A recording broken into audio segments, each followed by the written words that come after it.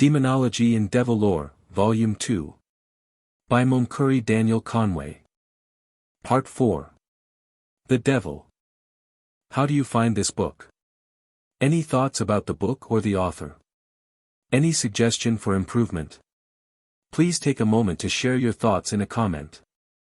If you like it, share it with your friends who might enjoy it as well. Subscribe to keep in touch. Visit completeaudiobooks.com for more quality content. Chapter 1. Diabolism. Dragon and Devil distinguished, dragon's wings, war in heaven, expulsion of serpents, dissolution of the dragon, theological origin of the devil, ideal and actual, devil dogma, debasement of ideal persons, transmigration of phantoms. We are all nothing other than wills, says St. Augustine, and he adds that of the good and bad angels the nature is the same, the will different. In harmony with this John Beaumont says, a good desire of mind is a good God. One to which all the mythology of evil adds, a bad desire of mind is a devil. Every personification of an evil will looks beyond the outward phenomena of pain, and conceives a heart that loves evil, a spirit that makes for wickedness. At this point a new element altogether enters. The physical pain incidentally represented by the demon, generalized and organized into a principle of harmfulness in the dragon, begins now to pass under the shadow cast by the ascending light of man's moral nature. Man becomes conscious of moral and spiritual pains. They may be still imaginatively connected with bodily agonies, but these drop out of the immediate conception, disappear into a distant future, and are even replaced by the notion of an evil symbolized by pleasure.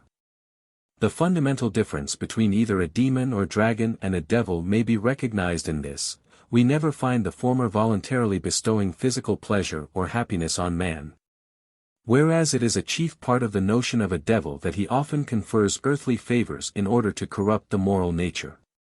There are, indeed, apparent exceptions to this theorem presented in the Agathodragons which have already been considered in our chapter on the basilisk.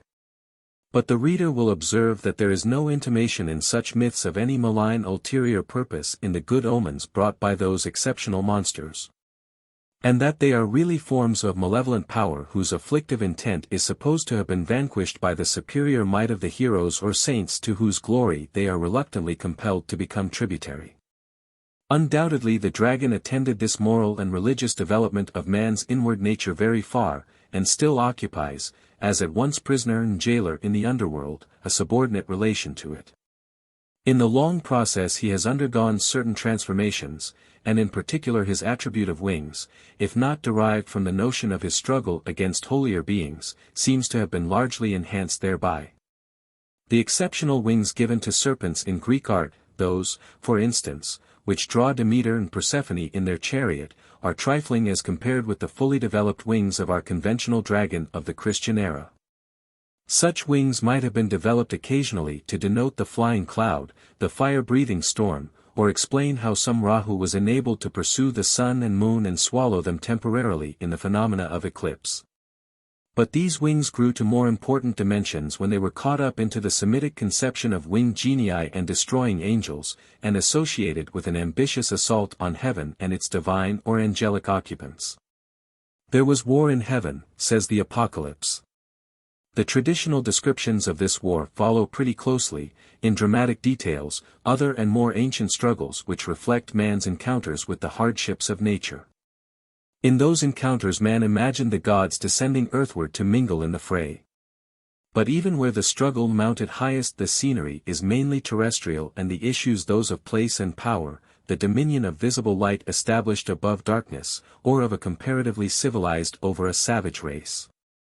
The wars between the Devas and Asuras in India, the Devs and Ahuras in Persia, Buddha and the Nagas in Ceylon, Garura and the Serpent men in the north of India, gods and frost giants in Scandinavia, still concern man's relation to the fruits of the earth, to heat and frost, to darkness or storm and sunshine. But some of these at length find versions which reveal their tendency towards spiritualization. The differences presented by one of these legends which has survived among us in nearly its ancient form from the same which remains in a partly mystical form will illustrate the transitional phase. Thus, Garuda expelling the serpents from his realm in India is not a saintly legend. This exterminator of serpents is said to have compelled the reptile race to send him one of their number daily that he might eat it, and the rationalized tradition interprets this as the prince's cannibalism. The expulsion of Nagas or serpents from Ceylon by Buddha, in order that he might consecrate that island to the holy law, marks the pious accentuation of the fable. The expulsion of snakes from Ireland by St. Patrick is a legend conceived in the spirit of the curse pronounced upon the serpent in Eden, but in this case the modern myth is the more primitive morally, and more nearly represents the exploit of Garuda. St. Patrick expels the snakes that he may make Ireland a paradise physically, and establish his reputation as an apostle by fulfilling the signs of one named by Christ, too, and in this particular it slightly rises above the Hindu story. In the case of the serpent cursed in Eden, a further moralization of the conflict is shown. The serpent is not present in Eden, as in the realms of Garuda and St. Patrick, for purposes of physical devastation or pain, but to bestow a pleasure on man with a view to success in a further issue between himself and the deity. Yet in this Eden myth the ancient combat is not yet fairly spiritualized. For the issue still relates, as in that between the Devas and Asuras, to the possession of a magical fruit which by no means confers sanctity. In the apocalyptic legend of the war in heaven, the legend has become fairly spiritualized. The issue is no longer terrestrial, it is no longer for mere power, the dragon is arrayed against the woman and child, and against the spiritual salvation of mankind, of whom he is accuser and deceiver. Surely nobody could be deceived by a great fiery red dragon, having 7 heads and 10 horns. In this vision the dragon is pressed as far as the form can go in the symbolization of evil. To devour the child is its legitimate work, but as accuser of the brethren before God day and night, the monstrous shape were surely out of place by any mythologic analogy. And one could hardly imagine such a physiognomy capable of deceiving the whole world. It is not wonderful, therefore, that the dragon's presence in heaven is only mentioned in connection with his fall from it. It is significant that the wings are lost in this fall, for while his angelic relationship suggests the previous wings, the woman is able to escape the fallen monster by the 2 wings given her. For wingless now, the old serpent once more, the monster's shape has no adaptation to the moral and religious struggle which is to ensue. For his shape is a method, and it means the perfection of brute force. That, indeed, also remains in the sequel of this magnificent myth. As in the legend of the Hydra 2 heads spring up in place of that which falls, so in this Christian legend out of the overthrown monster, henceforth himself concealed, 2 arise from his inspiration, the 7-headed, 10-horned beast who continues the work of wrath and pain. But also a lamb-like beast, with only 2 horns, far less terrible, and able to deceive by his miracles, for he is even able to call down fire from heaven. The ancient serpent dragon, the expression of natural pain, thus goes to pieces. His older part remains to work mischief and hurt, and the cry is uttered, "Be merry, ye heavens, and ye that tabernacle in them, woe to the earth and the sea. For the devil is come down unto you, having great wrath, because he knows that he has a short time." 5 But there is a lamb-like part of him too, and his relation to the dragon is only known by his voice. This subtle adaptation of the symbol of external pain to the representation of the moral struggle, wherein the hostile power may assume deceptive forms of beauty and pleasure, is only one impressive illustration of the transfer of human conceptions of evil from outward to inward nature. The transition is from a malevolent, fatal, principle of harmfulness to the body to a malevolent, fatal, principle of evil to the conscience. The demon was natural, the dragon was both physical and metaphysical, the devil was and is theological. In the primitive Zoroastrian theology, where the devil first appears in clear definition, he is the opponent of the good mind, and the combat between the 2, Ormuzd and Ahriman, is the spiritualization of the combat between light and darkness, pain and happiness, in the external world. As these visible antagonists were supposed to be exactly balanced against each other, so are their spiritual correlatives. The 2 minds are described as twins.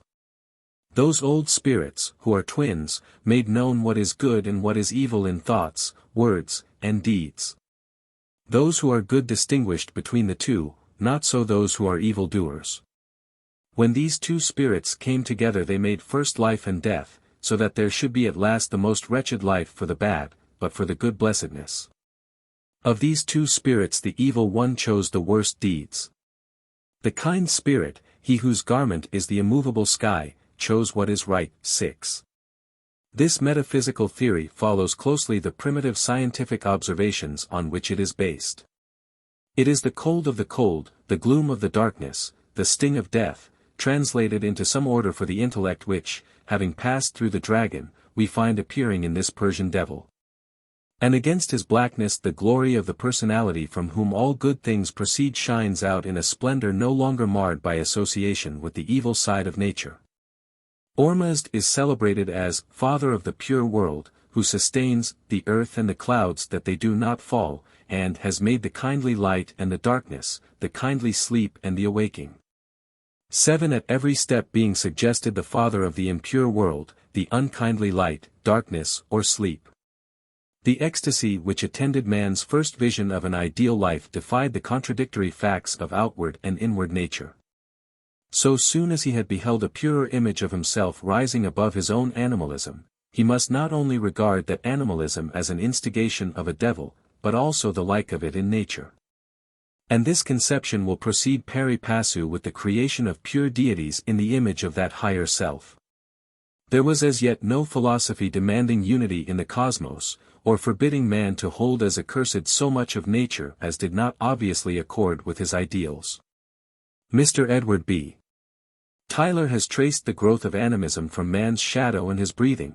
Sir John Lubbock has traced the influence of dreams in forming around him a ghostly world. Mr. Herbert Spencer has given an analysis of the probable processes by which this invisible environment was shaped for the mental conception in accordance with family and social conditions. But it is necessary that we should here recognize the shadow that walked by the moral nature, the breathings of religious aspiration, and the dreams which visited a man whose moral sense was so generally at variance with his animal desires. The code established for the common good, while necessarily having a relation to every individual conscience, is a restriction upon individual liberty. The conflict between selfishness and duty is thus inaugurated. It continues in the struggle between the law in the members and the law in the spirit, which led Paul to beat his body, pi omicron pi iota alpha xi omicron mu alpha, to keep it in subjection. It passes from the Latin poet to the Englishman, who turns his experience to a rune. I see the right, and I approve it too. Condemn the wrong, and yet the wrong pursue. As the light which cast it was intense, even so intense was the shadow it cast beneath all it could not penetrate. Passionate as was the saintliest man's love of good, even so passionate was his spiritual enemy's love of evil. High as was the azure vault that mingled with his dreams of purity, so deep was the abyss beneath his lower nature. The superficial equalities of phenomena, painful and pleasurable, to his animal nature had cast the mold into which his theories of the inward and the moral phenomena must be cast. And thus man, in an august moment, surrendered himself to the dreadful conception of a supreme principle of wickedness. Wherever good was there stood its adversary, wherever truth, there its denier.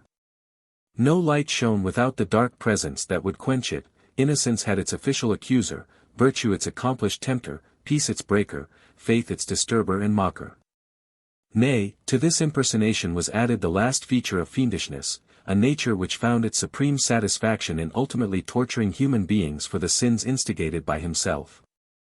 It is open to question how far any average of mankind really conceived this theological dogma. Easy as it is to put into clear verbal statement.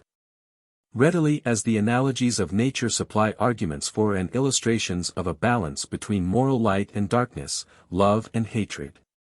Yet is man limited in subjective conceptions to his own possibilities, and it may almost be said that to genuinely believe in an absolute fiend a man would have to be potentially one himself. But any human being, animated by causeless and purposeless desire to inflict pain on others, would be universally regarded as insane, much more one who would without motive corrupt as well as afflict.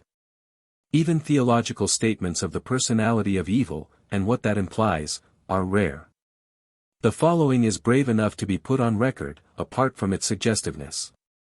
It cannot be denied that as there is an inspiration of holy love, so is there an inspiration of hatred, or frantic pleasure, with which men surrender themselves to the impulses of destructiveness.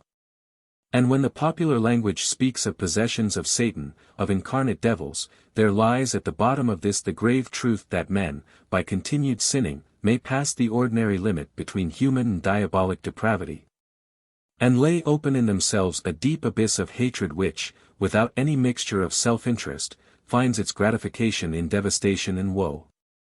8. On this it may be said that the popular commentary on cases of the kind is contained in the very phrase alluded to, possession. The implication being that such disinterested depravity is nowise possible within the range of simple human experience, and, in modern times, possessions are treated in asylums. Morbid conditions, however, are of such varied degrees that it is probable many have imagined a being in whom their worst impulses are unrestrained. And thus there have been sufficient popular approximations to an imaginative conception of a devil to enable the theological dogma, which few can analyze, to survive.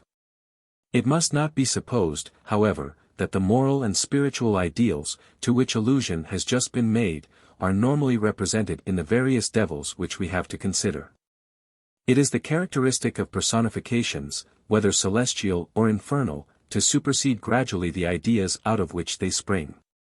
As in the fable of Agni, who is said to have devoured his parents when he was born, a metaphor of fire consuming the two sticks which produce it, religious history shows both deities and devils. By the flame of personal devotion or hatred they engender, burning up the ideas that originate them. When instead of unconscious forces and inanimate laws working to results called good and evil, men see great personal wills engaged in personal conflict, the universe becomes a government of combat. The stars of heaven, the angels and the imps, men and women, the very plants and animals, are caught up in the battle, to be marshaled on one side or the other. And in the military spirit and fury of the struggle the spiritual ideals become as insignificant beneath the phantom hosts they evoked as the violets and daisies which an army tramples in its march. There is little difference at last between the moral characteristics of the respective armies of Ormuzd and Ahriman, Michael and Satan. Their strategy and ferocity are the same. 9. Wherever the conception is that of a universe divided into hostile camps, the appropriate passions are kindled, and in the thick of the field, where cruelty and gentleness met, is seen at last a horned beast confronted by a horned lamb. 10. On both sides is exaltation of the horn. We need only look at the outcome of the gentle and lowly Jesus through the exigencies of the church militant to see how potent are such forces. Although lay Christians of ordinary education are accustomed to rationalize their dogmas as well as they can, and dwell on the loving and patient characteristics of Jesus, the horns which were attached to the brow of him who said, "Love your enemies" by ages of Christian warfare remain still in the Christ of theology, and they are still depended on to overawe the sinner. In an Orthodox family with which I have had some acquaintance, a little boy, who had used naughty expressions of resentment towards a playmate was admonished that he should be more like Christ, who never did any harm to his enemies. "No," answered the wrathful child, "but he's going to."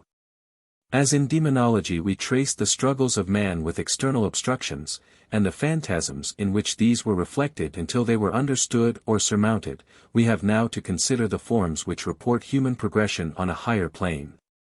That of social, moral, and religious evolution. Creations of a crude theology, in its attempt to interpret the moral sentiment, the devils to which we now turn our attention have multiplied as the various interests of mankind have come into relations with their conscience. Every degree of ascent of the moral nature has been marked by innumerable new shadows cast athwart the mind and the life of man. Every new heaven of ideas is followed by a new earth, but ere this conformity of things to thoughts can take place struggles must come and the old demons will be recalled for new service. As time goes on things new grow old. The fresh issues pass away, their battlefields grow cold, then the brood of superstition must flit away to the next field where carrion is found. Foul and repulsive as are these vultures of the mind, organisms of moral sewage, Every one of them is a witness to the victories of mankind over the evils they shadow, and to the steady advance of a new earth which supplies them no habitat but the archaeologist's page. Chapter 2. The Second Best. Respect for the devil, primitive atheism, idealization, birth of new gods diabolist, compromise between new gods and old, foreign deities degraded, their utilization. A lady residing in Hampshire, England, recently said to a friend of the present writer, both being mothers, "Do you make your children bow their heads whenever they mention the devil's name?" "I do," she added solemnly, "I think it's safer." This instance of reverence for the devil's name, occurring in a respectable English family, may excite a smile, but if my reader has perused the 3rd and 4th chapters, Part 1 of this work, in which it was necessary to state certain facts and principles which underlie the phenomena of degradation in both demonology and devil-lore, he will already know the high significance of nearly all the names which have invested the personifications of evil. And he will not be surprised to find their original sanctity, though lowered, sometimes, surviving in such imaginary forms after the battles in which they were vanquished have passed out of all contemporary interest. If, for example, instead of the devil, whose name is uttered with respect in the Hampshire household, any theological bogey of our own time were there mentioned, such as atheist, it might hardly receive such considerate treatment. The 2 chapters just referred to anticipate much that should be considered at this point of our inquiry.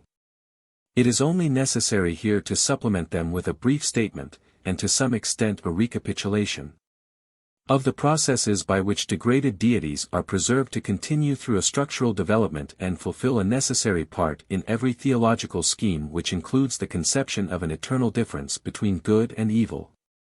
Every personification when it first appears expresses a higher and larger view. When deities representing the physical needs of mankind have failed, as they necessarily must, to meet those needs, atheism follows, though it cannot for a long time find philosophical expression. It is an atheism ad hoc, so to say, and works by degrading particular gods instead of by constructing antitheistic theories. Successive dynasties of deities arise and flourish in this way, each representing a less arbitrary relation to nature, peril lying in that direction, and a higher moral and spiritual ideal, this being the stronghold of deities.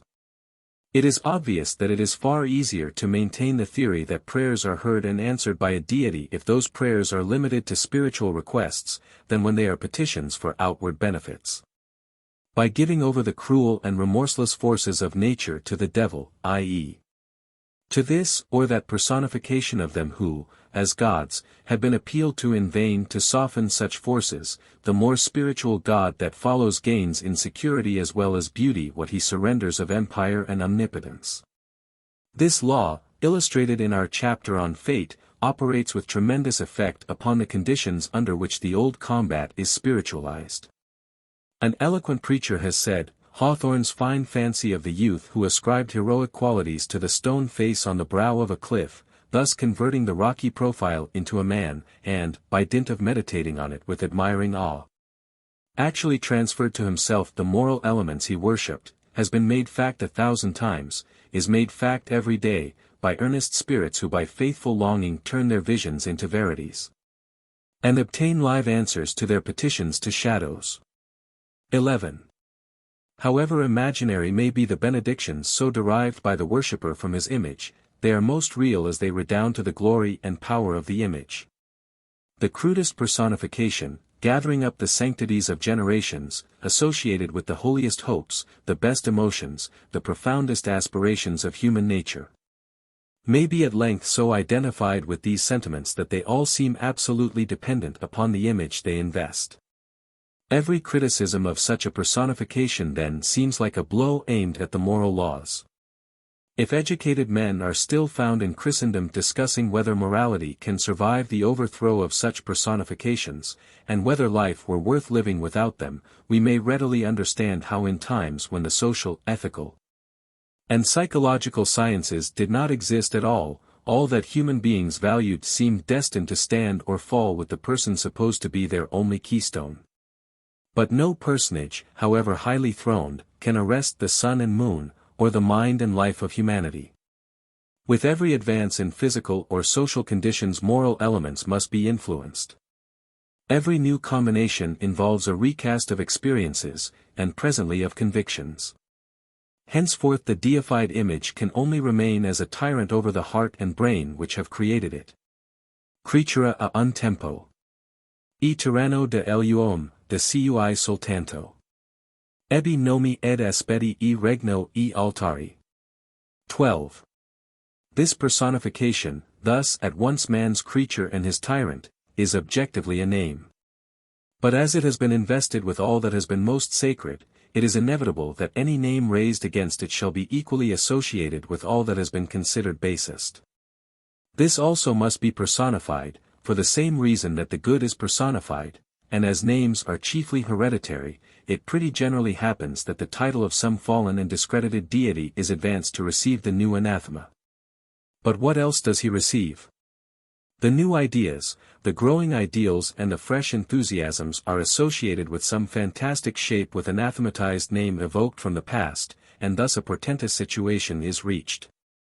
The worshippers of the new image will not accept the bad name and its base associations, they even grow strong enough to claim the name and altars of the existing order, and give battle for the same. Then occurs the demoralization, literally speaking, of the older theology. The personification reduced to struggle for its existence can no longer lay emphasis upon the moral principles it had embodied, these being equally possessed by their opponents. Nay, its partisans manage to associate with their holy name so much bigotry and cruelty that the innovators are at length willing to resign it. The personal loyalty, which is found to continue after loyalty to principles has ceased, proceeds to degrade the virtues once reverenced when they are found connected with a rival name. He casteth out devils through Beelzebub is a very ancient cry. It was heard again when Tertullian said, Satan is God's ape. St. Augustine recognizes the similarity between the observances of Christians and pagans as proving the subtle imitativeness of the devil. The phenomena referred to are considered elsewhere, but, in the present connection, it may be remarked that this readiness to regard the same sacrament as supremely holy or supremely diabolical as it is celebrated in honor of one name or another, accords closely with the reverence or detestation of things more important than sacraments, as they are, or are not, consecrated by what each theology deems official sanction. When sects talk of mere morality, we may recognize in the phrase the last faint war cry of a God from whom the spiritual ideal has passed away, and whose name even can survive only through alliance with the new claimant of his altars. While the new gods were being called devils, the old ones were becoming such. The victory of the new ideal turns the old one to an idol. But we are considering a phase of the world when superstition must invest the new as well as the old, though in a weaker degree. A new religious system prevails chiefly through its moral superiority to that it supersedes.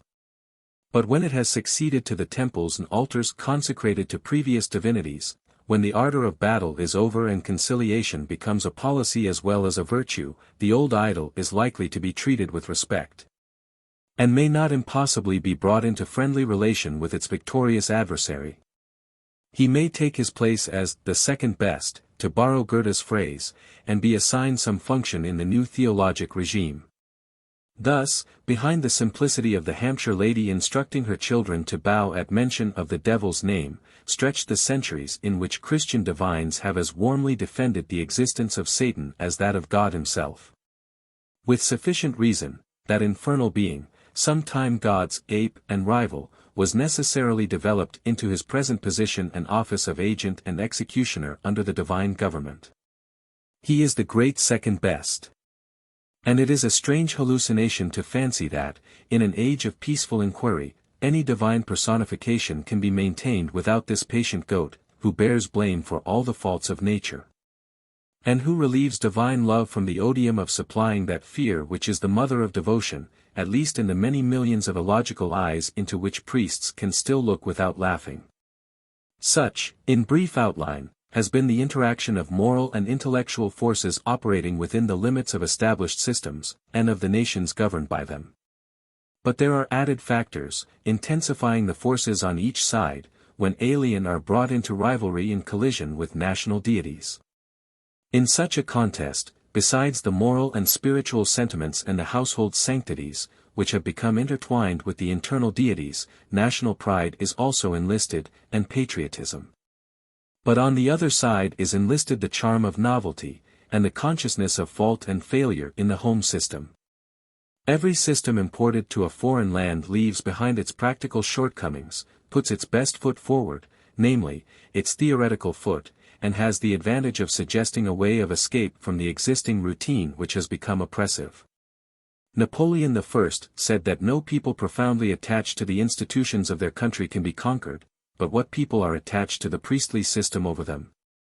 That internal dissatisfaction which, in secular government, gives welcome to a dashing Corsican or a Prince of Orange, has been the means of introducing many an alien religion, and giving to many a prophet the honor denied him in his own country.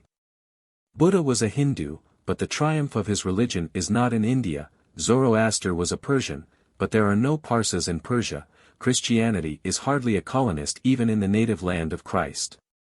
These combinations and changes were not effected without fierce controversies, ferocious wars, or persecutions, and the formation of many devils. Nothing is more normal in ancient systems than the belief that the gods of other nations are devils. The slaughter of the priests of Baal corresponds with the development of their god into Beelzebub. In proportion to the success of Olaf in crushing the worshippers of Odin, their deity is steadily transformed to a diabolical wild huntsman. But here also the forces of partial recovery, which we have seen operating in the outcome of internal reform, manifest themselves. The vanquished, and for a time outlawed deity, is, in many cases, subsequently conciliated and given an inferior, and, though hateful, a useful office in the new order. Sometimes, indeed, as in the case of the Hindu destroyer Shiva, it is found necessary to assign a god, anathematized beyond all power of whitewash, to an equal rank with the most virtuous deity. Political forces and the exigencies of propagandism work many marvels of this kind, which will meet us in the further stages of our investigation. Every superseded god who survives in subordination to another is pretty sure to be developed into a devil. Euphemism may tell pleasant fables about him, priestcraft may find it useful to perpetuate belief in his existence, but all the evils of the universe, which it is inconvenient to explain, are gradually laid upon him, and sink him down, until nothing is left of his former glory but a shining name. Chapter 3. Ahriman, the Divine Devil. Mr. Irving's impersonation of superstition, revolution against pious privilege, doctrine of merits, saintly immorality in India, a pantheon turned inferno, Zendavesta on good and evil, Parsi mythology, the combat of Ahriman with Ormuzd, optimism, Parsi eschatology, final restoration of Ahriman. Anyone who has witnessed Mr. Henry Irving's scholarly and masterly impersonation of the character of Louis XI has had an opportunity of recognizing a phase of superstition which happily it were now difficult to find off the stage. Nothing could exceed the fine realism with which that artist brought before the spectator the perfected type of a pretended religion from which all moral features have been eliminated by such slow processes that the final success is unconsciously reached. And the horrible result appears unchecked by even any affectation of actual virtue. We see the king at sound of a bell pausing in his instructions for a treacherous assassination to mumble his prayers, and then instantly reverting to the villainy over whose prospective success he gloats. In the secrecy of his chamber no mask falls, for there is no mask. The face of superstition and vice on which we look is the real face which the ages of fanaticism have transmitted to him. Such a face has oftener been that of a nation than that of an individual, for the healthy forces of life work amid the homes and hearts of mankind long before their theories are reached and influenced. Such a face it was against which the moral insurrection which bears the name of Zoroaster arose, seeing it as physiognomy of the evil mind, naming it Ahriman, and, in the name of the conscience, aiming at it the blow which is still felt across the centuries. Ingenious theorists have accounted for the Iranian philosophy of a universal war between Ormuzd, Ahriman, the good, and Ahriman, Angramanius, the evil, by vast and terrible climatic changes, involving extremes of heat and cold, of which geologists find traces about old Iran, from which a colony of Aryans migrated to New Iran, or Persia.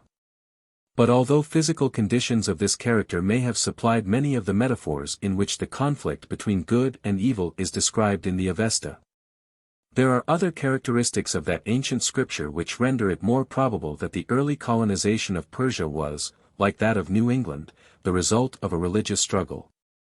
Some of the gods most adored in India reappear as execrated demons in the religion of Zoroaster. The Hindu word for god is the Parsi word for devil. These antagonisms are not merely verbal.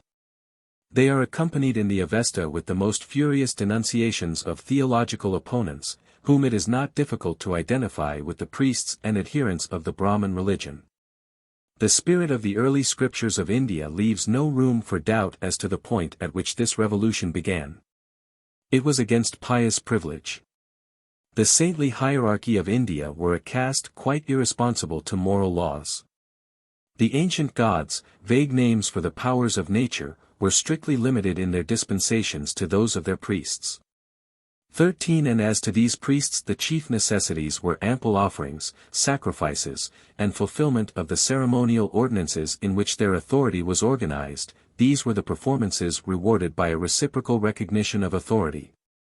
To the image of this political regime, theology, always facile, accommodated the regulations of the gods. The moral law can only live by being supreme, and as it was not supreme in the Hindu pantheon, it died out of it. The doctrine of merits, invented by priests purely for their own power, included nothing meritorious, humanly considered. The merits consisted of costly sacrifices, rich offerings to temples, tremendous penances for fictitious sins, ingeniously devised to aggrandize the penances which disguised power, and prolonged austerities that might be comfortably commuted by the wealthy. When this doctrine had obtained general adherence, and was represented by a terrestrial government corresponding to it, the gods were necessarily subject to it. That were only to say that the powers of nature were obedient to the merits of privileged saints, and from this it is an obvious inference that they are relieved from moral laws binding on the vulgar. The legends which represent this phase of priestly dominion are curiously mixed. It would appear that under the doctrine of merits, the old gods declined. Such appears to be the intimation of the stories which report the distress of the gods through the power of human saints.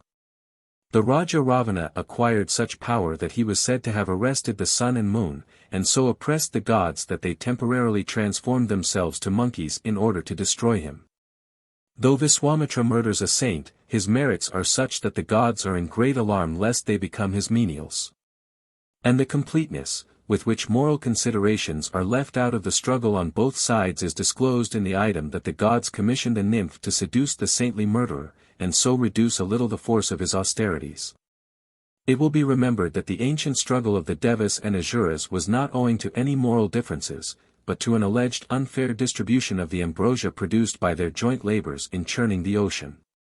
The fact that the gods cheated the demons on that occasion was never supposed to affect the supremacy they acquired by the treachery.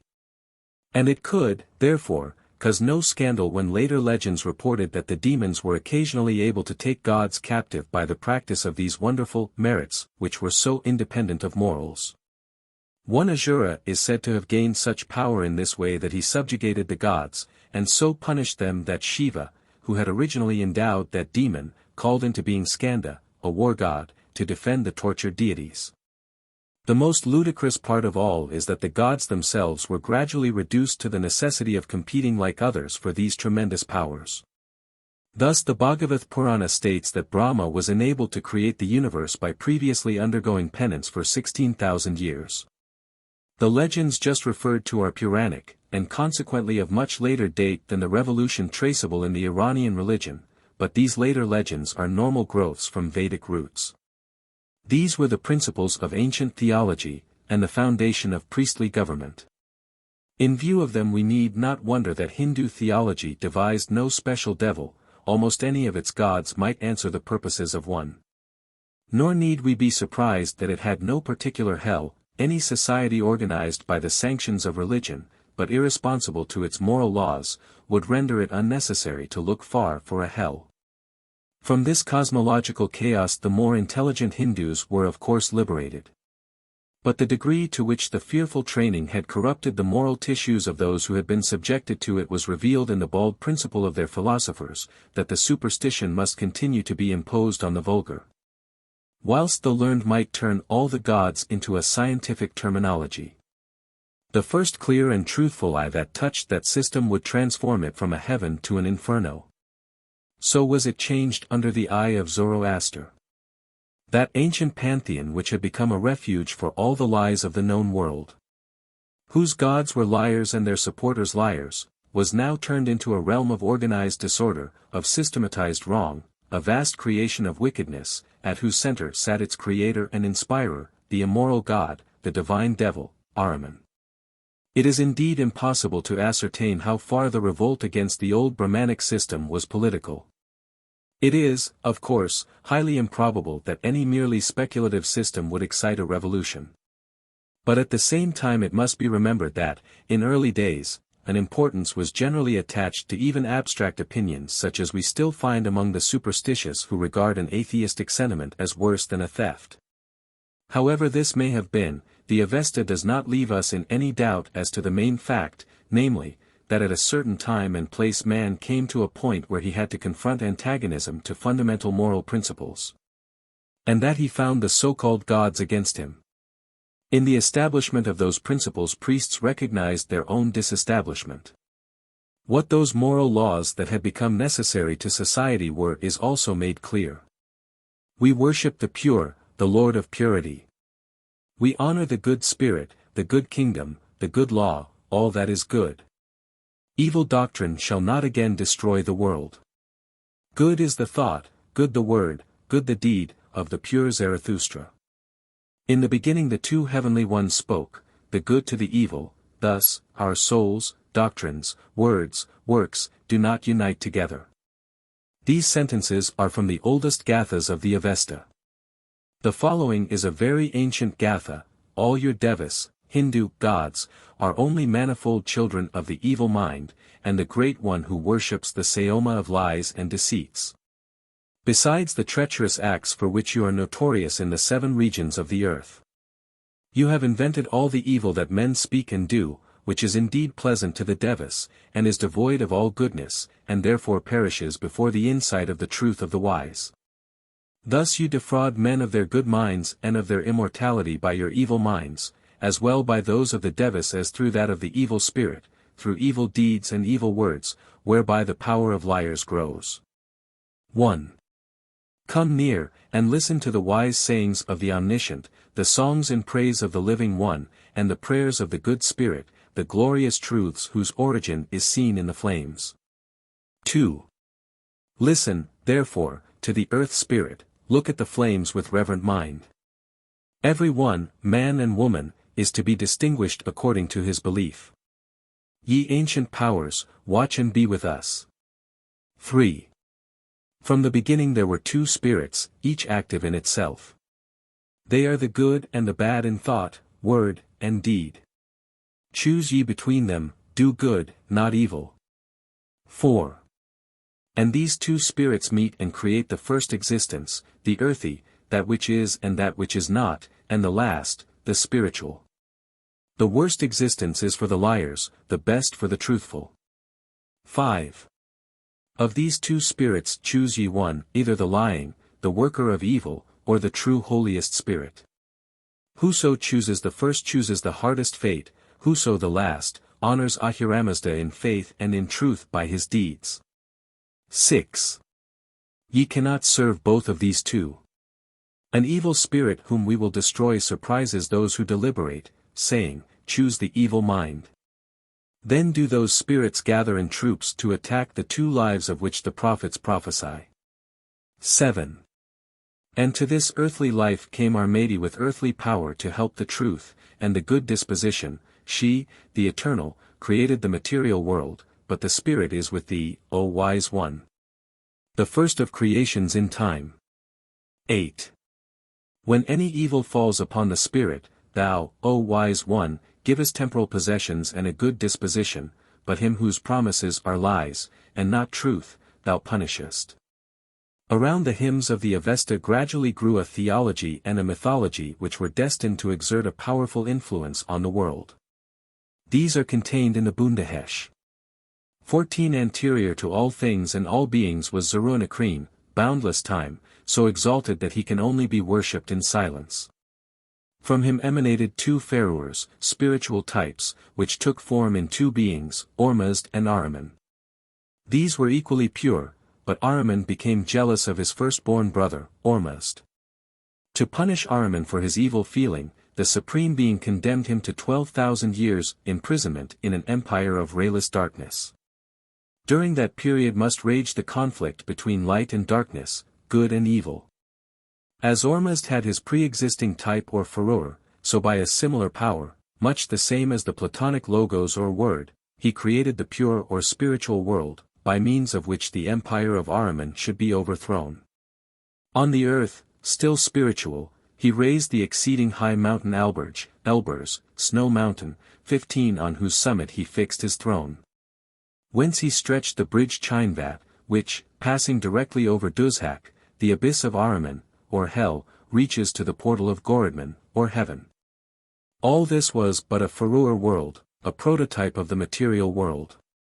In anticipation of its incorporation in a material creation, Ormuzd, by emanations, created in his own image 6 Amshaspans, or agents, of both sexes, to be models of perfection to lower spirits, and to mankind. When they should be created, and offer up their prayers to himself. The second series of emanations were the Aizds, benevolent genii and guardians of the world, 28 in number, of whom the chief is Mithras, the mediator. The third series of emanations were the innumerable Pharaohs of things and men, for each must have its soul, which shall purify them in the day of resurrection. In antagonism to all these, Ahriman produced an exactly similar host of dark and evil powers. These devas rise, rank on rank, to their archdevs, each of whom is chained to his planet, and their head is Ashmok, the two-footed serpent of lies, who seems to correspond to Mithras, the divine mediator. After a reign of 3,000 years Ormuzd entered on the work of realizing his spiritual emanations in a material universe. He formed the sun as commander-in-chief, the moon as his lieutenant, the planets as captains of a great host, the stars, who were soldiers in his war against Ahriman. The dog Sirius he set to watch at the bridge Chinvat, the Milky Way, lest thereby Ahriman should scale the heavens. Ormuzd then created earth and water, which Ahriman did not try to prevent, knowing that darkness was inherent in these. But he struck a blow when life was produced. This was in form of a bull, and Ahriman entered it and it perished, but on its destruction there came out of its left shoulder the seed of all clean and gentle animals, and, out of its right shoulder, man. Ahriman had matched every creation thus far, but to make man was beyond his power, and he had no recourse but to destroy him. However, when the original man was destroyed, there sprang from his body a tree which bore the first human pair, whom Ahriman, however, corrupted in the manner elsewhere described. It is a very notable characteristic of this Iranian theology, that although the forces of good and evil are coextensive and formally balanced, in potency they are not quite equal. The balance of force is just a little on the side of the good spirit. And this advantage appears in man. Zoroaster said, "No earthly man with 100-fold strength does so much evil as Mitra with heavenly strength does good." And this thought reappears in the Parsi belief that the one part of paradisiac purity, which man retained after his fall, balances the 99 parts won by Ahriman, and in the end will redeem him.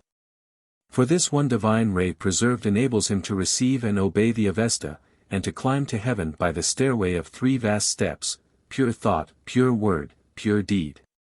The optimistic essence of the mythology is further shown in the belief that every destructive effort of Ahriman resulted in a larger benefit than Ormuzd had created. The bull, life, destroyed, man and animal sprang into being. The man destroyed, man and woman appeared. And so on to the end. In the last quarter of the 12,000 years for which Ahriman was condemned, he rises to greater power even than Ormuzd, and finally he will, by a fiery comet, set the visible universe in conflagration. But while this scheme is waxing to consummation Ormuzd will send his holy prophet Sosiok, who will convert mankind to the true law. 16 So that when Ahriman's comet consumes the earth he will really be purifying it. Through the vast stream of melted metals and minerals the righteous shall pass, and to them it will be as a bath of warm milk. The wicked in attempting to pass shall be swept into the abyss of Duzhak. Having then suffered 3 days and nights, they shall be raised by Ormuzd refined and purified. Duzhak itself shall be purified by this fire, and last of all Ahriman himself shall ascend to his original purity and happiness. Then from the ashes of the former world shall bloom a paradise that shall remain forever. In this system it is notable that we find the monster serpent of Vedic mythology, Ahi, transformed into an infernal region, Duzhak. The dragon, being a type of physical suffering, passes away in Iranian as in the later Semitic mythology before the new form, which represents the stings of conscience though it may be beneath external pleasure. In this respect, therefore, Ahriman fulfills the definition of a devil already given. In the Avesta he fulfills also another condition essential to a devil, the love of evil in and for itself. But in the later theology it will be observed that evil in Ahriman is not organic. The war being over and its fury past, the hostile chief is seen not so black as he had been painted. The belief obtains that he does not actually love darkness and evil. He was thrust into them as a punishment for his jealousy, pride, and destructive ambition. And because that dark kingdom was a punishment, therefore not congenial, it was at length, the danger past, held to be disciplinary. Growing faith in the real supremacy of good discovers the immoral God to be an exaggerated anthropomorphic egoist. This divine devil is a self-centered potentate who had attempted to subordinate moral law and human welfare to his personal ascendancy.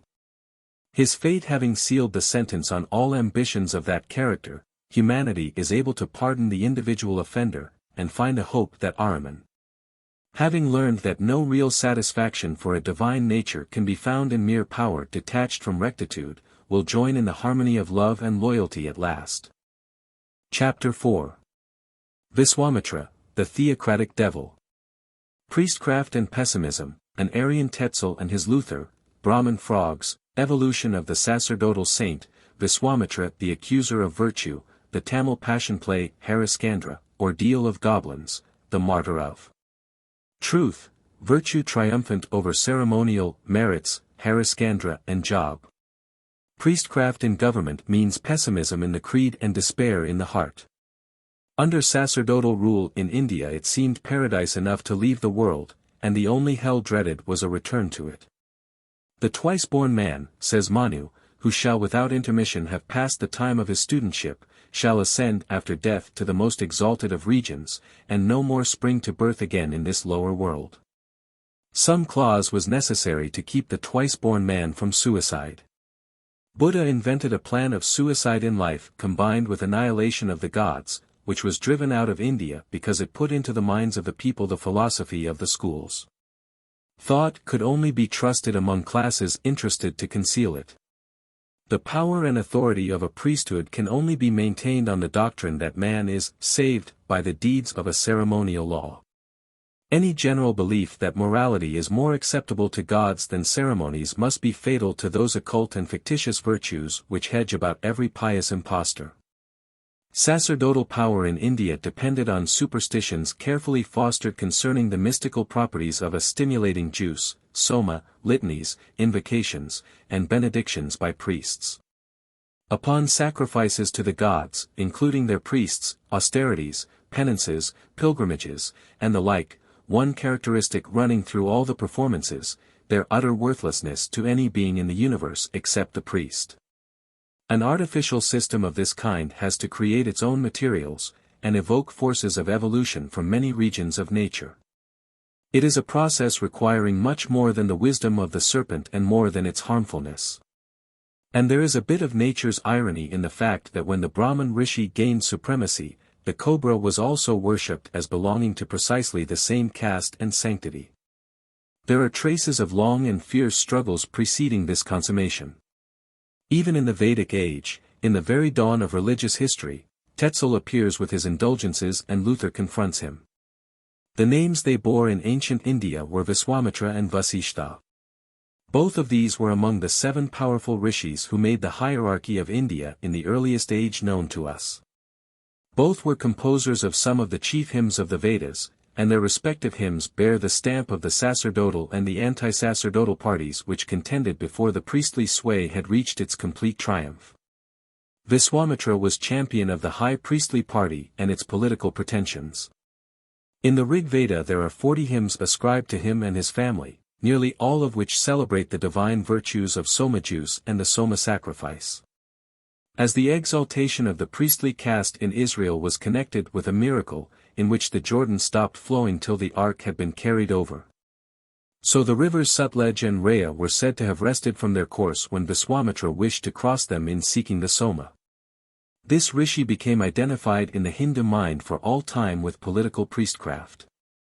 On the other hand, Vasishtha became equally famous for his hostility to that power, as well as for his profoundly religious character, the finest hymns of the Vedas, as to moral feeling, being those that bear his name. The anti-sacerdotal spirit of Vasishtha is especially revealed in a strange satirical hymn in which he ridicules the ceremonial Brahmins under the guise of a panegyric on frogs. In this composition occur such verses as these.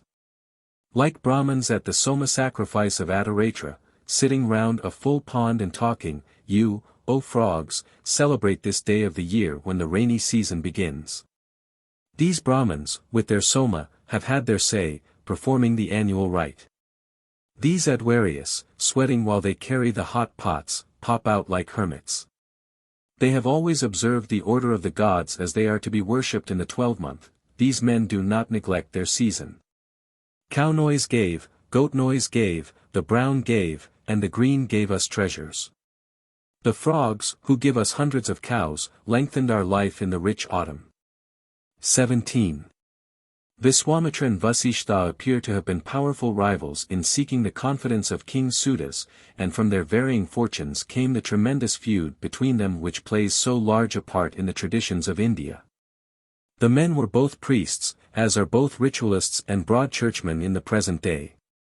They were born on the stream of mythologic evolution to representative regions very different from any they could have contemplated. Vasishtha, ennobled by the moral sentiment of ages, appears as the genius of truth and justice, maintaining these as of more merit than any ceremonial perfections. The Brahmins, whom he once ridiculed, were glad enough in the end to make him their patron saint, though they did not equally honor his principles. On the other hand, Viswámitra became the type of that immoral divinity which received its Iranian anathema in Ahriman. The murder he commits is nothing in a personage whose soma celebrations have raised him so high above the trivialities of morality.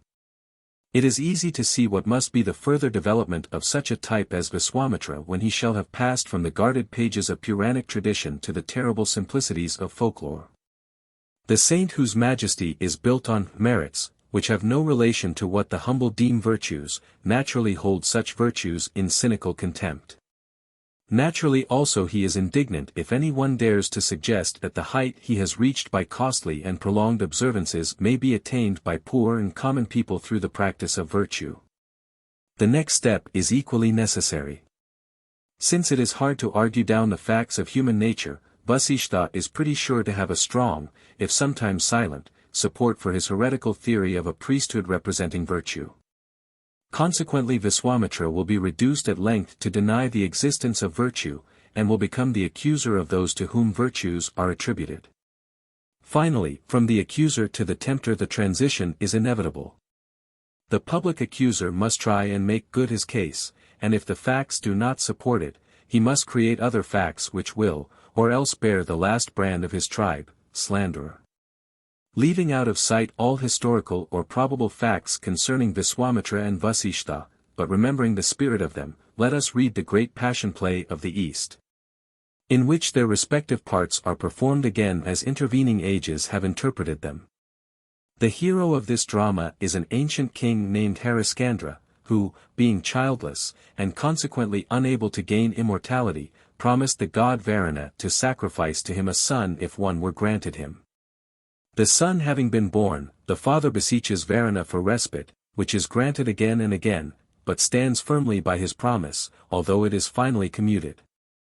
The repulsive features of the ancient legend are eliminated in the drama, the promise now being for a vast sum of money which the king cannot pay, but which Viswámitra would tempt him to escape by a technical fiction.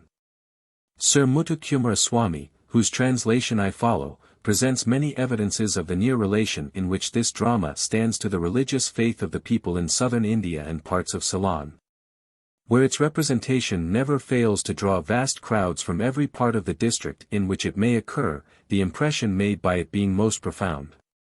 18. We are first introduced to Hariskandra, king of Ayodhya, Oudh, in his palace, surrounded by every splendor, and by the devotion of his prosperous people. His first word is an ascription to the God of gods. His ministers come forward and recount the wealth and welfare of the nation. The first act witnesses the marriage of Hariskandra with the beautiful princess Chandravati, and it closes with the birth of a son. The second act brings us into the presence of Indra in the abode of the gods. The chief enters the audience hall of his palace, where an assembly of deities and sages has awaited him. These sages are holy men who have acquired supernatural power by their tremendous austerities, and of these the most august is Viswámitra. By the magnitude and extent of his austerities he has gained a power beyond even that of the Triad, and can reduce the worlds to cinders. All the gods court his favor. As the council proceeds, Indra addresses the sages, holy men. As gifted with supernatural attributes, you roam the universe with marvelous speed, there is no place unknown to you. I am curious to learn who, in the present times, is the most virtuous sovereign on the earth below. What chief of mortals is there who has never told a lie, who has never swerved from the course of justice? Vasishtha, a powerful sage and family priest of Hariskandra, declares that his royal disciple is such a man. But the more powerful Viswámitra denounces Hariskandra as cruel and a liar. The quarrel between the two rishis waxes fierce, until Indra puts a stop to it by deciding that an experiment shall be made on Hariskandra. Vasishtha agrees that if his disciple can be shown to have told a lie, or can be made to tell one, the fruit of his lifelong austerities, and all the power so gained, shall be added to Viswámitra. While the latter must present his opponent with half of his merits if Hariskandra be not made to swerve from the truth. Viswámitra is to employ any means whatever, neither Indra or any other interfering. Viswámitra sets about his task of trying and tempting Hariskandra by informing that king that, in order to perform a sacrifice of special importance, he has need of a mound of gold as high as a missile slung by a man standing on an elephant's back. With the demand of so sacred a being, Hariskandra has no hesitation in complying, and is about to deliver the gold when Viswámitra requests him to be custodian of the money for a time, but perform the customary ceremony of transfer. Holding Hariskandra's written promise to deliver the gold whensoever demanded, Viswámitra retires with compliments. Then wild beasts ravage Hariskandra's territory, these being expelled, a demon boar is sent, but is vanquished by the monarch. Viswámitra then sends unchaste dancing girls to tempt Hariskandra, and when he has ordered their removal, Viswámitra returns with them, and, feigning rage, accuses him of slaying innocent beasts and of cruelty to the girls. He declares that unless Hariskandra yields to the pariah damsels, he himself shall be reduced to a pariah slave. Hariskandra offers all his kingdom and possessions if the demand is withdrawn, absolutely refusing to swerve from his virtue. This Viswámitra accepts, is proclaimed sovereign of Ayodhya, and the king goes forth a beggar with his wife and child. But now, as these are departing, Viswámitra demands that mound of gold which was to be paid when called for. In vain Hariskandra pleads that he has already delivered up all he possesses, the gold included. The last concession is declared to have nothing to do with the first. Yet Viswámitra says he will be charitable. If Hariskandra will simply declare that he never pledged the gold, or, having done so, does not feel bound to pay it, he will cancel that debt. Such a declaration I can never make, replies Hariskandra. I owe thee the gold, and pay it I shall. Let a messenger accompany me and leave me not till I have given him thy due. From this time the efforts of Viswámitra are directed to induce Hariskandra to declare the money not due. Amid his heartbroken people, who cry, where are the gods? Can they tolerate this? He who was just now the greatest and happiest monarch in the world goes forth on the highway a wanderer with his Chandravati and their son Devarata dressed in coarsest garments. His last royal deed is to set the crown on his tempter's head. The people and officers follow, and beg his permission to slay Viswámitra, but he rebukes them, and counsels submission. Viswámitra orders a messenger, Nakshatra, to accompany the three wretched ones, and inflict the severest sufferings on them until the gold is paid. And amid each ordeal to offer Hariskandra all his former wealth and happiness if he will utter a falsehood. They come to a desert whose sands are so hot that the wife faints. Hariskandra bears his son in his arms, but in addition is compelled to bear Nakshatra, the Brahmin and tormentor, on his shoulders. They so pass amid snakes and scorpions, and receive terrible stings. They pass through storm and flood, and yet vainly does Nakshatra suggest the desired falsehood. Then follows the ordeal of demons, which gives an interesting insight into Tamil demonology. One of the company exclaims, "How frightful they look! Who can face them? They come in battalions, young and old, small and great, all welcome us. They disport themselves with a wild dance, flames shoot from their mouths, their feet touch not the earth, they move in the air. Observe you the bleeding corpses of human beings in their hands. They crunch them and feed on the flesh.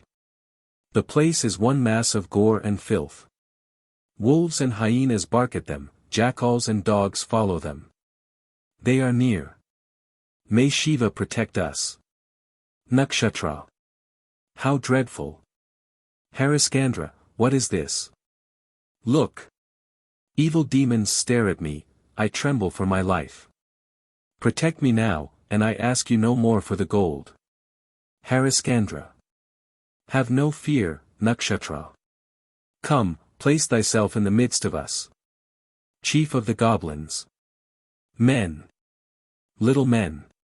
Human vermin. Intrude ye thus into my presence?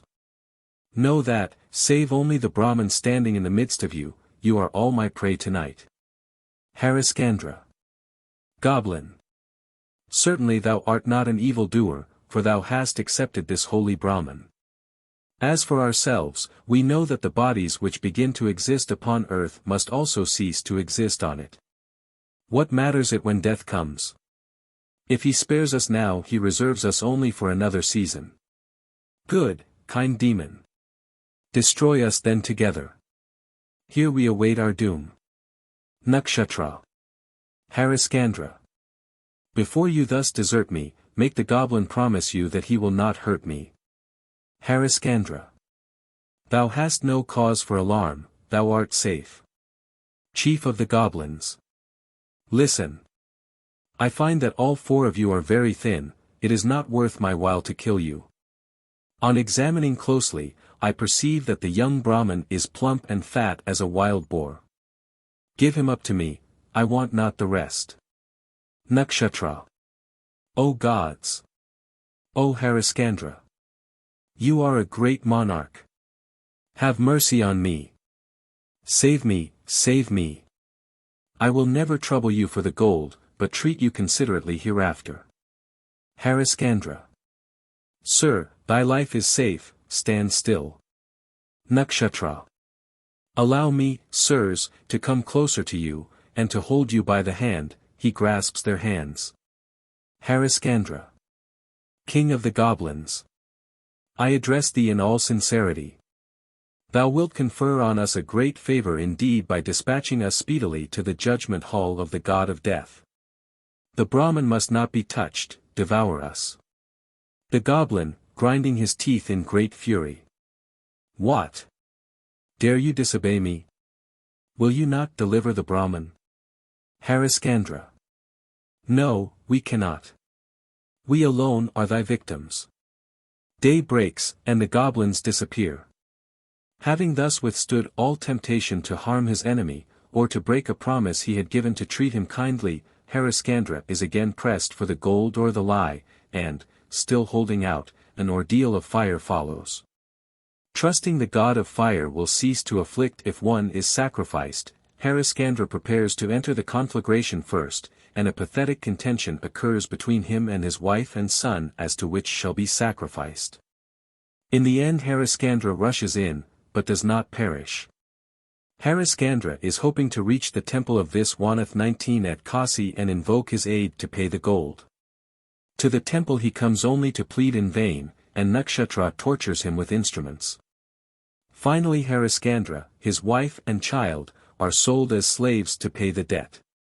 But Viswámitra, invisibly present, only redoubles his persecutions. Hariscandra is subjected to the peculiar degradation of having to burn dead bodies in a cemetery. Chandravati and her son are subjected to cruelties. The boy is one day sent to the forest, is bitten by a snake, and dies. Chandravati goes out in the night to find the body. She repairs with it to the cemetery. In the darkness she does not recognize her husband, the burner of the bodies, nor he his wife.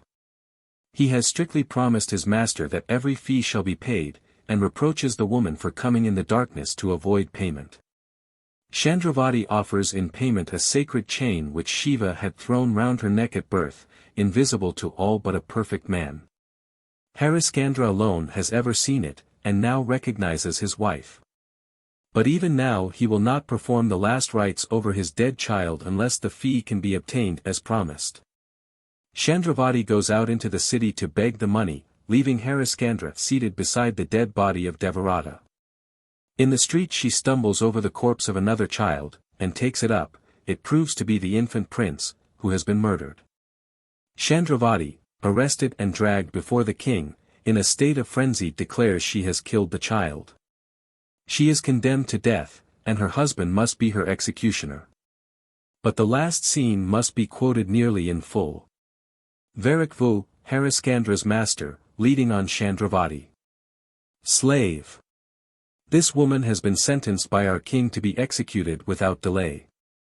Draw your sword and cut her head off. Exit. Hariscandra. I obey, master. Draws the sword and approaches her. Chandravati, coming to consciousness again. My husband. What? Do I see thee again? I applaud thy resolution, my lord. Yes, let me die by thy sword. Be not unnerved, but be prompt and perform thy duty unflinchingly. Hariscandra. My beloved wife. The days allotted to you in this world are numbered. You have run through the span of your existence. Convicted as you are of this crime, there is no hope for your life. I must presently fulfill my instructions. I can only allow you a few seconds. Pray to your tutelary deities, prepare yourself to meet your doom. Viswámitra, who has suddenly appeared. Hariscandra. What, are you going to slaughter this poor woman? Wicked man, spare her. Tell a lie even now and be restored to your former state. Hariscandra. I pray, my lord, attempt not to beguile me from the path of rectitude. Nothing shall shake my resolution. Even though thou didst offer to me the throne of Indra, I would not tell a lie. Pollute not thy sacred person by entering such unholy grounds. Depart. I dread not thy wrath, I no longer court thy favor. Depart. Viswámitra disappears. My love. Lo, I am thy executioner. Come, lay thy head gently on this block with thy sweet face turned towards the east. Chandravati, my wife, be firm, be happy. The last moment of our sufferings has at length come.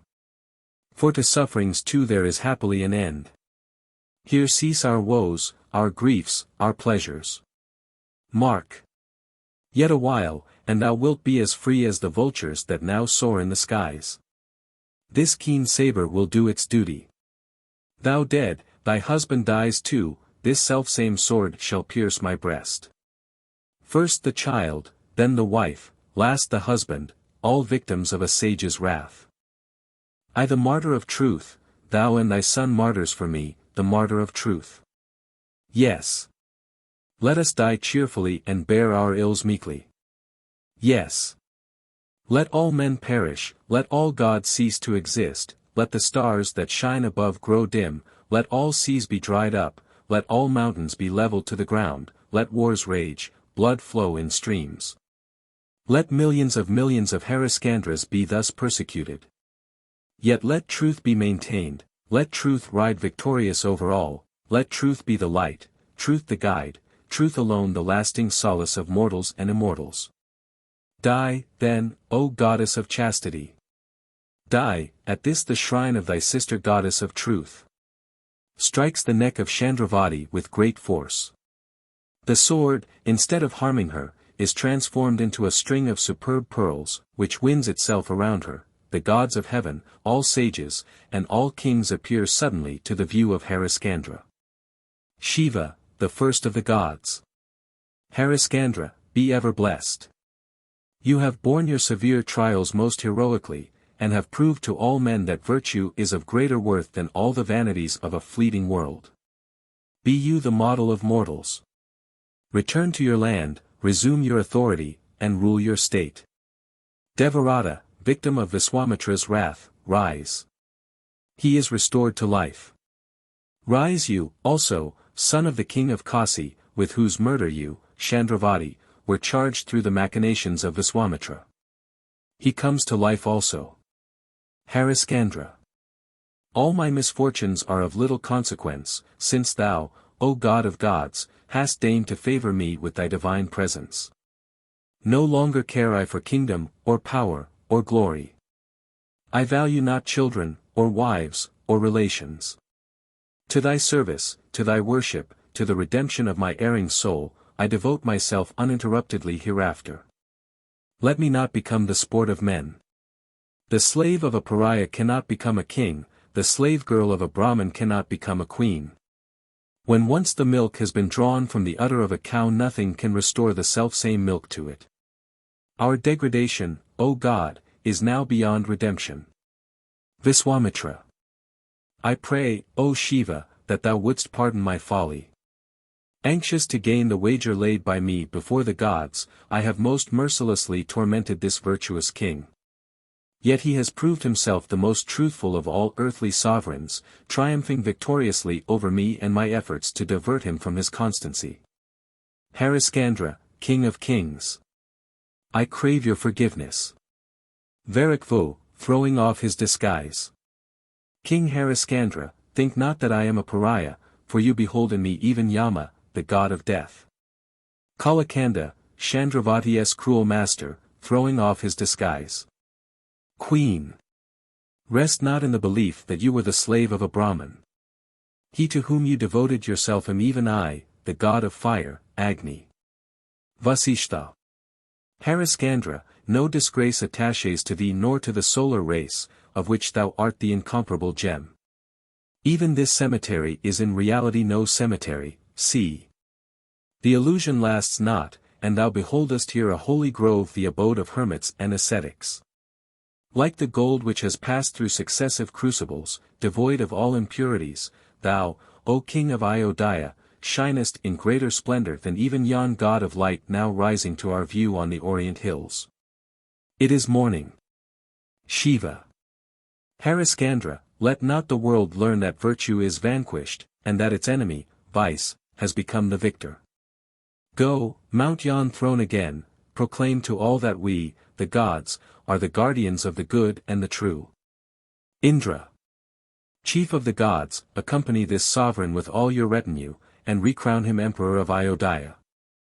May his reign be long, may all bliss await him in the other world. The plot of this drama has probably done as much and as various duty as any in the world. It has spread like a spiritual banyan, whose branches, taking root, have swelled to such size that it is difficult now to say which is the original trunk. It may even be that the only root they all had in common is an invisible one in the human heart, developed in its necessary struggles amid nature after the pure and perfect life. But neither in the book of Job, which we are yet to consider, nor in any other variation of the theme, does it rise so high as in this drama of Hariskandra. In Job it represents man loyal to his deity amid the terrible afflictions which that deity permits, but in Hariskandra it shows man loyal to a moral principle even against divine orders to the contrary. Despite the hand of the licenser, and the priestly manipulations, visible here and there in it, especially towards the close, sacerdotalism stands confronted by its reaction at last. And receives its sentence in the joy with which the Hindu sees the potent rishis with all their pretentious merits, and the gods themselves, kneeling at the feet of the man who stands by truth. It is amusing to find the wincings of the priests through many centuries embodied in a legend about Harischandra after he went to heaven. It is related that he was induced by Narada to relate his actions with such unbecoming pride that he was lowered from Svarga, heaven, one stage after each sentence. But having stopped in time, and paid homage to the gods, he was placed with his capital in mid-air, where eyes sacerdotally actinized may still see the aerial city at certain times. The doctrine of merits will no doubt be able for some time yet to charge good deeds with their own sin, pride, but, after all, the priest must follow the people far enough to confess that one must look upward to find the martyr of truth. In what direction one must look to find his accuser requires no further intimation than the popular legend of Viswámitra. Chapter 5. Elohim and Jehovah. Deified power, giants and Jehovah, Jehovah's manifesto, the various Elohim, 2 Jehovahs and 2 tables, contradictions, detachment of the Elohim from Jehovah. The sacred books of the Hebrews bring us into the presence of the gods, Elohim, supposed to have created all things out of nothing, nature gods, just as they are in transition to the conception of a single will and personality. Though the plural is used, gods, a singular verb follows, the tendency is already to that concentration which resulted in the enthronement of one supreme sovereign, Jehovah. The long process of evolution which must have preceded this conception is but slightly traceable in the Bible. It is, however, written on the face of the whole world, and the same process is going on now in its every phase. Whether with Jacenius 20 we take the sense of the word Elohim to be the revered, or, with 1st 21, the mighty, makes little difference. The fact remains that the word is applied elsewhere to gods in general, including such as were afterwards deemed false gods by the Jews. And it is more important still that the actions ascribed to the Elohim, who created the heavens and the earth, generally reflect the powerful and unmoral forces of nature. The work of creation in Genesis, I and 2. 1-3, is that of giants without any moral quality whatever. Whether or not we take in their obvious sense the words, Elohim created man in his own image, male and female created he them, there can be no question of the meaning of Gen 6. 1-2, the sons of Elohim saw the daughters of men that they were beautiful, and they took to themselves for wives whomsoever they chose. When good and evil come to be spoken of, the name Jehovah 22 at once appears. The Elohim appear again in the flood, the wind that assuaged it, the injunction to be fruitful and multiply, the cloud and rainbow. And gradually the germs of a moral government begin to appear in their assigning the violence of mankind as reason for the deluge, and in the covenant with Noah. But even after the name Jehovah had generally blended with, or even superseded, the other, we find Elohim often used where strength and wonder-working are thought of, e.g., Thou art the God that doest wonders, PS 77. Thy way is in the sea, and thy path in the great waters, and thy footsteps are not known. Against the primitive nature deities the personality and jealous supremacy of Jehovah was defined. The golden calf built by Aaron was called Elohim, plural, though there was but one calf. Solomon was denounced for building altars to the same, and when Jeroboam built altars to 2 calves, they are still so called. Other rivals, Dagon, Judges 16. Astaroth, Chemosh, Milcom, 1 Kings 11. Are called by the once-honored name. The English Bible translates Elohim, God, Jehovah, the Lord, Jehovah Elohim, the Lord God.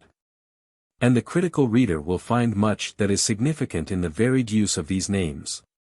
Thus, Gen 22, it is Elohim that demands the sacrifice of Isaac, Jehovah that interferes to save him. At the same time, in editing the story, it is plainly felt to be inadmissible that Abraham should be supposed loyal to any other god than Jehovah. So Jehovah adopts the sacrifice as meant for himself, and the place where the ram was provided in place of Isaac is called Jehovah-Jireh. However, When we can no longer distinguish the two antagonistic conceptions by different names, their actual incongruity is even more salient, and, as we shall see, develops a surprising result. Jehovah inaugurates his reign by a manifesto against these giants, the Elohim, for whom the special claim, clamorously asserted when Aaron built the golden calf. And continued as the plea for the same deity, was that they, Elohim, had brought Israel out of Egypt. I, cries Jehovah, am the Lord thy God, which have brought thee out of the land of Egypt, out of the house of bondage. Thou shalt have no other gods but me. And the first 4 commandments of the law are devoted entirely to a declaration of his majesty, his power, claiming credit for the creation, his jealous determination to punish his opponents and reward his friends. To vindicate the slightest disrespect to his name. The narrative of the golden calf was plainly connected with Sinai in order to illustrate the first commandment. The punishment of the believers in another divine emancipator, even though they had not yet received the proclamation, must be signal. Jehovah is so enraged that by his order human victims are offered up to the number of 3,000, and even after that, it is said, Jehovah plagued Israel on account of their Elohim worship. In the same direction is the command to keep holy the Sabbath day, because on it he rested from the work of creation, Gen XX, or because on that day he delivered Israel from Egypt, Deuteronomy v. The editors do not seem to remember exactly which, but it is well enough to say both, for it is taking the 2 picked laurels from the brow of Elohim and laying them on that of Jehovah. In all of which it is observable that there is no moral quality whatever. Nero might equally command the Romans to have no other gods before himself, to speak his name with awe, to rest when he stopped working. In the 5th commandment, arbitrarily ascribed to the first table, we have a transition to the moral code. Though even there the honor of parents is jealously associated with Jehovah's greatness, that thy days may be long in the land which Jehovah Elohim giveth thee. The nature gods were equal to that. For the Elohim had begotten the giants who were, in the earth in those days. Elohim spake unto Moses, and said unto him, I am Jehovah. And I appeared unto Abraham, unto Isaac, and unto Jacob by the name of God Almighty, El Shaddai, but by my name Jehovah was I not known to them. Exodus 6. 2, 3. The ancient gods, the Elohim, were, in the process of absorption into the one great form, the repository of their several powers, distinguishable. And though, for the most part, they bear names related to the forces of nature, now and then they reflect the tendencies to humanization.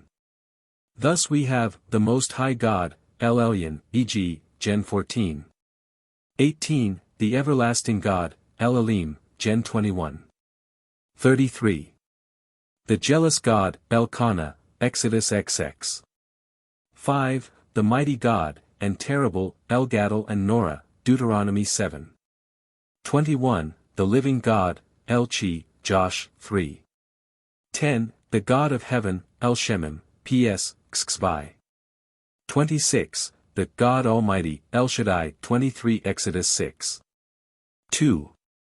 These Elohim, with each of whose names I have referred to an instance of its characteristic use, became epithets, as the powers they represented were more and more absorbed by the growing personality of Jehovah.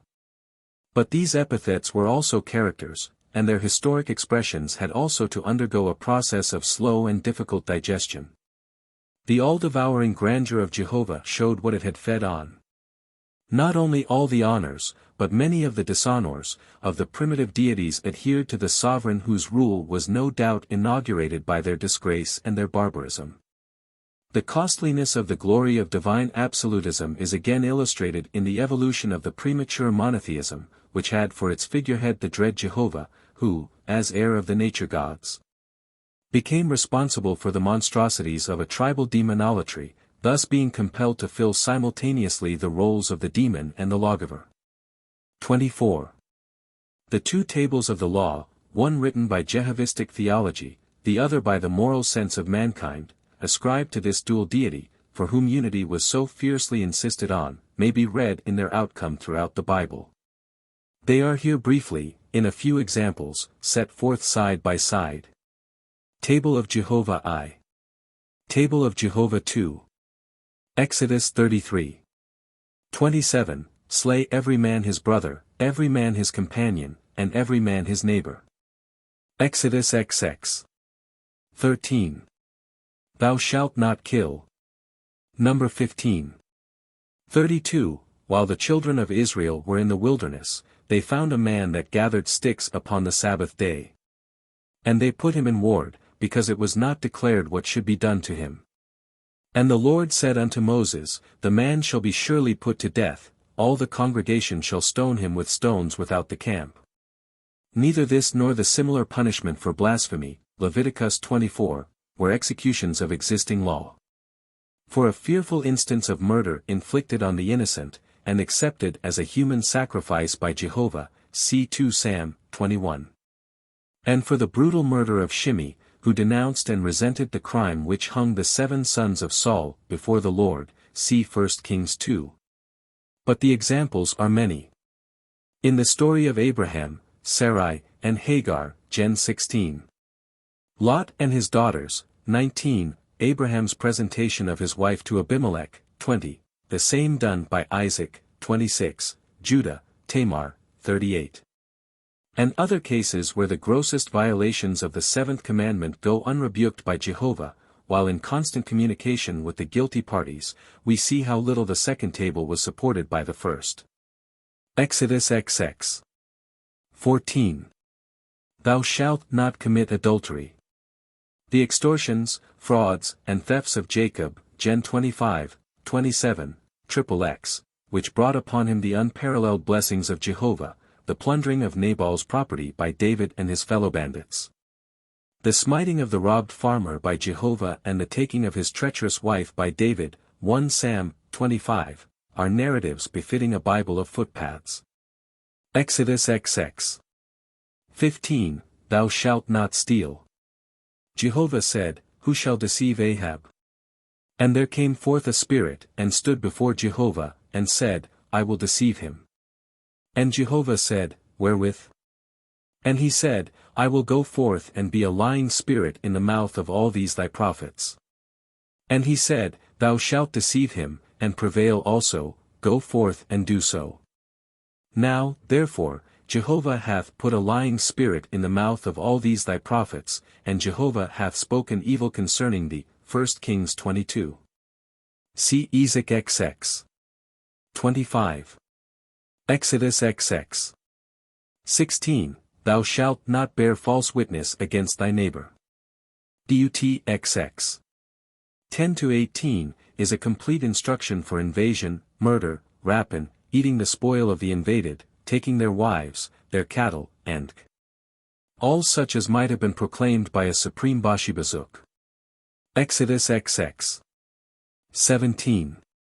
Thou shalt not covet thy neighbor's wife, thou shalt not covet thy neighbor's wife, nor his manservant, nor his maidservant, nor his ox, nor his ass, nor anything that is thy neighbor's. Instances of this discrepancy might be largely multiplied. Anyone who cares to pursue the subject can trace the building upon the powerful personal Jehovah of a religion of human sacrifices, anathemas, and priestly despotism.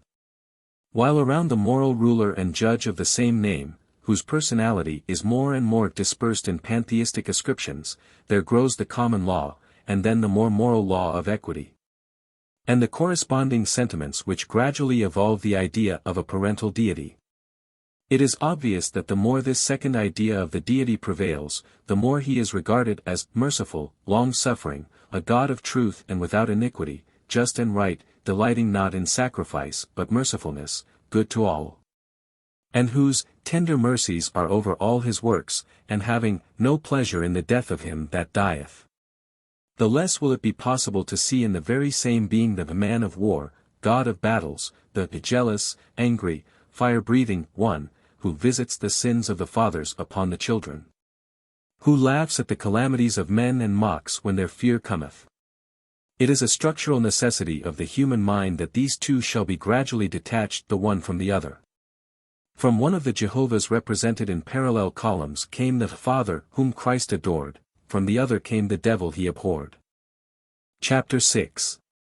The Consuming Fire. The Shekinah, Jewish idols, attributes of the fiery and cruel Elohim compared with those of the devil, the powers of evil combined under a head, continuity, the consuming fire spiritualized. That Abraham was a fire worshipper might be suspected from the immemorial efforts of all Semitic authorities to relieve him of traditional connection with that particular idolatry.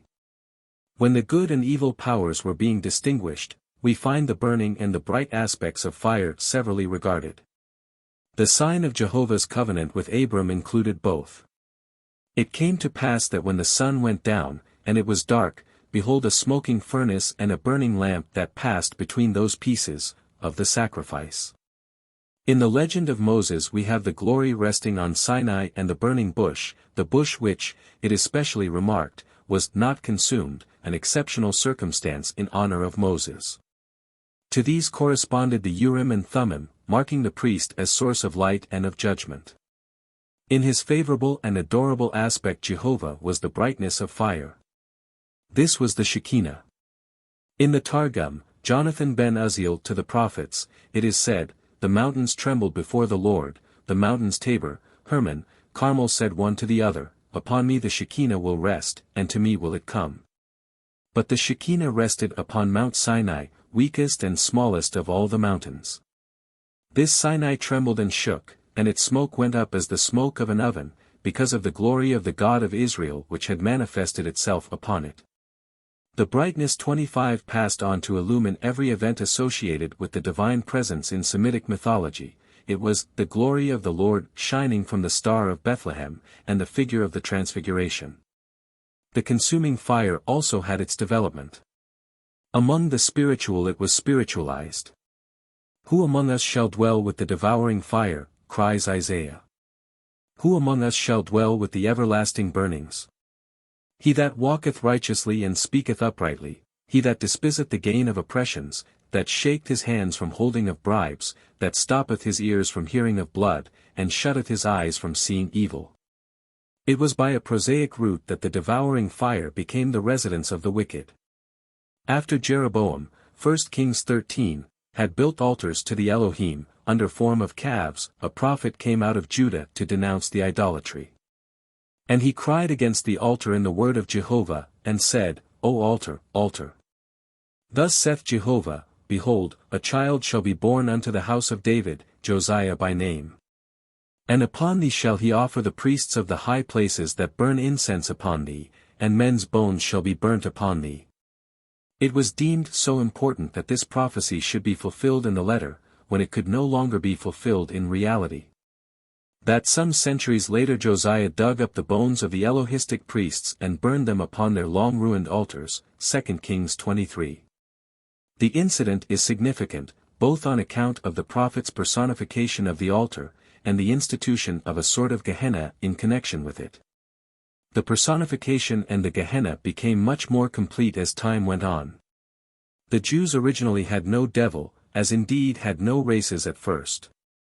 And this for the obvious reason that their so-called gods were quite equal to any moral evils that were to be accounted for, as we have already seen they were adequate to explain all physical evils. But the antagonists of the moral Jehovah were recognized and personified with increasing clearness, and were quite prepared for connection with any general who might be theoretically proposed for their leadership. When the Jews came under the influence of Persian theology the archfiend was elected, and all the Elohim, Moloch, Dagon, Astarte, Chemosh, and the rest, took their place under his rebellious ensign. The descriptions of the devil in the Bible are mainly borrowed from the early descriptions of the Elohim, and of Jehovah in his Elohistic character. Point 26 in the subjoined parallels I follow the received English version. Gen 22. 1. God tempted Abraham. Matt 4. 1. Then was Jesus led up into the wilderness to be tempted of the devil. See also 1 Cor 7. 5, 1 Thess 3. 5, James 1.13. Exodus v. 3. I, Jehovah, will harden Pharaoh's heart, v. 13, he hardened Pharaoh's heart. John 13. 2, the devil having now put into the heart Judas Iscariot, Simon's son, to betray him. 1 Kings 22. 23. Behold, the Lord hath put a lying spirit in the mouth of all these thy prophets, and the Lord hath spoken evil concerning them. Ezek 14:9. If the prophet be deceived when he hath spoken a thing, I the Lord have deceived that prophet, and I will stretch out my hand upon him, and will destroy him from the midst of my people. John 8:44. He, the devil, is a liar, and so is his father, continues the sentence by right of translation. 1 Tim 3. 2, slanderers, diabolos. 2 Tim 3. 3, false accusers, diabolo. Also Titus 2. 3, von Tischendorf translates calumniators. ISA, XLV. 7, I make peace and create evil. I the Lord do all these things. Amos 3. 6, shall there be evil in a city and the Lord hath not done it? 1 Sam 16. 14, an evil spirit from the Lord troubled him, Saul. Matt 13. 38. The tares are the children of the wicked one. 1 John 3. 8, he that committeth sin is of the devil, for the devil sinneth from the beginning. Exodus 12. 29, at midnight the Lord smote all the firstborn of Egypt. Verse 30. There was a great cry in Egypt, for there was not a house where there was not one dead. Exodus 33. 27. Thus saith the Lord God of Israel, put every man his sword by his side, and go in and out from gate to gate throughout the camp, and slay every man his brother, and every man his companion, and every man his neighbor. John 8. 44. He, the devil, was a murderer from the beginning. Exodus 6. 9, take thy rod and cast it before Pharaoh and it shall become a serpent. Verse 12. Aaron's rod swallowed up their rods. Number 21. 6. Jehovah sent fiery serpents, seraphim, among the people. Verse 8. And the Lord said unto Moses, make thee a fiery serpent, and set it upon a pole, and it shall come to pass, that every one that is bitten, when he looketh upon it, shall live. This serpent was worshipped until destroyed by Hezekiah, 2 Kings 18. Compare J 8. 17, P.S. Xlviae, praise ye the Lord from the earth, ye dragons. Rev 12. 7, and K. There was war in heaven, Michael and his angels fought against the dragon. And the great dragon was cast out, that old serpent, called the devil, and Satan, which deceiveth the whole world. Woe to the inhabitants of the earth and of the sea! For the devil has come down to you, having great wrath. Gen 19. 24, the Lord rained upon Sodom and Gomorrah brimstone and fire from the Lord out of heaven. Deuteronomy 4. 24, the Lord thy God is a consuming fire. P.S. 11. 6. Upon the wicked he shall rain snares, fire and brimstone. P.S. 18. 8, there went up a smoke out of his nostrils. P.S. 97. 3, a fire goeth before him, and burneth up his enemies round about. Ezek 38. 19, and K. For in my jealousy, and in the fire of my wrath, have I spoken. I will plead against him with pestilence and with blood, and I will rain upon him, fire and brimstone. ISA, XXX. 33, Tophet is ordained of old. Yea, for the king is it prepared, he hath made it deep and wide, the pile thereof is fire and much wood, the breath of the Lord, like a stream of brimstone, doth kindle it. Matt 25. 41. Depart from me, ye cursed, into everlasting fire, prepared for the devil and his angels. Mark 9. 44, where their worm dieth not, and the fire is not quenched. Rev XX. 10. And the devil that deceiveth them was cast into the lake of fire and brimstone. In Rev 9. Abaddon, or Apollyon, is represented as the king of the scorpion tormentors. And the diabolical horses, with stinging serpent tails, are described as killing with the smoke and brimstone from their mouths. In addition to the above passages may be cited a notable passage from Paul's epistle to the Thessalonians, 2:3. Let no man deceive you by any means, for that day, of Christ, shall not come, except there come a falling away first, and that man of sin be revealed, the son of perdition. Who opposeth and exalteth himself above all that is called God, or that is worshipped, so that he, as God, sitteth in the temple of God, showing himself that he is God. Remember ye not that, when I was yet with you, I told you these things? And now ye know what withholdeth that he might be revealed in his time. For the mystery of iniquity doth already work, only he who now letteth will let, until he be taken out of the way, and then shall that wicked be revealed, whom the Lord shall consume with the spirit of his mouth. And shall destroy with the brightness of his coming, even him whose coming is after the working of Satan, with all power, and signs, and lying wonders, and with all the deceivableness of unrighteousness in them that perish. Because they received not the love of the truth, that they might be saved. And for this cause God shall send them strong delusion, that they should believe a lie. That they all might be damned who believed not the truth, but had pleasure in unrighteousness. This remarkable utterance shows how potent was the survival in the mind of Paul of the old Elohist belief. Although the ancient deity, who deceived prophets to their destruction, and sent forth lying spirits with their strong delusions, was dethroned and outlawed, he was still a powerful claimant of empire, haunting the temple, and setting himself up therein as God. He will be consumed by Christ's breath when the day of triumph comes. But meanwhile he is not only allowed great power in the earth, but utilized by the true God, who even so far cooperates with the false as to send on some men strong delusions, a working of error, von Tischendorf translates, in order that they may believe the lie and be damned. Paul speaks of the mystery of iniquity, but it is not so very mysterious when we consider the antecedents of his idea. The dark problem of the origin of evil, and its continuance in the universe under the rule of a moral governor, still threw its impenetrable shadow across the human mind.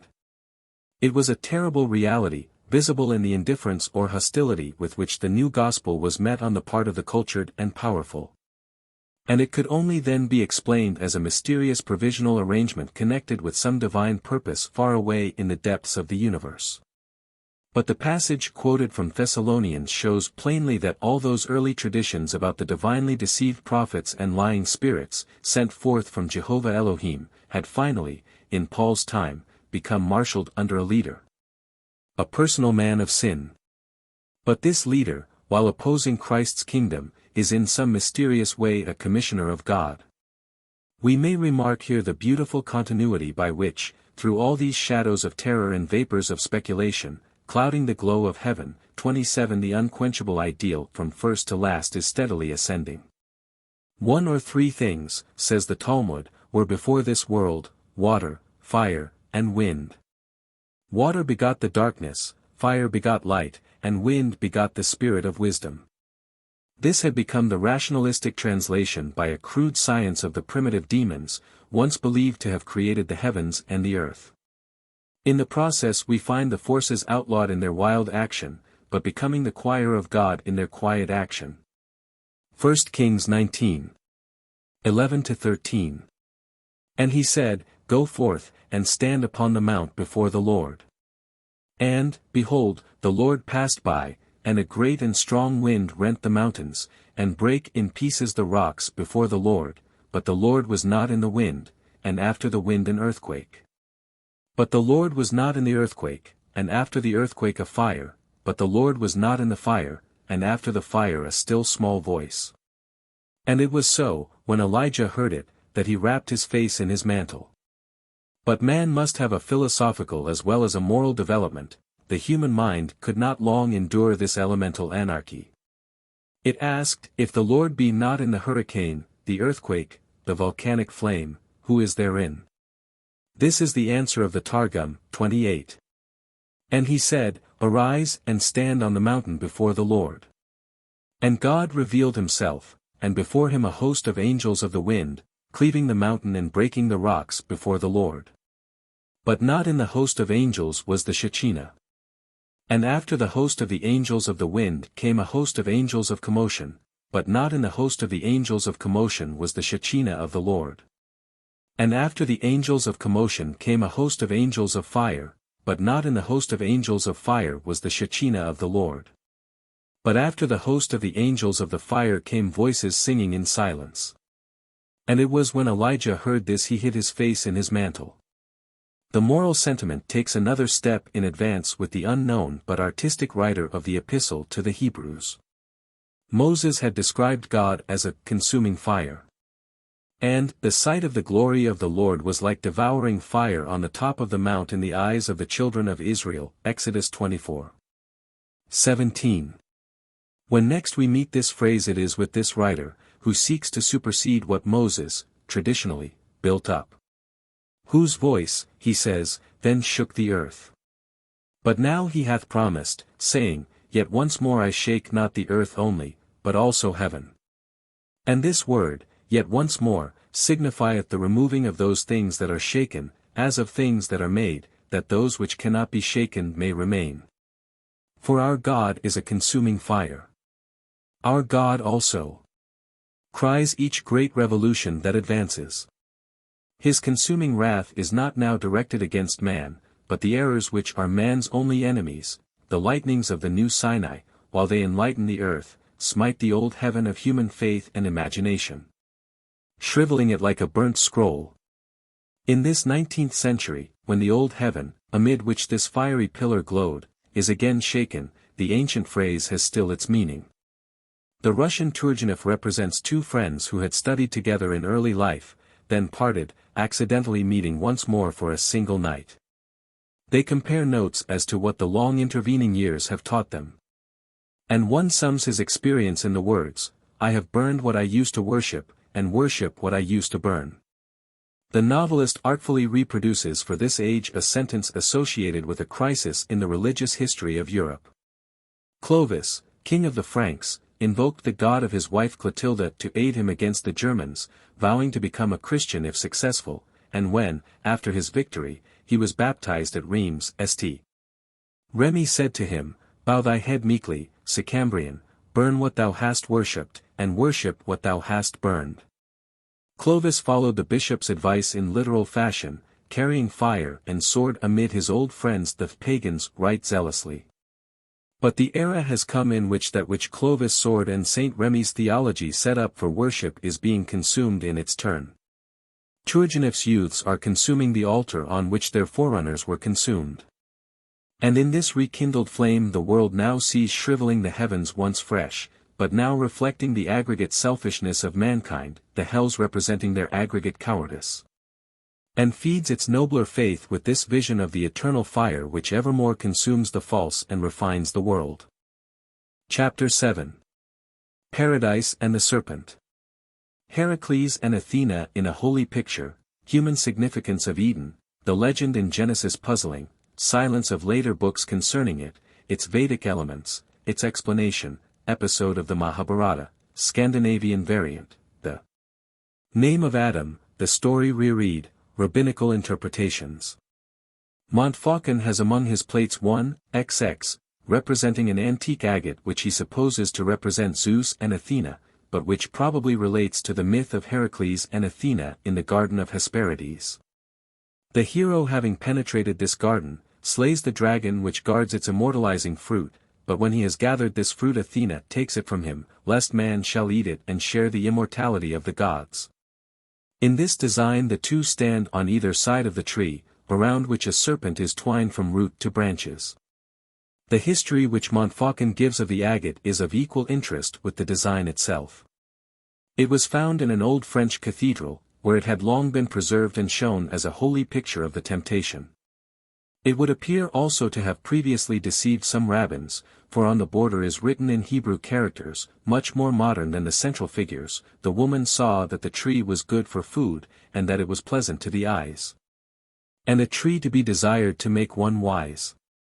This mystification about a design, concerning whose origin and design there is now no doubt, is significant. The fable of paradise and the serpent is itself more difficult to trace, so many have been the races and religions which have framed it with their holy texts and preserved it in their sacred precincts. In its essence, no doubt, the story grows from a universal experience. In that aspect it is a mystical rose that speaks all languages. When man first appears, his counterpart is a garden. The moral nature means order. The wild forces of nature, the Elohim, build no fence, forbid no fruit. They say to man as the supreme animal, subdue the earth, every tree and herb shall be your meat, every animal your slave, be fruitful and multiply. But from the conflict the more real man emerges, and his sign is a garden hedged in from the wilderness, and a separation between good and evil. The form in which the legend appears in the book of Genesis presents one side in which it is simple and natural. This has already been suggested, Volume 1, page 330. But the legend of man defending his refuge from wild beasts against the most subtle of them is here overlaid by a myth in which it plays the least part. The mind which reads it by such light as may be obtained only from biblical sources can hardly fail to be newly puzzled at every step. So much, indeed, is confessed in the endless and diverse theological theories which the story has elicited. What is the meaning of the curse on the serpent that it should forever crawl thereafter? Had it not crawled previously? Why was the tree of the knowledge of good and evil forbidden? Why, when its fruit was tasted, should the tree of life have been for the first time forbidden and jealously guarded? These riddles are nowhere solved in the Bible, and have been left to the fanciful inventions of theologians and the ingenuity of rabbins. Dr. Adam Clark thought the serpent was an ape before his sin, and many rabbins concluded he was camel-shaped. But the remaining enigmas have been fairly given up. The ancient Jews, they who wrote and compiled the Old Testament, more candid than their modern descendants and our omniscient Christians, silently confessed their inability to make anything out of this snake story. From the 3rd chapter of Genesis to the last verse of Malachi the story is not once alluded to. Such a phenomenon would have been impossible had this legend been indigenous with the Hebrew race. It was clearly as a boulder among them which had floated from regions little known to their earlier writers. After lying naked through many ages, it became overgrown with rabbinical lichen and moss, and, at the Christian era, while it seemed part of the Hebrew landscape, it was exceptional enough to receive special reverence as a holy stone. That it was made the cornerstone of Christian theology may be to some extent explained by the principle of omni ignotum pro mirifico. But the boulder itself can only be explained by tracing it to the mythologic formation from which it crumbled. How would a Parsi explain the curse on a snake which condemned it to crawl? He would easily give us evidence that at the time when most of those Hebrew scriptures were written, without allusion to such a serpent, the ancient Persians believed that Ahriman had tempted the first man and woman through his evil mediator. His anointed son, Ashmokh, the two-footed serpent. But let us pass beyond the Persian legend, carrying that and the biblical story together, for submission to the criticism of a Brahmin. He will tell us that this Ashmokh of the Parsi is merely the ancient Eshmedeva of the Avesta, which in turn is Ahi. The great Vedic serpent monster whom Indra prostrated beneath the feet of the stream he had obstructed, every stream having its deity. He would remind us that the Vedas describe the earliest dragon slayer, Indra, as crushing the head of his enemy, and that this figure of the god with his heel on a serpent's head has been familiar to his race from time immemorial. And he would then tell us to read the Rig Veda, v. 32, and the Mahabharata, and we would find all the elements of the story told in Genesis. In the hymn referred to we find a graphic account of how, when Ahi was sleeping on the waters he obstructed, Indra hurled at him his thunderbolt. It says that when Indra had annihilated the weapon of that mighty beast from him, Ahi, another, more powerful, conceiving himself one and unmatched, was generated, this wrath-born son, a walker in darkness. Had managed to get hold of the sacred soma, the plant monopolized by the gods, and having drunk this juice, he lay slumbering and enveloping the world, and then fierce Indra seized upon him. And having previously discovered the vital part of him who thought himself invulnerable, struck that incarnation of many-formed Ahi, and he was made the lowest of all creatures. But one who has perused the philological biography of Ahi already given, Volume 1, page 357, will not suppose that this was the end of him. We must now consider in further detail the great episode of the Mahabharata, to which reference has been made in other connections. 29 During the deluge the most precious treasure of the gods, the Amrita, the ambrosia that rendered them immortal, was lost, and the poem relates how the Devas and Asuras, otherwise gods and serpents, together churned the ocean for it. There were two great mountains, Meru the golden and beautiful, adorned with healing plants, pleasant streams and trees, unapproachable by the sinful, guarded by serpents, Mundar, rocky, covered with rank vegetation, infested by savage beasts. The first is the abode of the gods, the last of demons. To find the submerged Amrita it was necessary to uproot Mundar and use it to churn the ocean. This was done by calling on the king's serpent Ananta, who called in the aid of another great serpent, Vasuki, the latter being used as a rope coiling and uncoiling to whirl the mountain. At last the Amrita appeared. But there also streamed forth from the ocean bed a terrible stench and venom, which was spreading through the universe when Shiva swallowed it to save mankind, the drug having stained his throat blue, whence his epithet, Blue Neck. When the Asuras saw the Amrita, they claimed it, but one of the Devas, Narya, assumed the form of a beautiful woman, and so fascinated them that they forgot the Amrita for the moment, which the gods drank. One of the Asuras, however, Rahu, assumed the form of a god or deva, and began to drink. The immortalizing nectar had not gone farther than his throat when the sun and moon saw the deceit and discovered it to Naraya, who cut off Rahu's head. The head of Rahu, being immortal, bounded to the sky, where its efforts to devour the sun and moon, which betrayed him, causes their eclipses. The tail, Ketu, also enjoys immortality in a lower plane, and is the fatal planet which sends diseases on mankind. A furious war between the gods and the Asuras has been waged ever since. And since the Devas are the strongest, it is not wonderful that it should have passed into the folklore of the whole Aryan world that the evil host are forever seeking to recover by cunning the Amrita. The serpents guarding the paradise of the Devas have more than once, in a mythologic sense, been induced to betray their trust and glide into the divine precincts to steal the coveted draught. This is the Kvasir 30 of the Scandinavian mythology, which is the source of that poetic inspiration whose songs have magical potency.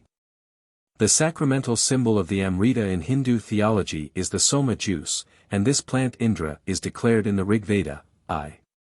130, to have discovered, hidden, like the nestlings of a bird, amidst a pile of rocks enclosed by bushes, where the dragon drought had concealed it. Indra, in the shape of a hawk, flew away with it. In the prose Edda the frost giant Sudung has concealed the sacred juice, and it is kept by the maid Gunloth in a cavern overgrown with bushes. Bragi bored a hole through the rock. Odin in the shape of a worm crept through the crevice. Then resuming his godlike shape, charmed the maid into permitting him to drink one draught out of the 3 jars, and, having left no drop, in form of an eagle flew to Asgard, and discharged in the jars the wonder-working liquid. Hence poetry is called Odin's booty, and Odin's gift. Those who attentively compare these myths with the legend in Genesis will not have any need to rest upon the doubtful etymology of Adam 31 to establish the Aryan origin of the latter. The tree of the knowledge of good and evil which made man, as one of us, the Elohim, is the Soma of India, the Hauma of Persia, the Kvasir of Scandinavia, to which are ascribed the intelligence and powers of the gods, and the ardent thoughts of their worshippers. The tree of immortality is the Amrita, the only monopoly of the gods. The Lord God said, Behold the man is become as one of us, to know good and evil, and now, lest he put forth his hand, and take also of the tree of life, and eat, and live forever. Therefore the Lord God sent him forth the Garden of Eden to till the ground whence he had been taken. So he drove out the man, and he placed on the east of the Garden of Eden cherubim, and a flaming sword which turned every way, to guard the way of the tree of life. This flaming sword turning every way is independent of the cherub, and takes the place of the serpent which had previously guarded the Meru paradise, but is now an enemy no longer to be trusted. If the reader will now reread the story in Genesis with the old names restored, he will perceive that there is no puzzle at all in any part of it. Now Rahu, because he had stolen and tasted soma, was more subtle than any beast of the field which the devas had made, and he said to Adea Sukti, the first woman, "Have the devas said you shall not eat of every tree in the garden?" And she said unto Rahu, "We may eat of the fruit of the trees of the garden, but of the soma plant, which is in the middle of the garden, the devas have said we shall not eat or touch it on pain of death."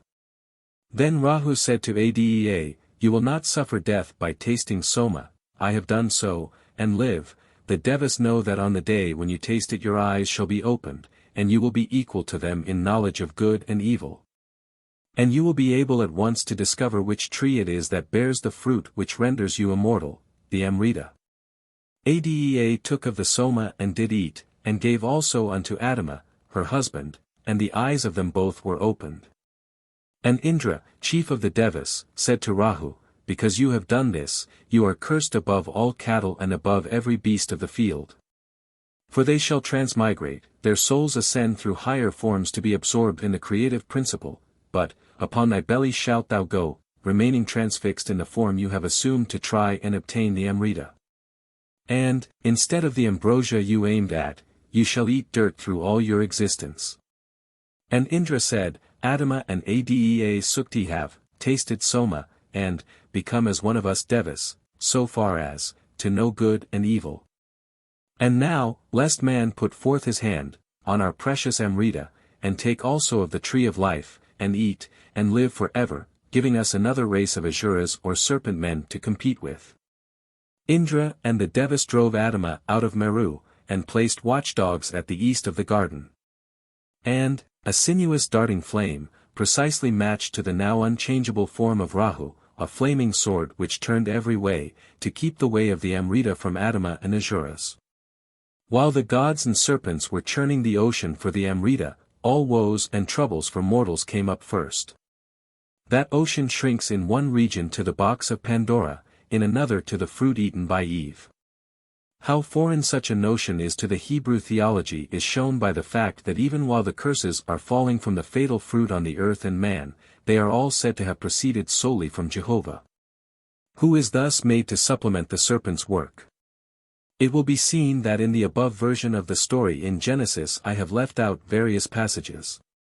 These are in part such as must be more fully treated in the succeeding chapter, and in part the Semitic mosses which have grown upon the Aryan boulder.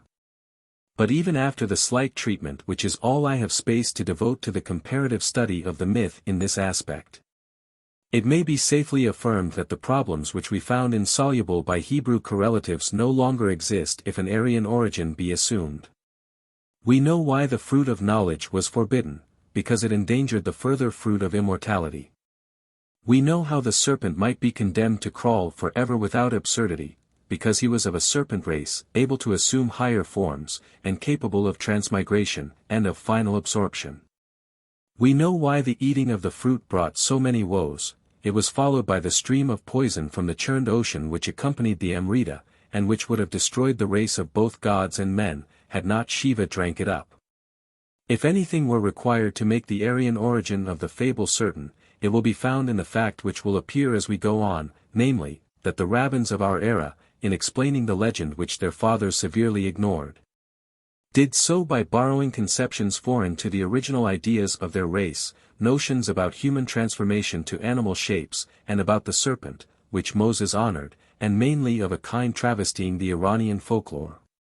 Such contact with foreign races for the first time gave the Jews any key to the legend which their patriarchs and prophets were compelled to pass over in silence. Chapter 8. Eve.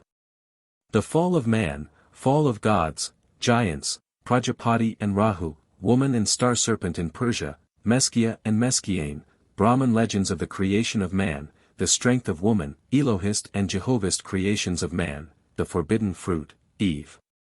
Reappears as Sarah, Abraham surrenders his wife to Jehovah, the idea not sensual, Abraham's circumcision, the evil name of woman, Noah's wife, the temptation of Abraham, rabbinical legends concerning Eve, Pandora, sentiment of the myth of Eve. The insignificance of the serpent of Eden in the scheme and teachings of the Hebrew Bible is the more remarkable when it is considered that the pessimistic view of human nature is therein fully represented. In the story of the temptation itself, there is, indeed, no such generalization as we find in the modern dogma of the fall of man. But the elements of it are present in the early assumption that the thoughts of man's heart run to evil continually, which must be an obvious fact everywhere while goodness is identified with fictitious merits.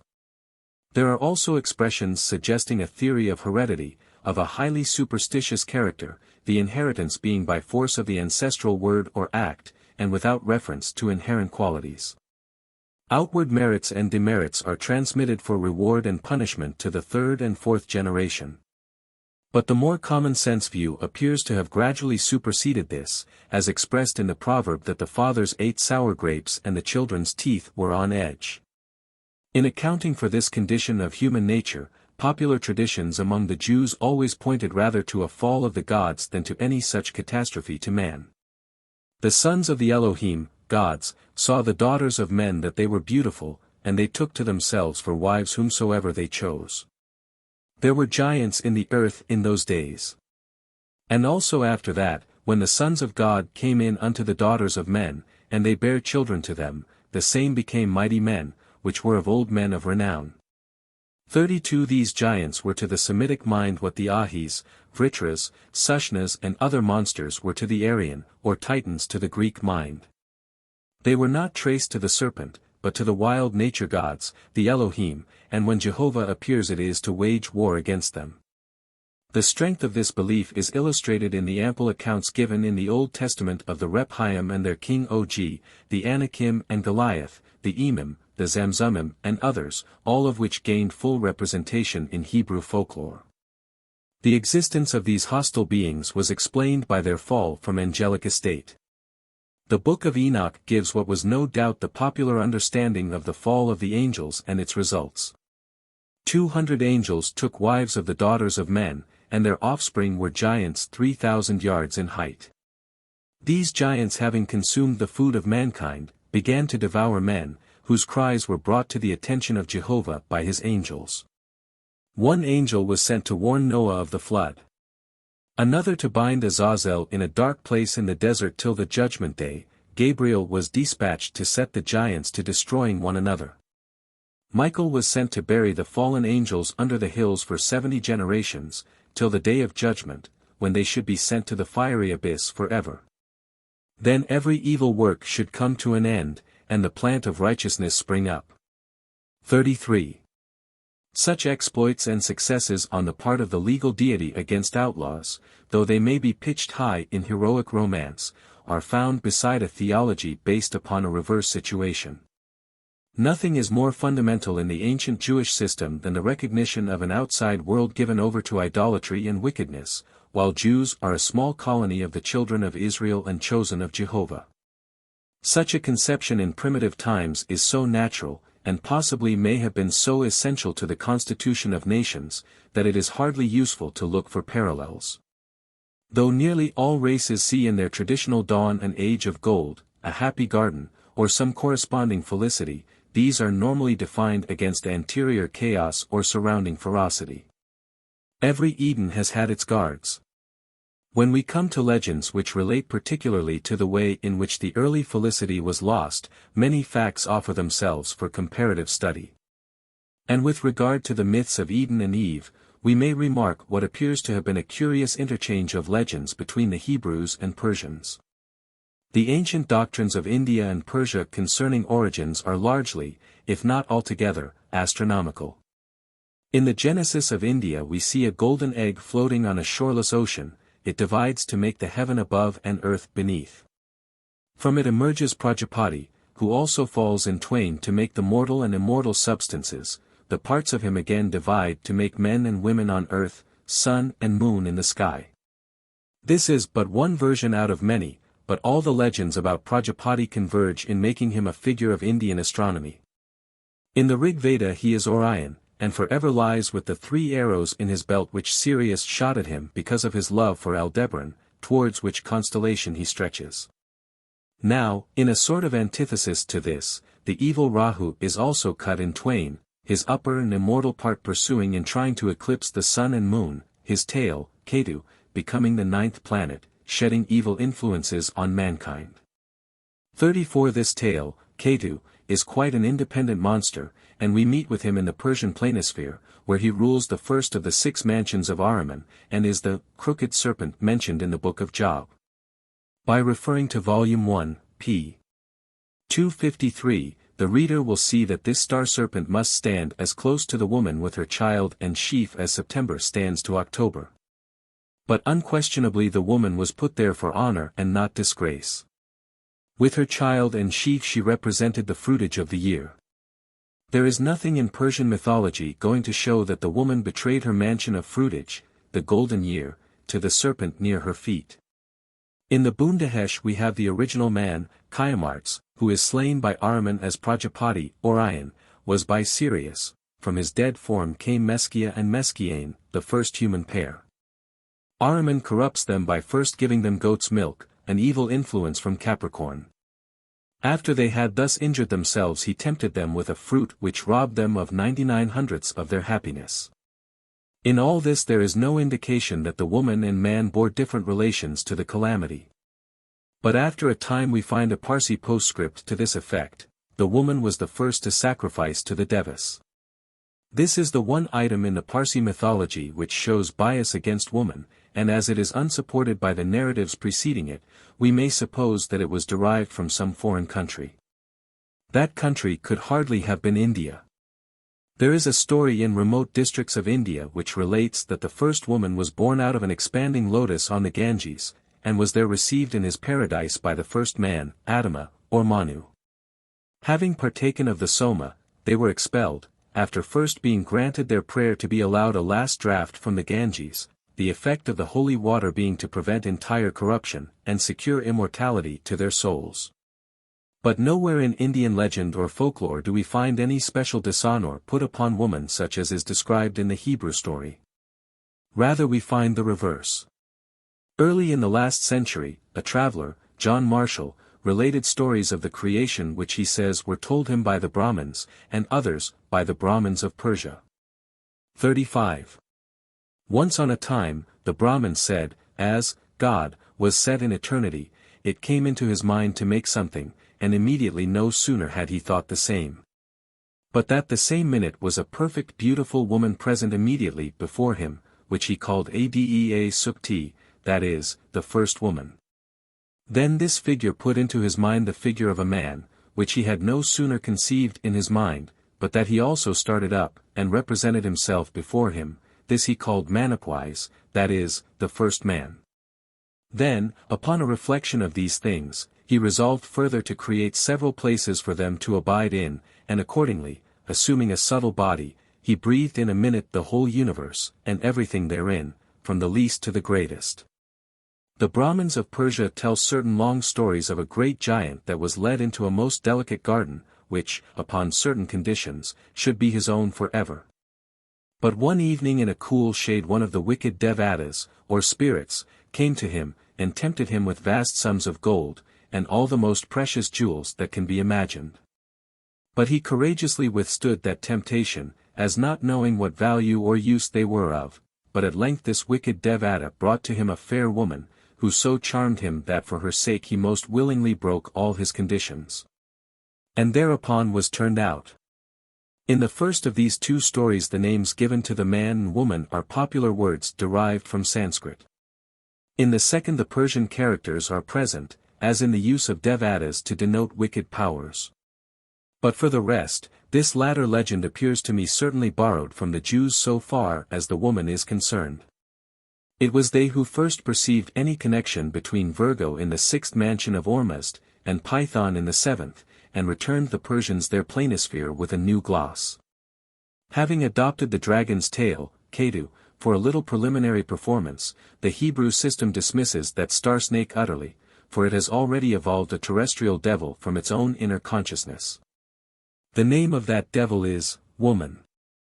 The diabolization of woman in their theology and tradition is not to be regarded as any indication that the Hebrews anciently held women in dishonor. Rather was it a tribute to her powers of fascination, such as the young man wrote to be placed under the pillow of Darius, woman is strongest. As Darius and his council agreed that, next to truth, woman is strongest, stronger than wine or than kings, so do the Hebrew fables testify by interweaving her beauty and genius with every evil of the world. Between the Elohist and Javist accounts of the creation of man, there are two differences of great importance. The Elohim are said to have created man in their own image, male and female, the word for, created, being bara, literally meaning to carve out. Jehovah Elohim is said to have formed man, nothing being said about his own image, or about male and female, the word formed being yatsar.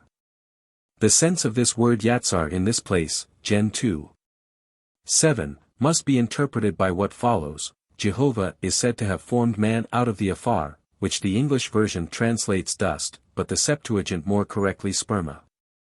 The literal meaning is a finely volatilized substance, and in Numbers 23:10, it is used to represent the seed of Jacob.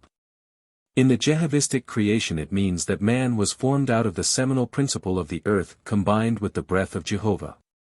And the legend closely resembles the account of the ancient Satapatha Brahmana, which shows the creative power in sexual union with the fluid world to produce the egg from which Prajapati was born, to be divided into man and woman.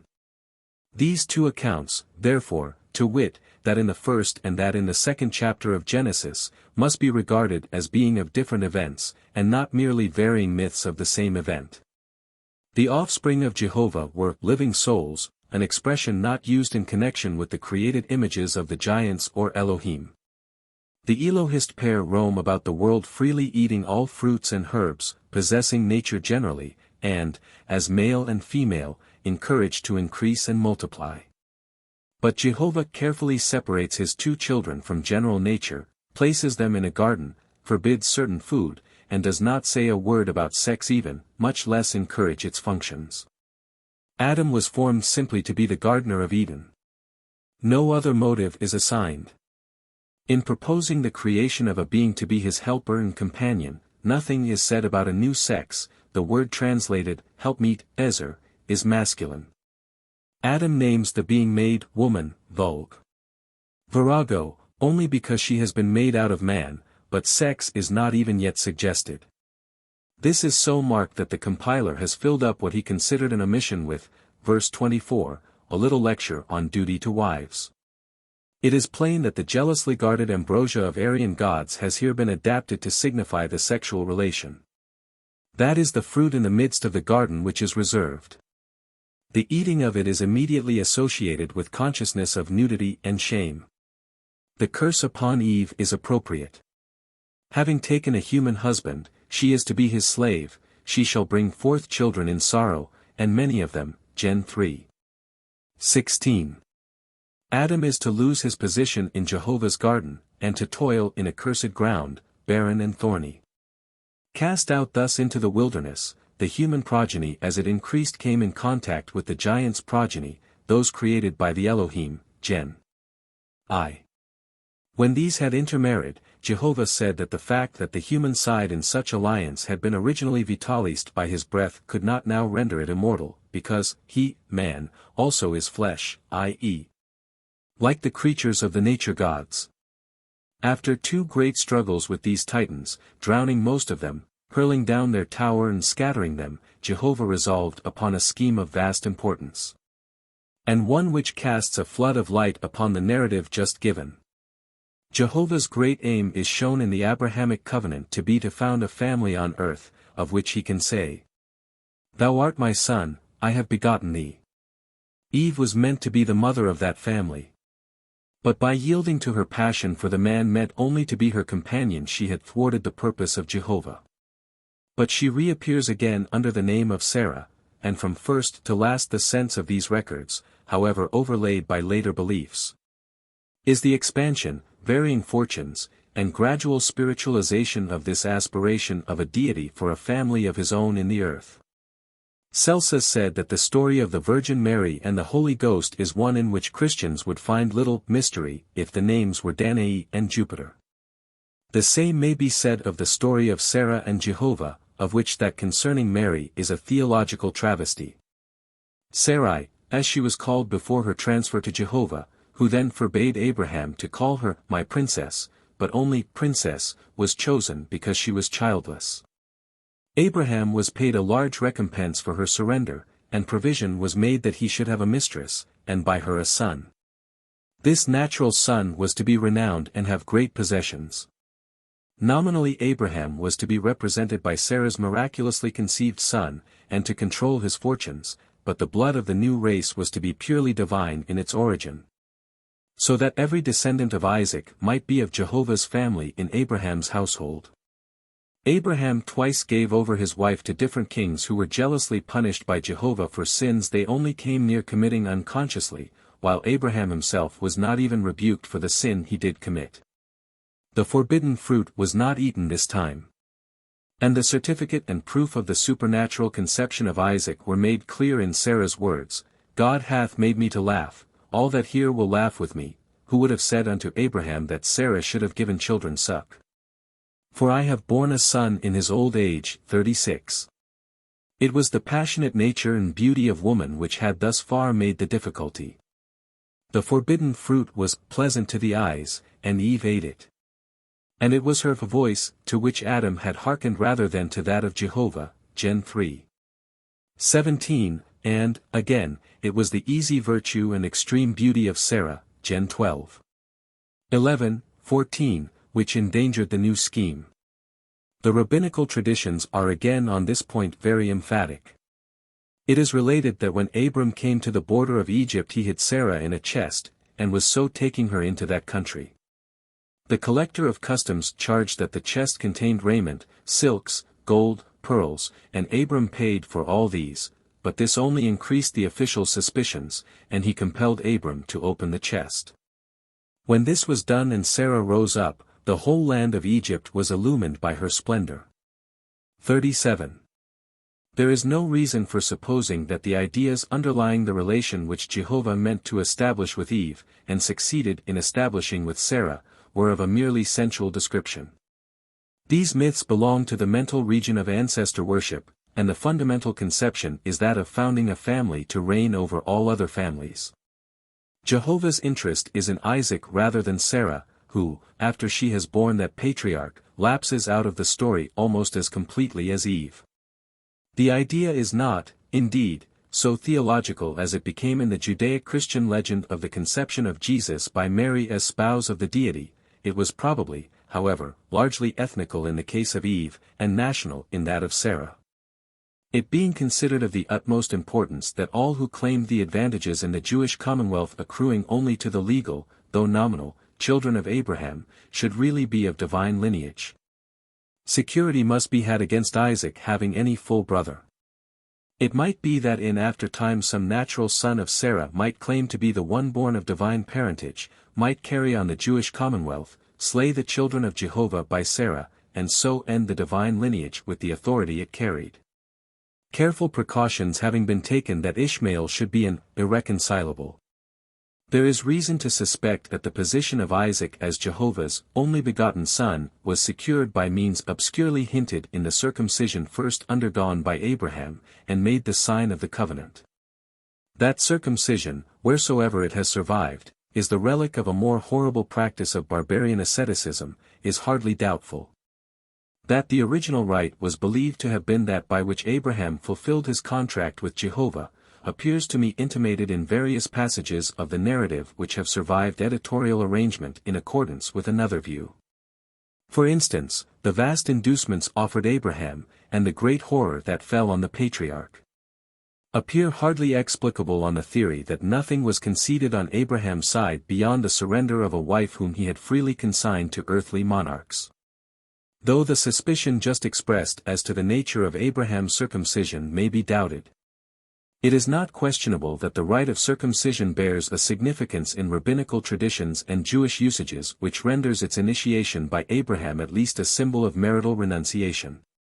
Thus, the custom of placing in a room where the rite of circumcision was performed a pot of dust, was explained by the rabbins to have reference to the dust which Jehovah declared should be the serpent's food. 38 That circumcision should have been traditionally associated with the temptation of Eve is a confirmation of the interpretation which regards her, Eve, as the prototype of Sarah and the serpent as sexual desire. Although, if the original sense of Abraham's circumcision were what has been suggested, it had been overlaid, when the book of Genesis in its present form was compiled, by different traditions. And that patriarch is described as having married again and had other children, the superior sanctity of Sarah's son was preserved. Indeed, there would seem to have continued for a long time a tradition that the Abrahamic line and covenant were to be carried out by the seed of the woman alone, and the paternity of Jehovah. Like Sarah, Rebekah is sterile, and after her Rachel. The birth of Jacob and Esau from one, and of Joseph and Benjamin from the other, being through the intervention of Jehovah. The great power of woman for good or evil. And the fact that it has often been exercised with subtlety, the natural weapon of the weak in dealing with the strong, are remarkably illustrated in the legends of these female figures which appear in connection with the divine schemes in the book of Genesis. But even more the perils of woman's beauty are illustrated, especially in Eve and Sarah. There were particular and obvious reasons why these representative women could not be degraded or diabolized in their own names or history, even where their fascinations tended to countervail the plans of Jehovah. The readiness with which Sarah promoted her husband's prostitution and consented to her own, the treachery of Rebekah to her son Esau, could yet not induce Jewish orthodoxy to give evil names to the Madonnas of their race. But the inference made was expressed under other forms and names. It became a settled superstition that wherever evil was going on, woman was at the bottom of it.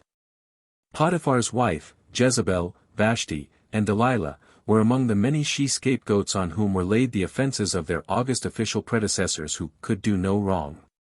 Even after Satan has come upon the scene, and is engaged in tempting Job, it seems to have been thought essential to the task that he should have an agent beside the troubled man in the wife who bade him curse God and die. It is impossible to say at just what period the rabbins made their ingenious discovery that the devil and woman entered the world at the same time, he coming out of the hole left by removal of the rib from Adam before it was closed.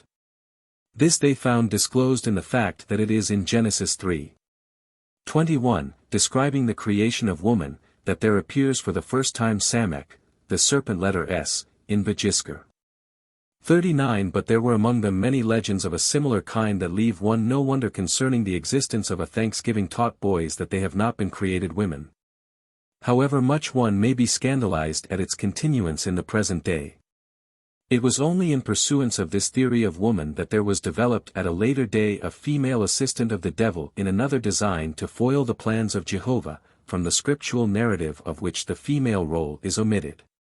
In the scriptural legend of Noah his wife is barely mentioned, and her name is not given, but from an early period vague rumors to her discredit floated about. And these gathered consistency in the Gnostic legend that it was through her that Satan managed to get on board the ark, as is elsewhere related, Part 4. Chapter 27, and was so enabled to resuscitate antediluvial violence in the drunken curses of Noah. Satan did this by working upon both the curiosity and jealousy of Noreda, the name assigned Noah's wife. It has been necessary to give at length the comparative view of the myth of Eden in order that the reader may estimate the grounds upon which rests a theory which has been submitted after much hesitation concerning its sense. The phallic theory by which it has become the fashion to interpret so many of these old fables, appears to me to have been done to death. Yet I cannot come to any other conclusion concerning the legend of Eve than that she represents that passional nature of woman which, before it was brought under such rigid restraint, might easily be regarded as a weakness to any tribe desirous of keeping itself separate from other tribes.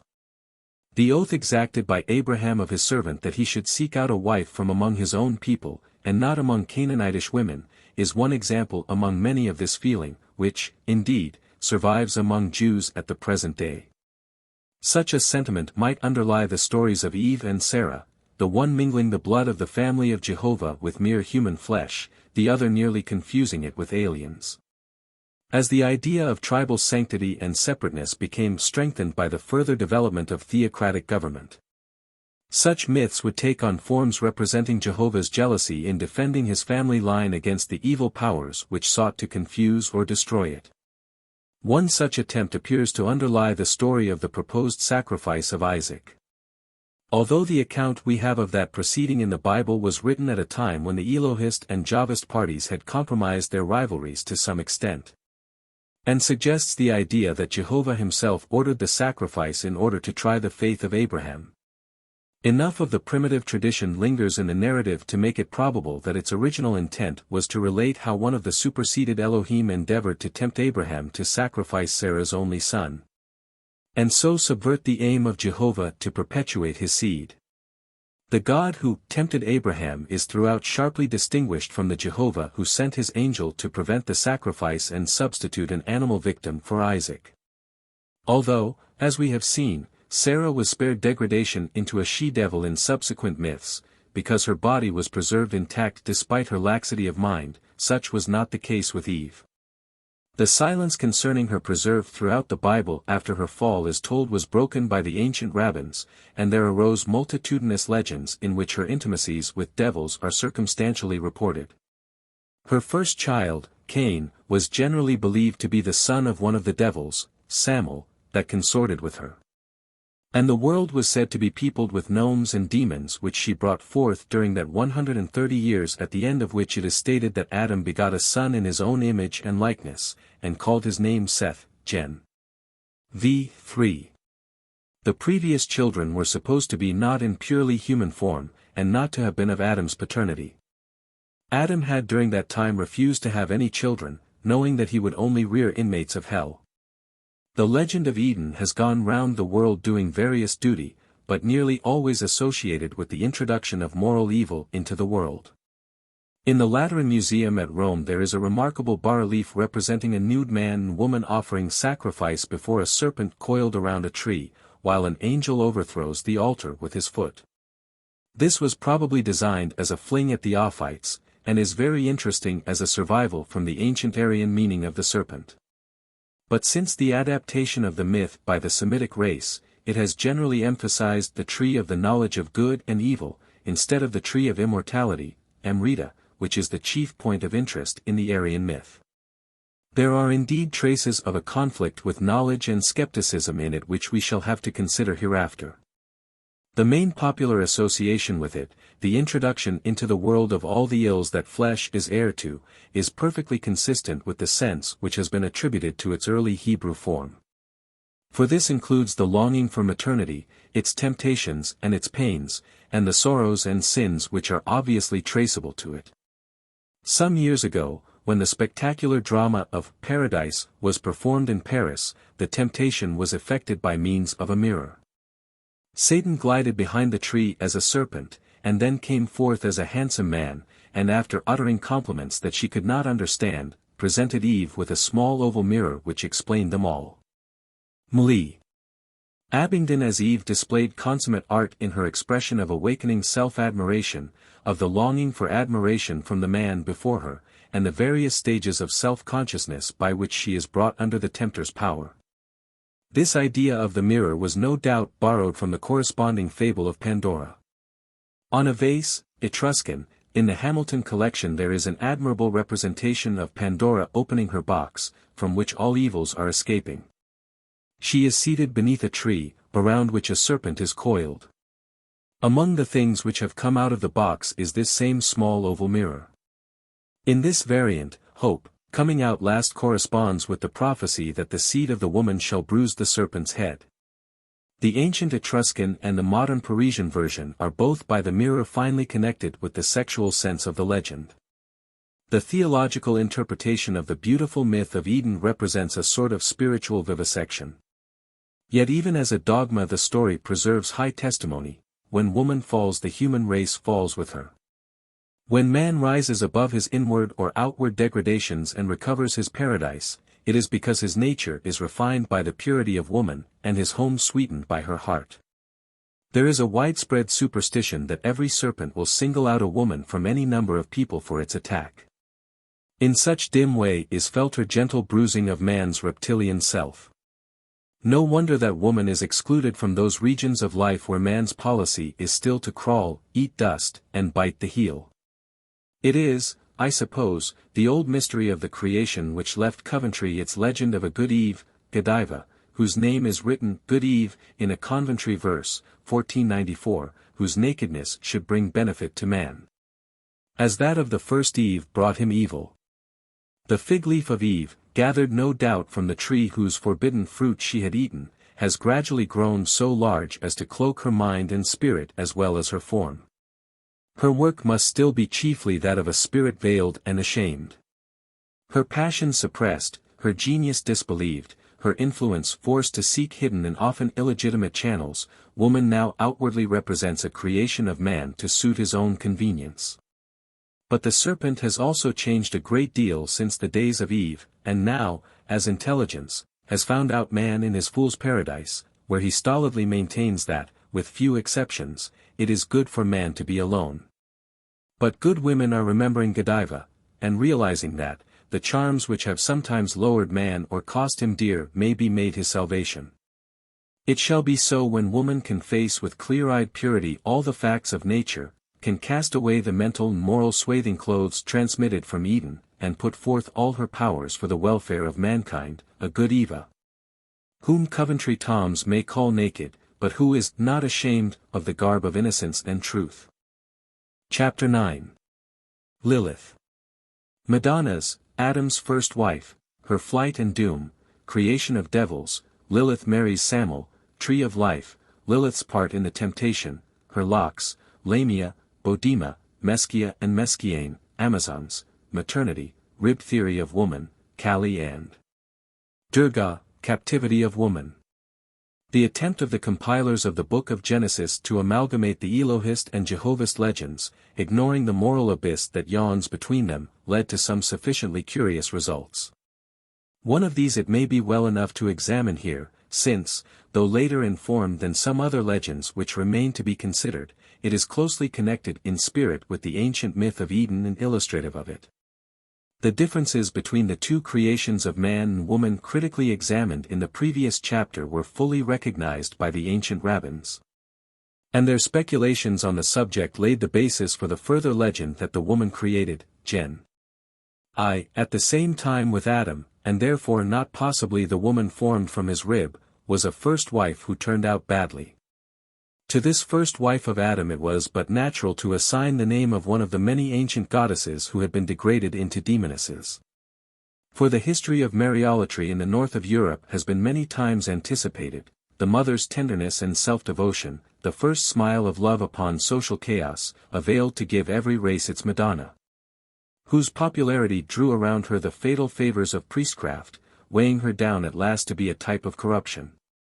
Even the Semitic tribes, with their hard masculine deities, seem to have once worshipped Alilat, whose name survives in Elohim and Allah.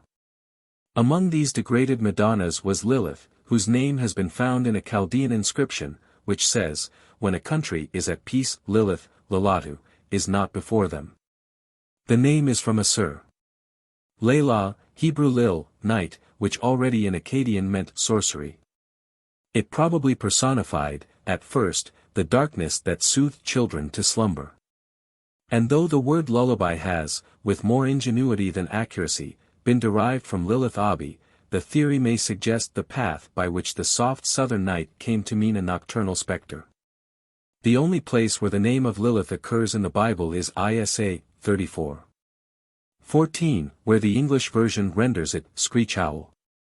In the Vulgate it is translated, Lamia, and in Luther's Bible, kobold. Gesenius explains it as, nocturna, night spectre, ghost. The rabbinical myths concerning Lilith, often passed over as puerile fancies, appear to me pregnant with significance and beauty. Thus Abraham Ecalensis, giving a poor Arabic version of the legend, says, "This fable has been transmitted to the Arabs from Jewish sources by some converts of Mahomet from Kabbalism and Rabbinism, who have transferred all the Jewish fooleries to the Arabs." 40 But the rabbinical legend grew very slowly, and relates to principles and facts of social evolution whose force and meaning are not yet exhausted. Premising that the legend is here pieced together mainly from Eisenmenger 41, who at each mention of the subject gives ample references to rabbinical authorities, I will relate it without further references of my own. Lilith was said to have been created at the same time and in the same way as Adam, and when the two met they instantly quarreled about the headship which both claimed. Adam began the first conversation by asserting that he was to be her master. Lilith replied that she had equal right to be chief. Adam insisting, Lilith uttered a certain spell called Skemhampharash, afterwards confided by a fallen angel to one of the daughters of men with whom he had an intrigue. And of famous potency in Jewish folklore, the result of which was that she obtained wings. Lilith then flew out of Eden and out of sight. 42 Adam then cried in distress, Master of the world, the woman whom thou didst give me has flown away. The Creator then sent 3 angels to find Lilith and persuade her to return to the garden. But she declared that it could be no paradise to her if she was to be the servant of man. She remained hovering over the Red Sea, where the angels had found her, while these returned with her inflexible resolution. And she would not yield even after the angels had been sent again to convey to her, as the alternative of not returning, the doom that she should bear many children but these should all die in infancy. This penalty was so awful that Lilith was about to commit suicide by drowning herself in the sea, when the 3 angels, moved by her anguish, agreed that she should have the compensation of possessing full power over all children after birth up to their 8th day. On which she promised that she would never disturb any babes who were under the angels' protection. Hence the charm, Kamia, against Lilith hung round the necks of Jewish children bore the names of these 3 angels, Sainwa, Sansonoi, and Samangeloth. Lilith has special power over all children born out of wedlock for whom she watches, dressed in finest raiment, and she has a special power on the 1st day of the month, and on the Sabbath evening. When a little child laughs in its sleep it was believed that Lilith was with it, and the babe must be struck on the nose 3 times, the words being thrice repeated, Away, cursed Lilith. Thou hast no place here. The divorce between Lilith and Adam being complete, the second Eve, i.e. mother, was now formed, and this time out of Adam's rib in order that there might be no question of her dependence, and that the embarrassing question of woman's rights might never be raised again. But about this time the devils were also created. These beings were the last of the 6 days' creation, but they were made so late in the day that there was no daylight by which to fashion bodies for them. The Creator was just putting them off with a promise that he would make them bodies next day, when lo! The Sabbath, which was for a long time personified, came and sat before him, to represent the many evils which might result from the precedent he would set by working even a little on the day whose sanctity had already been promulgated. Under these circumstances the Creator told the devils that they must disperse and try to get bodies as they could find them.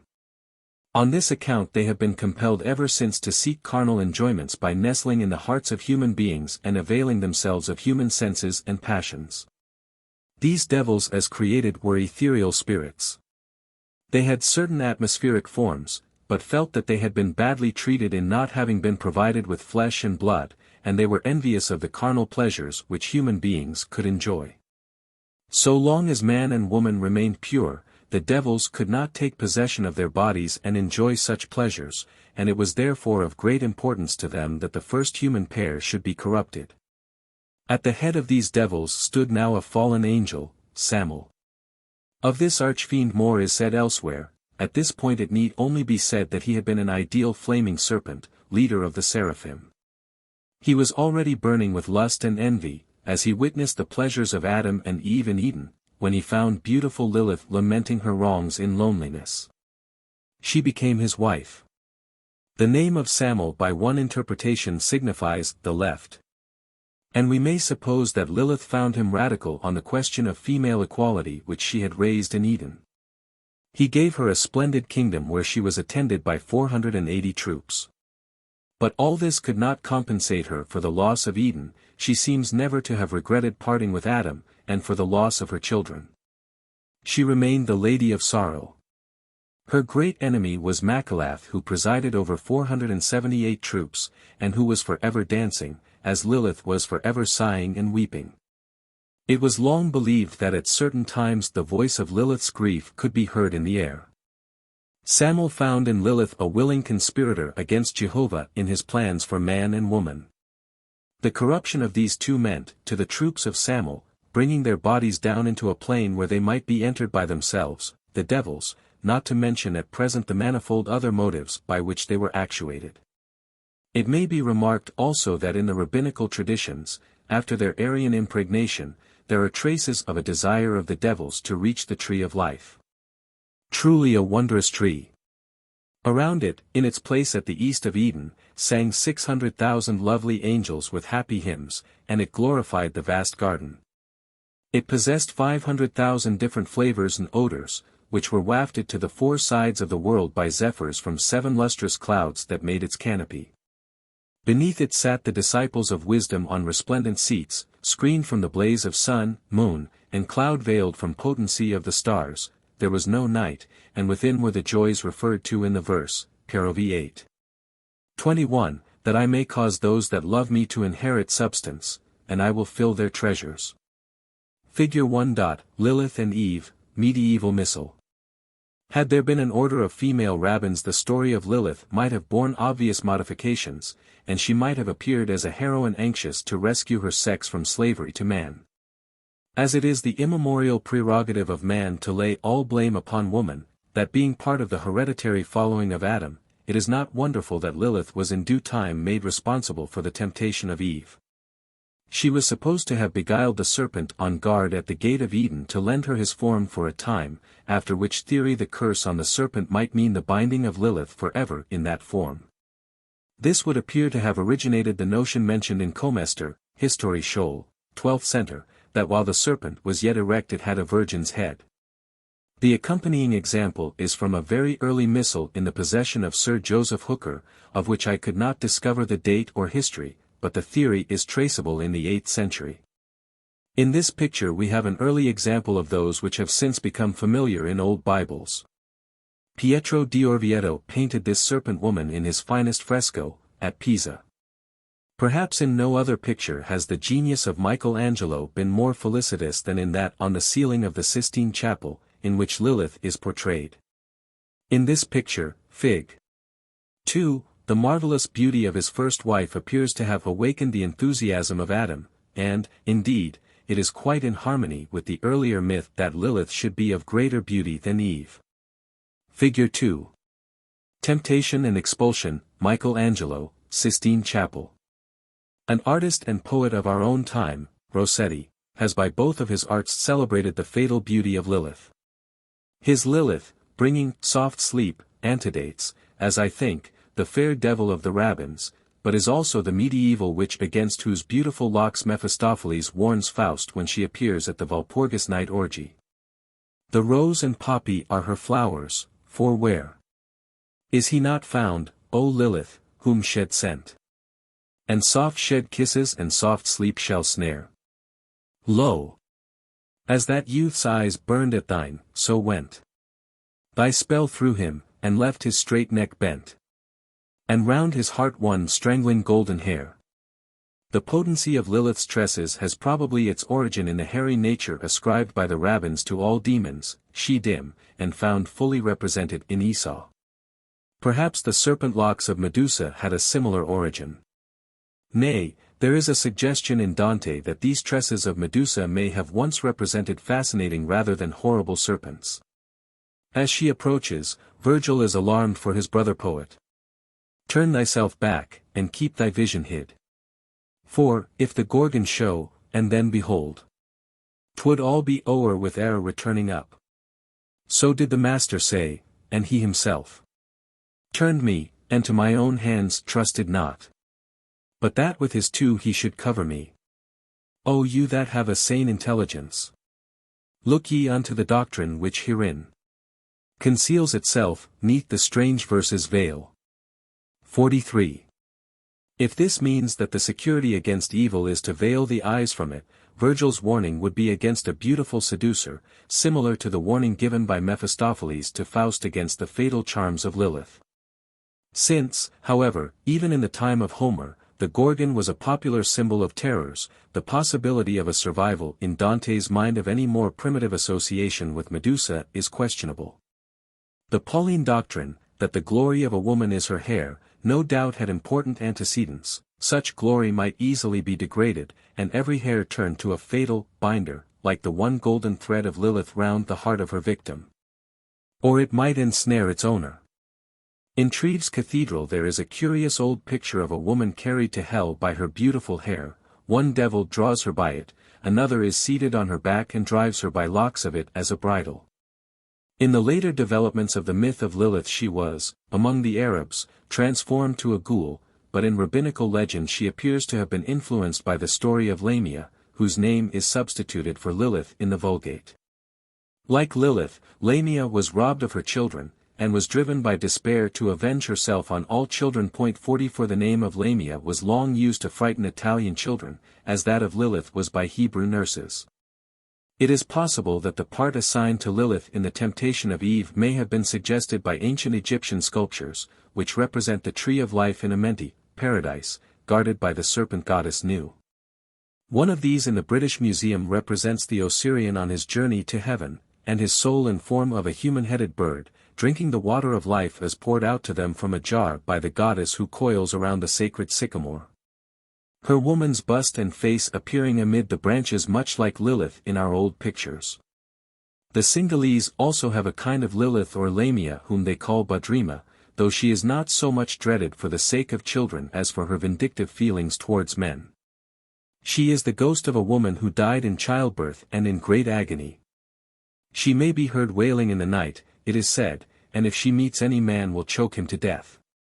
When her wailing is heard men are careful to stay within doors, but the women go forth with brooms in their hands and abuse Badrima with epithets. She fears women, especially when they carry brooms. But the women have also some compassion for this poor ghost, and often leave a lamp and some betel leaves where she may get some warmth and comfort from them. If Badrima be fired at, there may be found, perhaps, a dead lizard near the spot in the morning. As protomartyr of female independence, Lilith suffered a fate not unlike that of her sisters and successors in our own time who have appealed from the legendary decision made in Eden. She became the prototype of the strong-minded and cold-hearted woman, and personification of the fatal fascination of the passionless. Her special relation to children was gradually expanded, and she was regarded as the perilous seducer of young men, each of her victims perishing of unrequited passion. She was ever young, and always dressed with great beauty. It would seem that the curse upon her for forsaking Adam, that her children should die in infancy, was escaped in the case of the children she had by Samuel. She was almost as prolific as Echidna. Through all the latter rabbinical lore it is repeated, Samuel is the fiery serpent, Lilith the crooked serpent, and from their union came Leviathan, Asmodeus, and indeed most of the famous devils. There is an ancient Persian legend of the first man and woman, Meskia and Meskiane, that they for a long time lived happily together. They hunted together, and discovered fire, and made an axe, and with it built them a hut. But no sooner had they thus set up housekeeping than they fought terribly, and, after wounding each other, parted. It is not said which remained ruler of the hut, but we learn that after 50 years of divorce they were reunited. These legends show the question of equality of the sexes to have been a very serious one in early times. The story of Meskia and Meskiane fairly represents primitive man living by the hunt. That of Eden shows man entering on the work of agriculture. In neither of these occupations would there be any reason why woman should be so unequal as to set in motion the forces which have diminished her physical stature and degraded her position.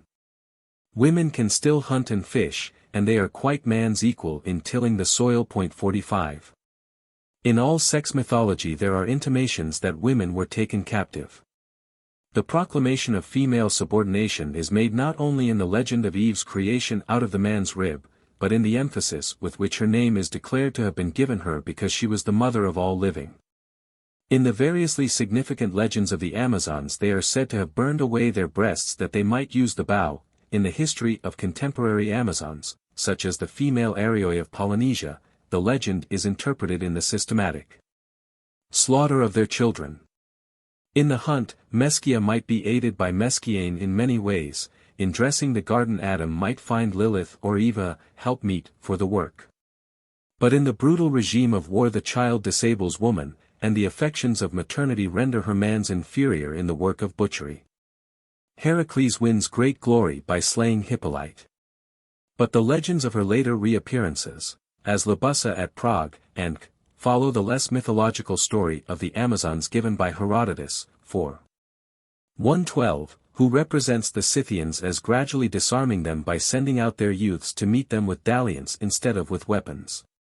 The youths went off with their captured captors, and from their union sprang the Soromati, among whom the men and women dressed alike, and fought and hunted together. But of the real outcome of that truce and union Tennyson can tell us more than Herodotus. In his princess we see the woman whom maternity and war have combined to produce, her independence betrayed by the tenderness of her nature.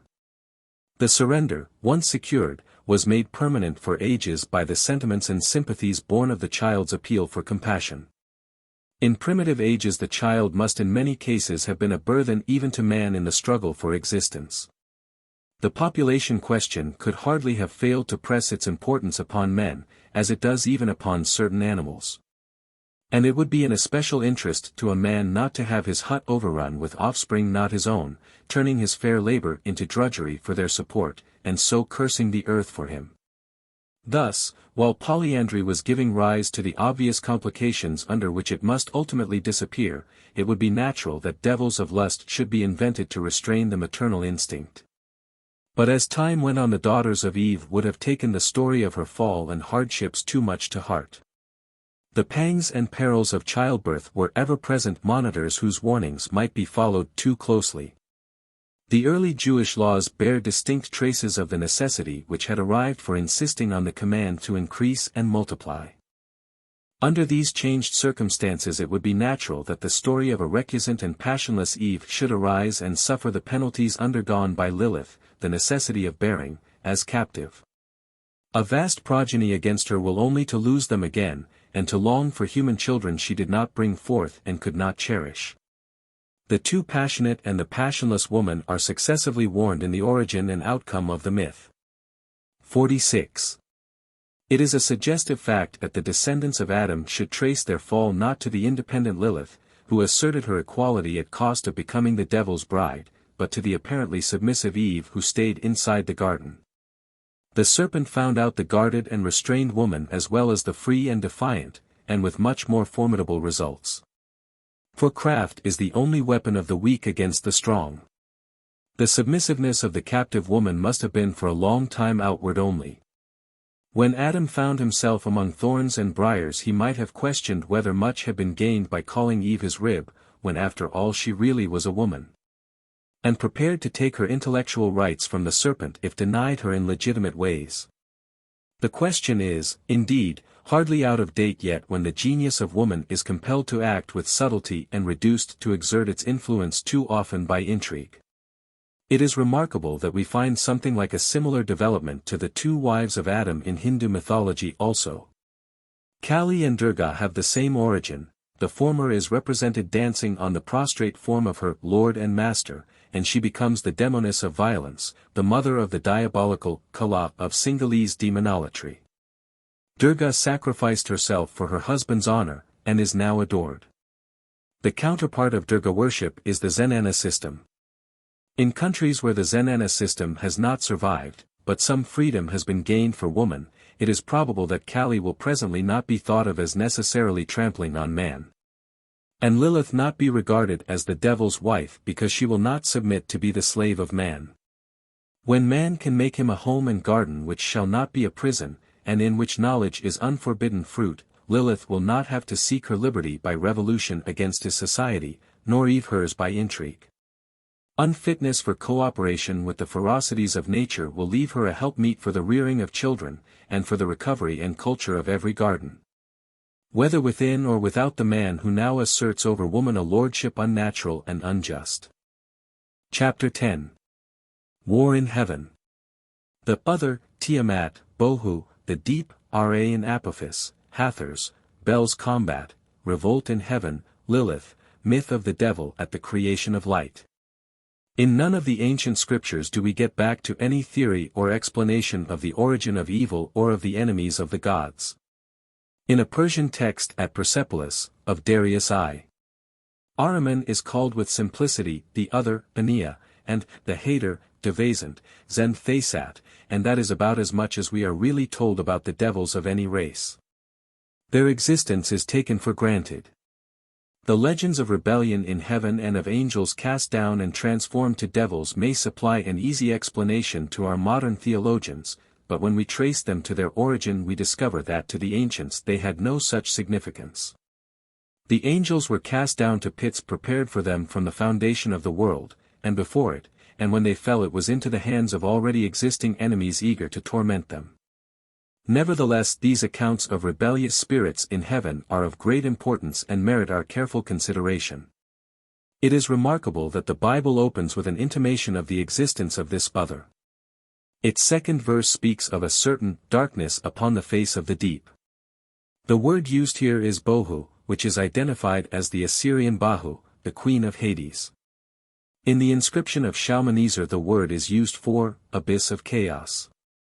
47 Bahu is otherwise Gula, a form of Ishtar or Alat, lady of the house of death, and an epithet of the same female demon is Nin-Sigil, lady of the mighty earth.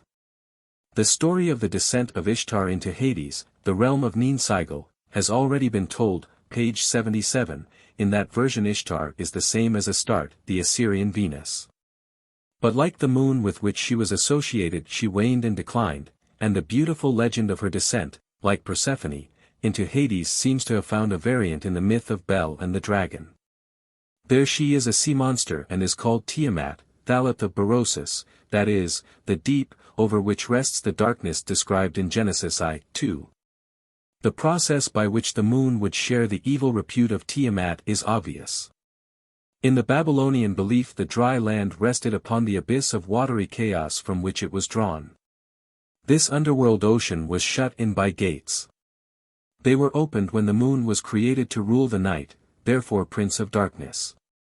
The formation by Anu of this moon god, Uru, from Tiamat, might even have been suggested by the rising of the tides under his sway. The Babylonians represent the moon as having been created before the sun, and he emerged from a boiling in the abyss. At the beginning of the month, at the rising of the night, his horns are breaking through to shine on heaven.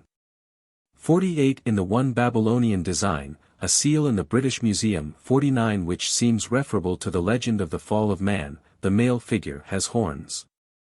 It may have been that this male moon, Uru, was supposed to have been corrupted by some female emanation of Tiamat, and to have fallen from a ruler of the night to an ally of the night. This female corrupter, who would correspond to Eve, might in this way have become mistress of the moon, and ultimately identified with it. Although the cause of the original conflict between the abyss beneath and the heaven above is left by ancient inscriptions and scriptures to imagination. It is not a very strained hypothesis that ancient chaos regarded the upper gods as aggressors on her domain in the work of creation. When above, runs the Babylonian legend, were not raised the heavens, and below on the earth a plant had not grown, the chaos, or water, Tiamat was the producing mother of the whole of them. The gods had not sprung up, any one of them. 50 Indeed in the legend of the conflict between Bel and the dragon, on the Babylonian cylinders, it appears that the god Sar addressed her as wife, and said, "The tribute to thy maternity shall be forced upon them by thy weapons." 51 The sun and moon would naturally be drawn into any contest between overworld, with light, and underworld, with darkness. Though Tiamat is called a dragon, she was pictured by the Babylonians only as a monstrous griffin. In the Assyrian account of the fight it will be seen that she is called the serpent. The link between the two, griffin and serpent, will be found, I suspect, in Typhonic influence on the fable. In a hymn to Amenre, the sun, copied about 14th century BC from an earlier composition, as its translator, Mr. Goodwin, supposes, we have the following. The gods rejoice in his goodness who exalts those who are lowly. Lord of the boat and barge. They conduct thee through the firmament in peace. Thy servants rejoice, beholding the overthrow of the wicked. His limbs pierced with the sword. Fire consumes him. His soul and body are annihilated. Naka, the serpent, saves his feet. The gods rejoice. The servants of the sun are in peace. The allusion in the second line indicates that this hymn relates to the navigation of Ra through Hades, and the destruction of Apophis. We may read next the Akkadian tablet, p. 256, which speaks of the 7 Hathors as neither male nor female, and as born in the deep. Another Akkadian tablet, translated by Mr. Sayce, speaks of these as the baleful 7 destroyers, as born in the mountain of the sunset. As being incubi. It is significantly said, among the stars of heaven their watch they kept not, in watching was their office. Here is a primeval note of treachery. 52. We next come to a further phase, represented in a cuneiform tablet, which must be quoted at length. Days of storm, powers of evil. Rebellious spirits, who were born in the lower part of heaven. They were workers of calamity. The lines giving the names and descriptions of the spirits are here broken. The 3rd was like a leopard. The 4th was like a snake. The 5th was like a dog. The 6th was an enemy to heaven and its king. The 7th was a destructive tempest. These 7 are the messengers of Anu 53 their king. From place to place by turns they pass. They are the dark storms in heaven, which into fire unite themselves. They are the destructive tempests, which on a fine day sudden darkness cause. With storms and meteors they rush. Their rage ignites the thunderbolts of Im.54. From the right hand of the thunderer they dart forth. On the horizon of heaven like lightning they. Against high heaven, the dwelling place of Anu the king, they plotted evil, and had none to withstand them. When Bel heard this news, he communed secretly with his own heart. Then he took counsel with he the great inventor, or sage, of the gods. And they stationed the moon, the sun, and Ishtar to keep guard over the approach to heaven. Unto Anu, ruler of heaven, they told it. And those 3 gods, his children. To watch night and day unceasingly he commanded them. When those 7 evil spirits rushed upon the base of heaven. And close in front of the moon with fiery weapons advanced. Then the noble sun and Im the warrior side by side stood firm. But Ishtar, with Anu the king, entered the exalted dwelling, and hid themselves in the summit of heaven. Column 2. Those evil spirits, the messengers of Anu their king. They have plotted evil.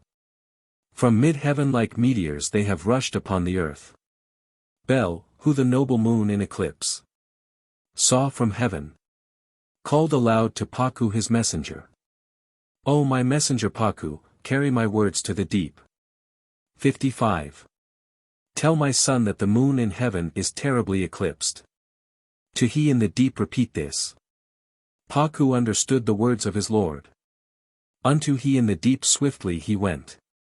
To the Lord, the great inventor, the god Nukamut. Paku repeated the words of his lord.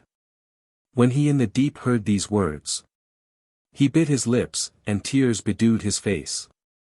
Then he sent for his son Marduk to help him. Go to my son Marduk. Tell my son that the moon in heaven is terribly eclipsed. That eclipse has been seen in heaven. They are 7, those evil spirits, and death they fear not. They are 7, those evil spirits, who rush like a hurricane. And fall like firebrands on the earth. In front of the bright moon with fiery weapons, they draw nigh. But the noble sun and Im the warrior, are withstanding them. The rest of the legend is lost. Nukamut is a name of he which occurs frequently. He was the good genius of the earth, and his son Marduk was his incarnation, a Heracles or savior. It will be noted that as yet Ishtar is in heaven. The next tablet, which shows the development of the myth, introduces us to the great female dragon Tiamat herself, and her destroyer Bel. And with it his right hand he armed. His naming sword he raised in his hand. He brandished his lightnings before him. A curved scimitar he carried on his body. And he made a sword to destroy the dragon, which turned 4 ways, so that none could avoid its rapid blows. It turned to the south, to the north, to the east, and to the west. Near to his saber he placed the bow of his father Anu. He made a whirling thunderbolt and a bolt with double flames, impossible to extinguish. And a quadruple bolt, and a septuple bolt, and a bolt of crooked fire. He took the thunderbolts which he had made, and there were 7 of them, to be shot at the dragon, and he put them into his quiver behind him. Then he raised his great sword, whose name was Lord of the Storm. He mounted his chariot, whose name was Destroyer of the Impious. He took his place, and lifted the 4 reins in his hand. Bel now offers to the dragon to decide their quarrel by single combat, which the dragon accepts. This agrees with the representations of the combat on Babylonian cylinders in Mr. Smith's Chaldean Genesis, page 62, etc. Why seekest thou thus, to irritate me with blasphemies?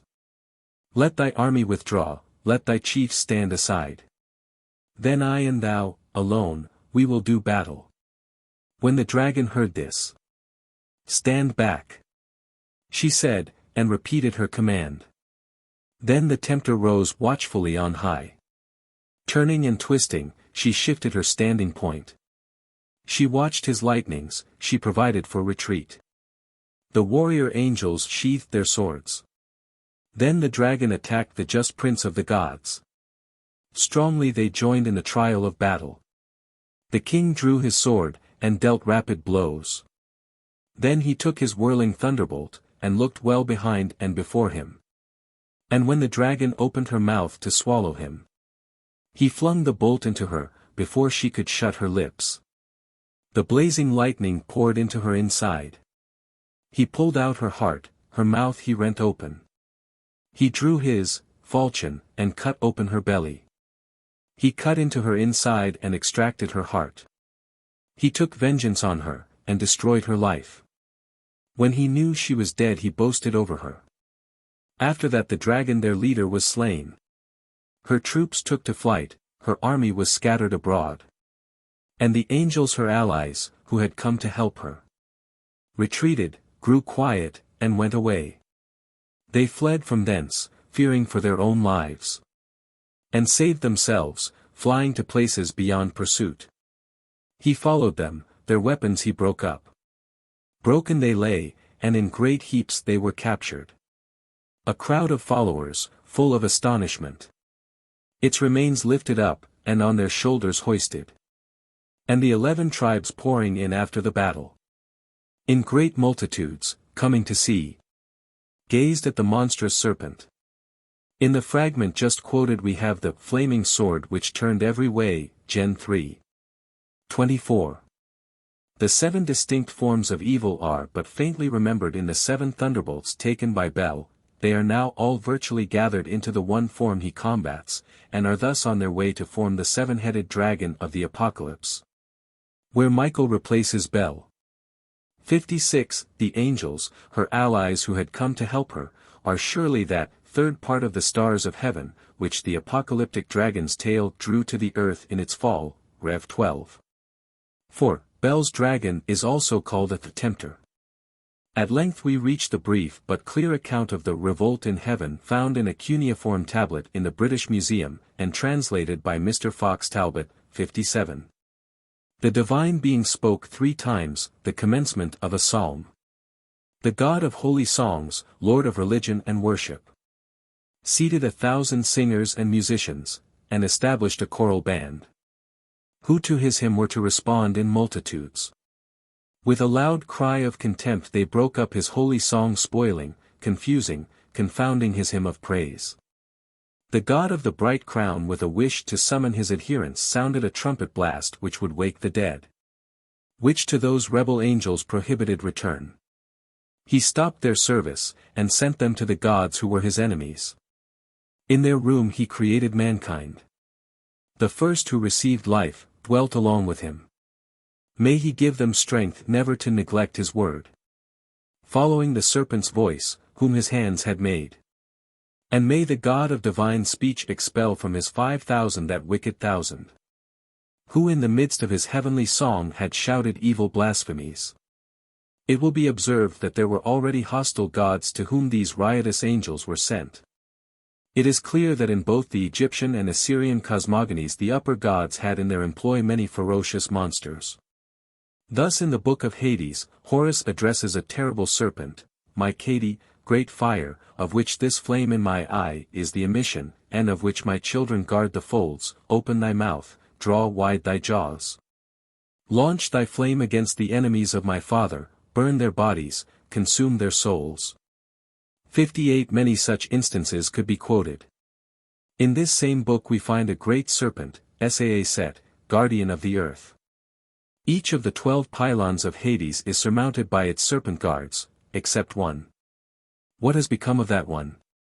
In the last inscription but one, quoted in full, it will be observed, third line from the last, that 11 angel tribes came in after Bel's battle to inspect the slain dragon. The 12th had revolted. These, we may suppose, had listened to the serpent's voice mentioned in the last fragment quoted. We have thus distributed through these fragments all the elements which, from Egyptian and Assyrian sources, gathered around the legend of the serpent in Eden. The tree of knowledge and that of life are not included, and I have given elsewhere my reasons for believing these to be importations from the ancient Aryan legend of the war between the Devas and Asuras for the immortalizing Amrita. In the last fragment quoted we have also a notable statement, that mankind were created to fill the places that had been occupied by the fallen angels. It is probable that this notion supplied the basis of a class of legends of which Lilith is type. She whose place Eve was created to fill was a serpent woman, and the earliest mention of her is in the exorcism already quoted, found at Nineveh. In all probability she is but another form of Gula, the fallen Ishtar and queen of Hades, in which case her conspiracy with the serpent Samuel would be the darkness which was upon the face of Bahu, the deep, in the second verse of the Bible. The Bible opens with the scene of the gods conquering the dragon of darkness with light. There is a rabbinical legend, that when light issued from under the throne of God, the prince of darkness asked the Creator wherefore he had brought light into existence. God answered that it was in order that he might be driven back to his abode of darkness. The evil one asked that he might see that, and entering the stream of light, he saw across time and the world, and beheld the face of the Messiah. Then he fell upon his face and cried, "This is he who shall lay low and ruin me and all the inhabitants of hell." What the Prince of Darkness saw was the vision of a race, beginning with the words, Gen 3:4, God said, "Let there be light." And there was light, and God saw the light that it was good, and God divided between the light and the darkness, ending with Rev XX. 1:2, And I saw an angel come down from heaven having the key of the bottomless pit, and a great chain in his hand. And he laid hold on the dragon, that old serpent, which is the devil and Satan, and bound him 1,000 years. Chapter 11. War on Earth. The abode of devils, Ketef, disorder, Talmudic legends, the restless spirit, the fall of Lucifer, Hysteria, Hecate. Lilith, the dragon's triumph, a gypsy legend, Cadman's poem of the rebellious angels, Milton's version, the Puritans and Prince Rupert, Bel as ally of the dragon, a mystery, in marionettes, European hells. Rejoice, ye heavens, and ye that dwell in them. Woe to the earth and the sea! For the devil is come down to you, having great wrath, because he knoweth that he hath but a short time. This passage from the Book of Revelations is the refrain of many and much earlier scriptures. The Assyrian accounts of the war in heaven, given in the preceding chapter, by no means generally support the story that the archdragon was slain by Bel. Even the one that does describe the chief dragon's death leaves her comrades alive, and the balance of testimony is largely in favor of the theory which prevailed, that the rebellious angels were merely cast out of heaven, and went to swell the ranks of the dark and fearful abode which from the beginning had been peopled by the enemies of the gods. The nature of this abode is described in various passages of the Bible, and in many traditions. Out of the north an evil shall break forth upon all the inhabitants of the land. So said Jeremiah, I. 14, in pursuance of nearly universal traditions as to the region of space in which demons and devils had their abode. Hell is naked before him, says Job 26. 6, and destruction hath no covering. He stretcheth out the north over the empty place.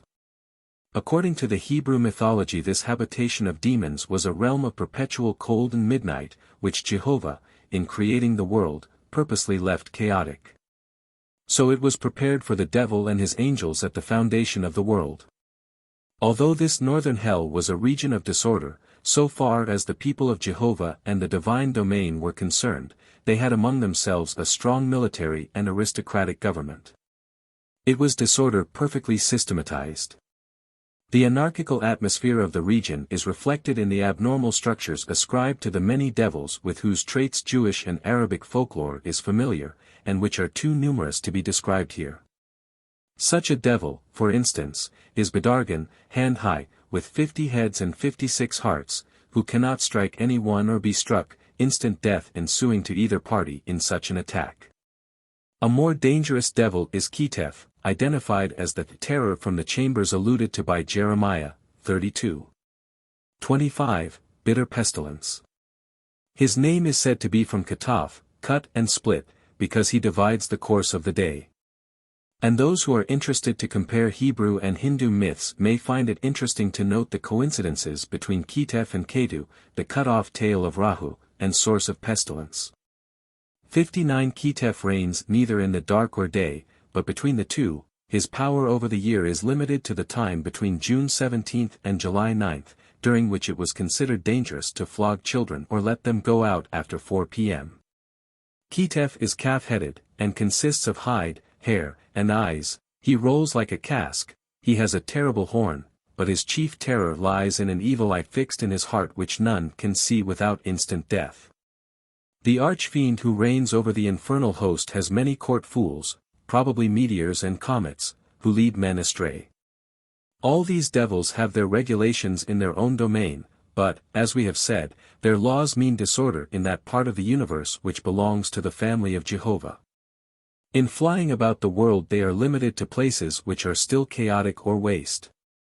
They haunt such congenial spots as rocks and ruins, and frequent desert, wilderness, dark mountains, and the ruins of human habitations. They can take possession of a wandering star. There is a pretty Talmudic legend of a devil having once gone to sleep, when someone, not seeing him of course, set down a cask of wine on his ears. In leaping up the devil broke the cask, and being tried for it, was condemned to repay the damage at a certain period. The period having elapsed before the money was brought, the devil was asked the cause of the delay. He replied that it was very difficult for devils to obtain money, because men were careful to keep it locked or tied up. And we have no power, he said, to take from anything bound or sealed up, nor can we take anything that is measured or counted, we are permitted to take only what is free or common. According to one legend the devils were specially angered, because Jehovah, when he created man, gave him dominion over things in the sea, Gen. 28, that being a realm of unrest and tempest which they claimed as belonging to themselves. They were denied control of the life that is in the sea, though permitted a large degree of power over its waters.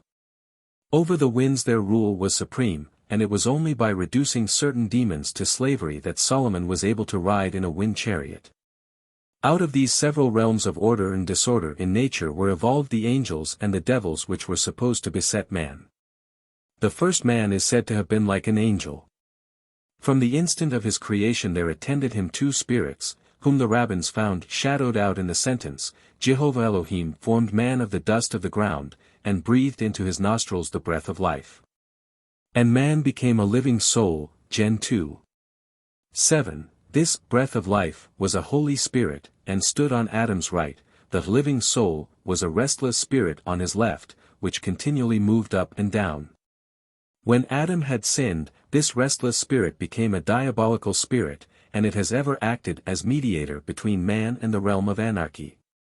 It has been mentioned that in the Assyrian legends of the revolt in heaven we find no adequate intimation of the motive by which the rebels were actuated. It is said they interrupted the heavenly song, that they brought on an eclipse, that they afflicted human beings with disease, but why they did all this is not stated. The motive of the serpent in tempting Eve is not stated in Genesis. The theory which Cadman and Milton have made so familiar, that the dragons aspired to rival Jehovah, and usurp the throne of heaven, must, however, have been already popular in the time of Isaiah. In his rhapsody concerning the fall of Babylon, he takes his rhetoric from the story of Bel and the dragon, and turns a legend, as familiar to every Babylonian as that of St. George and the Dragon now is to Englishmen, into an illustration of their own doom. The invective is directed against the king of Babylon, consequently the sex of the devil is changed. But the most remarkable change is in the ascription to Lucifer of a clear purpose to rival the Most High, and seize the throne of heaven. Hell from beneath is moved for thee to meet thee at thy coming, it stirreth up the spirits of the dead. Even all the chief ones, great goats, of the earth, it hath raised up from their thrones all the kings of the nations, demon-begotten aliens. All these shall say unto thee, Art thou also become weak as we? Art thou become like unto us? Thy splendor is brought down to the underworld, and the noise of thy vials, the worm is spread under thee, and the worms cover thee. How art thou fallen, O Lucifer, Daystar, son of the morning! How art thou cut down to the ground which didst weaken the nations! For thou hast said in thy heart, I will ascend into the upper heaven. I will exalt my throne above the stars, archangels, of God, I will sit, reign, also upon the mount of the congregation, the assembly of the enemies of God, in the sides of the north. I will ascend above the heights of the clouds, the thunder throne of Jehovah, I will be like the Most High. Yet shalt thou be brought down to hell, to the sides of the pit. 60. In this passage we mark the arena of the combat shifted from heaven to earth. It is not the throne of heaven but that of the world at which the fiends now aim. Nay, there is confession in every line of the prophecy that the enemy of Jehovah has usurped his throne. Hell has prevailed, and Lucifer is the prince of this world. The celestial success has not been maintained on earth. This would be the obvious fact to a humiliated, oppressed, heavily taxed people, who believed themselves the one family on earth sprung from Jehovah, and their masters the offspring of demons. This situation gave to the vague traditions of a single combat between Bel and the dragon, about an eclipse or a riot, the significance which it retained ever afterward of a mighty conflict on earth between the realms of light and darkness, between which the Elohim had set a boundary line, Gen. I. 4, in the beginning. A similar situation returned when the Jews were under the sway of Rome, and then all that had ever been said of Babylon was repeated against Rome under the name of Edom. It recurred in the case of those Jews who acknowledged Jesus as their Messiah. In the pomp and glory of the Caesars they beheld the triumph of the powers of darkness. And the burthen of Isaiah against Lucifer was raised again in that of the Apocalypse against the seven-headed dragon. It is notable how these writers left out of sight the myth of Eden so far as it did not belong to their race. Isaiah does not say anything even of the serpent. The Apocalypse says nothing of the two wonderful trees, and the serpent appears only as a dragon from whom the woman is escaping, by whom she is not at all tempted. The shape of the devil, and the combat with him, have always been determined by dangers and evils that are actual, not such as are archaeological. A gypsy near Edinburgh gave me his version of the combat between God and Satan as follows. When God created the universe and all things in it, Satan tried to create a rival universe. He managed to match everything pretty well except man. There he failed, and God to punish his pride cast him down to the earth and bound him with a chain. But this chain was so long that Satan was able to move over the whole face of the earth. There had got into this wanderer's head some bit of the Babylonian story, and it was mingled with Gnostic traditions about Ildabaoth. But there was also a quaint suggestion in Satan's long chain of the migration of this mythical combat not only round the world, but through the ages. The early followers of Christ came before the glories of paganism with the legend that the lowly should inherit the earth. And though they speedily surrendered to the rulers of the world in Rome, and made themselves into a Christian aristocracy, when they came into northern Europe the Christians were again brought to confront with an humble system the religion of thrones and warriors. Saint Gatian celebrating Mass in a cavern beside the lawyer, meant as much weakness in presence of paganism as the Huguenots felt 12 centuries later hiding in the like caverns from Saint Gatian's priestly successors. The burthen of Isaiah is heard again, and with realistic intensity, in the 7th century, and in the north, with our patriarchal poet Cadman. The all-powerful had angel tribes. Through might of hand. The Holy Lord. 10 Established. In whom he trusted well. That they his service would follow. Work his will. Therefore gave he them wit. And shaped them with his hands. The Holy Lord. He had placed them so happily. One he had made so powerful. So mighty in his mind's thought. He let him sway over so much. Highest after himself in heaven's kingdom. He had made him so fair. So beauteous was his form in heaven. That came to him from the Lord of hosts. He was like to the light stars. It was his to work the praise of the Lord. It was his to hold dear his joys in heaven. And to thank his Lord. For the reward that he had bestowed on him in that light. Then had he let him long possess it. But he turned it for himself to a worse thing. Began to raise war upon him. Against the highest ruler of heaven. Who sitteth in the holy seat. Dear was he to our Lord. But it might not be hidden from him. That his angel began. To be presumptuous. Raised himself against his master. Sought speech of hate. Words of pride towards him. Would not serve God. Said that his body was light and beauteous. Fair and bright of hue. He might not find in his mind. That he would God. In subjection. His Lord. Serve. Seemed to himself. That he a power and force. Had greater. Than the holy God. Could have. Of adherents. Many words spake.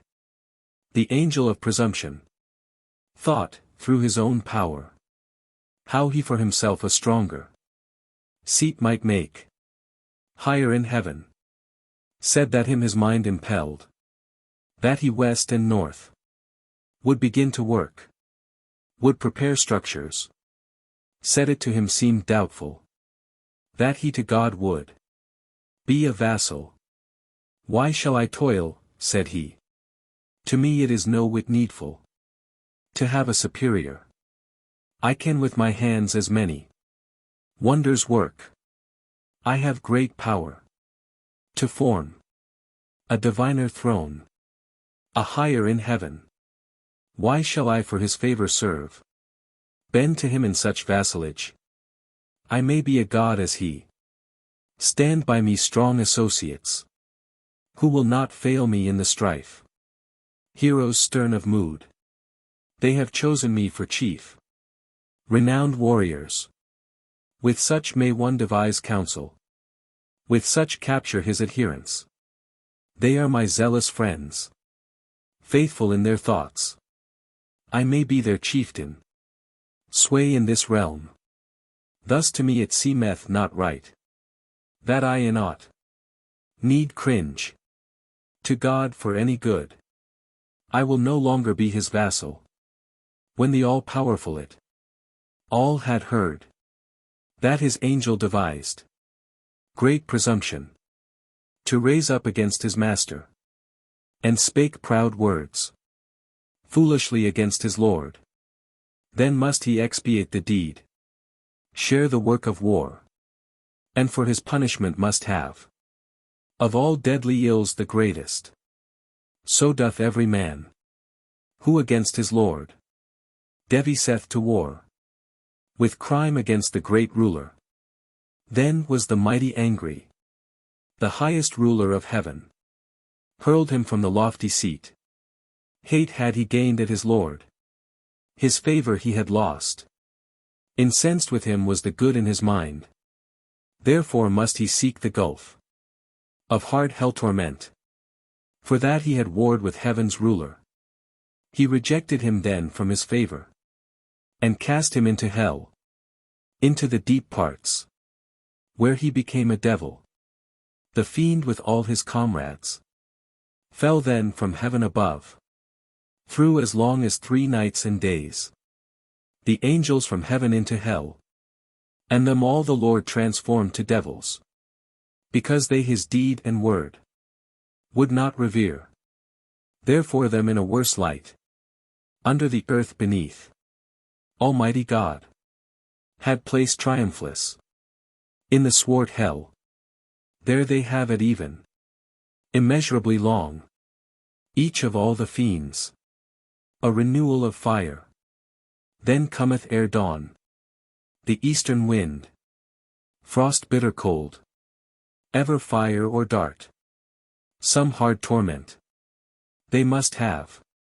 It was wrought for them in punishment. Their world was changed. For their sinful course. He filled hell. With the apostates.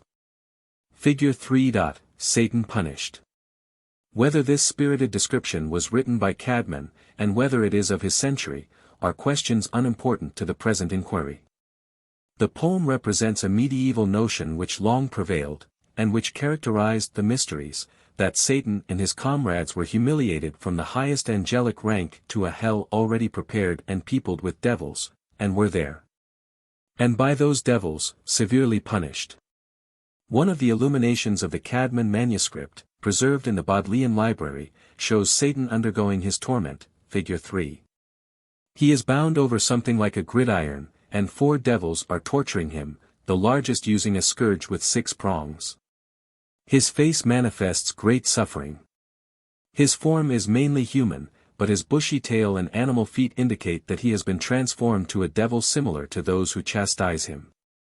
On Cadman's foundation Milton built his gorgeous edifice. His Satan is an ambitious and very English lord, in whom are reflected the whole aristocracy of England in their hatred and contempt of the holy Puritan Commonwealth, the Church of Christ as he deemed it. The ages had brought round a similar situation to that which confronted the Jews at Babylon, the early Christians of Rome, and their missionaries among the proud pagan princes of the north. The Church had long allied itself with the earlier Lucifers of the north, and now represented the proud empire of a satanic aristocracy, and the persecuted nonconformists represented the authority of the King of Kings. In the English palace, and in the throne of Canterbury, Milton saw his Beelzebub and his Satan. Infernal serpent. He it was, whose guile, stirred up with envy and revenge, deceived the mother of mankind, what time his pride had cast him out from heaven, with all his host of rebel angels, by whose aid aspiring to set himself in glory above his peers, he trusted to have equalled the Most High, if he opposed, and with ambitious aim, against the throne and monarchy of God, raised impious war in heaven, and battle proud, with vain attempt, him the almighty power, hurled headlong flaming from ethereal sky, with hideous ruin and combustion, down to bottomless perdition, there to dwell in adamantine chains and penal fire. Who durst defy omnipotent to arms? 61. This adaptation of the imagery of Isaiah concerning Lucifer has in it all the thunder hurled by Cromwell against Charles. Even a Puritan poet might not altogether repress admiration for the dash and daring of a Prince Rupert, to which indeed even his prosaic co-religionists paid the compliment of ascribing to it a diabolical source. 62. Not amid conflicts that raged in ancient Syria broke forth such lines as, better to reign in hell, than serve in heaven. With rallied arms to try what may be yet regained in heaven, or what more lost in hell. The bell whom Milton saw was Cromwell, and the dragon that serpent of English oppression which the dictator is trampling on in a well-known engraving of his time. In the history of the Reformation the old legend did manifold duty again, as in the picture, figure 13, by Luther's friend Lucas Cranach. It would seem that in the course of time Bel and the dragon became sufficiently close allies for their worshippers to feed and defend them both with equal devotion, and for Daniel to explode them both in carrying on the fight of his deity against the gods of Babylon. This story of Bel is apocryphal as to the canon, but highly significant as to the history we are now considering. Although the Jews maintained their struggle against principalities and powers long after it had been a forlorn hope, and never surrendered, nor made alliance with the dragon, The same cannot be said of those who appropriated their title of the chosen of God, counterfeited their covenant, and travestied their traditions. The alliance of Christianity and the dragon has not been nominal, but fearfully real. In fulfilling their mission of inheriting the earth, the Hamik called around them and pressed into their service agents and weapons more diabolical than any with which the Oriental imagination had peopled the abode of devils in the north. At a fair in Tours, August 1878, I saw two exhibitions which were impressive enough in the light they cast through history. One was a shrunken and sufficiently grotesque production by puppets of the medieval mystery of hell. Nearly every old scheme and vision of the underworld was represented in the scene. The three judges sat to hear each case. A devil rang a bell whenever any culprit appeared at the gate. The accused was ushered in by a winged devil, Satan, the accuser, who, by the showwoman's lips, stated the charges against each with an eager desire to make him or her out as wicked as possible. A devil with pitchfork received the sentenced, and shoved them down into a furnace. There was an array of brilliant dragons around, but they appeared to have nothing to do beyond enjoying the spectacle. But this exhibition, which was styled 20 Minutes in Hell, was poor and faint beside the neighboring exhibition of the real hell, in which Europe had been tortured for 15 centuries. Some industrious Germans had got together in one large room several hundreds of the instruments of torture by which the nations of the West were persuaded to embrace Christianity. Every limb, sinew, feature, bone, and nerve of the human frame had suggested to Christian inventiveness some ingenious device by which it might be tortured. Wheels on which to break bones, chairs of anguish, thumbscrews, the iron virgin whose embrace pierced through every vital part, the hunger mask which renewed for Christ's sake the exact torment of Tantalus. Even the machine which bore the very name of the enemy that was cast down, the dragon's head. By such instrumentalities came those quasi-miraculous triumphs of the cross, of which so much has been said and sung. The most salient phenomenon of Christian history is the steady triumph of the dragon. Misleader and deceiver to the last, he is quite willing to sprinkle his fork and rack with holy water, to cross himself, to label his cauldrons, divine justice, to write Christ upon his forehead. By so doing he was able to spring his infernal engine on the best nations, and cow the strongest hearts, till from their pallid lips were wrung the confessions of faith, or the last cry of martyred truth. So was he able to assault the pure heavens once more, to quench the stars of human faith and hope, and generate a race of polite, learned, and civilized hypocrites.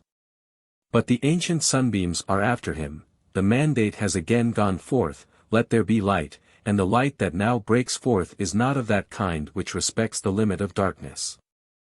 Chapter 12. Strife.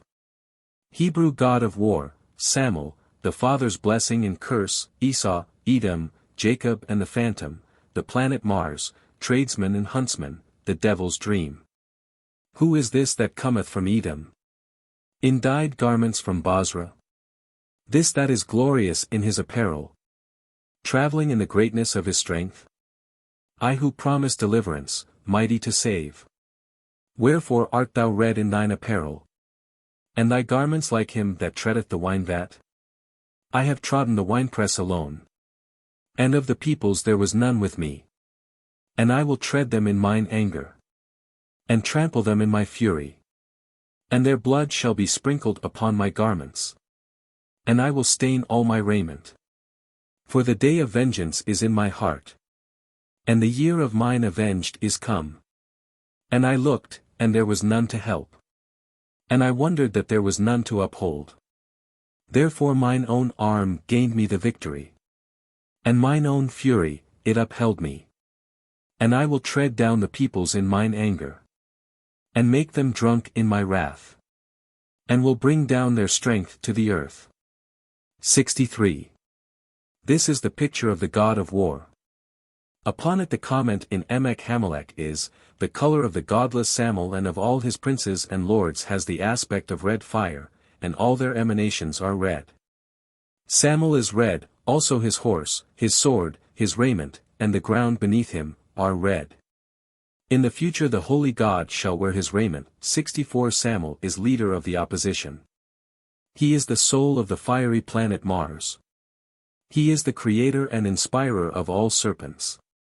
Azazel, demon of the desert, is his first lord. He was the terrestrial chief around whom the fallen angels gathered, and his great power was acknowledged. All these characters the ancient rabbins found blended in his name. Sim, dazzling, Sum, blinding, Semel, the left side, and Samamaveth, deadly poison, were combined in the terrible name of Samel. He ruled over the sinister left. When Moses, in war with the Amalekites, raised his 10 fingers, it was a special invocation to the 10 Sephiroth, divine emanations, because he knew the power which the Amalekites got from Samel might turn his own left hand against Israel.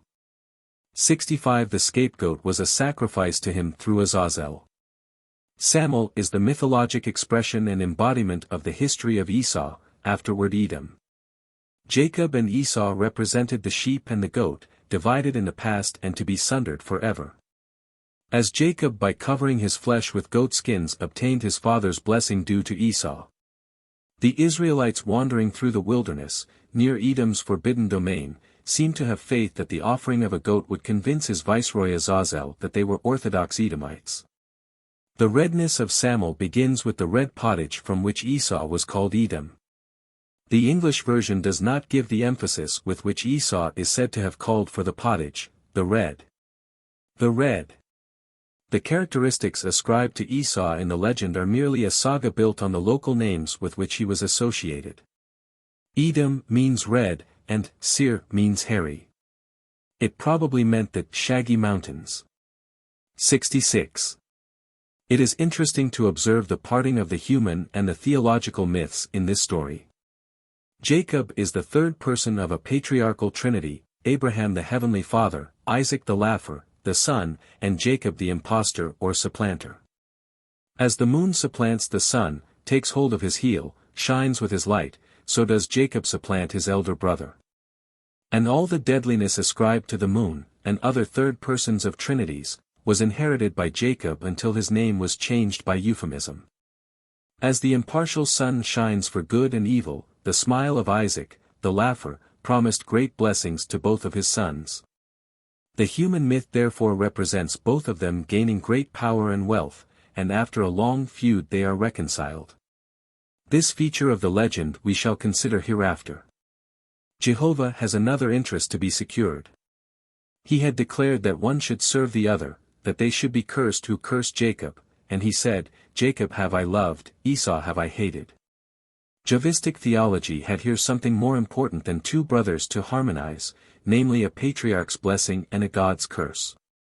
It was contrary to all orthodoxy that a man whom Jehovah hated should possess the blessings of life. It was equally unorthodox that a father's blessing should not carry with it every advantage promised. It had to be recorded that Esau became powerful, lived by his sword, and had great possessions. It had also to be recorded that Edom revolted from under the hand of Judah and made a king unto themselves, and that such independence continued unto this day, 2 Kings 8. 20-22. There was thus no room for the exhibition of Jacob's superiority, that is of Israel's priority over Edom, in this world. Nor yet any room to carry out Isaac's curse on all who cursed Jacob, and the saying, Jacob have I loved, Esau have I hated, and laid his mountains and his heritage waste for the dragons of the wilderness, Mal-I. Answers to such problems as these evolve themselves slowly but inevitably. The agonized cry of the poor girl in Browning's poem, There may be heaven, there must be hell, marks the direction in which necessity led human speculation many ages before her. A future had to be invented for the working out of the curse on Esau, who on earth had to fulfill his father's blessing by enjoying power, wealth, and independence of his brother. In that future his greatness while living was repaid by his relegation to the desert and the rock with the he-goat for his support. Esau was believed to have been changed into a terrible hairy devil.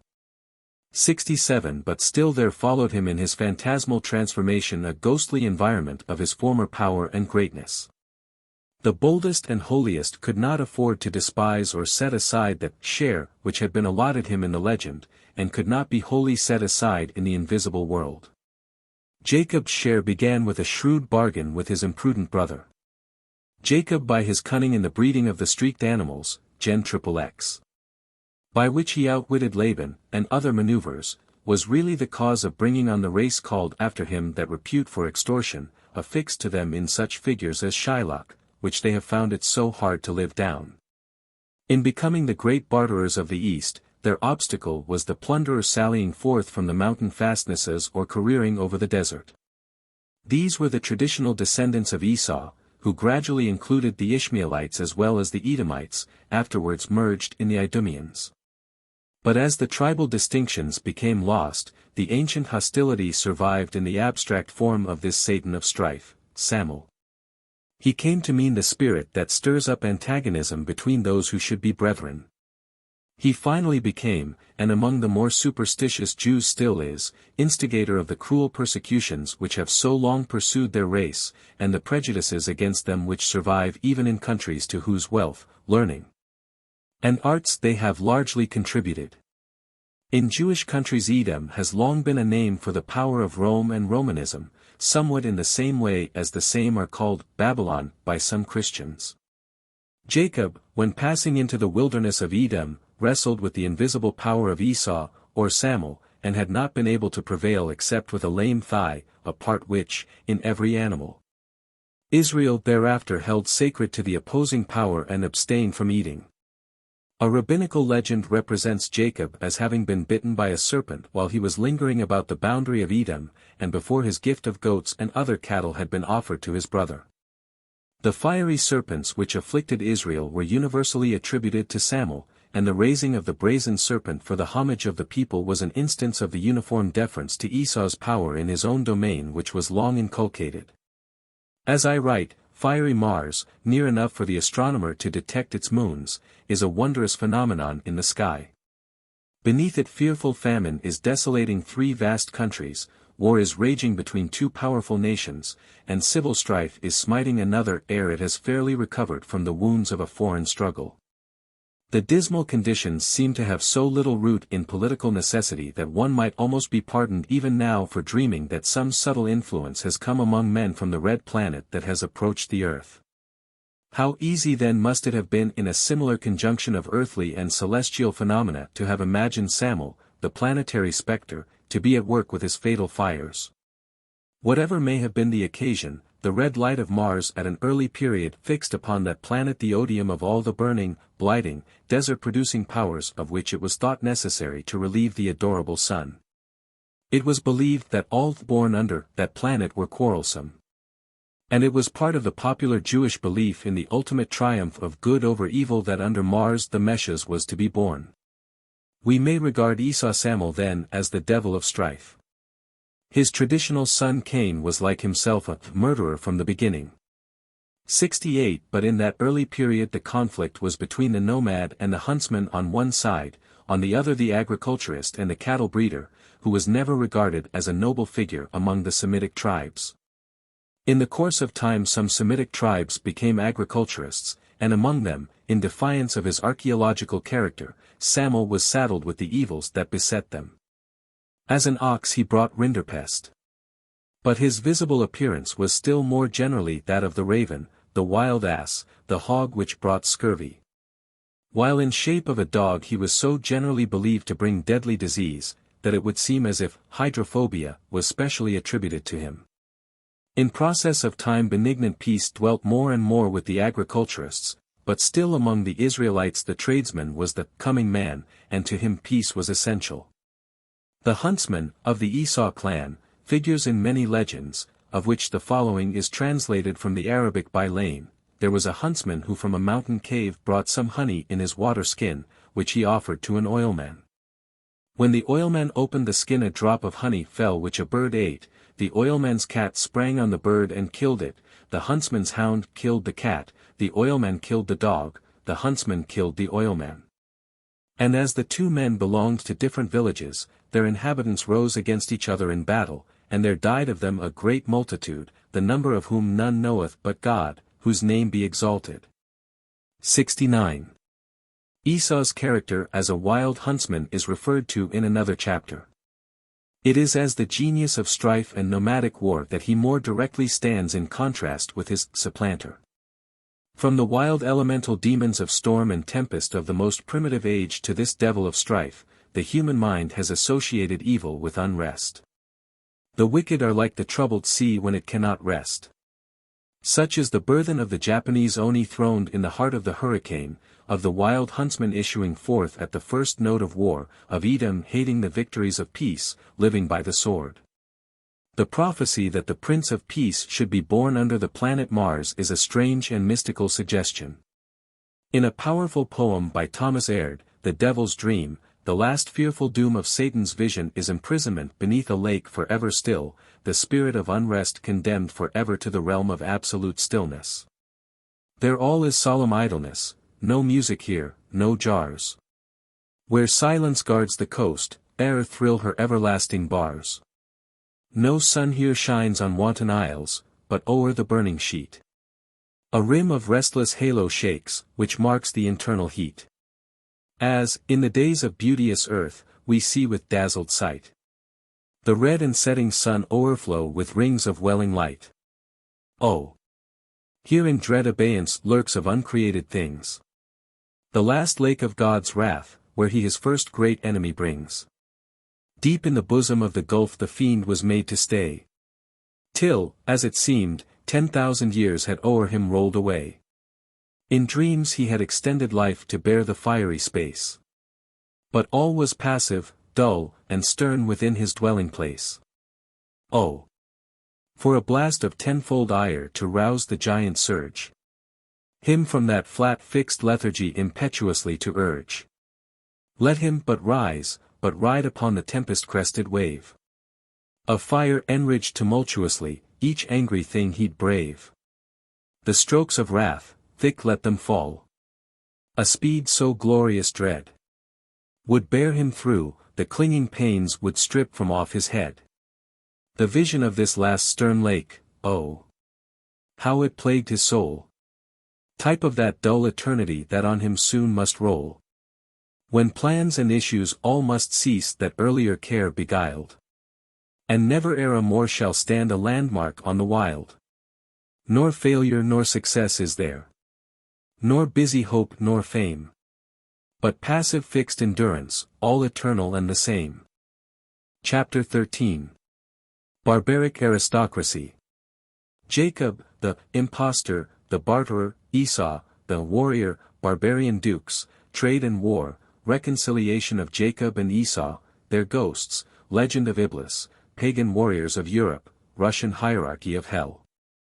In the preceding chapter it was noted that there were two myths wrapped up in the story of Jacob and Esau, the one theological, the other human.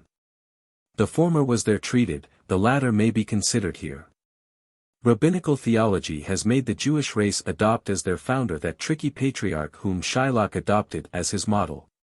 But any censure on them for that comes with little grace from Christians who believe that they are still enjoying a covenant which Jacob's extortions and treacheries were the divinely adopted means of confirming. It is high time that the Jewish people should repudiate Jacob's proceedings, and if they do not give him his first name, impostor, back again, at least withdraw from him the name Israel. But it is still more important for mankind to study the phases of their civilization, and not attribute to any particular race the spirit of a legend which represents an epoch of social development throughout the world. When Rebekah asked Jehovah why her unborn babes struggled in her womb, he answered, "Two nations are in thy womb. One people shall be stronger than the other people, the elder shall be subject to the younger." What peoples these were is described in the blessings of Jacob on the two representatives when they had grown up to be, the one red and hairy, a huntsman, the other a quiet man, dwelling in tents and builder of cattle booths. Jacob, cunning, extortionate, fraudulent in spirit even when technically fair, is not a pleasing figure in the eyes of the 19th century. But he does not belong to the 19th century. His contest was with Esau. The very names of them belong to mythology, they are not individual men, they are conflicting tendencies and interests of a primitive period. They must be thought of as Israel and Edom historically. Morally, as the barter principle and the bandit principle. High things begin low. Astronomy began as astrology, and when trade began there must have been even more trickery about it than there is now. Conceive of a world made up of nomadic tribes engaged in perpetual warfare. It is a commerce of killing. If a tribe desires the richer soil or larger possessions of another, the method is to exterminate that other. But at last there rises a tribe either too weak or too peaceful to exterminate, and it proposes to barter. It challenges its neighbors to a contest of wits. They try to get the advantage of each other in bargains, they haggle and cheat. And it is not heroic at all, but it is the beginning of commerce and peace. But the Dukes of Edom, as they are called, will not enter into this compact. They have not been used to it, they are always outwitted at a bargain. Just like those other red men in the west of America, whose lands are bought with beads, and their territorial birthright taken for a mess of pottage. They prefer to live by the hunt and by the sword. Then between these two peoples is an eternal feud, with an occasional truce, or, in biblical phrase, reconciliation. Surrounded by a commercial civilization, with its prosaic virtues and its petty vices, we cannot help admiring much about the Duke of Edom, non-producer though he be. Brave, impulsive, quick to forgive as to resent. Generous, as people can afford to be when they may give what they never earned, his gallant qualities cast a certain meanness over his grasping brother, the Israelite. It is a healthy sign in youth to admire such qualities. The boy who delights in Robin Hood, the youth who feels a stir of enthusiasm when he reads Schiller's Robbers. The ennuyés of the clubs and the roughs, with unfulfilled capacities for adventure in them, who admire the gallant Turk, are all lingering in the nomadic age. They do not think of things but of persons. They are impressed by the barbaric dash. The splendor of warriors hides trampled and decimated peasantries, their courage can gild atrocities. Besides such captivating qualities and thrilling scenes, how poor and commonplace appear thrifty rusticity, and the cautious, selfish, money-making tradesman. But fine and heroic as the Duke of Edom may appear in the distance, it is best to keep him at a distance. When Robin Hood reappeared on Blackheath lately, his warmest admirers were satisfied to hear he was securely lodged in jail. The Jews had just the same sensations about the Dukes of Edom. They saw that tribe near to, and lived in daily dread of them. They were hirsute barbarians, dwelling amid mountain fastnesses, and lording it over a vast territory. The weak tribe of the plains had no sooner got together some herds and a little money, than those dashing Edomites fell upon them and carried away their savings and substance in a day. This made the bartering tribe all the more dependent on their cunning. They had to match their wits against the world. And they have had to do the same to this day, when it is a chief element of their survival that their thrift is of importance to the business and finance of Europe. But in the myth it is shown that trade, timorous as it is in presence of the sword, may have a magnanimity of its own. The supplanter of Edom is haunted by the wrong he has done his elder brother, and driven him to greater animosity. He resolves to seek him, offer him gifts, and crave reconciliation. It is easy to put an unfavorable construction upon his action, but it is not necessary. The supplanter, with droves of cattle, a large portion of his possessions, passes out towards perilous Edom, unarmed, undefended, except by his amicable intentions towards the powerful chieftain he had wronged. At the border of the hostile kingdom he learns that the chieftain is coming to meet him with 400 men. He is now seized, with a mighty spirit of fear. He sends on the herdsman with the herds, and remains alone.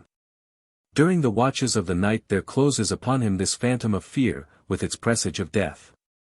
The tricky tradesman has met his conscience, and it is girt about with terror. But he feels that his nobler self is with it, and that he will win. Finely has Charles Wesley told the story in his hymn. Come, O thou traveller unknown, whom still I hold but cannot see. My company before is gone, and I am left alone with thee. With thee all night I mean to stay, and wrestle till the break of day. Confident in self-despair, the supplanter conquers his fear. With the dawn he travels onward alone to meet the man he had outraged and his armed men, and to him says, I have appeared before thee as though I had appeared before God, that thou mightest be favorable to me.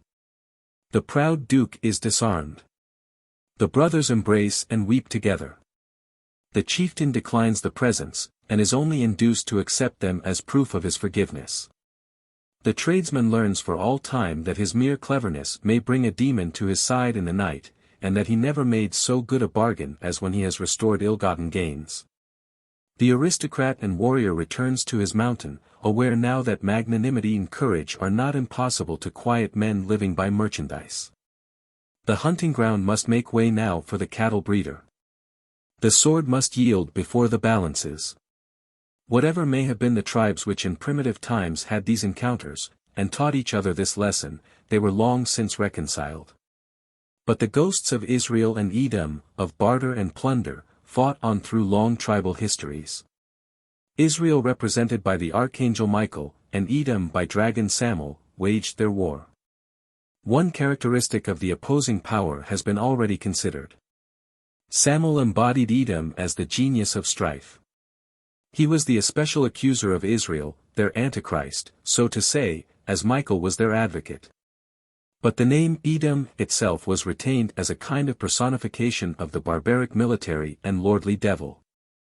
The highwayman in epaulets, the heroic spoiler, with his hairy hand which Israel itself had imitated many a time in its gloves, were summed up as Edom. This personification is the more important since it has characterized the more serious idea of Satan which prevails in the world. He is mainly a moral conception, and means the pride and pomp of the world, its natural wildness and ferocities, and the glory of them. The Mussulman fable relates that when Allah created man, and placed him in a garden, he called all the angels to worship this crowning work of his hands. Iblis alone refused to worship Adam. The very idea of a garden is hateful to the spirit of nomadism. 70. Figure 4. Hierarchy of Hell, Russian, 16th century. Man the gardener receives no reverence from the proud leader of the seraphim. God said unto him, Iblis, what hindered thee from worshipping Adam, since I commanded thee? He answered, I am more excellent than he, thou hast created me of ethereal fire, and hast created him of clay, black mud. God said, Get thee down therefore from paradise, for it is not fit that thou behave thyself proudly therein. 71. The earnestness and self-devotion of the northern pagans in their resistance to Christianity impressed the finest minds in the church profoundly.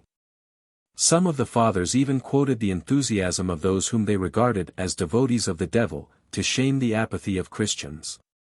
The church could show no martyr braver than Rand, down whose throatest he. Olaf made a viper creep, which gnawed through his side, and Rand was an example of thousands. This gave many of the early Christians of the North a very serious view of the realm of Satan, and of Satan himself as a great potentate.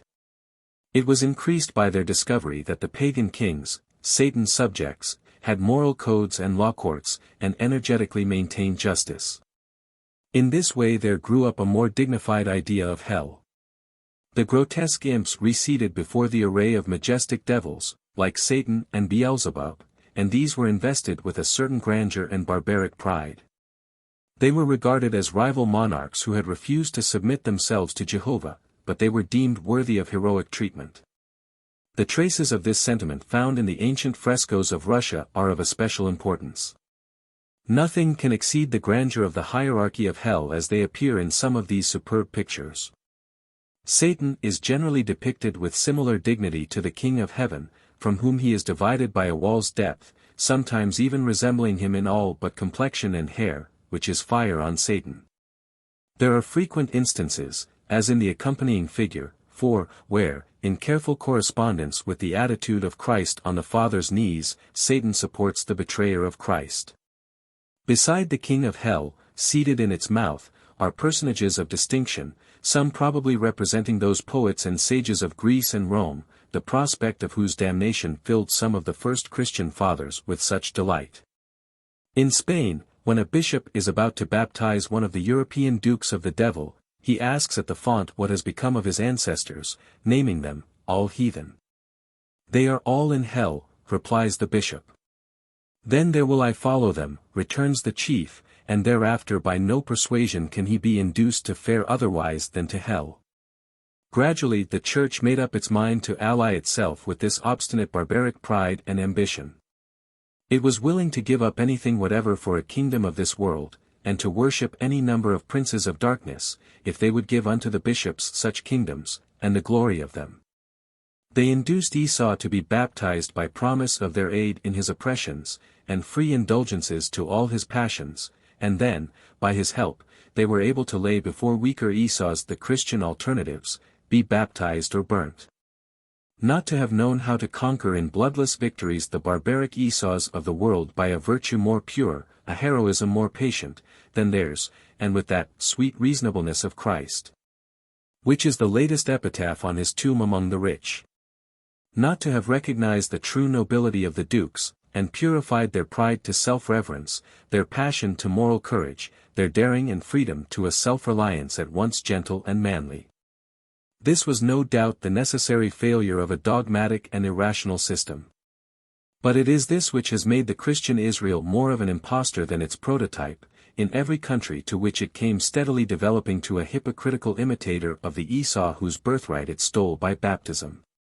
It speedily lost his magnanimity, but never his sword, which however it contrived to make at once meaner and more cruel by twisting it into thumbscrews and the like.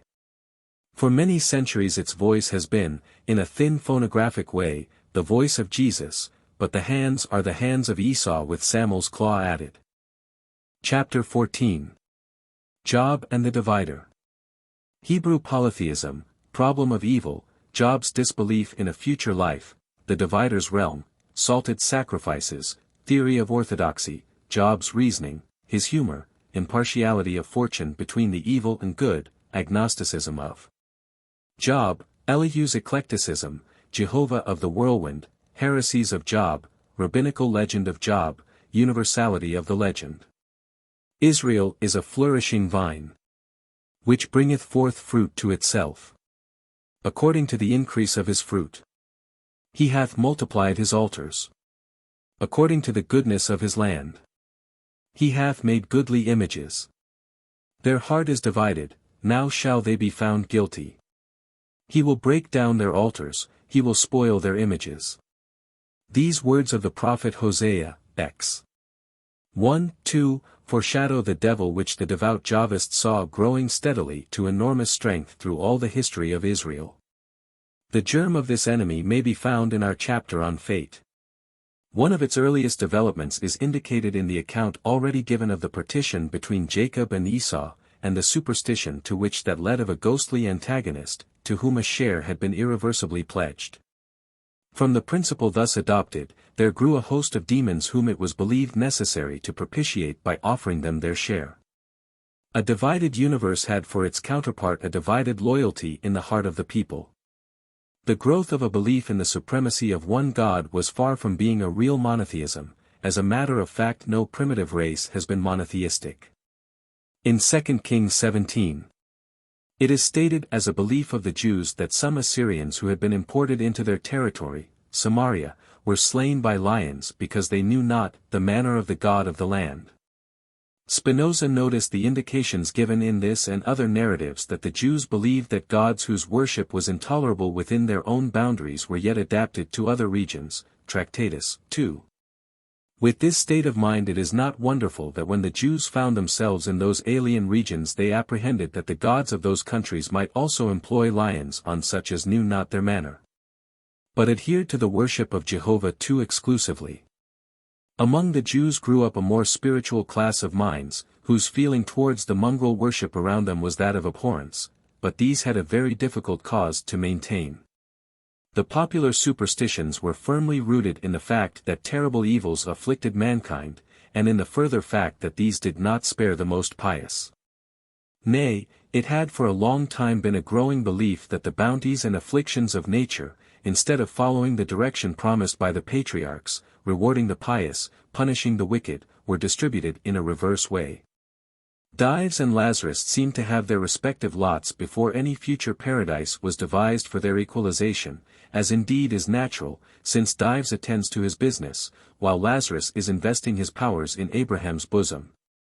Out of this experience there came at last the demand for a life beyond the grave, without whose redress the pious began to deem themselves of all men the most miserable. But before this heavenly future became a matter of common belief, there were theories which prepared the way for it. It was held by the devout that the evils which afflicted the righteous were Jehovah's tests of their loyalty to him, and that in the end such trials would be repaid. And when observation, following the theory, showed that they were not so repaid, it was said the righteousness had been unreal, the devotee was punished for hidden wickedness. When continued observation had proved that this theory too was false, and that piety was not paid in external bounties, either to the good man or his family, the solution of a future settlement was arrived at. This simple process may be traced in various races, and in its several phases. The most impressive presentation of the experiences under which the primitive secular theory of rewards and punishments perished, and that of an adjustment beyond the grave arose, is found in the Book of Job. The solution here reached, a future reward in this life, is an impossible one for anything more than an exceptional case. But the Book of Job displays how beautiful such an instance would be, showing afflictions to be temporary and destined to be followed by compensations largely outweighing them. It was a tremendous statement of the question, if a man die, shall he live again? Jehovah answered, yes, out of the whirlwind, and raised Job out of the dust. But for the millions who never rose from the dust, that voice was heard announcing their resurrection from a trial that pressed them even into the grave. It is remarkable that Job's expression of faith that his vindicator would appear on earth, should have become the one text of the Old Testament which has been adapted by Christians to express faith in immortality. Job strongly disowns that faith. There is hope for a tree. If it be cut down, that it will sprout again. And that its tender branches will not fail. Though its root may have grown old in the earth. And though its trunk be dead upon the ground. At the scent of water it will bud. And put forth boughs, like a young plant. But man dieth and is gone forever. Yet I know that my vindicator liveth. And will stand up at length on the earth. And though with my skin this body be wasted away. Yet in my flesh shall I see God. Yea, I shall see him my friend. My eyes shall behold him no longer an adversary. For this my soul panteth within me. 72. The scenery and details of this drama are such as must have made an impression upon the mind of the ancient Jews beyond what is now possible for any existing people. In the first place, the locality was the land of Uz, which Jeremiah, Lam 4:21, points out as part of Edom, the territory traditionally ruled over by the great invisible accuser of Israel, who had succeeded to the portion of Esau, adversary of their founder, Jacob. Job was within the perilous bounds. And yet here, where scapegoats were offered to deprecate Samuel, and where in ordinary sacrifices some item entered for the devil's share, Job refused to pay any honor to the power of the place. He offered burnt offerings alone for himself and his sons, these being exclusively given to Jehovah. 73 Even after his children and his possessions were destroyed by this great adversary, Job offered his sacrifice without even omitting the salt, which was the oriental seal of an inviolable compact between two, and which so especially recalled and consecrated the covenant with Jehovah. 74 Among his 20,000 animals, Azazel's animal, the goat, is not even named. Job's distinction was an absolute and unprecedented singleness of loyalty to Jehovah. This loyalty of a disciple even in the enemy's country is made the subject of a sort of boast by Jehovah when the accuser enters. Postponing for the moment consideration of the character and office of this Satan, we may observe here that the trial which he challenges is merely a test of the sincerity of Job's allegiance to Jehovah. The accuser claims that it is all given for value received. These possessions are taken away. This is but the framework around the philosophical poem in which all theories of the world are personified in grand council. First of all, Job, the troubled, asks, why? Orthodoxy answers. Eliphaz was the son of Esau, Samuel, and his name here means that he was the accuser in disguise. He, God's strength, stands for the law. It affirms that God's ways are just, and consequently afflictions imply previous sin. Eliphaz repeats the question put by the accuser in heaven, was not thy fear of God thy hope? And he brings Job to the test of prayer, in which he has so long trusted. Eliphaz rests on revelation, he has had a vision. And if his revelation be not true, he challenges Job to disprove it by calling on God to answer him, or else securing the advocacy of someone of the heavenly host. Eliphaz says trouble does not spring out of the dust. Job's reply is to man and God, point out the error. Grant my troubles are divine arrows, what have I done to thee, O watcher of men? Am I a sea monster, and we imagine Job looking at his wasted limbs, that the Almighty must take precautions and send spies against me? Then follows Bildad the Shuhite, that is the contentious, one of the descendants of Keturah, Abraham's concubine, traditionally supposed to be inimical to the legitimate Abrahamic line, and at a later period identified as the Turks. Bildad, with invective rather than argument, charges that Job's children had been slain for their sins, and otherwise makes a personal application of Eliphaz's theology. Job declares that since God is so perfect, no man by such standard could be proved just, that if he could prove himself just, the argument would be settled by the stronger party in his own favor. And therefore, liberated from all temptation to justify himself, he affirms that the innocent and the guilty are dealt with much in the same way. If it is a trial of strength between God and himself, he yields. If it is a matter of reasoning, let the terrors be withdrawn, and he will then be able to answer calmly. For the present, even if he were righteous, he dare not lift up his head to so assert, while the rod is upon him. Zophar, the impudent, speaks. Here too, probably, is a disguise. He is, says the LXX, king of the Menians, that is the Nomades, and his designation, the Naamathite, of unknown significance, bears a suspicious resemblance to Naamah, a mythologic wife of Samuel and mother of several devils. Zophar is cynical. He laughs at Job for even suggesting the notion of an argument between himself and God, whose wisdom and ways are unsearchable.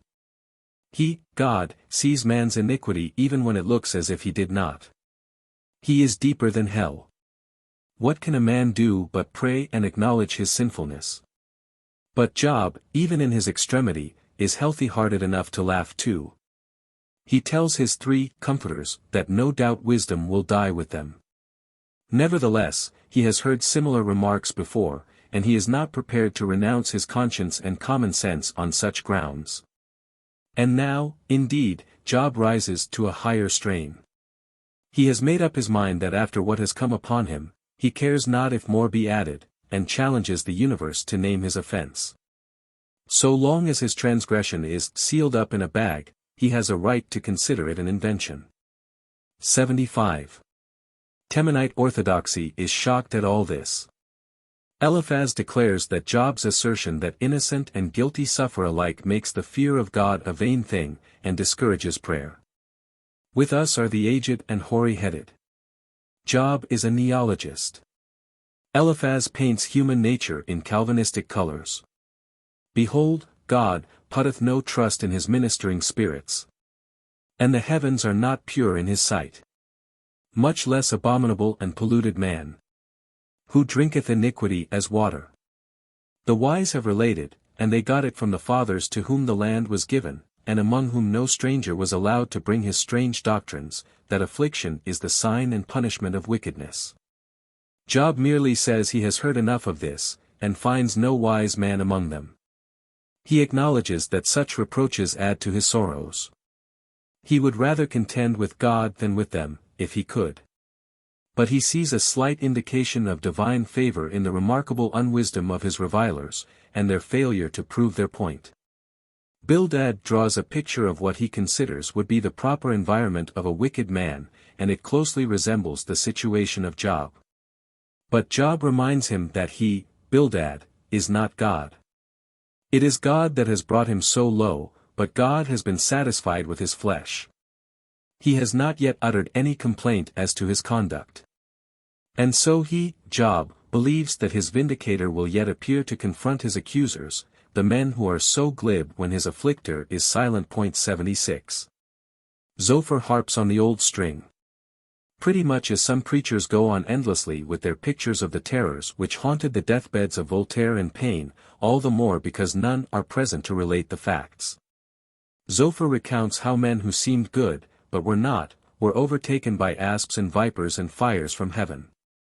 But Job, on the other hand, has a curious catalogue of examples in which the notoriously wicked have lived in wealth and gaiety. And if it be said God pays such off in their children, Job denies the justice of that. It is the offender, and not his child, who ought to feel it. The prosperous and the bitter in soul alike lie down in the dust at last, the good and the evil.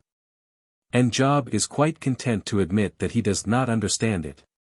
One thing he does understand: your explanations are false. But Eliphaz insists on Job having a dogma. If the orthodox dogma is not true, put something in its place. Why are you afflicted? What is your theory? Is it because God was afraid of your greatness? It must be as we say, and you have been defrauding and injuring people in secret. Job, having repeated his ardent desire to meet God face to face as to his innocence, says he can only conclude that what befalls him and others is what is appointed for them. His terror indeed arises from that, the good and the evil seem to be distributed without reference to human conduct. How darkness conspires with the assassin! If God were only a man, things might be different. But as it is, what he desireth that he doeth, and who can turn him? Bildad falls back on his dogma of depravity. Man is a worm, a reptile. Job finds that for a worm Bildad is very familiar with the divine secrets. If man is morally so weak he should be lowly in mind also. God by his Spirit hath garnished the heavens, his hand formed the crooked serpent. Lo! These are but the borders of his works. How faint the whisper we have heard of him! But the thunder of his power who can understand? Job takes up the position of the agnostic, and the three comforters are silenced. The argument has ended where it had to end. Job then proceeds with sublime eloquence. A man may lose all outward things, but no man or God can make him utter a lie, or take from him his integrity, or his consciousness of it. Friends may reproach him, but he can see that his own heart does not. That one superiority to the wicked he can preserve. In reviewing his arguments, Job is careful to say that he does not maintain that good and evil men are on an equality. For one thing, when the wicked man is in trouble he cannot find resource in his innocence. Can he delight himself in the Almighty? When such die, their widows do not bewail them. Men do not befriend oppressors when they come to want. Men hiss them. And with guilt in their heart they feel their sorrows to be the arrows of God, sent in anger. In all the realms of nature, therefore, amid its powers, splendors, and precious things, man cannot find the wisdom which raises him above misfortune, but only in his inward loyalty to the highest, and freedom from moral evil. Then enters a fifth character, Elihu, whose plan is to mediate between the old dogma and the new agnostic philosophy. He is orthodoxy rationalized. Elihu's name is suggestive of his ambiguity. It seems to mean one whose God is he, and he comes from the tribe of Buz, whose Hebrew meaning might almost be represented in that English word which, with an added z, would best convey the windiness of his remarks. Buz was the son of Milcah, the moon, and his descendant so came fairly by his theologic moonshine of the kind which Carlyle has so well described in his account of Coleridge and casuistry. Elihu means to be fair to both sides. Elihu sees some truth in both sides. Eclectic Elihu.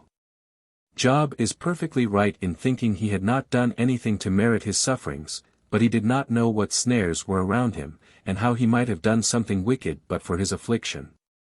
Moreover, God ruins people now and then just to show how he can lift them up again. Job ought to have taken this for granted, and then to have expressed it in the old abject phraseology, saying, I have received chastisement, I will offend no more. What I see not, teach thou me. A truly Elihuic or contemptible answer to Job's sensible words, why is light given to a man whose way is hid? Why administer the rod which enlightens as to the anger but not its cause, or as to the way of amend? In fact the casuistic Elihu casts no light whatever on the situation. He simply overwhelms him with metaphors and generalities about the divine justice and mercy, meant to hide this new and dangerous solution which Job had discovered, namely, that the old dogmatic theories of evil were proved false by experience. And that a good man amid sorrow should admit his ignorance, but never allow terror to wring from him the voice of guilt, nor the attempt to propitiate divine wrath. When Jehovah appears on the scene, answering Job out of the whirlwind, the tone is one of wrath, but the whole utterance is merely an amplification of what Job had said. What we see and suffer are but fringes of a whole we cannot understand. The magnificence and wonder of the universe celebrated in that voice of the whirlwind had to be given the lame and impotent conclusion of Job abhorring himself, and repenting in dust and ashes. The conventional Cerberus must have his sop. But none the less does the great heart of this poem reveal the soul that was not shaken or divided in prosperity or adversity. The burnt offering of his prosperous days, symbol of a worship which refused to include the supposed powers of mischief, was enjoined on Job's comforters. They must bend to him as nearer God than they. And in his high philosophy Job found what is symbolized in the three daughters born to him, Jemima, the dove, the voice of the returning spring, Kezia, Kasha, the sweet incense, Karenhapik, the horn of beautiful color, or decoration. From the Jewish point of view this triumph of Job represented a tremendous heresy. The idea that afflictions could befall a man without any reference to his conduct, and consequently not to be influenced by the normal rites and sacrifices, is one fatal to a priesthood. If evil may be referred in one case to what is going on far away among gods and obscurities of the universe, and to some purpose beyond the ken of all sages, it may so be referred in all cases, and though burnt offerings may be resorted to formally, they must cease when their powerlessness is proved. Hence the rabbins have taken the side of Job's comforters. They invented a legend that Job had been a great magician in Egypt, and was one of those whose sorceries so long prevented the escape of Israel.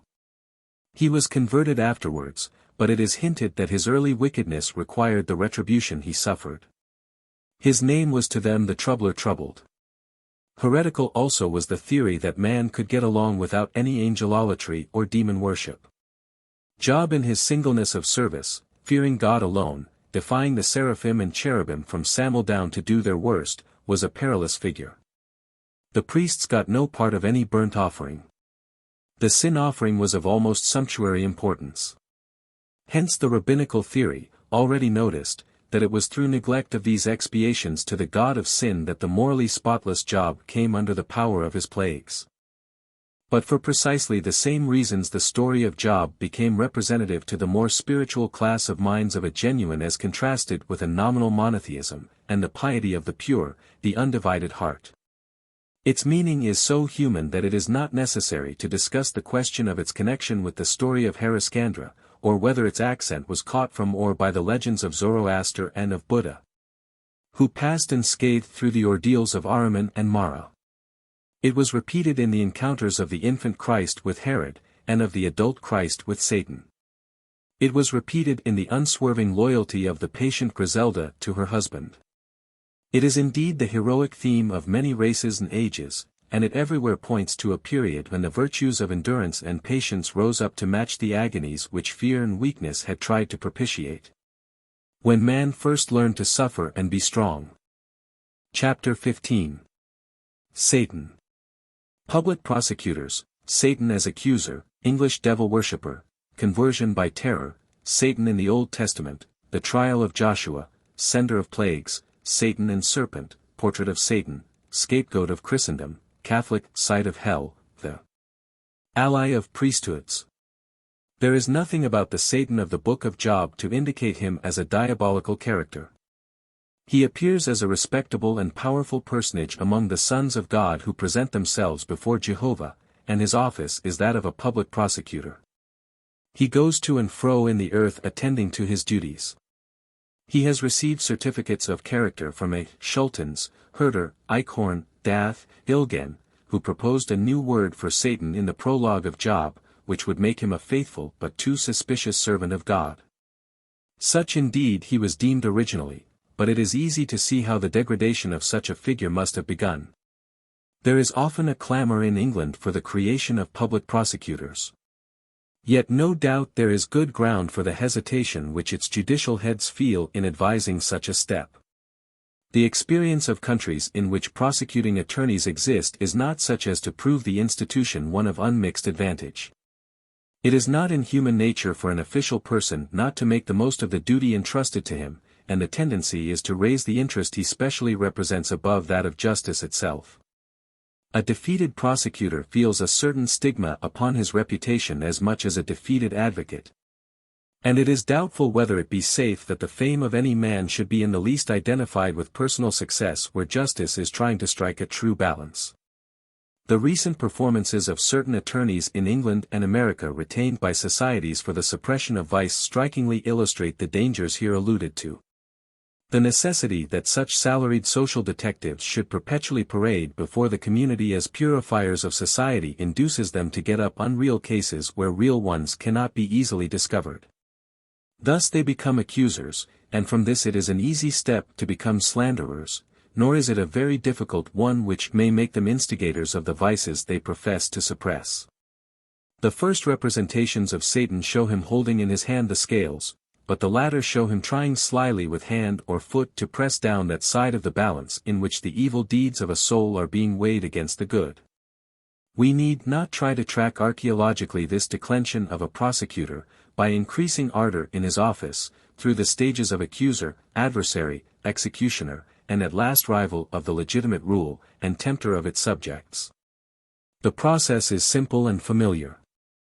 I have before me a little two-penny book, 77, which is said to have a vast circulation, where one may trace the whole mental evolution of Satan. The ancient devil-worshipper who has reappeared with such power in England tells us that he was the reputed son of a farmer, who had to support a wife and 11 children on from 7s to 9s per week, and who sent him for a short time to school. My schoolmistress reproved me for something wrong, telling me that God Almighty took notice of children's sins. This stuck to my conscience a great while, and who this God Almighty could be I could not conjecture. And how he could know my sins without asking my mother I could not conceive. At that time there was a person named Godfrey, an exciseman, in the town, a man of a stern hard-favoured countenance, whom I took notice of for having a stick covered with figures, and an ink bottle hanging at the buttonhole of his coat. I imagined that man to be employed by God Almighty to take notice and keep an account of children's sins, and once I got into the market-house and watched him very narrowly, and found that he was always in a hurry, by his walking so fast. And I thought he had need to hurry, as he must have a deal to do to find out all the sins of children. This terror caused the little Huntington to say his prayers. Punishment for sin I found was to be inflicted after death, therefore I hated the churchyard, and would travel any distance round rather than drag my guilty conscience over that enchanted spot. The child is father to the man. When Huntington, S. grew up, it was to record for the thousands who listened to him as a prophet his many encounters with the devil. The Satan he believes in is an exact counterpart of the stern, hard-favored exciseman whom he had regarded as God's employee. On one occasion he writes, Satan began to tempt me violently that there was no God, but I reasoned against the belief of that from my own experience of his dreadful wrath, saying, how can I credit this suggestion? When God's wrath is already revealed in my heart, and every curse in his book leveled at my head. That seems his only evidence of God's existence, his wrath. The devil answered that the Bible was false, and only wrote by cunning men to puzzle and deceive people. There is no God, said the adversary, nor is the Bible true. I asked, who, then, made the world? He replied, I did, and I made men too. Satan, perceiving my rationality almost gone, followed me up with another temptation. That as there was no God I must come back to his work again, else when he had brought me to hell he would punish me more than all the rest. I cried out, oh, what will become of me? What will become of me? He answered that there was no escape but by praying to him, and that he would show me some lenity when he took me to hell. I went and sat in my tool-house halting between two opinions. Whether I should petition Satan, or whether I should keep praying to God, until I could ascertain the consequences. While I was thinking of bending my knees to such a cursed being as Satan, an uncommon fear of God sprung up in my heart to keep me from it. In other words, Mr. Huntington wavered between the petitions, good Lord, good devil. The question whether it were more moral, more holy, to worship the one than the other did not occur to him. He only considers which is the strongest, which could do him the most mischief, which, therefore, to fear the most. And when Satan has almost convinced him in his own favor, he changes round to God. Why? Not because of any superior goodness on God's part. He says, an uncommon fear of God sprung up in my heart. The greater terror won the day. That is to say, of two demons he yielded to the stronger. Such an experience, though that of one living in our own time, represents a phase in the development of the relation between God and Satan which would have appeared primitive to an Assyrian 2,000 years ago. The ethical antagonism of the two was then much more clearly felt. But this bit of contemporary superstition may bring before us the period when Satan, from having been a nemesis or retributive agent of the divine law, had become a mere personal rival of his superior. Satan, among the Jews, was at first a generic term for an adversary lying in wait. It is probably the furtive suggestion at the root of this Hebrew word which aided in its selection as the name for the invisible adverse powers when they were especially distinguished. But originally no special personage, much less any antagonist of Jehovah, was signified by the word.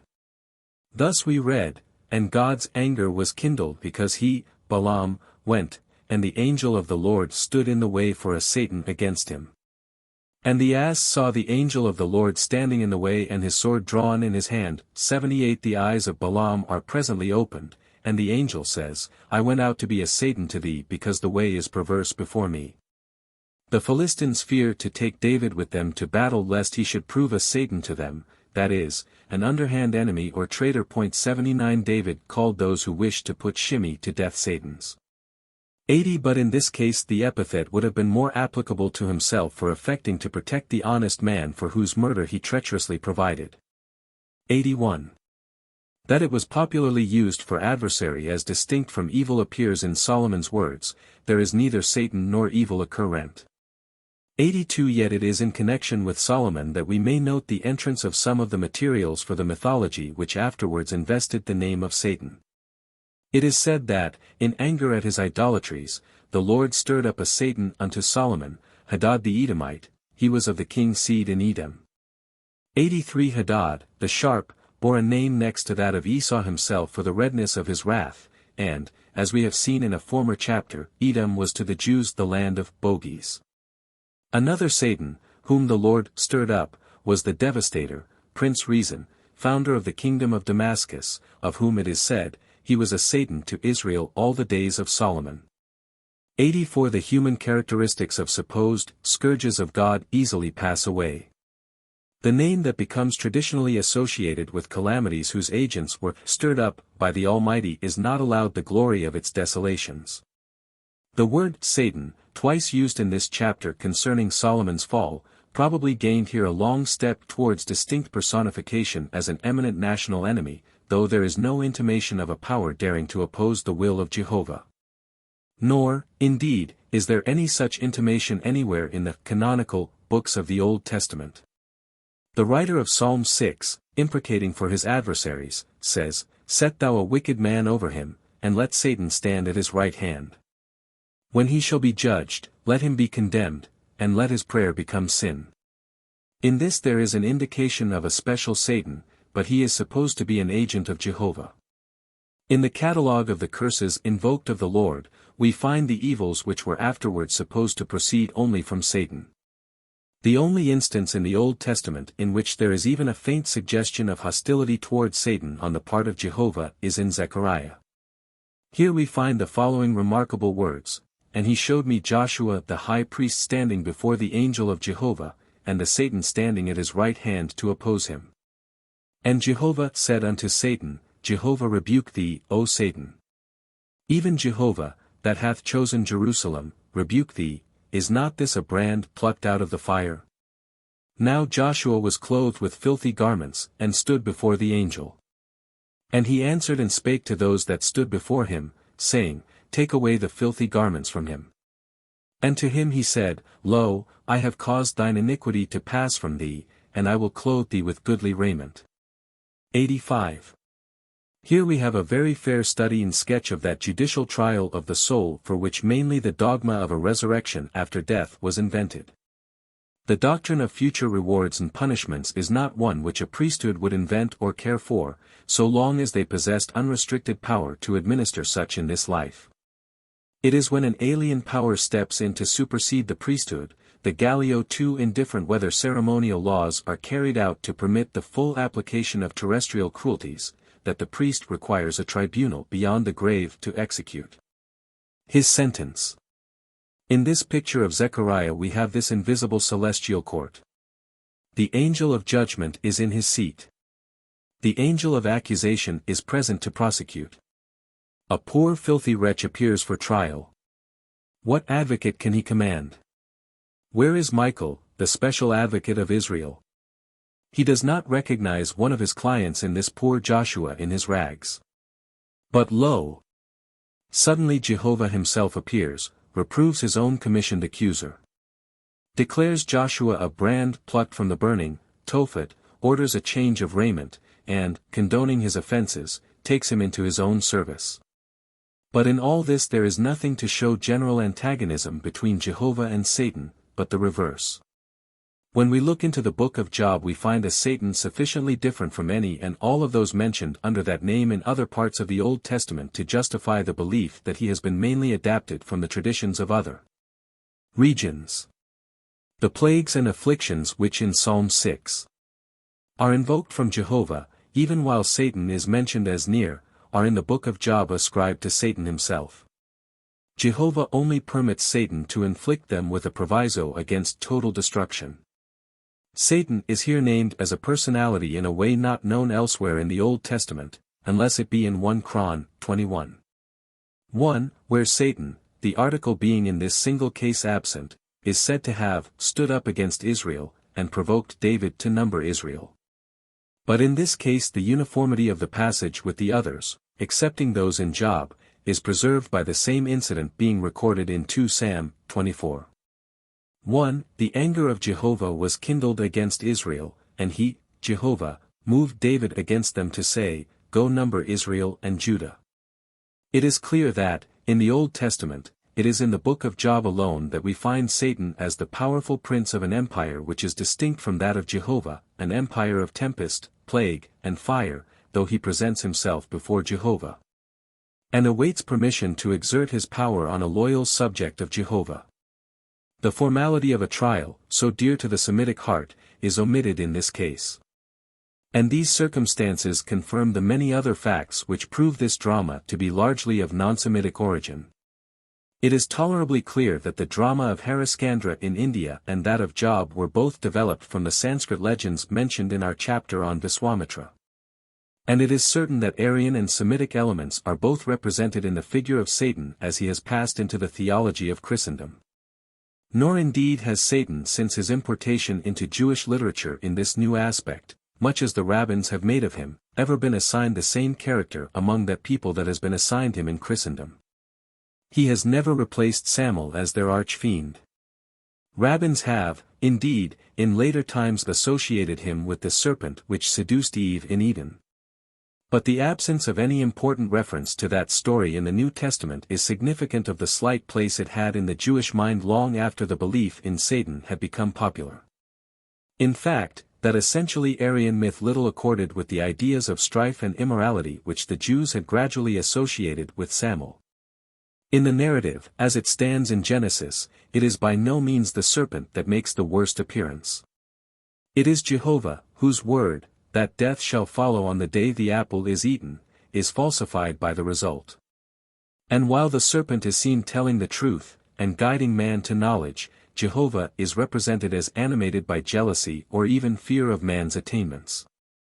All of which is natural enough in an extremely primitive myth of a combat between rival gods, but by no means possesses the moral accent of the time and conditions amid which Yahwehism certainly originated. It is in the same unmoral plane as the contest of the Devas and Asuras for the Amrita, in Hindu mythology, a contest of physical force and wits. The real development of Satan among the Jews was from an accusing to an opposing spirit, then to an agent of punishment, a hated executioner. The fact that the figure here given, Fig. 5, was identified by one so familiar with Semitic demonology as Calmet as a representation of him, is extremely interesting. It was found among representations of cherubim, and on the back of one somewhat like it is a formula of invocation against demons. The countenance is of that severe beauty which the Greeks ascribed to Nemesis. Nemesis has at her feet the wheel and rudder, symbols of her power to overtake the evildoer by land or sea. The feet of this figure are winged for pursuit. He has 4 hands. In one he bears the lamp which, like Lucifer, brings light on the deed of darkness. Figure 5. Gnostic figure, Ste Genevieve collection. As to others, he answers Baruch's description, EP 13:14, of the Babylonian god. He hath a scepter in his hand like a man, like a judge of the kingdom. He hath in his hand a sword and an axe. He bears nicely graduated implements of punishment, from the lash that scourges to the axe that slays. And his retributive powers are supplemented by the scorpion tail. At his knees are signets, whomsoever he seals are sealed. He has the terrible eyes which were believed able to read on every forehead a catalogue of sins invisible to mortals, a power that made women careful of their veils, and gave meaning to the formula, "Get thee behind me." 86. Now this figure, which Calmet believed to be Satan, bears on its reverse, the everlasting sun. He is a god made up of Egyptian and Magian forms, the head plumes belonging to the one, the multiplied wings to the other. Matter, History Crit. De Nost reproduces it, and says that it differs so much from all else of the kind as to prove it the work of an impostor. But Professor C. W. King has a, probably 5th century, gem in his collection, evidently a rude copy of this, reproduced in his Gnostics, PL 11. 3, on the back of which is Light of Lights. And, in a note which I have from him, he says that it sufficiently proves matter wrong, and that this form was primitive. In one gem of Professor King's, PLV 1, the lamp is also carried, and means the light of lights. The inscription beneath, within a coiled serpent, is in corrupt cuneiform characters, long preserved by the Magi, though without understanding them. There is little doubt, therefore, that the instinct of Calmet was right, and that we have here an early form of the detective and retributive Magian deity ultimately degraded to an accusing spirit, or Satan. Although the Jews did not identify Satan with their scapegoat, yet he has been veritably the scapegoat among devils for 2,000 years. All the nightmares and phantasms that ever haunted the human imagination have been packed upon him unto this day, when it is almost as common to hear his name in India and China as in Europe and America. In thus passing round the world, he has caught the varying features of many fossilized demons. He has been horned, hoofed, reptilian, quadrupedal, anthropoid, anthropomorphic, beautiful, ugly, male, female. The whites painted him black, and the blacks, with more reason, painted him white. Thus has Satan been made a miracle of incongruities. Yet through all these protean shapes there has persisted the original characteristic mentioned. He is prosecutor and executioner under the divine government, though his office has been debased by that mental confusion which, in the East, abhors the burner of corpses, and, in the West, regards the public hangman with contempt. The abhorrence, in the case of Satan, being intensified by the supposition of an overfondness for his work, carried to the extent of instigating the offences which will bring him victims. In a well-known English Roman Catholic book 87 of recent times, there is this account of Saint Francis' visit to hell in company with the angel Gabriel, St. Francis saw that, on the other side of a certain soul, there was another devil to mock at and reproach it. He said, "Remember where you are, and where you will be forever, how short the sin was, how long the punishment. It is your own fault. When you committed that mortal sin you knew how you would be punished. What a good bargain you made to take the pains of eternity in exchange for the sin of a day, an hour, a moment. You cry now for your sin, but your crying comes too late. You liked bad company, you will find bad company enough here. Your father was a drunkard, look at him there drinking red-hot fire. You were too idle to go to Mass on Sundays, be as idle as you like now, for there is no Mass to go to.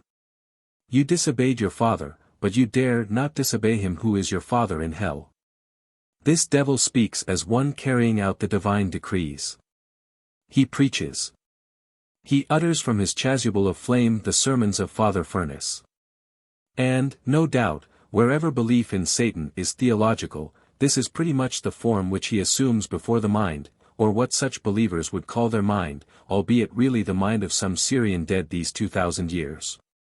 But the Satan popularly personalized was man's effort to imagine an enthusiasm of inhumanity. He is the necessary appendage to a personalized omnipotence, whose thoughts are not as man's thoughts, but claim to coerce these. His degradation reflects the heartlessness and the ingenuity of torture which must always represent personal government with its catalogue of fictitious crimes.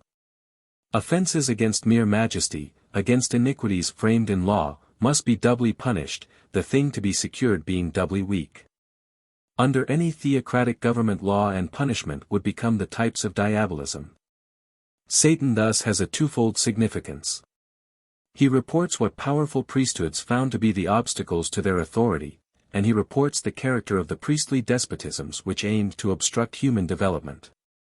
Chapter 16. Religious Despotism. Pharaoh and Herod, Zoroaster's mother, Ahriman's emissaries, Kansa and Krishna, emissaries of Kansa, Astyages and Cyrus, Zohak, Bel and the Christian. The Jews had already, when Christ appeared, formed the theory that the hardening of Pharaoh's heart, and his resistance to the departure of Israel from Egypt, were due to diabolical sorcery. The belief afterwards matured. That Edom, Esau or Samuel, was the instigator of Roman aggression was steadily forming. The mental conditions were therefore favorable to the growth of a belief in the Jewish followers of Christ that the hostility to the religious movement of their time was another effort on the part of Samuel to crush the kingdom of God. Herod was not, indeed, called Satan or Samuel, nor was Pharaoh. But the splendor and grandeur of this Idumean, the realm of Esau, notwithstanding his oppressions and crimes, had made him a fair representative to the people of the supernatural power they dreaded. Under these circumstances it was a powerful appeal to the sympathies of the Jewish people to invent in connection with Herod a myth exactly similar to that associated with Pharaoh, namely, a conspiracy with sorcerers and consequent massacre of all newborn children. The myths which tell of divine babes supernaturally saved from royal hostility are veritable myths, even where they occur so late in time that historic names and places are given. For, of course, it is impossible that by any natural means either Pharaoh or Herod should be aware of the peculiar nature of any particular infant born in their dominions. Such traditions, when thus presented in historical guise, can only be explained by reference to corresponding fables written out in simpler mythic form. While it is especially necessary to remember that such corresponding narratives may be of independent ethnical origin, and that the later in time may be more primitive spiritually. In the legend of Zoroaster 88 his mother Dogdo, previous to his birth, has a dream in which she sees a black cloud, which, like the wing of some vast bird, hides the sun, and brings on frightful darkness. This cloud rains down on her house terrible beasts with sharp teeth, tigers, lions, wolves, rhinoceroses, serpents. One monster especially attacks her with great fury, and her unborn babe speaks in reassuring terms. A great light rises and the beasts fall. A beautiful youth appears, hurls a book at the devils, and they fly, with exception of 3, a wolf, a lion, and a tiger. These, however, the youth drives away with a luminous horn. He then replaces the holy infant in the womb, and says to the mother, "Fear nothing. The King of Heaven protects this infant. The earth waits for him. He is the prophet whom Ormuzd sends to his people, his law will fill the world with joy, he will make the lion and the lamb drink in the same place. Fear not these ferocious beasts. Why should he whom Ormuzd preserves fear the enmity of the whole world?" With these words the youth vanished, and Dogdo awoke. Repairing to an interpreter, she was told that the horn meant the grandeur of Ormuzd, the book was the Avesta. The three beasts betokened three powerful enemies. Zoroaster was born laughing. This prodigy being noised abroad, the magicians became alarmed, and sought to slay the child. One of them raised a sword to strike him, but his arm fell to the ground. The magicians bore the child to the desert, kindled a fire and threw him into it, but his mother afterwards found him sleeping tranquilly and unharmed in the flames. Next he was thrown in front of a drove of cows and bulls, but the fiercest of the bulls stood carefully over the child and protected him. The magicians killed all the young of a pack of wolves, and then cast the infant Zoroaster to them that they might vent their rage upon him, but the mouths of the wolves were shut. They abandoned the child on a lonely mountain, but 2 ewes came and suckled him. Zoroaster's father respected the ministers of the Devis, Magi, but his child rebuked him. Zoroaster walked on the water, crossing a great river where was no bridge, on his way to Mount Iran where he was to receive the law. It was then he had the vision of the battle between the 2 serpent armies, the white and black adders, the former, from the south, conquering the latter, which had come from the north to destroy him. The legend of the infant Krishna is as follows: the tyrant Kansa, having given his sister Devki in marriage to Vasudeva, as he was returning from the wedding heard a voice declare, "The 8th son of Devki is destined to be thy destroyer." Alarmed at this, Kansa cast his sister and her husband into a prison with 7 iron doors, and whenever a son was born he caused it to be instantly destroyed. When Devki became pregnant the 8th time, Brahma and Shiva, with attending Devas, appeared and sang, "O favored among women! In thy delivery all nature shall have cause to exult. How ardently we long to behold that face for the sake of which we have coursed round 3 worlds." When Krishna was born a chorus of celestial spirits saluted him, the room was illumined with supernatural light. While Devki was weeping at the fatal decree of Kansa that her son should be destroyed, a voice was heard by Vasudeva saying, "Son of Yadu, carry this child to Gokul, on the other side of the river Jumna, to Nada, whose wife has just given birth to a daughter. Leave him and bring the girl hither." At this the 7 doors swung open, deep sleep fell on the guards, and Vasudeva went forth with the holy infant in his arms. The river Jumna was swollen, but the waters, having kissed the feet of Krishna, retired on either side, opening a pathway. The great serpent of Vishnu held its hood over this new incarnation of its lord. Beside sleeping Nada and his wife the daughter was replaced by the son, who was named Krishna, the dark. When all this had happened a voice came to Kansa saying, "The boy destined to destroy thee is born, and is now living." Whereupon Kansa ordered all the male children in his kingdom to be destroyed.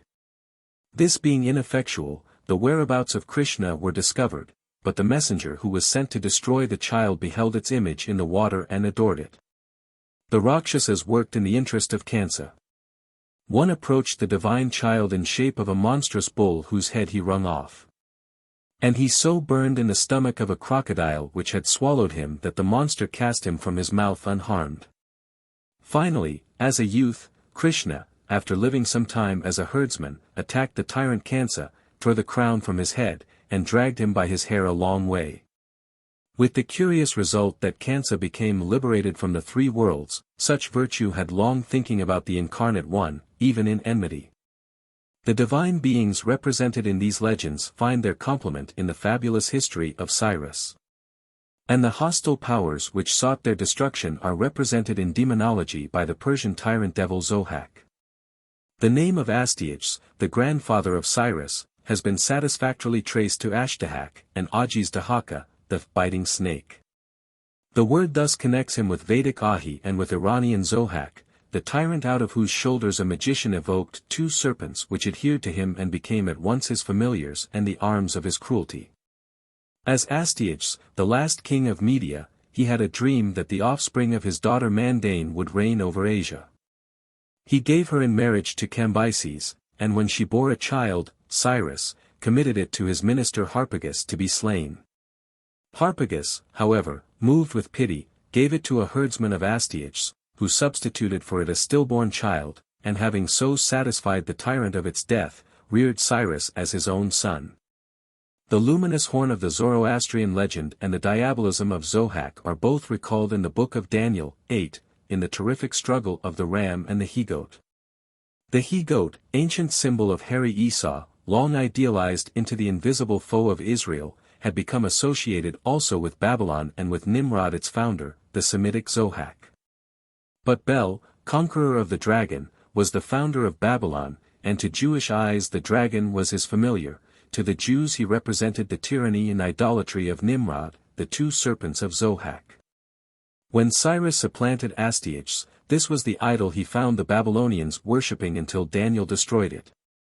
And so, it would appear, came about the fact that to the Jews the power of Christendom came to be represented as the reign of Bel. One can hardly wonder at that. If ever there were cruelty and oppression passing beyond the limit of mere human capacities, it has been recorded in the tragical history of Jewish sufferings. The disbeliever in preternatural powers of evil can no less than others recognize in this Bel and the Christian, which the Jews substituted for Bel and the dragon, the real archfiend, superstition.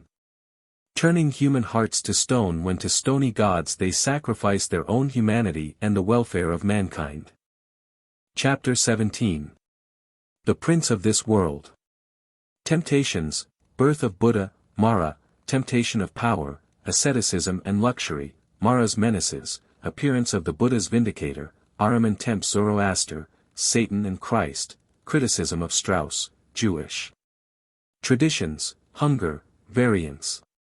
The devil, having shown Jesus all the kingdoms of this world, said, "All this power will I give thee, and the glory of them, for that is delivered unto me, and to whomsoever I will I give it." The theory thus announced is as a vast formation underlying many religions. As every religion begins as an ideal, it must find itself in antagonism to the world at large. And since the social and political world are themselves, so long as they last, the outcome of nature, it is inevitable that in primitive times the earth should be regarded as a satanic realm, and the divine world pictured elsewhere. A legitimate result of this conclusion is asceticism, and belief in the wickedness of earthly enjoyments. To men of great intellectual powers, generally accompanied as they are with keen susceptibilities of enjoyment and strong sympathies, the renunciation of this world must be as a living burial. To men who, amid the corruptions of the world, feel within them the power to strike in with effect, or who, seeing with how little wisdom the world is governed, are stirred by the sense of power. The struggle against the temptation to lead in the kingdoms of this world is necessarily severe. Thus simple is the sense of those temptations which make the almost invariable ordeal of the traditional founders of religions. As in earlier times the god won his spurs, so to say, by conquering some monstrous beast, the saint or savior must have overcome some potent many-headed world, with gems for scales and double-tongue, coiling round the earth, and thence, like Lilith's golden hair, round the heart of all surrendered to its seductions. It is remarkable to note the contrast between the visible and invisible worlds which surrounded the spiritual pilgrimage of Sakya Muni to Buddhahood or enlightenment. At his birth there is no trace of political hostility. The cruel Kansa, Herod, magicians seeking to destroy, are replaced by the affectionate force of a king trying to retain his son. The universal traditions reached their happy height in the ecstatic Gospels of the Siamese. 89 The universe was illumined, all jewels shone with unwonted luster, the air was full of music, all pain ceased, the blind saw, the deaf heard. The birds paused in their flight, all trees and plants burst into bloom, and lotus flowers appeared in every place. Not under the dominion of Mara 90 was this beautiful world. But by turning from all its youth, health, and life, to think only of its decrepitude, illness, and death, the Prince Sakya Muni surrounded himself with another world in which Mara had his share of power. I condense here the accounts of his encounters with the prince, who was on his way to be a hermit. When the prince passed out at the palace gates, the king Mara, knowing that the youth was passing beyond his evil power, determined to prevent him. Descending from his abode and floating in the air, Mara cried, "Lord, thou art capable of such vast endurance, go not forth to adopt a religious life, but return to thy kingdom, and in 7 days thou shalt become an emperor of the world, ruling over the 4 great continents." "Take heed, O Mara," replied the prince, I also know that in 7 days I might gain universal empire, but I have no desire for such possessions. I know that the pursuit of religion is better than the empire of the world. See how the world is moved, and quakes with praise of this my entry on a religious life. I shall attain the glorious omniscience, and shall teach the wheel of the law, that all teachable beings may free themselves from transmigratory existence. You, thinking only of the lusts of the flesh, would force me to leave all beings to wander without guide into your power. Avaunt! Get thee away far from me. Mara withdrew, but only to watch for another opportunity. It came when the prince had reduced himself to emaciation and agony by the severest austerities. Then Mara presented himself, and pretending compassion, said, Beware, O grand being. Your state is pitiable to look on. You are attenuated beyond measure, and your skin, that was of the color of gold, is dark and discolored. You are practicing this mortification in vain. I can see that you will not live through it. You, who are a grand being, had better give up this course, for be assured you will derive much more advantage from sacrifices of fire and flowers. Him the grand being indignantly answered, Hearken, thou vile and wicked Mara. Thy words suit not the time. Think not to deceive me, for I heed thee not.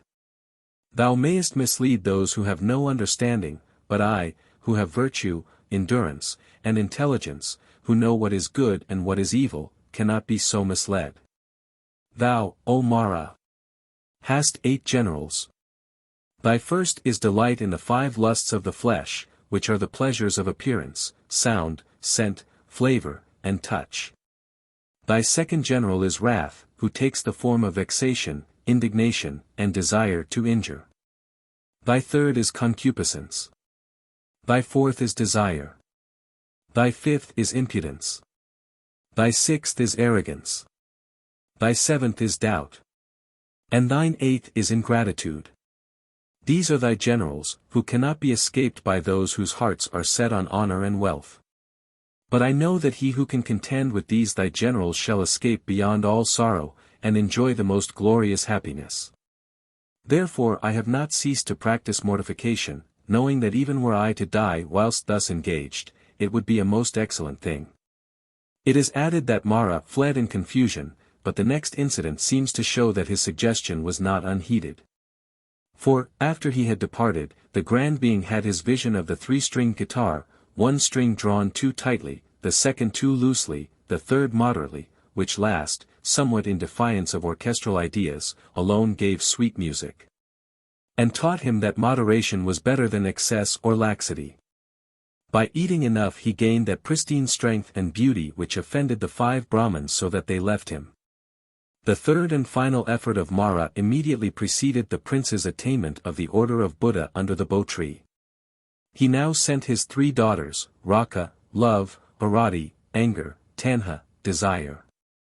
Beautifully bedecked they approached him, and Raka said, Lord, fearest thou not death? But he drove her away. The 2 others also he drove away as they had no charm of sufficient power to entice him. Then Mara assembled his generals, and said, Listen, ye Maras, that know not sorrow. Now shall I make war on the prince, that man without equal. I dare not attack him in face, but I will circumvent him by approaching on the north side. Assume then all manner of shapes, and use your mightiest powers, that he may flee in terror. Having taken on fearful shapes, raising awful sounds, headed by Mara himself, who had assumed immense size, and mounted his elephant Juramaga, 1,000 miles in height, they advanced, but they dare not enter beneath the shade of the holy bo tree. They frightened away, however, the Lord's guardian angels, and he was left alone. Then seeing the army approaching from the north, he reflected, Long have I devoted myself to a life of mortification, and now I am alone, without a friend to aid me in this contest. Yet may I escape the Maras, for the virtue of my transcendent merits will be my army. Help me, he cried, ye 30 Barami. Ye powers of accumulated merit, ye powers of almsgiving, morality, relinquishment, wisdom, fortitude, patience, truth, determination, charity, and equanimity, help me in my fight with Mara. The Lord was seated on his jeweled throne, the same that had been formed of the grass on which he sat, and Mara with his army exhausted every resource of terror, monstrous beasts, rain of missiles and burning ashes. Gales that blew down mountain peaks, to inspire him with fear. But all in vain. Nay, the burning ashes were changed to flowers as they fell. Come down from thy throne, shouted the evil-formed one, come down, or I will cut thine heart into atoms. The Lord replied, this jeweled throne was created by the power of my merits, for I am he who will teach all men the remedy for death, who will redeem all beings, and set them free from the sorrows of circling existence. Mara then claimed that the throne belonged to himself, and had been created by his own merits, and on this armed himself with the chakra, the irresistible weapon of Indra, and wheel of the law. Yet Buddha answered, by the 30 virtues of transcendent merits, and the 5 alms, I have obtained the throne. Thou, in saying that this throne was created by thy merits, tellest an untruth, for indeed there is no throne for a sinful, horrible being such as thou art. Then furious Mara hurled the chakra, which clove mountains in its course, but could not pass a canopy of flowers which rose over the Lord's head. And now the great being asked Mara for the witnesses of his acts of merit by virtue of which he claimed the throne. In response, Mara's generals all bore him witness. Then Mara challenged him, tell me now, where is the man that can bear witness for thee? The Lord reflected, truly here is no man to bear me witness, but I will call on the earth itself, though it has neither spirit nor understanding, and it shall be my witness. Stretching forth his hand, he thus invoked the earth, O holy earth. I who have attained the 30 powers of virtue, and performed the 5 great alms, each time that I have performed a great act have not failed to pour water on thee. Now that I have no other witness, I call upon thee to give thy testimony. The angel of the earth appeared in shape of a lovely woman, and answered, O being more excellent than angels or men. It is true that, when you performed your great works, you ever poured water on my hair. And with these words she wrung her long hair, and from it issued a stream, a torrent, a flood, in which Mara and his hosts were overturned, their insignia destroyed, and King Mara put to flight, amid the loud rejoicings of angels. Then the evil one and his generals were conquered not only in power but in heart, and Mara, raising his 1,000 arms, paid reverence, saying, Homage to the Lord, who has subdued his body even as a charioteer breaks his horses to his use. The Lord will become the omniscient Buddha, the teacher of angels, and Brahmas, and Yakas, demons, and men. He will confound all Maras, and rescue men from the whirl of transmigration. The menacing powers depicted as assailing Sakya Muni appear only around the infancy of Zoroaster. The interview of the latter with Ahriman hardly amounts to a severe trial, but still the accent of the chief temptation both of Buddha and Christ is in it, namely, the promise of worldly empire. It was on one of those midnight journeys through heaven and hell that Zoroaster saw Ahriman, and delivered from his power one who had done both good and evil. 91 When Ahriman met Zoroaster's gaze, he cried, Quit thou the pure law. Cast it to the ground, thou wilt then be in the world all that thou canst desire. Be not anxious about thy end. At least, do not destroy my subjects, O pure Zoroaster, son of Porishcharp, who art born of her thou hast born. Zoroaster answered, Wicked Majesty. It is for thee and thy worshippers that hell is prepared, but by the mercy of God I shall bury your work with shame and ignominy. Figure 6. Temptation of Christ, Lucas van Leyden. In the account of Matthew, Satan begins his temptation of Jesus in the same way and amid similar circumstances to those we find in the Siamese legends of Buddha. It occurs in a wilderness, and the appeal is to hunger. The temptation of Buddha, in which Mara promises the empire of the world, is also repeated in the case of Satan and Jesus, figure 6. The menaces, however, in this case, are relegated to the infancy, and the lustful temptation is absent altogether. Mark has an allusion to his being in the wilderness 40 days, with the beasts, which may mean that Satan drove him into a region of danger to inspire fear. In Luke we have the remarkable claim of Satan that the authority over the world has been delivered to himself, and he gives it to whom he will, which Jesus does not deny, as Buddha did the similar claim of Mara.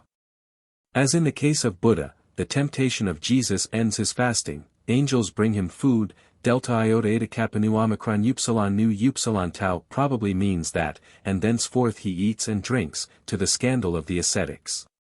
The essential addition in the case of Jesus is the notable temptation to try and perform a crucial act.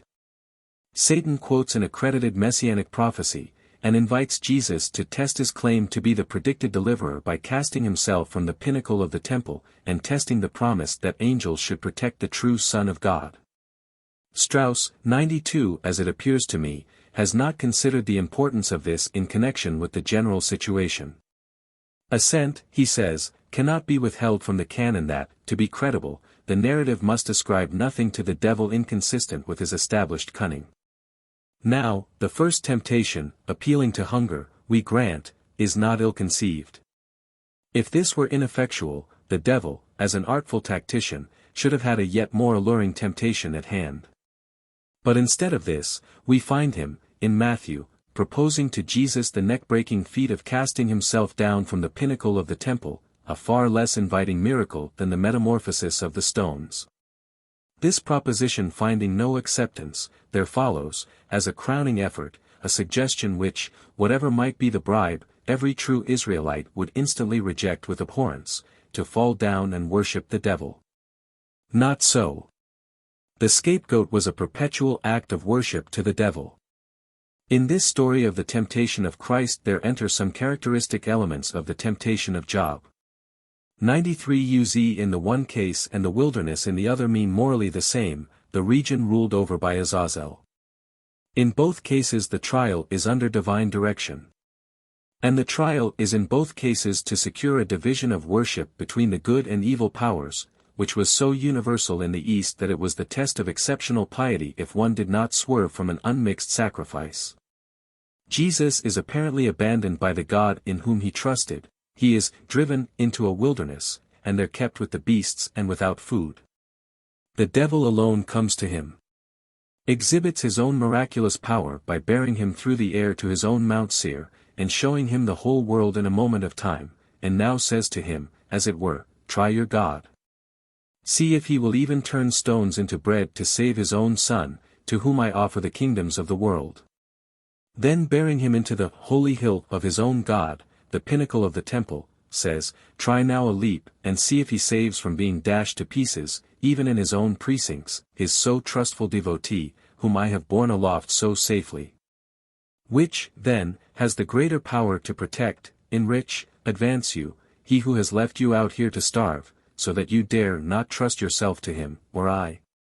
Fall down then and worship me as your God, and all the world is yours. It is the world you are to reign over, rule it in my name.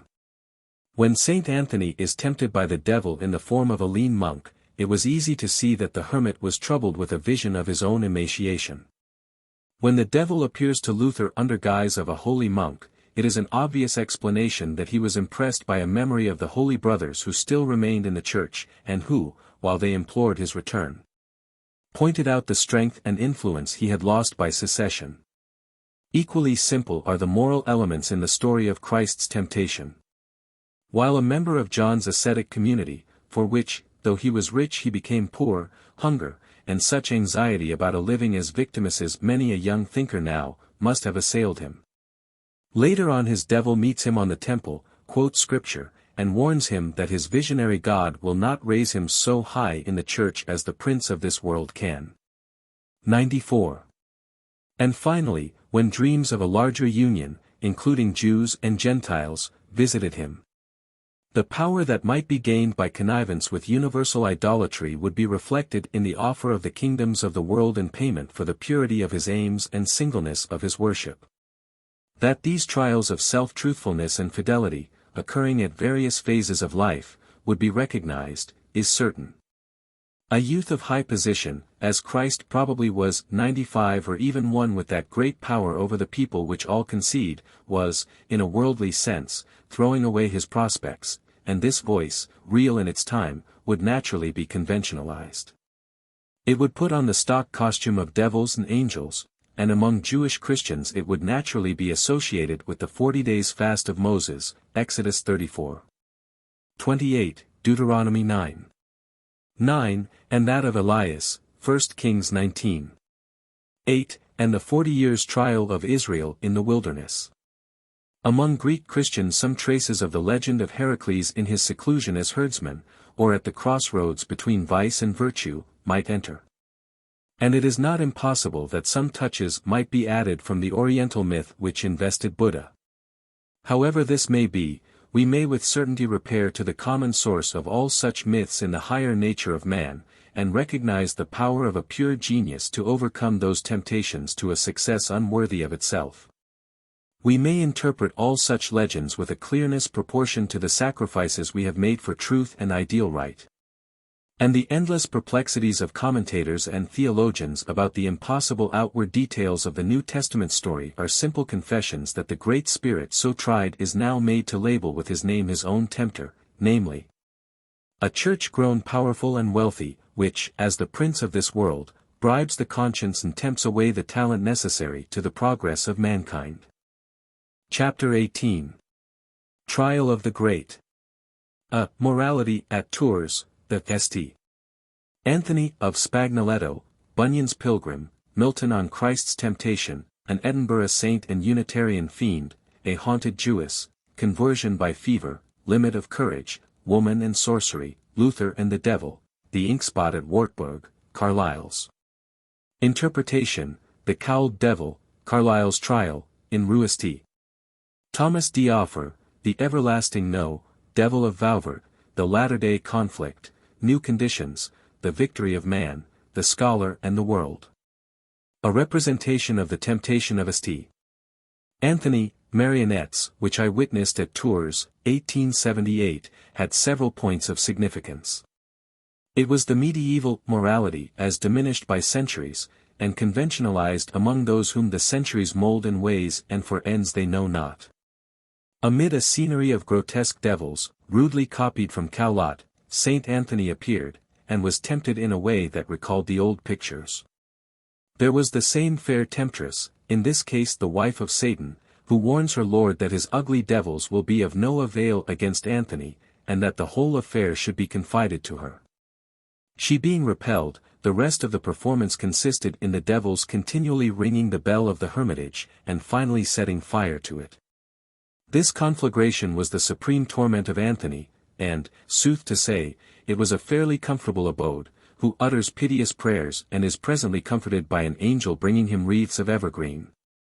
The prayers of the saint and the response of the angel were meant to be seriously taken, but their pathos was generally met with pardonable laughter by the crowd in the booth.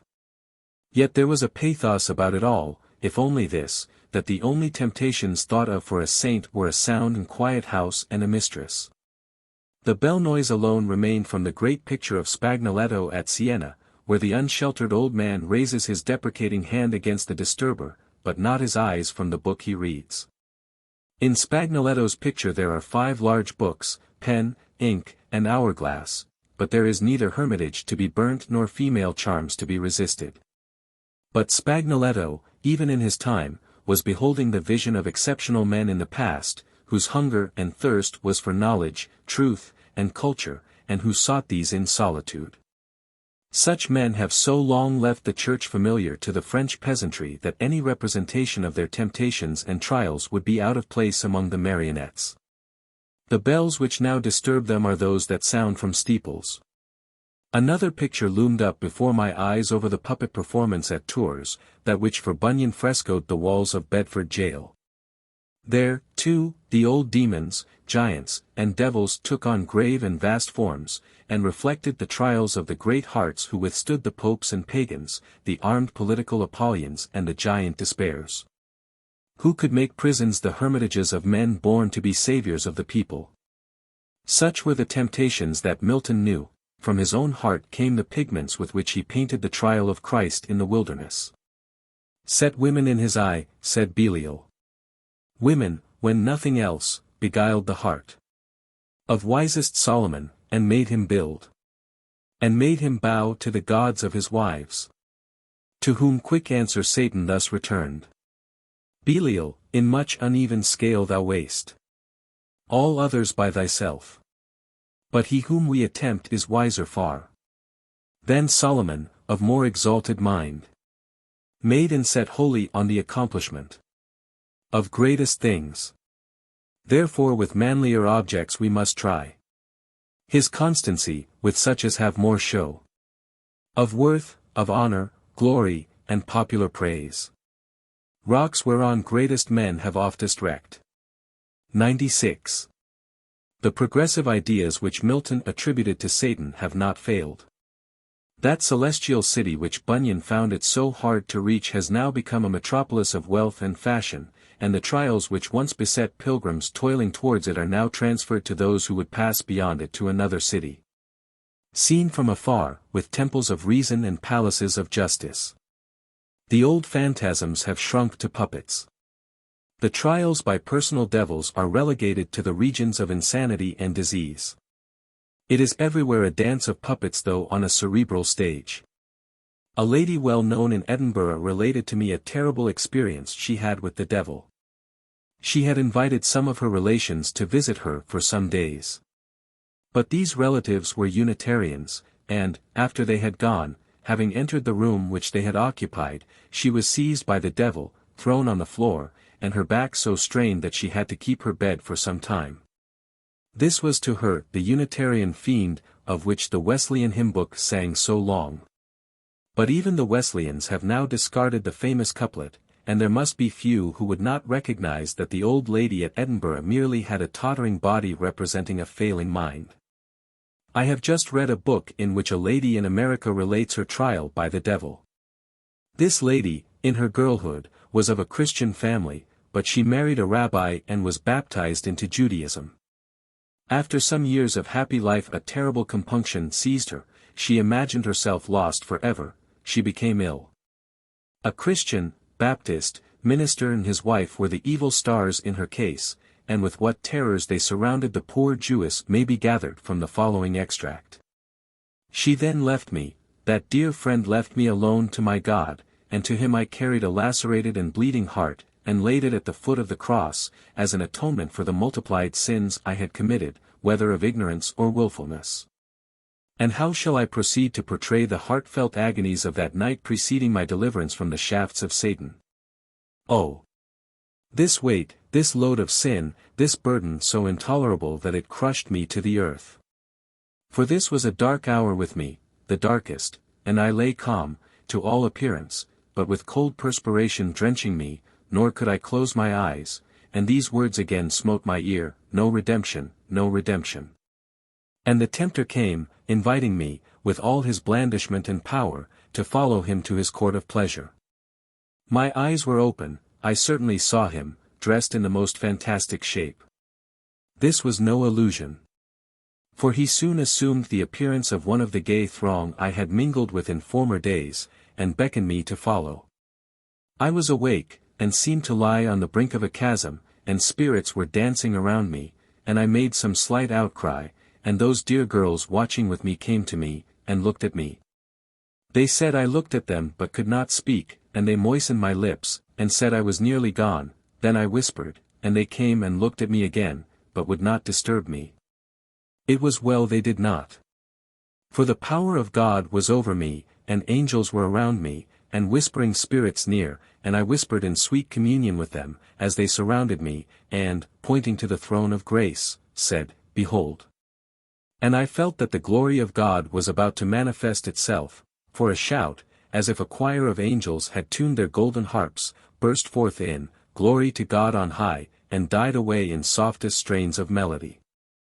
I lifted up my eyes to heaven, and there, so near as to be almost within my reach, the brightest vision of our Lord and Saviour stood before me, enveloped with a light, ethereal mist. So bright and yet transparent that his divine figure could be seen distinctly, and my eyes were riveted upon him. For this bright vision seemed to touch my bed, standing at the foot, so near, and he stretched forth his left hand toward me, whilst with the right one he pointed to the throne of grace, and a voice came, saying, Blessed are they who can see God. Arise, take up thy cross and follow me, for though thy sins be as scarlet they shall be white as wool. And with my eyes fixed on that bright vision, I saw from the hand stretched toward me great drops of blood, as if from each finger. For his blessed hand was spread open, as if in prayer, and those drops fell distinctly, as if upon the earth, and a misty light encircled me, and a voice again said, Take up thy cross and follow me. For though thy sins be as scarlet they shall be white as wool. And angels were all around me, and I saw the throne of heaven. And, oh! The sweet calm that stole over my senses. It must have been a foretaste of heavenly bliss. How long I lay after this beautiful vision I know not, but when I opened my eyes it was early dawn, and I felt so happy and well. My young friends pressed around my bedside, to know how I felt, and I said, I am well and so happy. They then said I was whispering with someone in my dreams all night. I told them angels were with me, that I was not asleep, and I had sweet communion with them, and would soon be well. 97. That is what the temptation of Jesus in the wilderness comes to when dislocated from its time and place, and, with its gathered ages of fable, is imported at last to be an engine of torture sprung on the nerves of a devout woman. This Jewess was divorced from her husband by her Christianity, her child died a victim to precocious piety, but what were home and affection in ruins compared with salvation from that frightful devil seen in her holy delirium? History shows that it has always required unusual courage for a human being to confront an enemy believed to be preternatural. This Jewess would probably have been able to face a tiger for the sake of her husband, but not that fantastic devil. Not long ago an English actor was criticized because, in playing Hamlet, he cowered with fear on seeing the ghost, all his sinews and joints seeming to give way. But to me he appeared then the perfect type of what mankind have always been when believing themselves in the presence of preternatural powers. The limit of courage in human nature was passed when the foe was one which no earthly power or weapon could reach. In old times, nearly all the sorcerers and witches were women. And it may have been, in some part, because woman had more real courage than man unarmed. Sorcery and witchcraft were but the so-called pagan rites in their last degradation, and women were the last to abandon the declining religion, just as they are the last to leave the superstition which has followed it. Their sentiment and affection were intertwined with it, and the threats of eternal torture by devils which frightened men from the old faith to the new were less powerful to shake the faith of women. When pagan priests became Christians, priestesses remained, to become sorceresses. The new faith had gradually to win the love of the sex too used to martyrdom on earth to fear it much in hell. And now, again, when knowledge clears away the old terrors, and many men are growing indifferent to all religion, because no longer frightened by it, we may expect the churches to be increasingly kept up by women alone. Simply because they went into them more by attraction of saintly ideals than fear of diabolical menaces. Thomas Carlyle has selected Luther's boldness in the presence of what he believed the devil to illustrate his valor. His defiance of the devils in worms, says Carlyle, was not a mere boast, as the like might be if spoken now. It was a faith of Luther's that there were devils, spiritual denizens of the pit, continually besetting men. Many times, in his writings, this turns up, and a most small sneer has been grounded on it by some. In the room of the Wartburg, where he sat translating the Bible, they still show you a black spot on the wall, the strange memorial of one of these conflicts. Luther sat translating one of the Psalms. He was worn down with long labor, with sickness, abstinence from food, there rose before him some hideous indefinable image, which he took for the evil one, to forbid his work. Luther started up with fiend defiance. Flung his inkstand at the spectre, and it disappeared. The spot still remains there, a curious monument of several things. Any apothecary's apprentice can now tell us what we are to think of this apparition, in a scientific sense. But the man's heart that dare rise defiant, face to face, against hell itself, can give no higher proof of fearlessness. The thing he will quail before exists not on this earth nor under it, fearless enough. The devil is aware, writes he on one occasion, that this does not proceed out of fear in me. I have seen and defied innumerable devils. Duke George, of Leipzig, a great enemy of his, Duke George is not equal to one devil, far short of a devil. If I had business at Leipzig, I would ride into Leipzig, though it rained Duke George for 9 days running. What a reservoir of dukes to ride into! 98. Although Luther's courage certainly appears in this, it is plain that his devil was much humanized as compared with the fearful phantoms of an earlier time. Nobody would ever have tried an inkstand on the Gorgons, Furies, Lucifers of ancient belief. In Luther's Bible the devil is pictured as a monk, a lean monk, such as he himself was only too likely to become if he continued his rebellion against the Church, figure 17.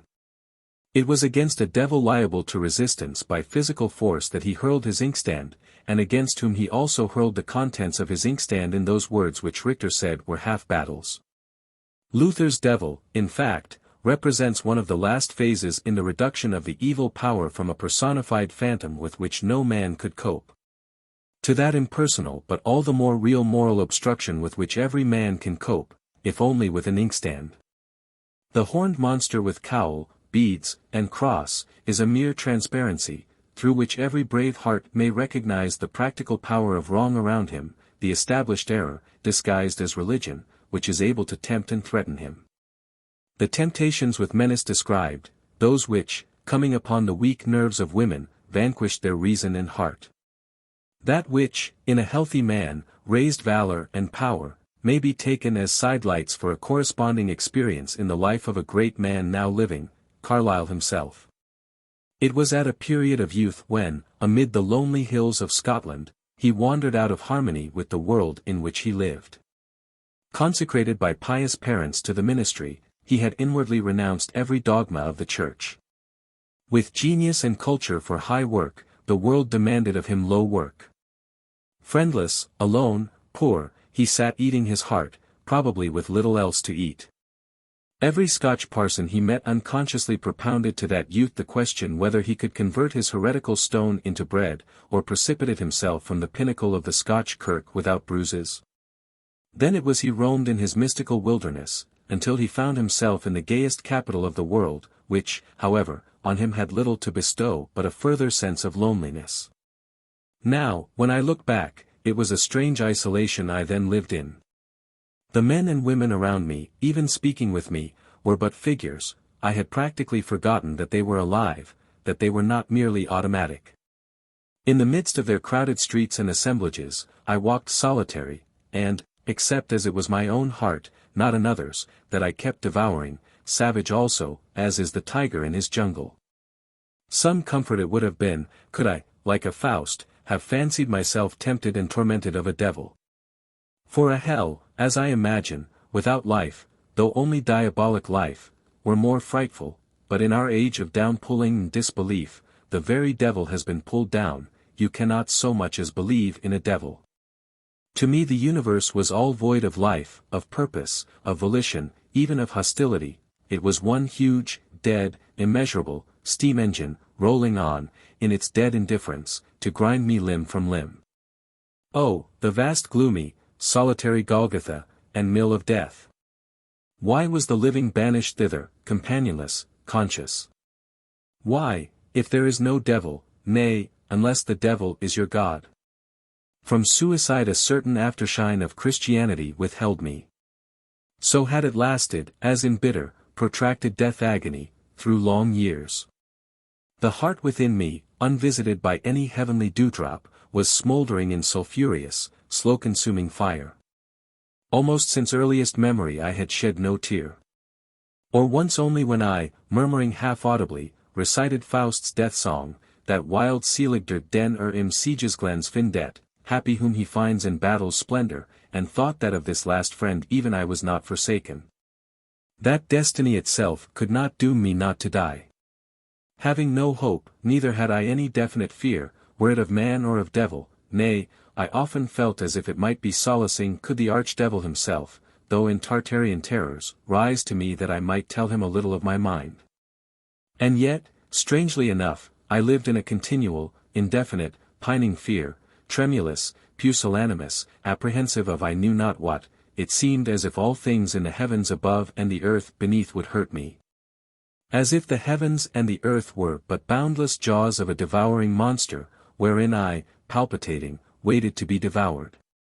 Full of such humor, and perhaps the miserablest man in the whole French capital or suburbs, was I, one sultry dog day, after much perambulation, toiling along the dirty little Rue Saint Thomas de l'Offer, among civic rubbish enough. In a close atmosphere, and over pavements hot as Nebuchadnezzar's furnace. Whereby doubtless my spirits were little cheered, when all at once there rose a thought in me, and I asked myself, what art thou afraid of? Wherefore, like a coward, dost thou for ever pip and whimper, and go cowering and trembling? Despicable biped! What is the sum total of the worst that lies before thee? Death? Well, death, and say the pangs of Tophet too, and all that the devil or man may, will, or can do against thee. Hast thou not a heart? Canst thou not suffer whatsoever it be, and, as a child of freedom, though outcast, trample Tophet itself under thy feet, while it consumes thee? Let it come, then, I will meet it and defy it. And as I so thought, there rushed like a stream of fire over my whole soul, and I shook base fear away from me forever. I was strong, of unknown strength, a spirit, almost a god. Ever from that time the temper of my misery was changed, not fear or whining sorrow was it, but indignation and grim fire-eyed defiance. Thus had the everlasting no pealed authoritatively through all the recesses of my being, of my me. And then was it that my whole me stood up, in native God-created majesty and with emphasis recorded its protest. Such a protest, the most important transaction in life, may that same indignation and defiance, in a psychological point of view, be fitly called. The everlasting No had said, Behold thou art fatherless, outcast, and the universe is mine, the devil's, to which my whole me now made answer, I am not thine, but free, and for ever hate thee. It is from this hour that I incline to date my spiritual new birth, or Baphometic fire baptism, perhaps I directly thereupon began to be a man. 99. Perhaps he who so uttered his apage Satana did not recognize amid what haunted Edom he wrestled with his phantom. St. Louis, having invited the Carthusian monks to Paris, assigned them a habitation in the Faubourg Saint-Jacques, near the ancient Château of Vauvert, a manor built by Robert, le Diable, but for a long time then uninhabited. Because infested by demons, which had, perhaps, been false coiners. Fearful howls had been heard there, and spectres seen, dragging chains. And, in particular, it was frequented by a fearful green monster, serpent and man in one, with a long white beard, wielding a huge club, with which he threatened all who passed that way. This demon, in common belief, passed along the road to and from the chateau in a fiery chariot, and twisted the neck of every human being met on his way. He was called the Devil of Vauvert. The Carthusians were not frightened by these stories, but asked Louis to give them the manor, which he did, with all its dependencies. After that nothing more was heard of the Diable Vauvert or his imps. It was but fair to the demons who had assisted the friars in obtaining a valuable property so cheaply that the street should thenceforth bear the name of Rue d'Offer, as it does. But the formidable genii of the place haunted it still, and, in the course of time, the Carthusians proved that they could use with effect all the terrors which the devils had left behind them. They represented a great money-coining Christendom with which free-thinking Michaels had to contend, even to the day when, as we have just read, one of the bravest of these there encountered his Vauvert devil and laid him low for ever. I well remember that wretched street of St. Thomas leading into Hell Street, as if the Parisian authorities, remembering that Thomas was a doubter, meant to remind the wayfarer that whoso doubteth is damned. Nearby is the convent of St. Michael, who makes no war on the neighboring Rue Dragon. All names, mere idle names. Among the thousands that crowd along them, how many pause to note the quaintness of the names on the street lamps, remaining there from fossil fears and phantom battles long turned to fairy lore. Yet amid them, on that sultry day, in one heart, was fought and won a battle which summed up all their sense and value. Every hell was conquered then and there when fear was conquered. There, when the lower self was cast down beneath the poised spear of a free mind, St. Michael at last chained his dragon. There Luther's inkstand was not only hurled, but hit its mark, there, get thee behind me, was said, and obeyed. There Buddha brought the arch-fiend Mara to kneel at his feet. And it was by sole might of a man. Therefore may this be emphasized as the temptation and triumph which have for us today the meaning of all others. A young man of intellectual power, seeing beyond all the conventional errors around him, without means, feeling that ordinary work, however honorable, would for him mean failure of his life, because failure to contribute his larger truth to mankind, he finds the terrible cost of his aim to be hunger, want, a life passed amid suspicion and alienation, without sympathy, lonely, unloved, and, alas, with a probability that all these losses may involve loss of just what they are incurred for, the power to make good his truth.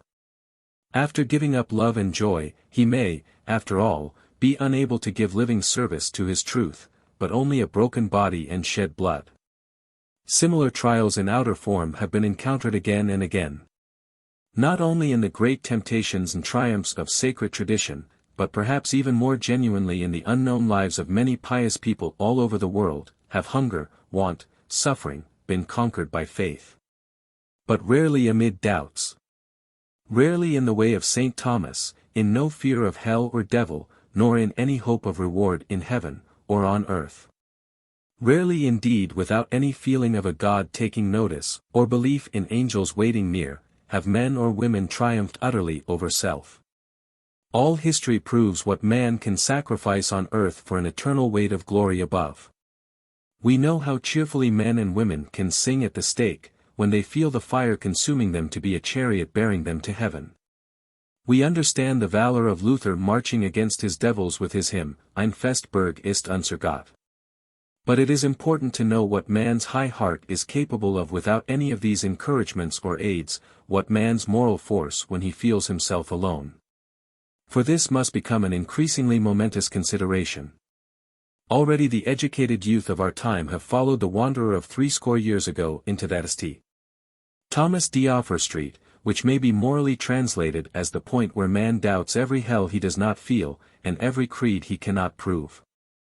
The old fears and hopes are fading faster from the minds around us than from their professions.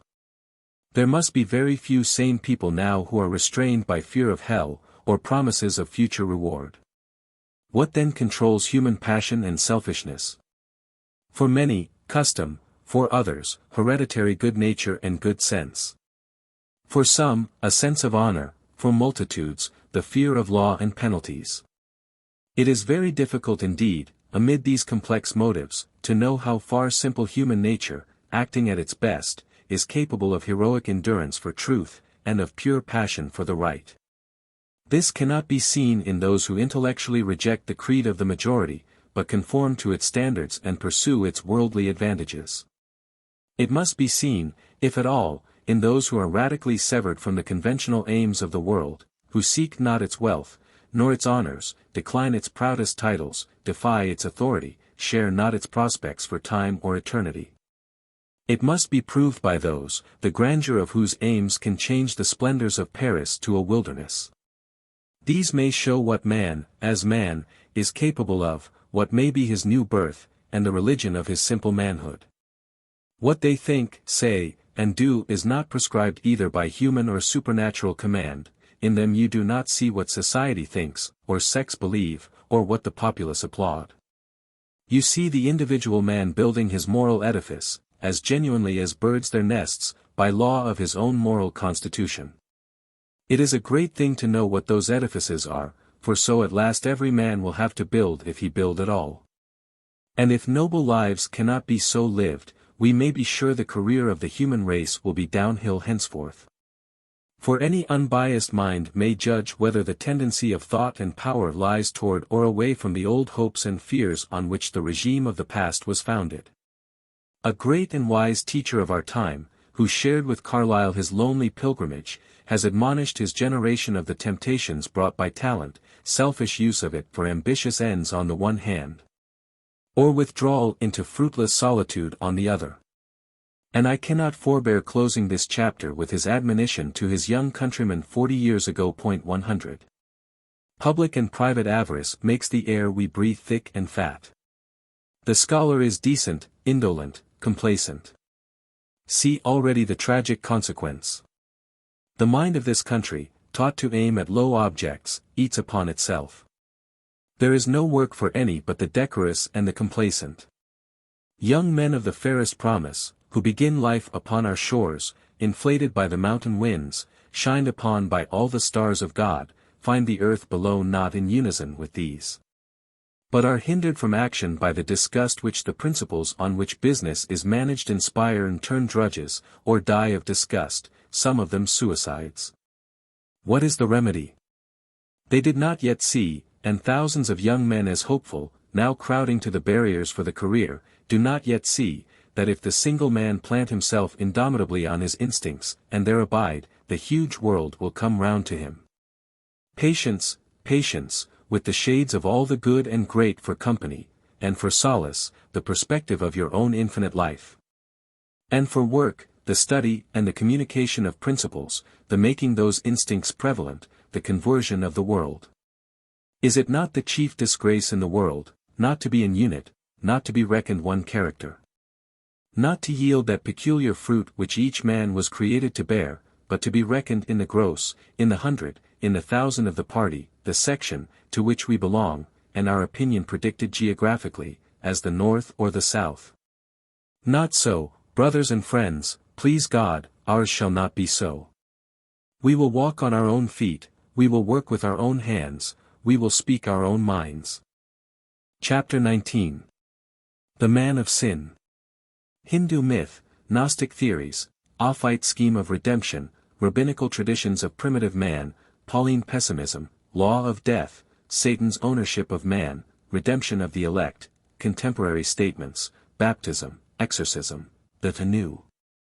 Man's food, Eucharist, Herbert Spencer's explanation, primitive ideas, legends of Adam and Seth, Adamites, a Mormon mystery of initiation. In a Hindu myth, Drobo, an infant devotee, passed much time in a jungle, surrounded by ferocious beasts, in devotional exercises of such extraordinary merit that Vishnu erected a new heaven for him as the reward of his piety. Vishnu even left his own happy abode to superintend the construction of this special heaven. In Hebrew mythology, the favorite son, the chosen people, is called out of Egypt to dwell in a new home, a promised land, not in heaven but on earth. The idea common to the two is that of a contrast between a natural and a celestial environment, a jungle and beasts, bondage and distress. A new heaven, a land flowing with milk and honey, and the correspondence with these of the elect child, Drobo or Israel. The tendency of Christ's mind appears to have been rather in the Aryan direction. He pointed his friends to a kingdom not of this world, and to his Father's many mansions in heaven. But the Hebrew faith in a messianic reign in this world was too strong for his dream. A new earth was appended to the new heaven, and became gradually paramount, but this new earth was represented only by the small society of believers who made the body of Christ, the members in which his blood flowed. That great cauldron of confused superstitions and mysticisms which the Roman Empire became after the overthrow of Jerusalem, formed a thick scum which has passed under the vague name of Gnosticism. The primitive notions of all races were contained in it, however, and they gathered in the 2nd and 3rd centuries a certain consistency in the system of the Ophites. In the beginning existed Bythos, the depth. His first emanation and consort is Ennoia, thought, their first daughter is Pneuma, spirit, their second Sophia, wisdom. Sophia's emanations are two, one perfect, Christos. The other imperfect, Sophia Achamoth, who respectively guide all that proceed from God and all that proceed from matter. Sophia, unable to act directly upon anything so gross as matter or unordered as chaos, employs her imperfect daughter Sophia Achamoth for that purpose. But she, finding delight in imparting life to inert matter, became ambitious of creating in the abyss a world for herself. To this end she produced the demiurgus Ildobaoth, otherwise Jehovah, to be creator of the material world. After this Sophia Achamoth shook off matter, in which she had become entangled, but Ildobaoth, son of darkness, proceeded to produce emanations corresponding to those of Bythos in the upper universe. Among his creations was man, but his man was a soulless monster crawling on the ground. Sophia Achamoth managed to transfer to man the small ray of divine light which Ildabaoth had inherited from her. The primitive man became thus a divine being. Ildabaoth, now entirely evil, was enraged at having produced a being who had become superior to himself, and his envy took shape in a serpent-formed Satan, Ophiomorphos. He is the concentration of all that is most base in matter, conjoined with a spiritual intelligence. Their anti-Judaism led the Ophites to identify Ildabaoth as Jehovah, and this serpent son of his as Michael. They also called him Samuel. Ildabaoth then also created the animal, vegetable, and mineral kingdoms, with all their evils. Resolving to confine man within his own lower domain, he forbade him to eat of the tree of knowledge. To defeat his scheme, which had all been evolved out of her own temporary fall, Sophia Achamoth sent her own genius, also in form of a serpent, Ophis, to induce man to transgress the tyrant's command. Eve, supposing Ophis the same as Ophiomorphos, regarded the prohibition against the fruit as withdrawn and readily ate of it. Man thus became capable of understanding heavenly mysteries, and Ildabaoth made haste to imprison him in the dungeon of matter. He also punished Ophis by making him eat dust, and this heavenly serpent, contaminated by matter, changed from man's friend to his foe. Sophia Achamoth has always striven against these two serpents, who bind man to the body by corrupt desires. She supplied mankind with divine light, through which they became sensible of their nakedness, the misery of their condition. Ildabaoth's seductive agents gained control over all the offspring of Adam except Seth, type of the spiritual man. Sophia Achamoth moved Bythos to send down her perfect brother Christos to aid the spiritual race of Seth. Christos descended through the 7 planetary regions, assuming successively forms related to each, and entered into the man Jesus at the moment of his baptism. Ildabaoth, discovering him, stirred up the Jews to put him to death. But Christos and Sophia, abandoning the material body of Jesus on the cross, gave him one made of ether. Hence his mother and disciples could not recognize him. He ascended to the middle space, where he sits by the right hand of Ildabaoth, though unperceived by the latter, and, putting forth efforts for purification of mankind corresponding to those put forth by Ildabaoth for evil. He is collecting all the spiritual elements of the world into the kingdom which is to overthrow that of the enemy. 101. Notwithstanding the animosity shown by the Ophites towards the Jews, most of the elements in their system are plagiarized from the Jews. According to ancient rabbinical traditions, Adam and Eve, by eating the fruit of the lowest region, fell through the 6 regions to the 7th and lowest. They were there brought under control of the previously fallen Samuel, who defiled them with his spittle. Their nakedness consisted in their having lost a natural protection of which only our fingernails are left. Others say they lost a covering of hair. 102 The Jews also from of old contended that Seth was the son of Adam, in whom returned the divine nature with which man was originally endowed. We have, indeed, only to identify Ildabaoth with Elohim instead of Jehovah to perceive that the Ophites were following Jewish precedents in attributing the natural world to a fiend. The link between the two conceptions may be discovered in the writings of Paul. Paul's pessimistic conception of this world and of human nature was radical, and it mainly formed the mold in which dogmatic Christianity subsequently took shape. His general theology is a travesty of the creation of the world and of man. All that work of Elohim was, by implication, natural, that is to say, diabolical. The earth as then created belonged to the prince of this world, who was the author of sin, and its consequence, death. In Adam all die.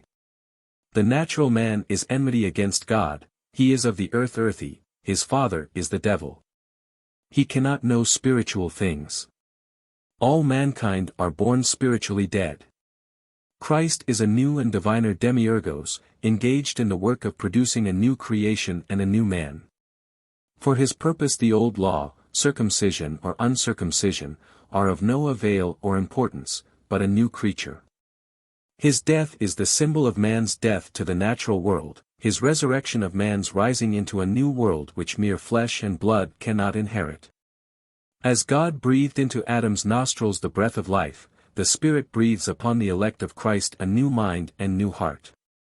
The new creature must inhale an entirely new physical atmosphere. When Paul speaks of the prince of the power of the air, it must not be supposed that he is only metaphorical. On this, however, we must dwell for a little. The air, writes Burton in his Anatomy of Melancholy, the air is not so full of flies in summer as it is at all times of invisible devils. They counterfeit suns and moons, and sit on ships' masts. They cause whirlwinds of a sudden, and tempestuous storms, which though our meteorologists generally refer to natural causes, yet I am of Bodin's mind, they are more often caused by those aerial devils in their several quarters. Cardan gives much information concerning them. His father had one of them, an aerial devil, bound to him for 28 years, as Agrippa's dog had a devil tied to his collar. Some think that Paracelsus had one confined in his sword pommel. Others wear them in rings, and so the old man runs on, speculating about the mysterious cobwebs collected in the ceiling of his brain. The atmosphere mentally breathed by Burton and his authorities was indeed charged with invisible phantasms. And every one of them was in its origin a genuine intellectual effort to interpret the phenomena of nature. It is not wonderful that the ancients should have ascribed to a diabolical source the subtle deaths that struck at them from the air. A single breath of the invisible poison of the air might lay low the strongest. Even after man had come to understand his visible foes, the deadly animal or plant, he could only cower and pray before the lurking power of miasma and infection, the power of the air. The Tyndalls of a primitive time studied dust and disease, and called the winged seeds of decay and death aerial devils, and prepared the way for Mephistopheles, devil of smells, as he in turn for the bacterial demon of modern science. There were not wanting theologic explanations why these malignant beings should find their dwelling place in the air. They had been driven out of heaven. The ethereal realm above the air was reserved for the good. Of the demons the Hindus say, their feet touch not the ground. What man of virtue is there, said Titus to his soldiers, who does not know that those souls which are severed from their fleshy bodies in battles by the sword are received by the ether, that purest of elements, and joined to that company which are placed among the stars. That they become gods, demons, and propitious heroes, and show themselves as such to their posterity afterwards. 103 malignant spirits were believed to hold a more undisputed sway over the atmosphere than over the earth, although our planet was mainly in their power, and the subjects of the higher empire always a small colony. 104 Moreover, there was a natural tendency of demons, which originally represented earthly evils, when these were conquered by human intelligence, to pass into the realm least accessible to science or to control by man. The uncharted winds became their refuge. This belief was general among the Christian fathers. 105 lasted a very long time even among the educated, and is still the teaching of the Roman Catholic Church, as anyone may see by reading the authorized work of Manager Gallman, Holy Water, p. 305. So long as it was admitted among thinking people that the mind was as competent to build facts upon theory as theories on fact, a great deal might be plausibly said for this atmospheric diabolic. In the days when witchcraft was first called in question, Glanville argued that since this little spot is so thickly peopled in every atom of it, 'tis weakness to think that all the vast spaces above and hollows underground are desert and uninhabited, and he anticipated that, as microscopic science might reveal further populations in places seemingly vacant, it would necessitate the belief that the regions of the upper air are inhabited. 106 other learned men concluded that the spirits that lodge there are such as are clogged with earthly elements, the baser sort, dwelling in cold air, they would like to inhabit the more sheltered earth. In repayment for broth, and various dietetic horrors proffered them by witches, they enable them to pass freely through their realm, the air. Figure 7. Adam signing contract for his posterity to Satan. Out of such intellectual atmosphere came Paul's sentence, F2. 2, about the prince of the power of the air. It was a spiritualization of the existing aerial demonology. When Paul and his companions carried their religious agitation into the centers of learning and wealth, and brought the teachings of a Jew to confront the temples of Greece and Rome, they found themselves unrelated to that great world. It had another habit of mind and feeling, and the idea grew in him that it was the spirits of the satanic world counteracting the spirits sent on earth from the divine world. This animated its fashions, philosophy, science, and literature. He warns the church at Ephesus that they will need the whole armor of God, because they are wrestling not with mere flesh and blood, but against the rulers of the world's darkness, the evil spirits in high places, that is, in the air. As heirs of this new nature and new world, with its new atmosphere, purchased and endowed by Christ, the Pauline theory further presupposes that the natural man, having died, is buried with Christ in baptism, rises with him, and is then sealed to him by the Holy Ghost. For a little time such must still bear about them their fleshy bodies, but soon Christ shall come, and these vile bodies shall be changed into his likeness. Meanwhile they must keep their bodies in subjection, even as Paul did, by beating it black and blue, pi omega pi iota zeta omega, and await their deliverance from the body of the dead world they have left, but which so far is permitted to adhere to them. This conception had to work itself out in myths and dogmas of which Paul knew nothing. If any man come after me and hate not his father and mother, and his own, natural, life also, he cannot be my disciple. The new race with which the new creation was in travail was logically discovered to need a new mother as well as a new father. Every natural mother was subjected to a stain that it might be affirmed that only one mother was immaculate, she whose conception was supernatural, not of the flesh. Marriage became an indulgence to sin, whose purchase money survives still in the marriage fee. The monastery and the nunnery represented this new ascetic kingdom. That perilous word worldliness was transmitted to be the source of insanity and hypocrisy. Happily, the common sense and sentiment of mankind have so steadily and successfully won back the outlawed interests of life and the world, that it requires some research into ecclesiastical archaeology to comprehend the original significance of the symbols in which it survives. The ancient rabbins limited the number of souls which hang on Adam to 600,000, but the Christian theologians extended the figures to include the human race. Probably even some Orthodox people may be scandalized at the idea of the Fathers, Irenaeus, for example, that, at the fall, the human race became Satan's rightful property, did they see it in the picture copied by Buslev from an ancient Russian Bible, in possession of Count Uvarov. Adam gives Satan a written contract for himself and his descendants, figure 7. And yet, according to a recent statement, the Reverend Mr. Simeon recently preached a sermon in the Church of St. Augustine, Kilburn, London, to prove that the ruler of the world is the devil. He stated that the creator of the world had given the control of the world to one of his chief angels, Lucifer, who, however, had gone to grief, and done his utmost to ruin the world. Since then the creator and Lucifer had been continually striving to checkmate each other. As Lucifer is still the prince of this world, it would seem that it is not he who has been beaten yet. 107 A popular preacher in America, Reverend Dr. Talmage, states the case as follows. I turn to the same old book, and I find out that the Son of Mary, who was the Son of God, the darling of heaven, the champion of the ages, by some called Lord, by some called Jesus, by others called Christ. But this morning by us called by the three blessed titles, Lord Jesus Christ, by one magnificent stroke made it possible for us all to be saved. He not only told us that there was a hell, but he went into it.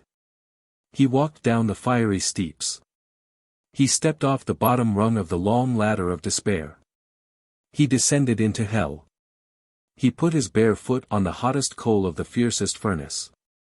He explored the darkest den of eternal midnight, and then he came forth lacerated and scarified, and bleeding and mauled by the hands of infernal excruciation, to cry out to all the ages.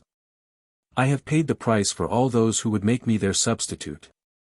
By my piled-up groans, by my omnipotent agony, I demand the rescue of all those who will give up sin and trust in me. Mercy. Mercy. Mercy. But how am I to get it? Cheap. It will not cost you as much as a loaf of bread. Only a penny. No, no. Escape from hell, and all the harps, and mansions, and thrones, and sunlit fields of heaven besides in the bargain, without money, and without price. These preachers are only stating with creditable candor the original significance of the sacraments and ceremonies which were the physiognomy of that theory of a new creature. Following various ancient traditions, that life was produced out of water, that water escaped the primal curse on nature, that devils hate and fear it because of this and the saltness of so much of it. Many religions have used water for purification and exorcism. 108 Baptism is based on the notion that every child is offspring of the devil, and possessed of his demon. The fathers agreed that all unbaptized babes, even the stillborn, are lost. And up to the year 1550 every infant was subjected at baptism to the exorcism, I command thee, unclean spirit, in the name of the Father, of the Son, and of the Holy Ghost, that thou come out, and depart from these infants whom our Lord Jesus Christ has vouchsafed to call to his holy baptism, to be made members of his body and of his holy congregation, and a clergyman informed me that he knew of a case in which a man, receiving back his child after christening, kissed it, and said, I never kissed it before, because I knew it was not a child of God, but now that it is, I love it dearly. But why not? Some even now teach that a white angel follows the baptized, a black demon the unbaptized. The belief was widespread that unbaptized children were turned into elves at death. In Iceland it is still told as a bit of folklore, that when God visited Eve, she kept a large number of her children out of sight, because they had not been washed, and these children were turned into elves, and became the progenitors of that uncanny race. The Greek Church made so much of baptism, that there has been developed an Eastern sect which claims John the Baptist as its founder, making little of Christ, who baptized none. And to this day in Russia the peasant regards it as almost essential to a right reception of the benedictions of Sunday to have been under water on the previous day, soap being sagaciously added. The Roman Catholic Church, following the provision of the Council of Carthage, still sets a high value on baptismal exorcism. And Calvin refers to a theological debate at the Sorbonne in Paris, whether it would not be justifiable for a priest to throw a child into a well rather than have it die unbaptized. Luther preserved the Catholic form of exorcism. And, in some districts of Germany, Protestants have still such faith in it, that, when either a child or a domestic animal is suspected of being possessed, they will send for the Romish priest to perform the rite of exorcism. Mr. Herbert Spencer has described the class of superstitions out of which the sacrament of the Eucharist has grown. In some cases, he says, parts of the dead are swallowed by the living, who seek thus to inspire themselves with the good qualities of the dead, and we saw, section 133, that the dead are supposed to be honored by this act. The implied notion was supposed to be associated with the further notion that the nature of another being, inhering in all the fragments of his body, inheres too in the unconsumed part of anything consumed with his body. So that an operation wrought on the remnants of his food becomes an operation wrought on the food swallowed, and therefore on the swallower. Yet another implication is, that between those who swallow different parts of the same food some community of nature is established. Hence such beliefs as that ascribed by Bastian to some Negroes, who think that, on eating and drinking consecrated food, they eat and drink the God himself, such God being an ancestor, who has taken his share. Various ceremonies among savages are prompted by this conception, as, for instance, the choosing a totem. Among the Mosquito Indians, the manner of obtaining this guardian was to proceed to some secluded spot and offer up a sacrifice, with the beast or bird which thereupon appeared, in dream or in reality, a compact for life was made by drawing blood from various parts of the body. This blood, supposed to be taken by the chosen animal, connected the two, and the animal's life became so bound up with their own that the death of one involved that of the other. 109 And now mark that, in these same regions, this idea reappears as a religious observance. Sahagan and Herrera describe a ceremony of the Aztecs called eating the god. Mendieta, describing this ceremony, says, they had also a sort of Eucharist. They made a sort of small idols of seeds, and ate them as the body or memory of their gods. As the seeds were cemented partly by the blood of sacrificed boys. As their gods were cannibal gods, as Huitzilopochtli, whose worship included this rite, was the god to whom human sacrifices were most extensive. It is clear that the aim was to establish community with gods by taking blood in common. 110. When, a little time ago, a New Zealand chief showed his high appreciation of a learned German by eating his eyes to improve his own intellectual vision, the case seemed to some to call for more and better protected missionaries. But the chief might find in the sacramental communion of the missionaries the real principle of his faith. The celebration of the Lord's Supper, when a bishop is ordained, has only to be scratched, as the proverb says, to reveal beneath it the Indians choosing their episcopal totem. As Israel observed the Passover, eating together of the lamb whose blood sprinkled on their doorposts had marked those to be preserved from the destroying angel in Egypt, they who believed that Jesus was Messiah tasted the body and blood of their head, as indicating the elect out of a world otherwise given over to the destroyer spiritually, and finally to be delivered up to him bodily. He that eateth my flesh and drinketh my blood dwelleth in me and I in him. These were to tread on serpents or handle them unharmed, as it is said Paul did. They were not really to die, but to fall asleep, that they might be changed as a seed to its flower, through literal resurrection from the earth. We should probably look in vain after any satisfactory vestiges of the migration of the superstition concerning the mystical potency of food. It is found fully developed in the ancient Hindu myth of the struggle between the gods and demons for the Amrita, the immortalizing nectar, one stolen sip of which gave the monster Rahu the imperishable nature which no other of his order possesses. It is found in corresponding myths concerning the gods of Asgard and of Olympus. The fall of man in the Iranian legend was through a certain milk given by Ahriman to the first pair, Meskia and Meskiane. In Buddhist mythology, it was eating rice that corrupted the nature of man. It was the process of incarnation in the Gilgit legend, I. 398. The whole story of Persephone turns upon her having eaten the seed of a pomegranate in Hades, by which she was bound to that sphere. There is a myth very similar to that of Persephone in Japan. There is a legend in the Scottish Highlands that a woman was conveyed into the secret recesses of the Men of Peace, the Daoinshire, euphemistic name of uncanny beings, who carry away mortals to their subterranean apartments, where beautiful damsels tempt them to eat of magnificent banquets. This woman on her arrival was recognized by a former acquaintance, who, still retaining some portion of human benevolence, warned her that, if she tasted anything whatsoever for a certain space of time, she would be doomed to remain in that underworld forever. The woman, having taken this counsel, was ultimately restored to the society of mortals.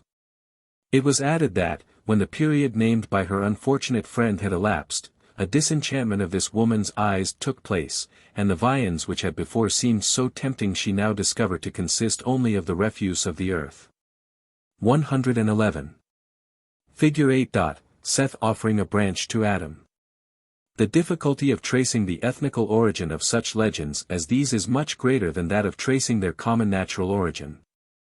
The effect of certain kinds of food upon the human system is very marked, even apart from the notorious effects of the drinks made from the vegetative world.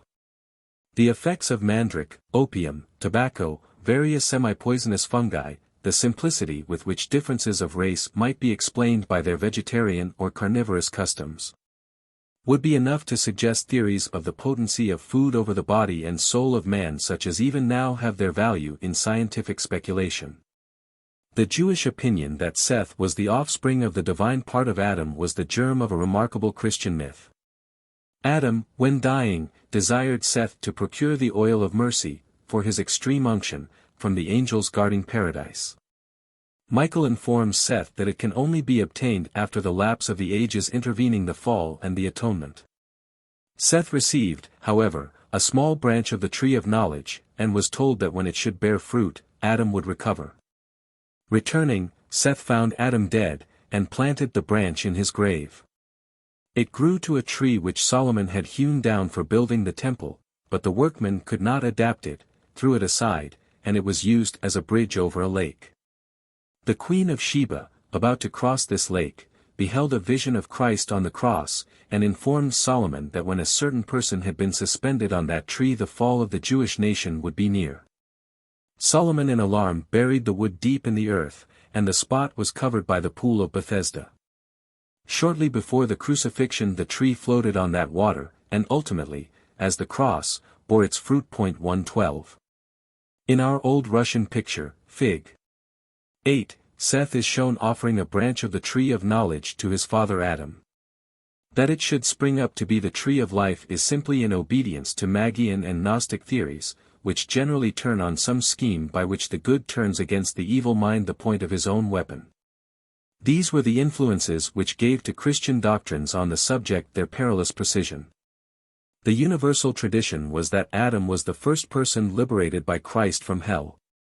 And this corresponded with an equally wide belief that all who were saved by the death of Christ and his descent into hell were at once raised into the moral condition of Adam and Eve before the fall. To eat the food and breathe the holy air of paradise. An honest mirror was held up before this theology by the Christian Adamites. Their movement, 2nd and 3rd centuries, was a most legitimate outcome of the Pauline and Johannine gospel. The author of this so-called heresy, Prodicus, really anticipated the Methodist doctrine of sanctification, and he was only consistent in admonishing his followers that clothing was, in the Bible, the original badge of carnal guilt and shame, and was no longer necessary for those whom Christ had redeemed from the fall and raised to the original innocence of Adam and Eve. These believers, in the appropriate climate of northern Africa, had no difficulty in carrying out their doctrine practically, and having named their churches paradises, assembled in them quite naked. There is still a superstition in the East that a snake will never attack one who is naked. The same Adamite doctrine, a prelapsarian perfection symbolized by nudity, was taught by John Picard in Bohemia, and a flourishing sect of Adamites arose there in the 15th century. The Slavonian Adamites of the last century, and they are known to carry on their services still in secret, not only dispense with clothing, but also with sacraments and ceremonies, which are for the imperfect, not for the perfected. Again and again has this logical result of the popular theology appeared, and with increasingly gross circumstances, as the refined and intelligent abandon except in name the corresponding dogmas. It is an impressive fact that Paul's central doctrine of a new creature is now adopted with most realistic orthodoxy by the Mormons of Utah, whose initiation consists of a dramatic performance on each candidate of molding the body out of clay. Breathing in the nostrils, the deep sleep presentation of an Eve to each Adam, the temptation, fall, and redemption. The saints thus made, unfortunately, seem to have equally realistic ideas that the Gentiles are adherents of the prince of this world, and their sacramental bands have shown some striking imitations of those events of history which, when not labeled Christian, are pronounced barbarous. Now that the old dogmatic system is being left more and more to the ignorant and vulgar to make over into their own image and likeness, it may be hoped that elsewhere also the error that libels and outrages nature will run to seed. For error, like the aloe, has its period when it shoots up a high stem and dies. Chapter 20. The Holy Ghost. A Hanover relic, Mr. Atkinson on the dove in the Old Testament, ecclesiastical symbol, judicial symbol, a vision of St. Dunstan's, the witness of chastity, dove and serpent, the unpardonable sin, inexpiable sin among the Jews, destructive power of Jehovah, potency of the breath, third persons of Trinities, Pentecost, Christian superstitions, Mr. Moody on the sin against the Holy Ghost, mysterious fear, idols of the cave. There is in the old town of Hanover, in Germany, a schoolhouse in which, above the teacher's chair, there was anciently the representation of a dove perched upon an iron branch or rod. And beneath the inscription, "This shall lead you into all truth." In the course of time the dove fell down and was removed to the museum, but there is still left before the children the rod, with the admonition that it will lead them into all truth. This is about as much as for a long time was left in the average Christian mind of the symbolical dove, the Holy Ghost. Half of its primitive sense departed, and there remained only an emblem of mysterious terror. More spiritual minds have introduced into the modern world a conception of the Holy Ghost as a life-giving influence or a spirit of love. But the ancient view which regarded it as the iron rod of judgment and execution still survives in the notion of the sin against the Holy Ghost. Mr. Henry G. Atkinson writes as follows, 113, My old friend Barry Cornwall, the fine poet, once said to me, My dear Atkinson, can you tell me the meaning of the Holy Ghost? What can it possibly mean? Well, I said, I suppose it means a pigeon. We have never heard of it in any other form but that of the dove descending from heaven to the Virgin Mary. Then we have the pretty fable of the dove returning to the ark with the olive branch, so that the Christian religion may be called the religion of the pigeon. In the Greek Church the pigeon is held sacred. St. Petersburg is swarming with pigeons, but they are never killed or disturbed. I knew a lady whose life was made wretched in the belief that she had sinned the unpardonable sin against the Holy Ghost, and neither priest nor physician could persuade her out of the delusion, though in all other respects she was quite sensible. She regarded herself as such a wretch that she could not bear to see herself in the glass, and the looking-glasses had all to be removed, and when she went to an hotel, her husband had to go first and have the looking-glasses of the apartments covered over.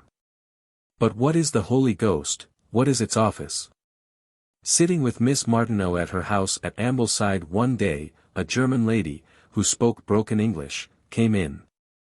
She was a neighbor, and had a large house and grounds, and kept fowls. Oh! She said, quite excited, the beast has taken off another chicken, meaning the hawk. I saw it myself. The wretch! It came down just like the Holy Ghost, and snatched off the chicken. How Miss Martineau did laugh. But I don't know that this story throws much light upon the subject, since it does but bring us back to the pigeon. It would require a volume to explain fully all the problems suggested in this brief note, but the more important facts may be condensed. It is difficult to show how far the natural characteristics and habits of the dove are reflected in its widespread symbolism. Its plaintive note and fondness for solitudes are indicated in the psalmist's aspiration, Oh that I had the wings of a dove, then would I fly away and be at rest, lo, then would I wander far off, and remain in the wilderness. 114 It is not a difficult transition from this association with the wilderness to investment with a relationship with the demon of the wilderness, Azazel. So we find it in certain passages in Jeremiah, where the word has been suppressed in the ordinary English version. The land is desolate because of the fierceness of the dove. Let us go again to our own people to avoid the sword of the dove. They shall flee away every one for fear of the sword of the dove. 115 In India its lustres, blue and fiery, may have connected it with azure-necked Shiva. The far-seeing and wonderful character of the pigeon as a carrier was well known to the ancients. On Egyptian bas-reliefs priests are shown sending them with messages. They appear in the branches of the oaks of Dodona, and in old Russian frescoes they sometimes perch on the tree of knowledge in paradise. It is said that, in order to avail himself of this universal symbolism, Muhammad trained a dove to perch on his shoulder. As the raven was said to whisper secrets to Odin, so the dove was often pictured at the ear of God. In Notre Dame de Chartres, its beak is at the ear of Pope Gregory the Great. It passed, and did not have far to go, to be the familiar of kings. It brought the chrism from heaven at the baptism of Clovis. White doves came to bear the soul of Louis of Thuringia to heaven. The dove surmounted the scepter of Charlemagne. At the consecration of the kings of France, after the ceremony of unction, white doves were let loose in the church. At the consecration of a monarch in England, a duke bears before the sovereign the scepter with the dove. By association with both ecclesiastical and political sovereignty, it came to represent very nearly the old fatal serpent power which had lurked in all its transformations. When the Holy Ghost was represented as a crowned man, the dove was pictured on his wrist like that falcon with which the German lady, mentioned by Mr. Atkinson, identified it. But in this connection its symbolism is more especially referable to a passage in Isaiah 1:16, There shall come forth a rod out of the stem of Jesse, and a branch shall grow out of his roots. And the Spirit of the Lord shall rest upon him, the Spirit of wisdom and understanding, the Spirit of counsel and might, the Spirit of the knowledge and of the fear of the Lord. The sanctity of the number 7 led to the partition of the last clause into 3 spirits, making up the 7, which were, wisdom, understanding, counsel, strength, knowledge, piety, fear. In some of the representations of these where each of the 7 doves is labeled with its name, fear is at the top of their arch, a psalm having said, "The fear of the Lord is the beginning of wisdom." When the Knightly Order of the Holy Ghost was created in 1352, it was aristocratic, and, when reorganized by Henry III of France in 1579, it was restricted to magisterial and political personages. With them was the spirit of fear certainly. And the order shows plainly what had long been the ideas connected with the Holy Ghost. M. Diderot finds this confirmed in the legends of every country, and especially refers to a story of Saint Dunstan, Archbishop of Canterbury, in the 10th century. 3 men, convicted of coining false money, had been condemned to death. Immediately before the celebration of Mass on the day of Pentecost, the festival of the Holy Ghost, St. Dunstan inquired whether justice had been done upon the 3 criminals. He was informed in reply that the execution had been delayed on account of the solemn feast of Pentecost then in celebration.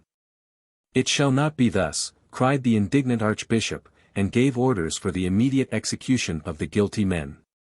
Several of those who were present remonstrated against the cruelty of that order. It was nevertheless obeyed. After the execution of the criminals, Dunstan washed his face, and turned with a joyful countenance towards his oratory. "I now hope," said he, "that God will be pleased to accept the sacrifice I am about to offer." And in fact, during the celebration of Mass, at the moment when the saint raised his hands to implore that God the Father would be pleased to give peace to his church, to guide, guard, and keep it in unity throughout the world, a dove, as white as snow, was seen to descend from heaven, and during the entire service remained with wings extended, floating silently in air above the head of the archbishop. 117.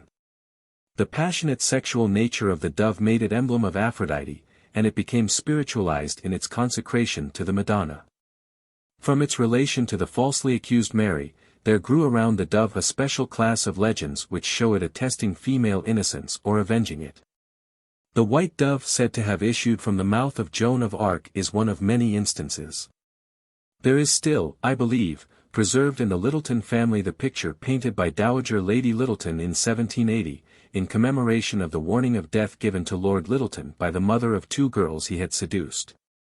The vision being attended by a fluttering dove.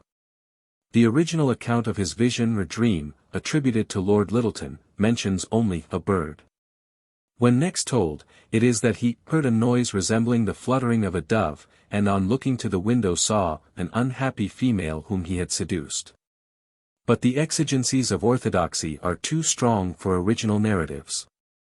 As the bird attested an announcement that on the 3rd day, that too was gradually added, he would die, it must have been a dove, and as the dove attends only the innocent, it must have been the poor girl's mother that appeared. It was easy to have the woman die at the precise hour of appearance. 118 When in Chicago in 1875, I read in one of the morning papers a very particular account of how a white dove flew into the chamber window of a young unmarried woman in a neighboring village, she having brought forth a child, and solemnly declaring that she had never lost her virginity. In this history of the symbolism of the dove the theological development of the Holy Ghost has been outlined. We have seen in the previous chapter that the Holy Spirit is in opposition to the natural air, repository of evils. The dove symbolized this aspect of it in hovering over the world emerging from its diluvial baptism, and also over the typical new Adam, Jesus, coming from his baptism. But in this it corresponds with the serpent symbol of life in Egyptian mythology brooding over the primal mundane egg, as in Figure 23, Volume 1. Nathaniel Hawthorne found a mystical meaning in the beautiful group at Rome representing a girl pressing a dove to her bosom while she is attacked by a serpent. But in their theological aspects the dove and the serpent blend, they are at once related and separated in Christ's words. Be ye wise as serpents and harmless as doves, but in the office of the Holy Ghost as representing a divine intelligence, and its consequent evolution as executor of divine judgments. It fulfills in Christendom much the same part as the serpent in the more primitive mythologies. Every sin and blasphemy will be forgiven unto men, said a legendary Christ, 119, but the blasphemy against the Spirit will not be forgiven. And whosoever shall speak a word against the Son of Man, it will be forgiven him, but whosoever shall speak against the Holy Ghost, it will not be forgiven him, neither in this world nor in that to come. In Mark 1:20 it is said, All things shall be forgiven unto the sons of men, the sins and the blasphemies wherewith they shall blaspheme, but whosoever shall blaspheme against the Holy Ghost has never forgiveness, but will be guilty of everlasting sin.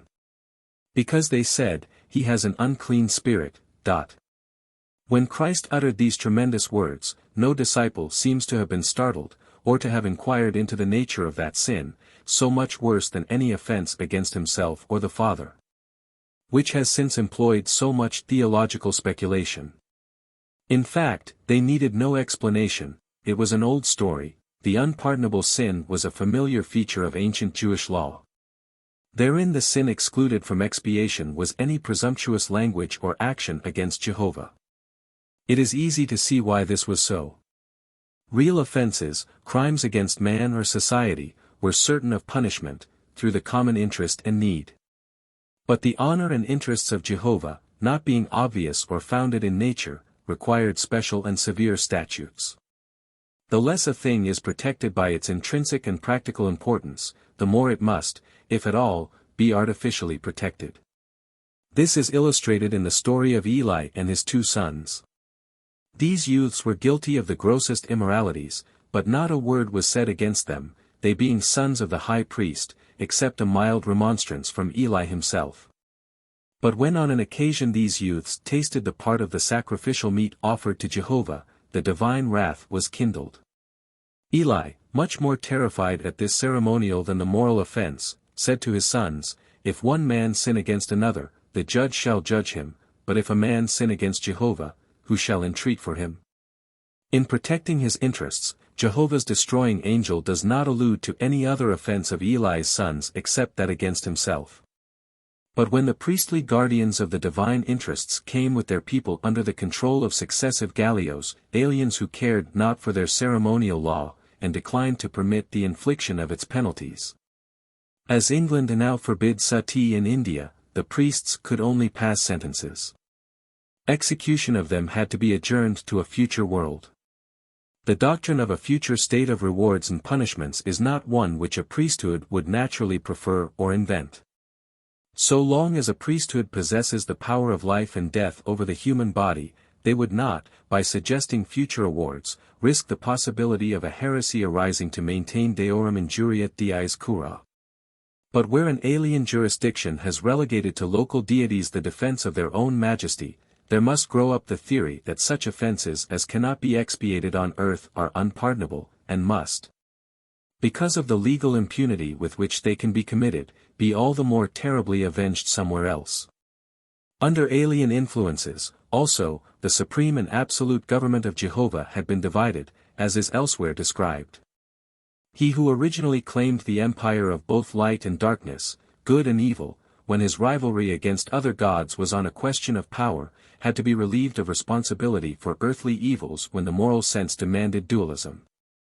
Thus there grew up a separate personification of the destructive power of Jehovah, which had been supposed to lodge in his breath. The last breath of man obviously ends life. There is nothing more simple in its natural germ than the association of the first breath and the last with the creative spirit. 121 This potency of the breath or spirit is found in many ancient regions. It is the natural teaching of the destructive simum 122 or even of the annual autumnal breath which strikes the foliage with death. Persia especially abounded with superstitions of this character. By a sorcerer's breath the 2 serpents were evoked from the breast of Zohak. Nizami has woven the popular notion into his story of the 2 physicians who tried to destroy each other. One of whom survived his rival's poisonous draught, and killed that rival by making him smell a flower on which he had breathed.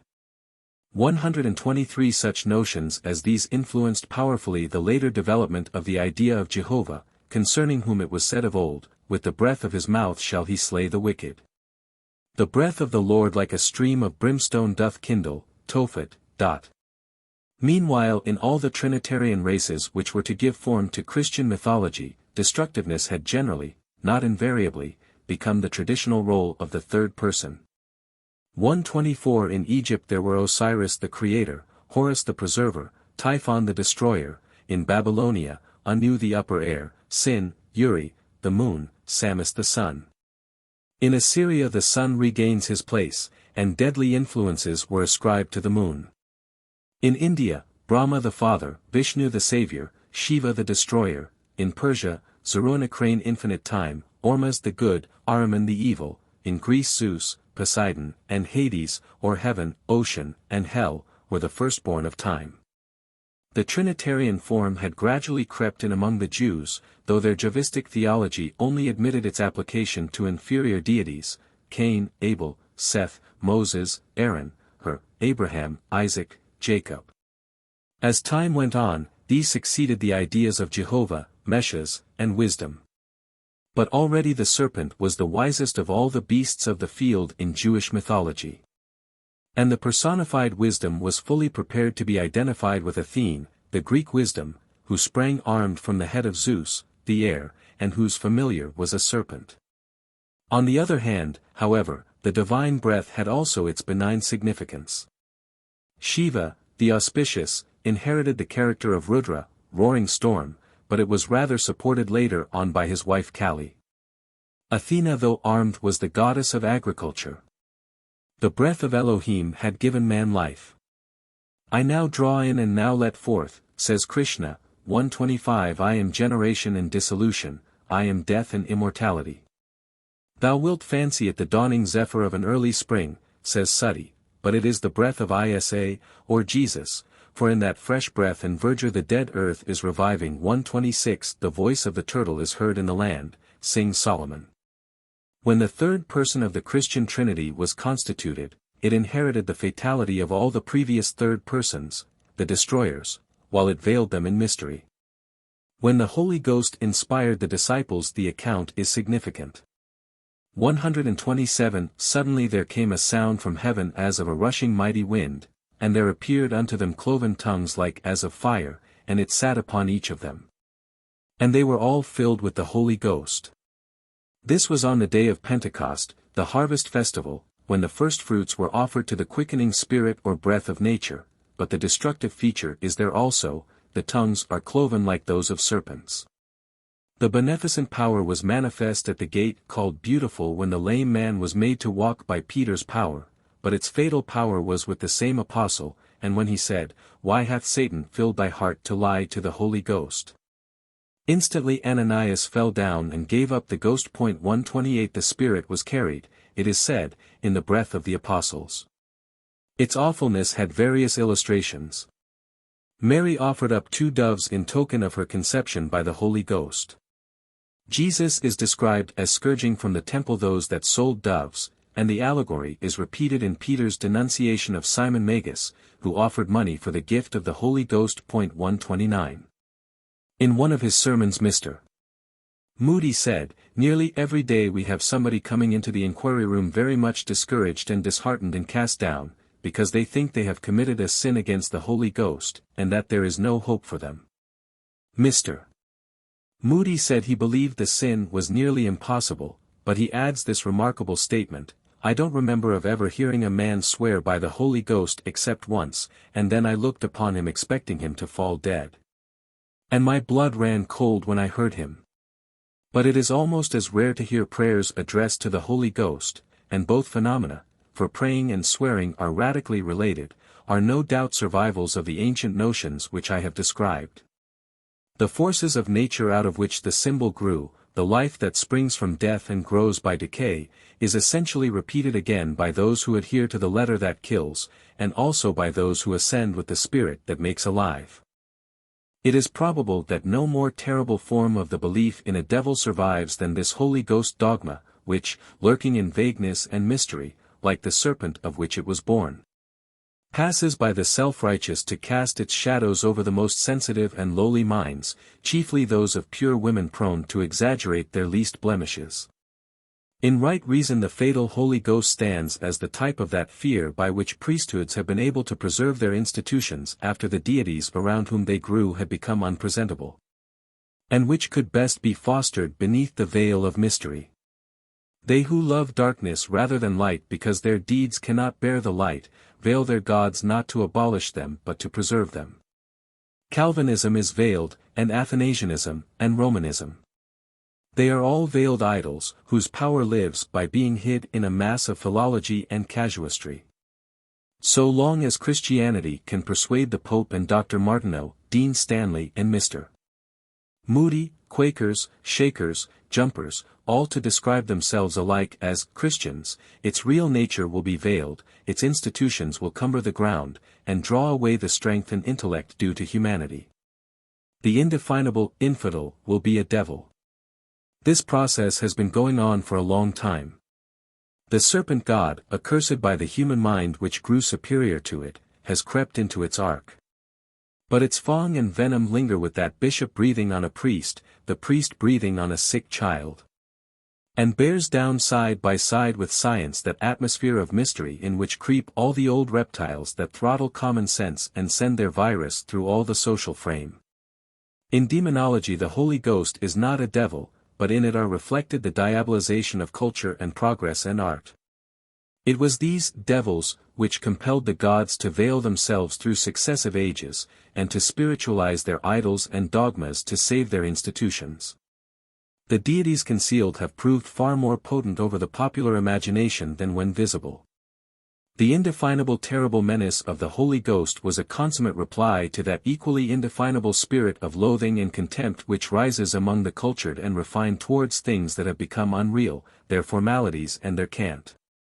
It is this ever-recurring necessity that enables clergymen to denounce belief in hell and a devil in churches which assuredly would never have been built but for the superstition so denounced. The ancient beliefs and the present denunciation of them are on the same thread, the determination of a church to survive and hold its power at any and every cost. The Jesuitical power to veil the dogma is the most successful method of confronting the spirit of an age, which in the eye of reason is the only Holy Spirit, but which to ecclesiastical power struggling with enlightenment is the only formidable Satan. Chapter 21. Antichrist. The Kali age, Satan sifting Simon, Satan as angel of light, epithets of Antichrist, the Caesars, Nero, sacraments imitated by pagans, satanic signs and wonders, Jerome on Antichrist, Armillus, Al-Dajjal, Luther on Muhammad, Mahomet, Satan, gods. Ape, medieval notions, witches Sabbath, an infernal trinity, serpent of sins, Antichrist popes, Luther as Antichrist, modern notions of Antichrist. In the Padma Purana, it is recorded that when King Vena embraced heretical doctrine and abjured the temples and sacrifices, the people following him, 7 powerful rishis, high priests, visited him and entreated him to return to their faith. They said, "These acts, O king, which thou art performing, are not of our holy traditions, nor fit for our religion, but are such as shall be performed by mankind at the entrance of Kali, the last and sinful age. When thy new faith shall be received by all, and the service of the gods be utterly relinquished." King Vena, being thus in advance of his time, was burned on the sacred grass, while a mantra was performed for him. This theory of Kali is curious as indicating a final triumph of the enemies of the gods. In the Scandinavian theory of Ragnarok, the twilight of the gods, there also seems to have been included no hope of the future victory of the existing gods. In the Parsi faith we first meet with the belief in a general catastrophe followed by the supremacy and universal sway of good. This faith characterized the later Hebrew prophecies, and is the spirit of Paul's brave saying, "When all things shall be subjected unto him, then also shall the Son himself be subject unto him that put all things under him." That God may be all in all. When, however, theology and metaphysics advanced and modeled this fiery lava of prophetic and apostolic ages into dogmatic shapes, evil was accorded an equal duration with good. The conflict between Christ and his foes was not to end with the conversion or destruction of his foes, but his final coming as monarch of the world was to witness the chaining up of the arch-fiend in the pit. Christ's own idea of Satan, assuming certain reported expressions to have been really uttered by him, must have been that which regarded him as a tempter to evil, whose object was to test the reality of faith. "Simon, Simon, behold, Satan asked you for himself, that he might sift you as the wheat, but I made supplication for thee, that thy faith fail not, and when once thou hast returned, confirm thy brethren. And he said unto him, Lord, I am ready to go with thee, both into prison and into death. And he said, I tell thee, Peter, a cock will not crow this day till thou wilt thrice deny that thou knowest me. 130 Such a sentiment could not convey to Jewish ears a degraded notion of Satan, except as being a nocturnal spirit who must cease his work at cockcrow. It is an adaptation of what Jehovah himself was said to do, in the prophecy of Amos. I will not utterly destroy the house of Jacob, saith the Lord. I will sift the house of Israel among all nations, like as corn is sifted in a sieve, yet shall not the least grain fall upon the earth. 131. Paul, too, appears to have had some such conception of Satan, since he speaks of an evil-doer as delivered up to Satan for the destruction of the flesh that the spirit may be saved. 132 There is, however, in another passage an indication of the distinctness with which Paul and his friends had conceived a fresh adaptation of Satan as obstacle of their work. For such, he says, are false apostles, deceitful workers, transforming themselves into apostles of Christ. And no marvel, for Satan transforms himself into an angel of light.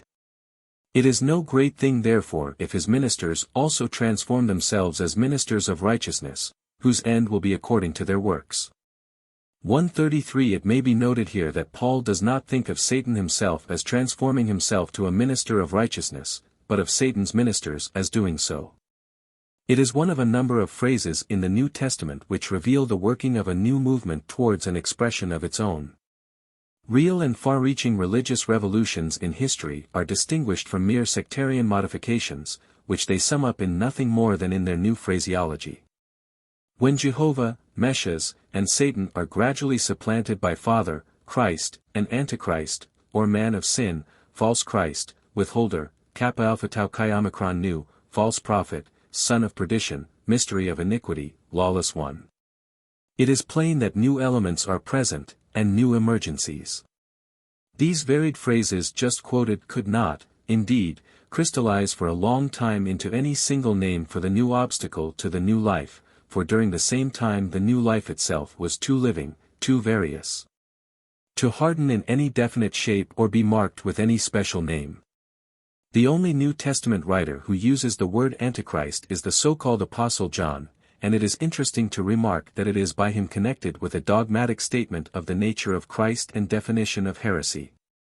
Every spirit that confesses Jesus Christ is come in the flesh is of God, and every spirit that confesses not Jesus is not of God, and this is the spirit of Antichrist, whereof ye have heard that it comes, and now it is in the world already. 134 This language, characteristic of the middle and close of the 2nd century 135 is in strong contrast with Paul's utterance in the 1st century, describing the man of sin, or of lawlessness, the son of perdition, as one who opposeth and exalteth himself above all that is called God, or that is worshipped. So that he sat in the temple of God, showing himself that he is God. 136 Christ has not yet begun to supplant God. To Paul he is the Son of God confronting the son of destruction, the divine man opposed by the man of sin.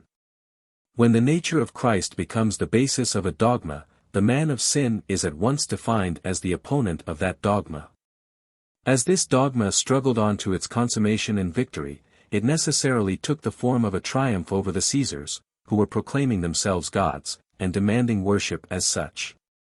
The writer of the 2nd epistle bearing Peter's name saw those Christians who yielded to such authority typified in Balaam, the erring prophet who was opposed by the angel.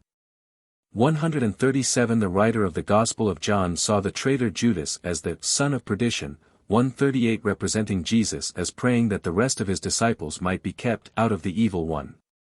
And many similar expressions disclose the fact that, towards the close of the 2nd century, and throughout the 3rd, the chief obstacle of those who were just beginning to be called Christians, was the temptation offered by Rome to the Christians themselves to betray their sect. It was still a danger to name the very imperial gods who successively set themselves up to be worshipped at Rome. But the pointing of the phrases is unmistakable long before the last of the pagan emperors held the stirrup for the first Christian pontiff to mount his horse. Nero had answered to the portrait of the Son of Perdition sitting in the temple of God perfectly. He aspired to the title, King of the Jews. He solemnly assumed the name of Jupiter. He had his temples and his priests, and shared divine honors with his mistress Poppaea. Yet, when Nero and his glory had perished under those fires of wrath described in the Apocalypse, a more exact image of the insidious, false Christ, appeared in Vespasian. His alleged miracles, lying wonders, and the reported prediction of his greatness by a prophet on Mount Carmel, his oppression of the Jews, who had to contribute the annual double drachma to support the temples and gods which Vespasian had restored, altogether made this decorous and popular emperor a more formidable enemy than the beast Nero whom he succeeded. The virtues and philosophy of Marcus Aurelius still increased the danger. Political conditions favored all those who were inclined to compromise, and to mingle the popular pagan and the Jewish festivals, symbols, and ceremonies.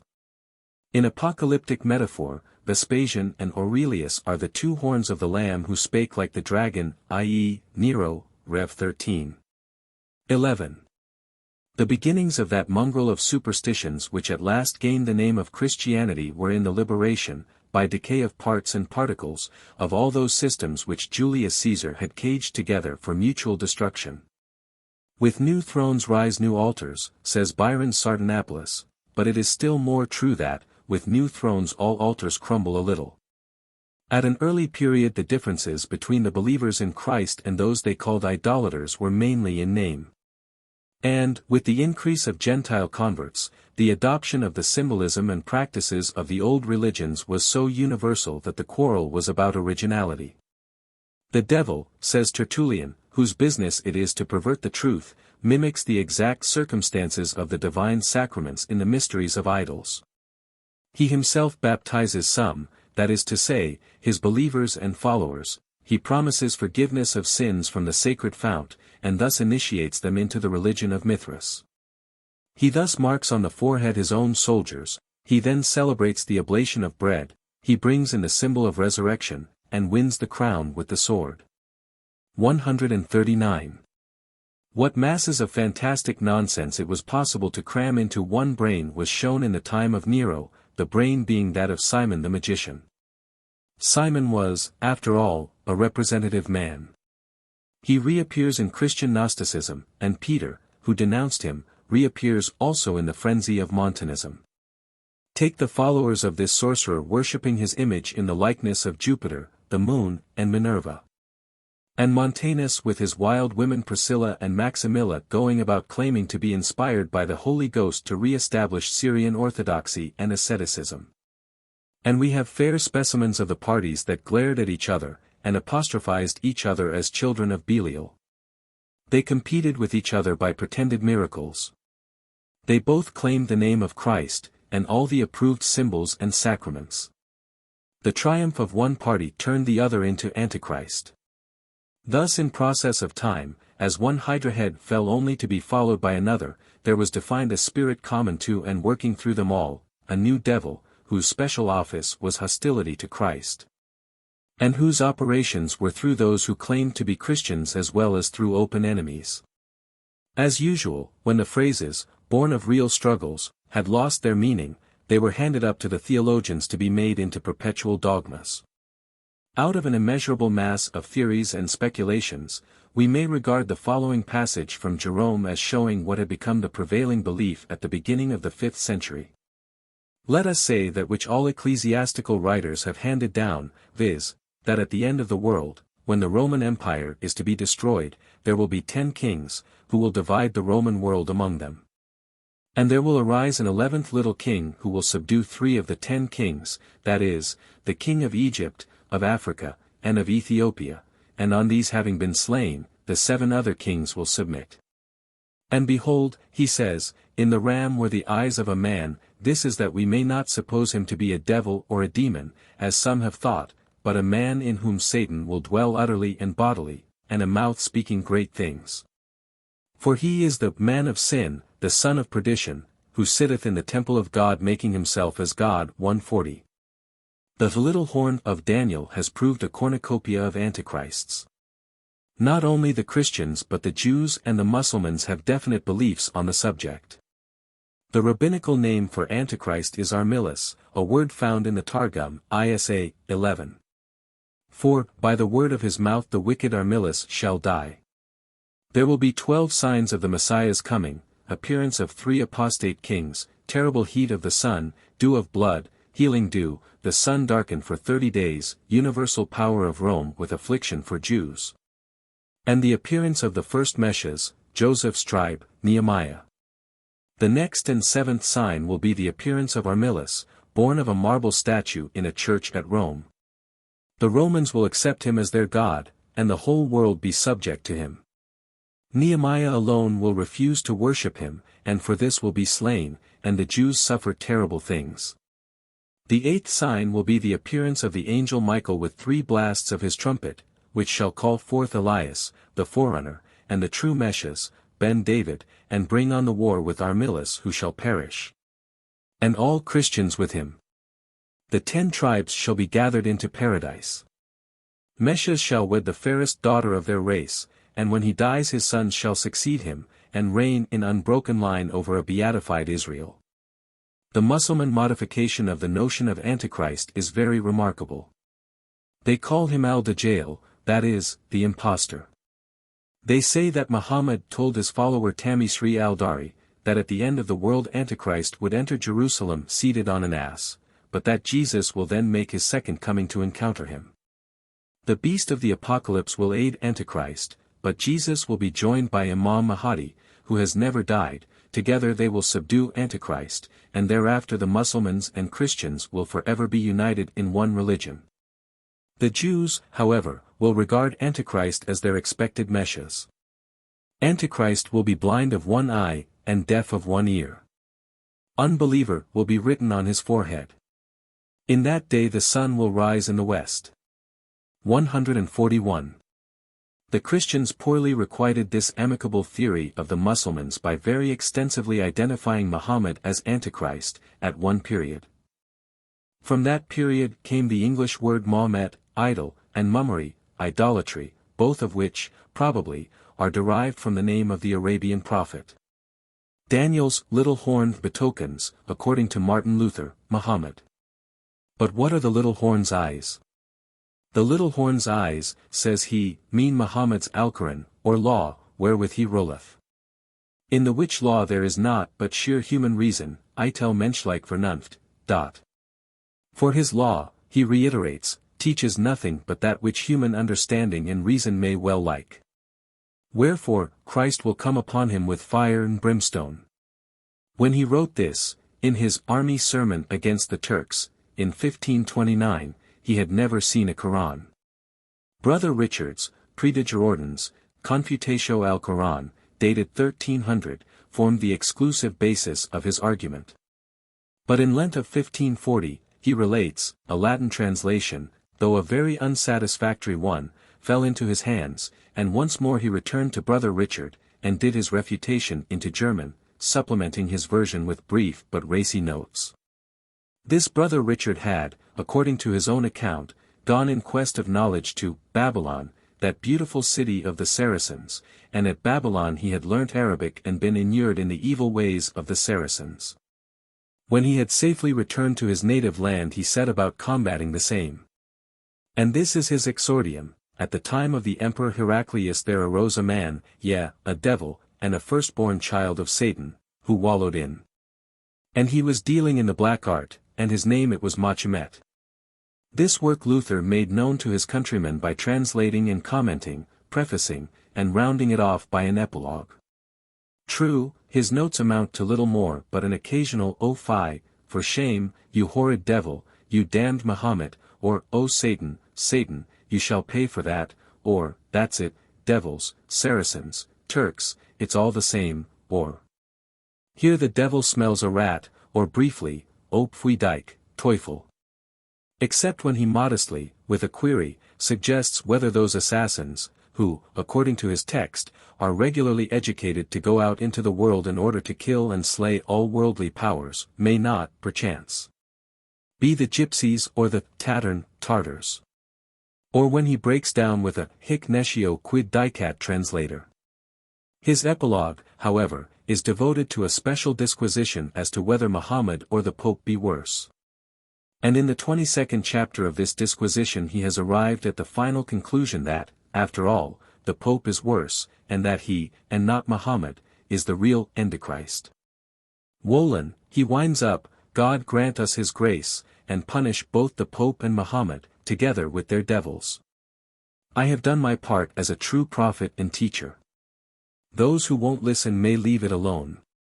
In similar strains speaks the learned and gentle Melanchthon. In an introductory epistle to a reprint of that same Latin Quran which displeased Luther so much, he finds fault with Muhammad, or rather, to use his own words, he thinks that Muhammad is inspired by Satan. Because he does not explain what sin is, and further, since he showeth not the reason of human misery. He agrees with Luther about the little horn, though in another treatise he is rather inclined to see in Muhammad both Gog and Magog. And, Muhammad's sect, he says, is altogether made up, conflata, of blasphemy, robbery, and shameful lusts. Nor does it matter in the least what the Quran is all about. Even if there were anything less scurrilous in the book, it need not concern us any more than the portents of the Egyptians, who invoked snakes and cats. Were it not that partly this Mohammedan pest, and partly the Pope's idolatry, have long been leading us straight to wreck and ruin, may God have mercy upon some of us. 142. Mahomet was used by Wycliffe for idol in his translation of the New Testament, Acts 7. 41, and they made a calf in those days and offered a sacrifice to the Mahomet idol. The word, though otherwise derived by some, is probably a corruption of Muhammad. In the Mappa Mundi of the 13th century we find the representation of the golden calf in the promontory of Sinai, with the superscription Mayim for Muhammad, whose name under various corruptions, such as Mahound, Mahomet, and K, became a general byword in the medieval languages for an idol. In a missionary hymn of Wesley's Muhammad is apostrophized as that Arab thief, as Satan bold, who quite destroyed thy Asian fold. And the Almighty is adjured to the Unitarian fiend expel, and chase his doctrine back to hell. In these days, when the very mention of the devil raises a smile, we can hardly realize the solemnity with which his work was once viewed. When Goethe represents Mephistopheles as undertaking to teach Faust's class in theology and dwells on his orthodoxy, it is the refrain of the faith of many generations. The devil was not God's ape, as Tertullian called him, in any comical way.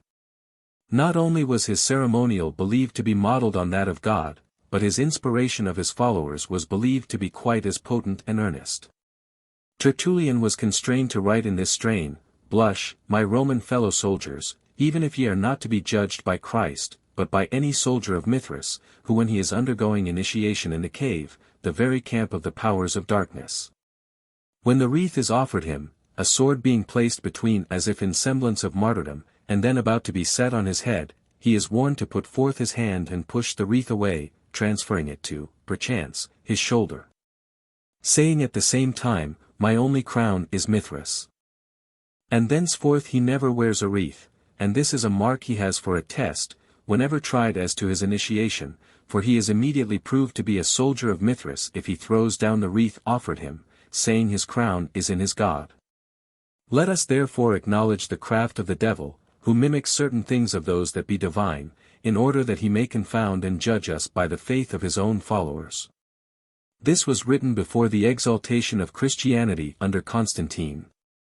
When the age of the martyrdom of the so-called pagans came on, these formulae became real, and the Christians were still more confounded by finding that the worshippers of the devil, as they thought them, could yield up their lives in many parts of Europe as bravely for their faith as any Christian had ever done. The prince of this world became thus an unmeaning phrase except for the heretics. Christ had become the prince of this world, and he was opposed by religious devotees as earnest as any who had suffered under Nero. The relation of the opposition to the devil was yet more closely defined when it claimed the Christian name for its schism or heresy, and when it carried its loyalty to the adversary of the Church to the extent of suffering martyrdom. Tell me, Holy Father, said Evervinus to Saint Bernard, concerning the Albigenses, how is this? They entered to the stake and bore the torment of the fire not only with patience, but with joy and gladness. I wish your explanation, how these members of the devil could persist in their heresy with a courage and constancy scarcely to be found in the most religious of the faith of Christ. Under these circumstances the personification of Antichrist had a natural but still wonderful development. He was to be born of a virgin, in Babylon, to be educated at Bethsaida and Chorazin, and to make a triumphal entry into Jerusalem, proclaiming himself the Son of God. In the interview at Messina, 1202, between Richard I and the abbot Joachim of Florus, the king said, I thought that Antichrist would be born at Antioch or in Babylon, and of the tribe of Dan, and would reign in the temple of the Lord in Jerusalem, and would walk in that land in which Christ walked. And would reign in it for 3 years and a half, and would dispute against Elijah and Enoch, and would kill them, and would afterwards die. And that after his death God would give 60 days of repentance, in which those might repent which should have erred from the way of truth, and have been seduced by the preaching of Antichrist and his false prophets. Figure 9. Procession of the Serpent of Sins. This belief was reflected in Western Europe in the belief that the congregation of witches assembled on their Sabbath, an institution then included among paganisms, to celebrate grand mass to the devil. And that all the primitive temples were raised in honor of Satan.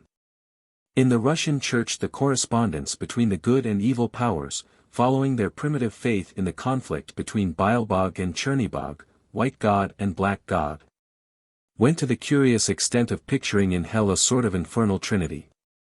The Father throned in heaven with the Son between his knees and the dove beside or beneath him, was replied to by a majestic Satan in hell, holding his son, Judas, on his knees, and the serpent acting as counteragent of the dove.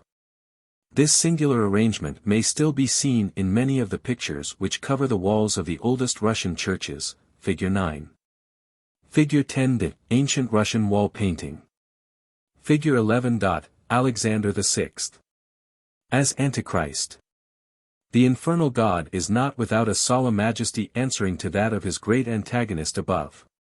The serpent of sins proceeds from the diabolical Father and Son, passing from beneath their throne through one of the 2 mouths of hell, and then winds upward, hungrily opening its jaws near the terrible balances where souls are weighed, Figure 10. Along its hideous length are seated at regular intervals 9 winged devils, representing probably antagonists of the 9 Sephiroth or Eons of the Gnostic theology. Each is armed with a hook whereby the souls weighed and found wanting may be dragged. The sins which these devils represent are labeled, generally on rings around the serpent, and increase in heinousness towards the head. It is a curious fact that the sin nearest the head is marked unmercifulness. Strange and unconscious sarcasm on an omnipotent deity under whose sway exists this elaboration of a scheme of sins and tortures precisely corresponding to the scheme of virtues and joys. Truly said the Epistle of John, there be many antichrists. If this was true before the word Christianity had been formed, or the system it names, what was the case afterwards? For centuries we find vast systems denouncing each other as Antichrist. And ultimately, as a subtle hardly conscious heresy spread abroad, the great excommunicator of Antichrists itself, Rome, acquired that title, which it has never shaken off since. The See of Rome did not first receive that appellation from Protestants, but from its own chiefs. Gregory himself, A.C. 590, started the idea by declaring that any man who held even the shadow of such power as the popes arrogated to themselves after his time would be the forerunner of Antichrist. Arnulfus, Bishop of Orleans, in an invective against John XV. At Rheims, A.C. 991, intimated that a pope destitute of charity was Antichrist. But the stigma was at length fixed, 12th century, by Amalrich of Benna, Quia Papa esset Antichristus id Roma Babylon et ipsi sedit in Monte Olividi, i.e. in Pinguidine Potestatis, and also by the abbot Joachim, A.C. 1202. The theory of Richard I, as stated to Joachim concerning Antichrist, has already been quoted. It was in the presence of the archbishops of Rouen and Auxerre, and the bishop of Bayonne, and represented their opinion and the common belief of the time. But Joachim said the second apocalyptic beast represented some great prelate who will be like Simon Magus, and, as it were, universal pontiff, and that very Antichrist of whom St. Paul speaks. Hildebrand was the first pope to whom this ugly label was affixed, but the career of Alexander VI. Roderick Borgia made it forever irremovable for the Protestant mind. There is in the British Museum a volume of caricatures, dated 1545, in which occurs an ingenious representation of Alexander VI. The Pope is first seen in his ceremonial robes. But a leaf being raised, another figure is joined to the lower part of the former, and there appears the papal devil, the cross in his hand being changed to a pitchfork, figure 11. Attached to it is an explanation in German giving the legend of the Pope's death. He was poisoned, 1503, by the cup he had prepared for another man. It was afterwards said that he had secured the papacy by aid of the devil. Having asked how long he would reign, the devil returned an equivocal answer, and though Alexander understood that it was to be 15 years, it proved to be only 11. When in 1520 Pope Leo X issued his formal bull against Luther, the reformer termed it the execrable bull of Antichrist.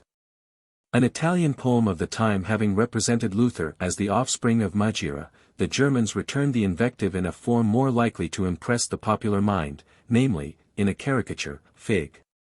12, representing the said fury as nursing the Pope.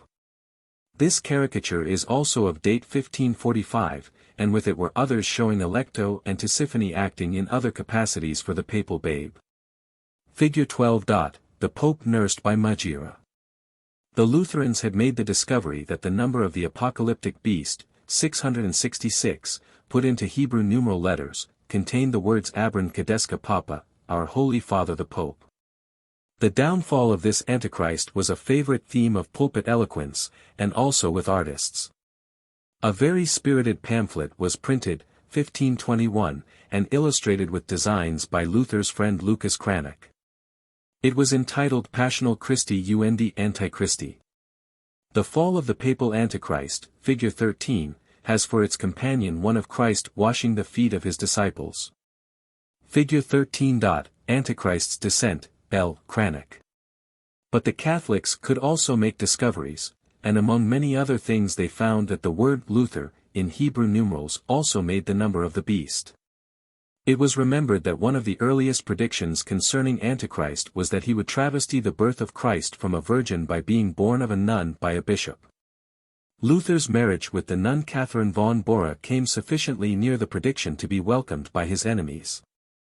The source of his inspiration as understood by Catholics is cleverly indicated in a caricature of the period, figure 14. Fig. 14. Luther's devil as seen by Catholics. The theory that the papacy represents Antichrist has so long been the solemn belief of rebels against its authority, that it has become a vulgarist article of Protestant faith. On the other hand, Catholics appear to take a political and prospective view of Antichrist. Cardinal Manning, in his pastoral following the election of Leo XIII, said, "A tide of revolution has swept over all countries. Every people in Europe is inwardly divided against itself, and the old society of Christendom, with its laws, its sanctities, and its stability, is giving way before the popular will, which has no law, or rather which claims to be a law to itself. This is at least the forerunning sign of the lawless one, who in his own time shall be revealed." Throughout the endless exchange of epithets, it has been made clear that Antichrist is the reductio ad absurdum of the notion of a personal devil. From the day when the word was first coined, it has assumed every variety of shape, has fitted with equal precision the most contrarious things and persons. And the need of such a novel form at one point or another in the progress of controversy is a satire on the inadequacy of Satan and his ancient ministers. Bygone devils cannot represent new animosities. The ascent of every ecclesiastical or theological system is traceable in massacres and martyrdoms. Each of these, whether on one side or the other, helps to develop a new devil. The story of Antichrist shows devils in the making. Meantime, to eyes that see how every system so built up must sacrifice a virtue at every stage of its ascent, it will be sufficiently clear that every powerful church is adversary of the religion it claims to represent. Buddhism is anti-Buddha. Islam is anti-Muhammad, Christianity is Antichrist. Chapter 22. The Pride of Life. The Curse of Iblis, Samuel as Democrat, His Vindication by Christ and Paul, Asmodeus, History of the Name, Ashmedai of the Jews, Book of Tobit, Dores, Triumph of Christianity, Aucassin and Nicolette, Asmodeus in the Convent, the Asmodeus of Lesage, Mephistopheles, Blake's Marriage of Heaven and Hell, The Devil and the Artists, Suddy's Vision of Satan, Arts of the Devil, Suspicion of Beauty, Earthly and Heavenly Mansions, Deacon vs. Devil. On the parapet of the external gallery of Notre Dame in Paris is the carved form, of human size, represented in our figure, 15. There is in the face a remarkable expression of pride and satisfaction as he looks forth on the gay city and contemplates all the wickedness in it, but this satisfaction is curiously blended with a look of envy and lust. His elegant headdress gives him the pomp becoming the Asmodeus presiding over the most brilliant capital in the world. Figure 15. The Pride of Life. His seat on the fine parapet is in contrast with the place assigned him in Eastern traditions, ruins and desert places, but otherwise he fairly fulfilled, no doubt, early ideas in selecting his headquarters at Paris. A Mussulman legend says that when, after the fall of man, Allah was mitigating the sentences he had pronounced, Iblis, who, as the Quran relates, pleaded and obtained the deferment of his consignment to hell until the resurrection. An unlimited power over sinners who do not accept the word of Allah, asked, "Where shall I dwell in the meantime? In ruins, tombs, and all other unclean places shunned by man. What shall be my food? All things slain in the name of idols. How shall I quench my thirst? With wine and intoxicating liquors. What shall occupy my leisure hours? Music, song, love poetry, and dancing. What is my watchword? The curse of Allah until the day of judgment. But how shall I contend with man, to whom thou hast granted 2 guardian angels, and who has received thy revelation? Thy progeny shall be more numerous than his, for every man that is born, there shall come into the world 7 evil spirits, but they shall be powerless against the faithful. Iblis with wine, song, and dance, the pride of life, is also said to have been aided in entering paradise by the peacock, which he flattered. 143. This fable, though later than the era of Muhammad in form, is as ancient as the myth of Eden in substance. The germ of it is already in the belief that Jehovah separated from the rest of the earth a garden, and from the human world a family of his own, and from the weak a day of his own. The reply of the elect to the proud Gentile aristocracy was an ascetic caste established by covenant with the King of Kings. This attitude of the pious caste turned the barbaric aristocrats, in a sense, to democrats. Indeed Samuel, in whom the execrated dukes of Edom were ideally represented, might be almost described as the democratic devil. According to an early Jewish legend, Jehovah, having resolved to separate men, i.e., Jews, from swine, i.e., idolaters, Gentiles, made circumcision the seal on them as children of Abraham. There having been, however, Jews who were necessarily never circumcised, their souls, it was arranged, should pass at death into the forms of certain sacred birds where they would be purified, and finally united to the elect in paradise. Now, Samuel, or Adam Belial as he was sometimes called, is said to have appealed to the Creator that this arrangement should include all races of beings. Lord of the world, he said, we also are of your creation. Thou art our Father. As thou savest the souls of Israel by transforming them that they may be brought back again and made immortal, so also do unto us. Why shouldst thou regard the seed of Abraham before us? Jehovah answered, Have you done the same that Abraham did, who recognized me from his childhood and went into Chaldean fire for love of me? You have seen that I rescued him from your hands, and from the fiery oven which had no power over him, and yet you have not loved and worshipped me. Henceforth speak no more of good or evil. 144. The old rabbinical books which record this conversation do not report Samuel's answer, nor is it necessary. That answer was given by Jesus and Paul breaking down the partitions between Jew and Gentile. It was quite another thing, however, to include the world morally. Jesus, it would seem, aimed at this also. He came, eating and drinking, and the Orthodox said Samuel was in him. Personally, he declined to substitute even the cosmopolitan rite of baptism for the discredited national rite of circumcision. But Paul was of another mind. His Pharisaism was spiritualized and intensified in his new faith, to which the great world was all an adversary. It was a tremendous concession, this giving up of the gay and beautiful world, with its mirth and amusements, its fine arts and romance, to the devil. Unswerving nemesis has followed that wild theorem in many forms, of which the most significant is Asmodeus. Asmodeus, or Eshmadiva of the Zen texts, the modern Persian chasm, is etymologically what Carlyle might call the god wish. Asha meaning wish, from the Sanskrit root ish, to desire.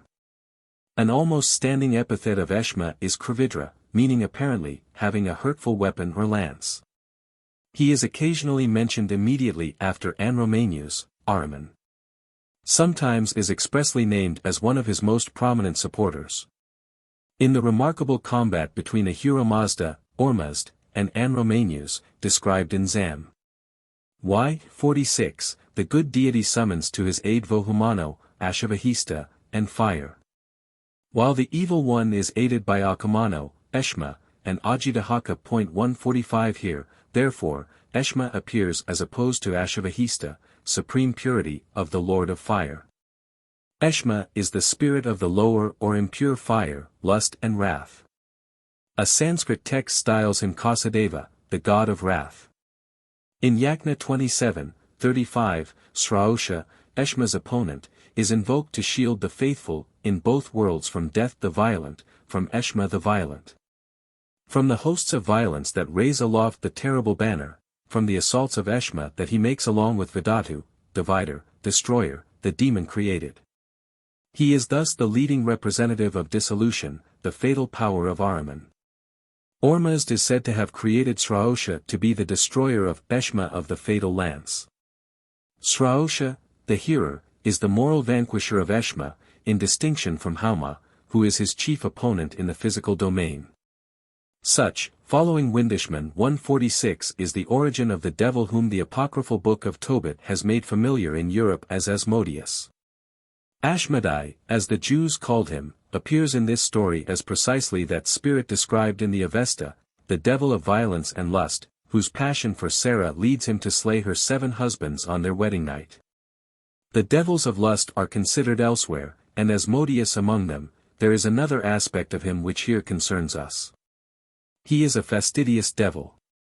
He will not have the object of his passion liable to the embrace of any other. He cannot endure bad smells, and that raised by the smoke of the fish entrails burnt by Tobit drives him into the utmost parts of Egypt, where the angel bound him. It is, however, of more importance to read the story by the light of the general reputation of Ashmedai among the Jews and Arabians. It was notably that of the devil represented in the Moslem tradition at the beginning of this chapter.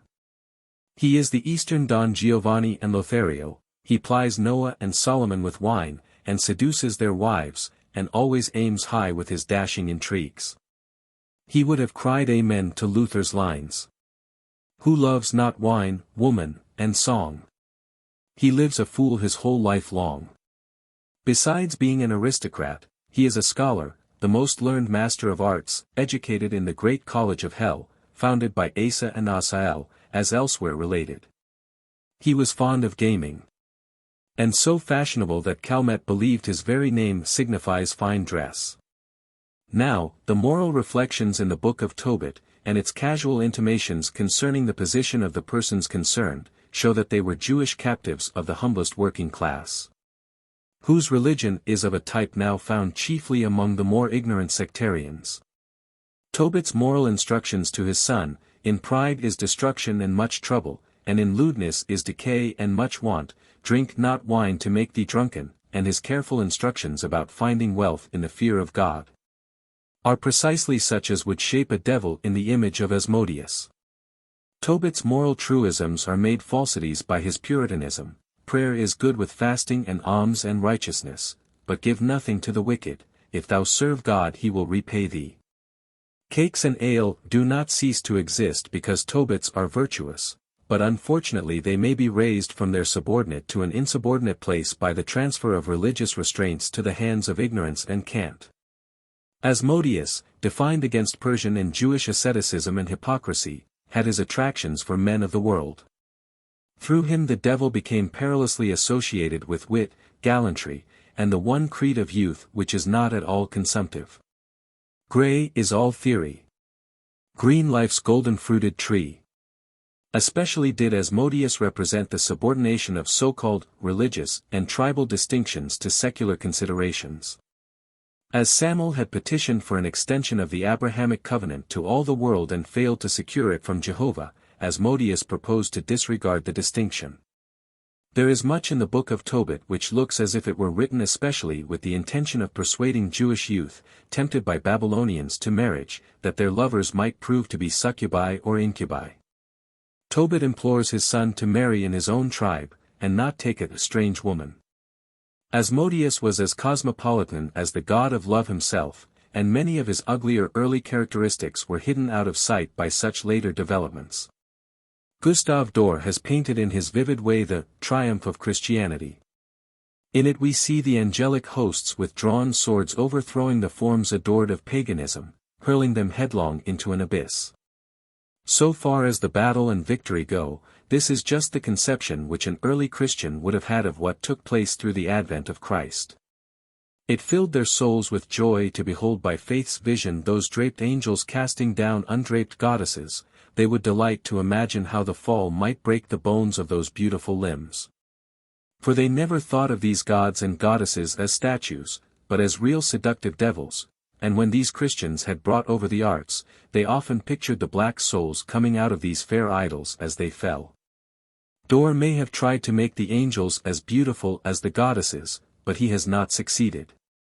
In this he has interpreted the heart behind every deformity which was ever added to a pagan deity. The horror of the monks was transparent homage. Why did they starve and scourge their bodies, and roll them in thorns?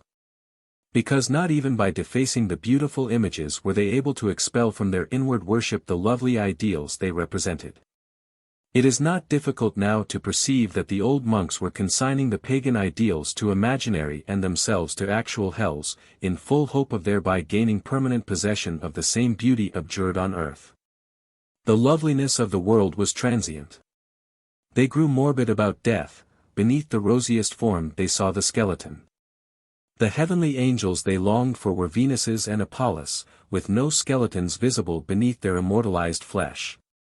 They never made sacrifices for a disembodied heaven. The force of self-crucifixion lay in the creed, I believe in the resurrection of the body, and the life everlasting. The world could not generally be turned into a black procession at its own funeral.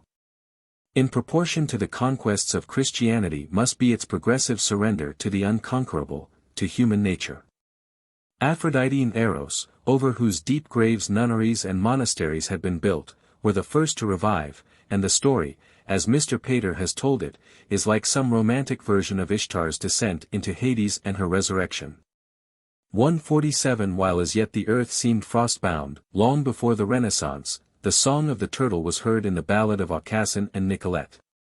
The Christian knight will marry the beautiful Saracen, and to all priestly warnings that he will surely go to hell, replies, what could I do in paradise? I care only to go where I can be with Nicolette.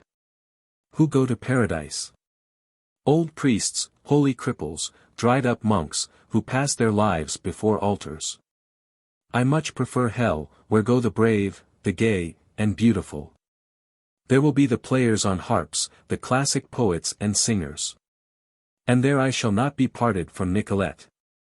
Along with pretty Saracen maidens, or memories of them, were brought back into Europe legends of Asmodeus. Aphrodite and Eros might disguise themselves in his less known and less anathematized name, so that he could manage to sing of his love for Sarah, of Parsi for Jewess, under the names of Christian Aucassin and Saracen Nicolette. In the Eastern Church he reappeared also. There are beautiful old pictures which show the smart cavalier, feather in cap, on the youth's left, while on his right stands Grey Theory in the form of a long-bearded friar. Such pictures, no doubt, taught for many a different lesson from that intended, namely, that the beat of the heart is on the left. Where Saint Benedict rolled himself in thorns for dreaming of his deserted Nicolette, Saint Francis planted roses. And the Latin Church had to recognize this evolution of 7 centuries. They hid the thorns in the courts of convents, and sold the roses to the outside world as indulgences. But as Asmodeus had not respected the line between Jew and Gentile in Nineveh, so he passed over that between priest, nun, and worldling in the West. In the days of witchcraft the Church was scandalized by the rumor that the nuns of the Franciscan convent of Louviers had largely taken to sorcery, and were attending the terrible witches' Sabbaths. The nun most prominent in this affair was one Madeleine Bavant. The priests announced that she had confessed that she was borne away to the orgies by the demon Asmodeus, and that he had induced her to profane the sacred host. It turned out that the nuns had engaged in intrigues with the priests who had charge of them, especially with Fathers David, Picard, and Boule, but Asmodeus was credited with the crime, and the nuns were punished for it. Madeleine was condemned to lifelong penance, and Picard anticipated the fire by a suicide, in which he was said to have been assisted by the devil. Following the rabbinical tradition which represented him as continually passing from the high infernal college of Asa and Asael to the earth to apply his arts of sorcery, Asmodeus gained a respectable position in European literature through the romance of Le Sage, Le Diable Boiteux. And his fame so gained did much to bring about in France that friendly feeling for the devil which has long been a characteristic of French literature. A very large number of books, periodicals, and journals in France have gained popularity through the devil's name. Asmodeus was, in fact, the arch-bohemian. As such, he largely influenced the conception of Mephistopheles as rendered by Goethe, himself the prince of Bohemians. The old horror of Asmodeus for bad smells is insulted in the name Mephistopheles, and this devil is many rolled into one. Yet in many respects his kinship to Asmodeus is revealed. All the dried starveling Anthonys and Benedicts are, in a cultured way, present in the theologian and scholar Faust. All the sweet ladies that haunted their seclusion became realistic in Gretchen. She is the nemesis of suppressed passions. One province of nature after another has been recovered from asceticism. In this case Ishtar has had to regain her apparel and ornaments at successive portals that are centuries, and they are not all recovered yet. But we have gone far enough, even in Puritanist England, to produce a madman far-seeing enough to behold the marriage of heaven and hell. The case of Asmodeus is stated well, albeit radically, by William Blake, in that proverb which was told him by the devils, whom he alone of midnight travellers was shrewd enough to consult: the pride of the peacock is the glory of God. The lust of the goat is the bounty of God, the wrath of the lion is the wisdom of God. When that statement is improved, as it well may be, it will be when those who represent religion shall have learned that human like other nature is commanded by obedience. In this connection may be mentioned a class of legends indicating the devil's sensitiveness with regard to his personal appearance. The anxiety of the priests and hermits to have him represented as hideous was said to have been warmly resented by Satan, one of the most striking being the legend of many versions concerning a sacristan, who was also an artist, who ornamented an abbey with a devil so ugly that none could behold it without terror. It was believed he had by inspiration secured an exact portrait of the archfiend. The devil appeared to the sacristan, reproached him with having made him so ugly, and threatened to punish him grievously if he did not make him better looking. Although this menace was thrice repeated, the sacristan refused to comply. The devil then tempted him into an intrigue with a lady of the neighborhood, and they eloped after robbing the abbey of its treasure. But they were caught, and the sacristan imprisoned. The devil then appears and offers to get him out of his trouble if he will only destroy the ugly likeness, and make another and handsomer. The sacristan consented, and suddenly found himself in bed as if nothing had happened, while the devil in his image lay in chains. The devil when discovered vanished, the sacristan got off on the theory that crimes and all had been satanic juggles. But the sacristan took care to substitute a handsome devil for the ugly one. In another version the sacristan remained faithful to his original portraiture of the devil despite all menaces of the latter, who resolved to take a dire revenge. While the artist was completing his ornamentation of the abbey with an image of the Virgin, made as beautiful as the fiend near it was ugly, the devil broke the ladder on which he was working. And a fatal fall was only prevented by the hand of the Madonna he had just made, which was outstretched to sustain him. Figure 16. The Artist's Rescue. The accompanying picture of this scene, Figure 16, is from Queen Mary's Psalter, in the British Museum. Vasari relates that when Spinello of Arezzo, in his famous fresco of the Fall of the Rebellious Angels, had painted the hideous devil with 7 faces about his body, the fiend appeared to him in the same form.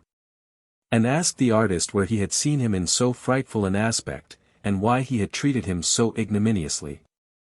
When Spinello awoke in horror, he fell into a state of gloom, and soon after died. The Persian poet Suti has a remarkable passage conceived in the spirit of these legends, but more kindly. I saw the demon in a dream. But how unlike he seemed to be. To all of horrible we dream.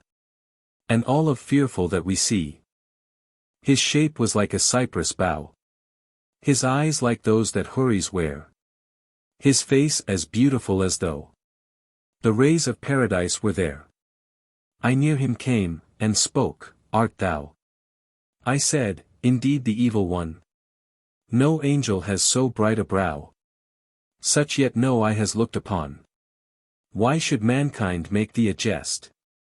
When thou canst show a face like this? Fair as the moon in splendor drayest. An eye of joy, a smile of bliss. The painter draws thee vile to sight. Our baths thy frightful form display. They told me thou wert black as night. Behold, thou art as fair as day. The lovely vision's ire awoke. His voice was loud and proud his mien. Believe not, friend. 'Twas thus he spoke. That thou my likeness yet hast seen. The pencil that my portrait made was guided by an envious foe. In paradise I man betrayed. And he, from hatred, paints me so. Boehme relates that when Satan was asked the cause of God's enmity to him and his consequent downfall, he replied, I wish to be an artist. There is in this quaint sentence a very true intimation of the allurements which, in ancient times, the arts of the Gentile possessed for the Jews and Christian Judaizers. Indeed, a similar feeling towards the sensuous attractions of the Catholic and ritualistic churches is not uncommon among the prosaic and puritanical sects whose younger members are often thus charmed away from them. Dr. Donne preached a sermon before Oliver Cromwell at Whitehall, in which he affirmed that the Muses were damned spirits of devils, and the discussion on the drama which occurred at Sheffield Church Congress, 1878, following Dr. Bickersteth's opening discourse on The Devil and His Wiles, shows that the Low Church wing cherishes much the same opinion as that of Dr. Donne. The dread of the theatre among some sects amounts to terror. The writer remembers the horror that spread through a large Wesleyan circle, with which he was connected, when a distinguished minister of that body, just returned from Europe, casually remarked that the theatre at Rome seemed to be poorly supported. The fearful confession spread through the denomination, and it was understood that the observant traveler had made shipwreck of faith. The Methodist instinct told true, the preacher became an accomplished Gentile.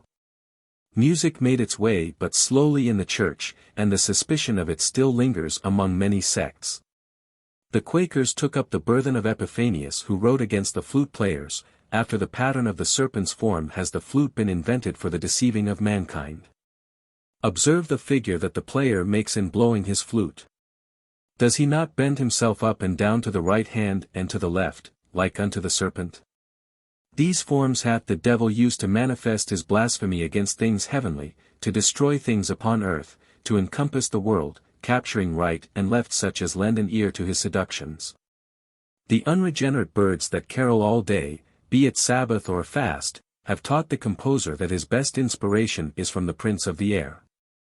Tartini wrote over 100 sonatas and as many concertos, but he rightly valued above them all his Sonata del Diavolo.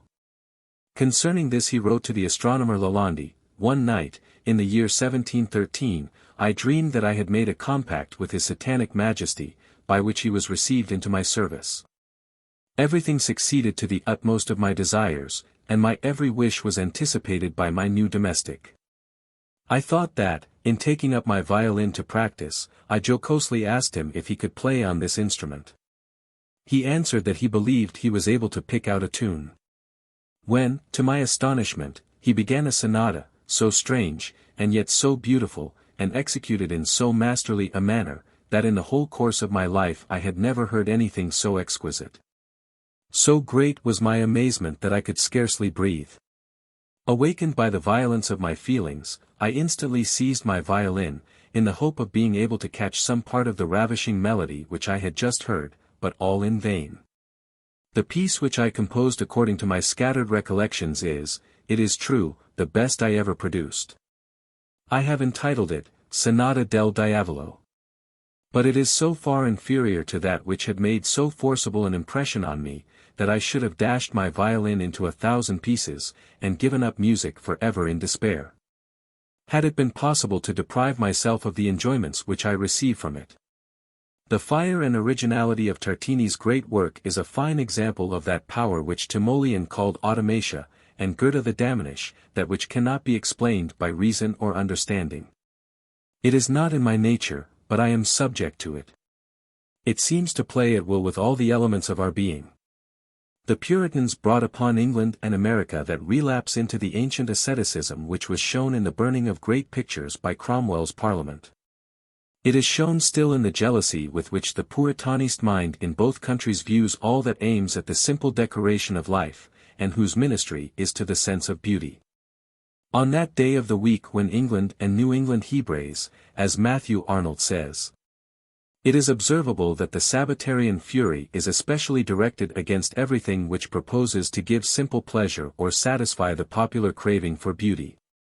Sabbatarianism sees a great deal of hard work going on, but is not much troubled so long as it is ugly and dismal work.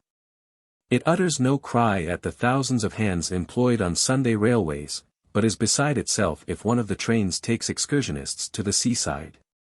And is frantic at the thought of a comparatively few persons being employed on that day in museums and art galleries. It is a survival of the old feeling that the devil lurks about all beauty and pleasure. A money-making age has measurably dispersed the superstitions which once connected the devil with all great fortunes. For a long time, and in many regions of the world, the Jews suffered grievously by being supposed to get their wealth by the devil's help. Their wealth, largely the result of their not exchanging it for worldly enjoyments, so often proved their misfortune, that it was easy to illustrate by their case the monkish theory that devil's gifts turn to ashes. Princes were indefatigable in relieving the Jews of such ashes, however. The lords of Trier, who possessed the mines of Glucksbrunn, were believed to have been guided to them by a gold stag which often appeared to them, of course the devil. It is related that when Saint Wolfram went to convert the Frieslanders, their king, Radbot, was prevented from submitting to baptism by a diabolical deception. The devil appeared to him as an angel clothed in a garment woven of gold, on his head a jeweled diadem, and said, "Bravest of men! What has led thee to depart from the prince of thy gods? Do it not. Be steadfast to thy religion and thou shalt dwell in a house of gold which I will give into thy possession to all eternity. Go to Wolfram tomorrow, ask him about those bright dwellings he promises thee. If he cannot show them, let both parties choose an ambassador, I will be their leader and will show them the gold house I promise thee. St. Wolfram being unable to show Radbot the bright dwellings of paradise, one of his deacons was sent along with a representative of the king, and the devil, disguised as a traveler, took them to the house of gold, which was of incredible size and splendor. The deacon exclaimed, "If this house be made by God it will stand forever, if by the devil, it must vanish speedily." Whereupon he crossed himself, the house vanished, and the deacon found himself with the Frieslander in a swamp. It took them 3 days to extricate themselves and return to King Radbot, whom they found dead. The ascetic principle which branded the arts, interests, pursuits, and pleasures of the world as belonging to the domain of Satan, involved the fatal extreme of including among the outlawed realms all secular learning. The scholar and man of science were also declared to be inspired by the pride of life. But this part of our subject requires a separate chapter. Chapter 23. The Curse on Knowledge. A Bishop on Intellect, the Bible on Learning, the Serpent and Seth, the Hebrew Renaissance, Spells, Shelley at Oxford, Book Burning, Japanese Ink Devil, Book of Cyprianus, Devil's Bible, Red Letters, Dread of Science, Roger Bacon, Luther's Devil, Lutherans and Science. In Lucas van Leiden's picture of Satan tempting Christ, Figure 6, the fiend is represented in the garb of a university man of the time. From his head falls a streamer which coils on the ground to a serpent. From that serpent to the skeptical scholar demanding a miracle the evolution is fully traceable. The serpent, of old the seer, was in its Semitic adaptation a tempter to forbidden knowledge. This was the earliest priestly outcry against godless education. During the Shakespeare Tercentenary Festival at Stratford-on-Avon, the Bishop of St. Andrews declared that there is not a word in the Bible warranting homage to intellect. And such a boast beside the grave of the most intellectual of Englishmen is in itself a survival illustrating the tremendous curse hurled by jealous Jehovah on man's first effort to obtain knowledge. That same serpent of knowledge has passed very far, and his curse has many times been repeated.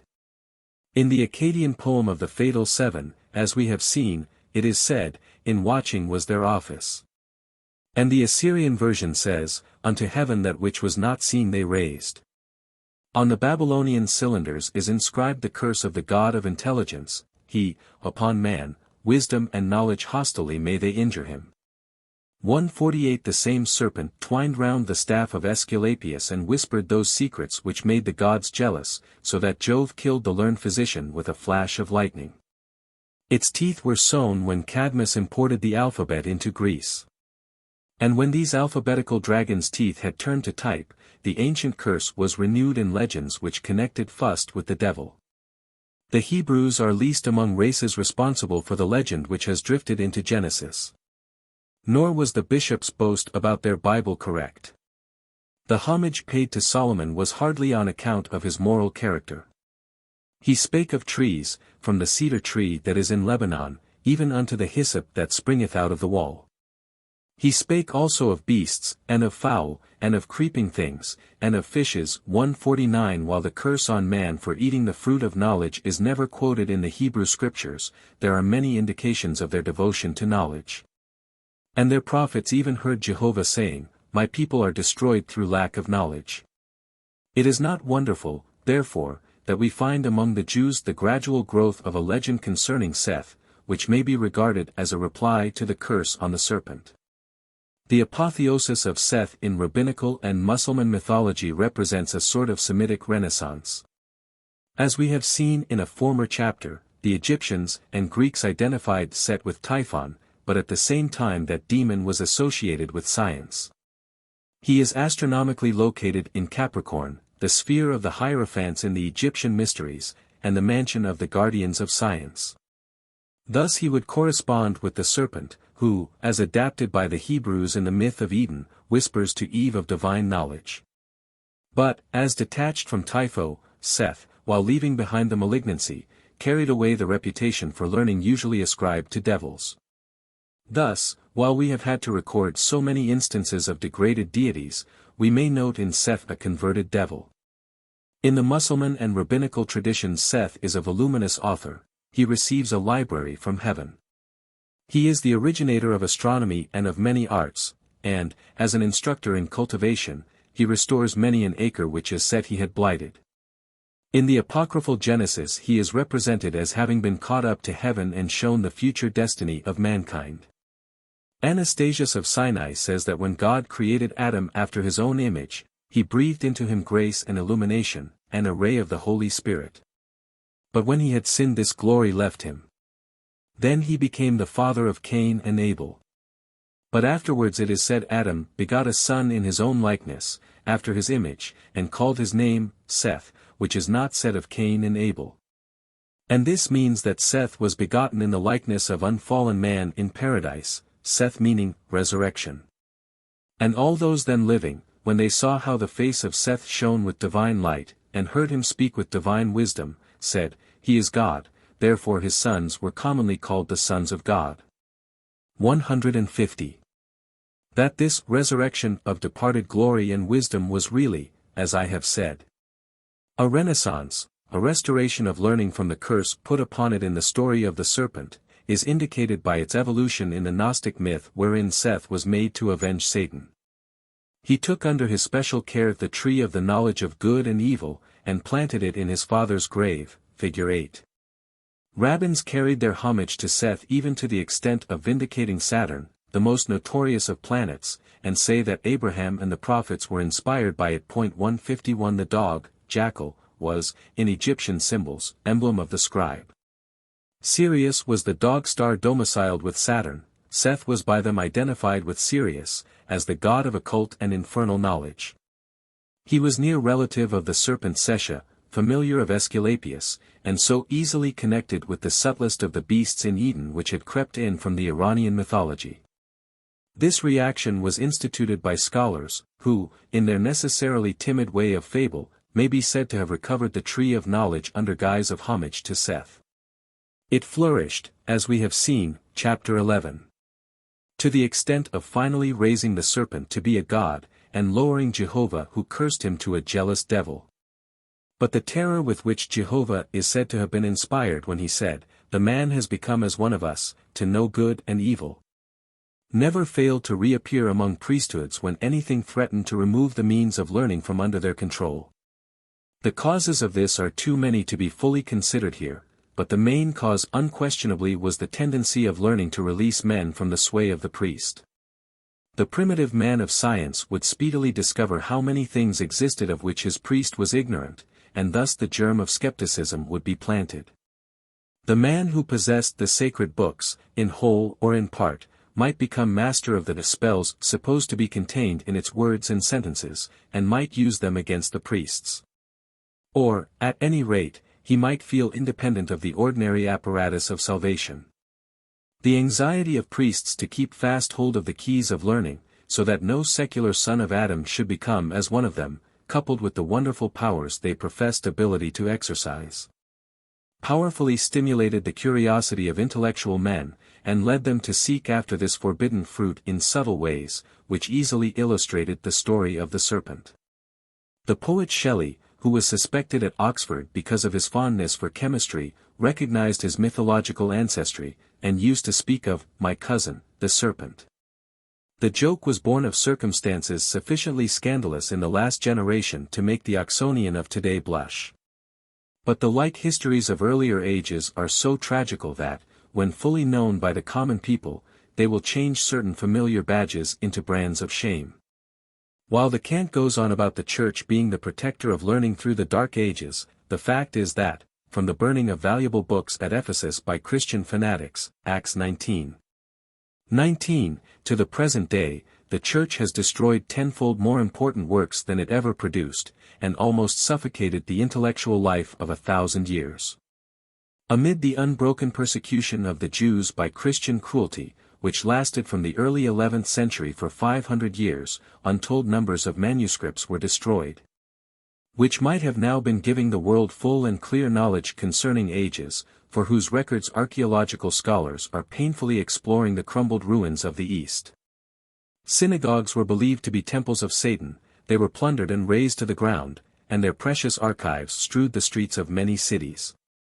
On the 17th of June, 1244, 24 cartloads of these ancient MSS were burned in Paris alone.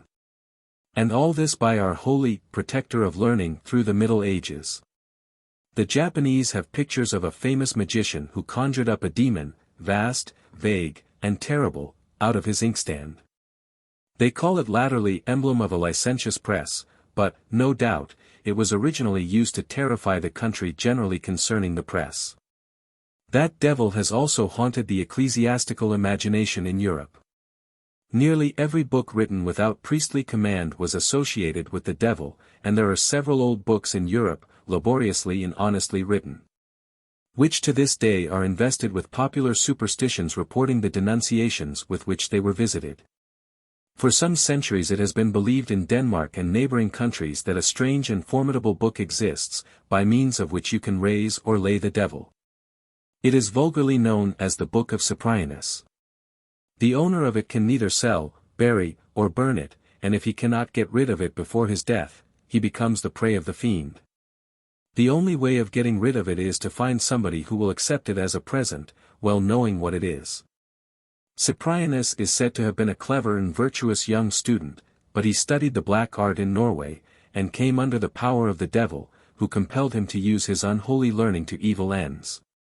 This grieved him sorely, and he wrote a book, in which he shows first, how evil shall be done, and then how to counteract it. The book is probably one which really exists or existed, and professed to teach the art of sorcery, and likewise the charms against it. It consists of 3 parts, severally called Cyprianus, Dr. Faust, and Jacob Ramel. The 2 latter are written in cipher. It teaches everything appertaining to signing, conjuring, second sight, and all the charms alluded to in Deuteronomy 18:10-12. The person possessing Cyprianus' book is said never to be in need of money, and none can harm him. The only way of getting rid of it is to put it away in a secret place in a church along with a clerk's fee of 4 shillings. In Stockholm I saw the so-called Devil's Bible, the biggest book in the world, in the Royal Library. It is literally as they describe it, gigas librorum, no single man can lift it from the floor. It was part of the booty carried off by the Swedes after the surrender of Prague, AD 1648. It contains 300 parchment leaves, each one made of an ass's hide, the cover being of oak planks, 1½ inches thick. It contains the Old and New Testaments, Josephi Flavii Antiquitates Judaici, Isidori Episcopi LXX. De Diversis Materiis, Confessio Peccatorum, and some other works. The last-named production is written on black and dark brown ground with red and yellow letters. Here and there sentences are marked Haec sunt suspecta, superstitiosa, prohibita. 1 ms. Which is headed, Experimentum de Furto e de Febribus, is a treatise in monkish Latin on the exorcism of ghosts and evil spirits, charms against thieves and sickness, and various prescriptions in white magic. The age of the book is considerably over 300 years. The autograph of a German emperor is in it, Ferdinandus Imperator Romanorum, AD 1577. The volume is known in Sweden as Fans Bibel, Devil's Bible. The legend says, that a monk, suspected of black arts, who had been condemned to death, begged for life.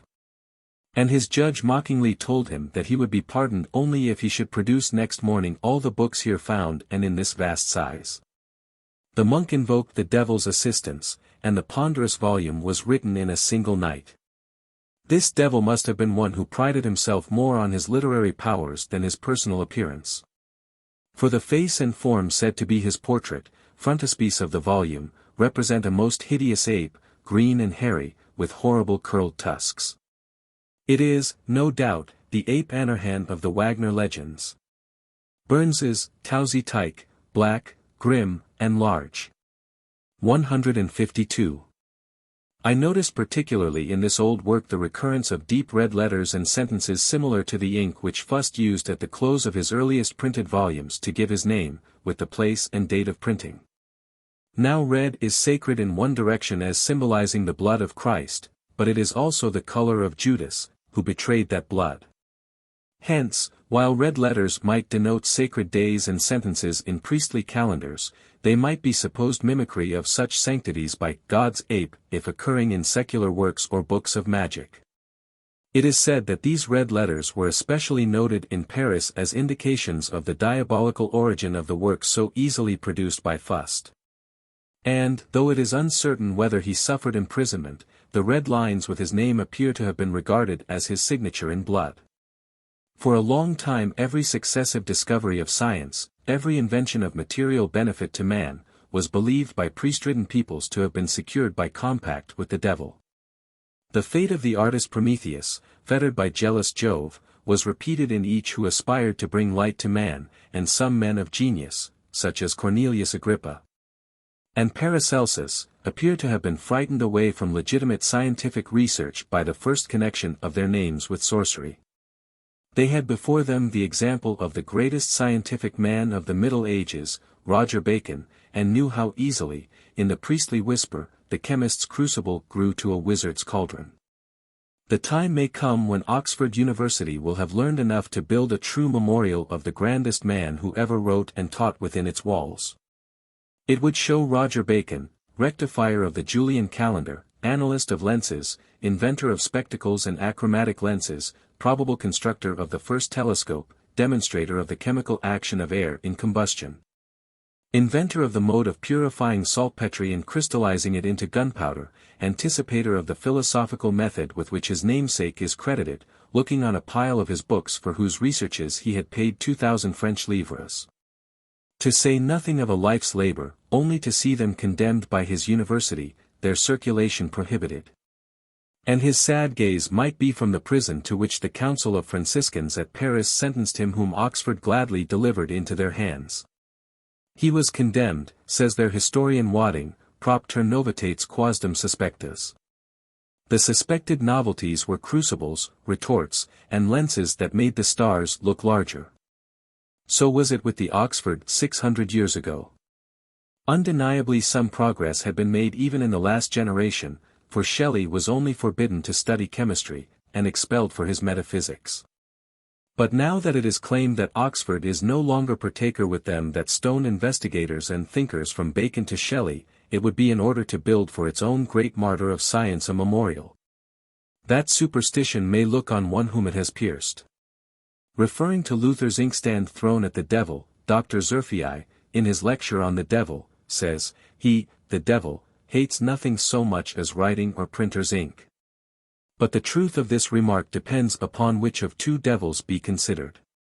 It would hardly apply to the serpent who recommended the fruit of knowledge, or to the university man in Lucas van Leyden's picture, figure 6.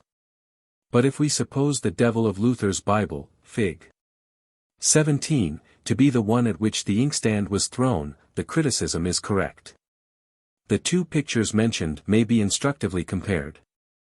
Luther's devil is the reply of the university to the church. These are the two devils, the priest and the scholar, who glared at each other in the early 16th century.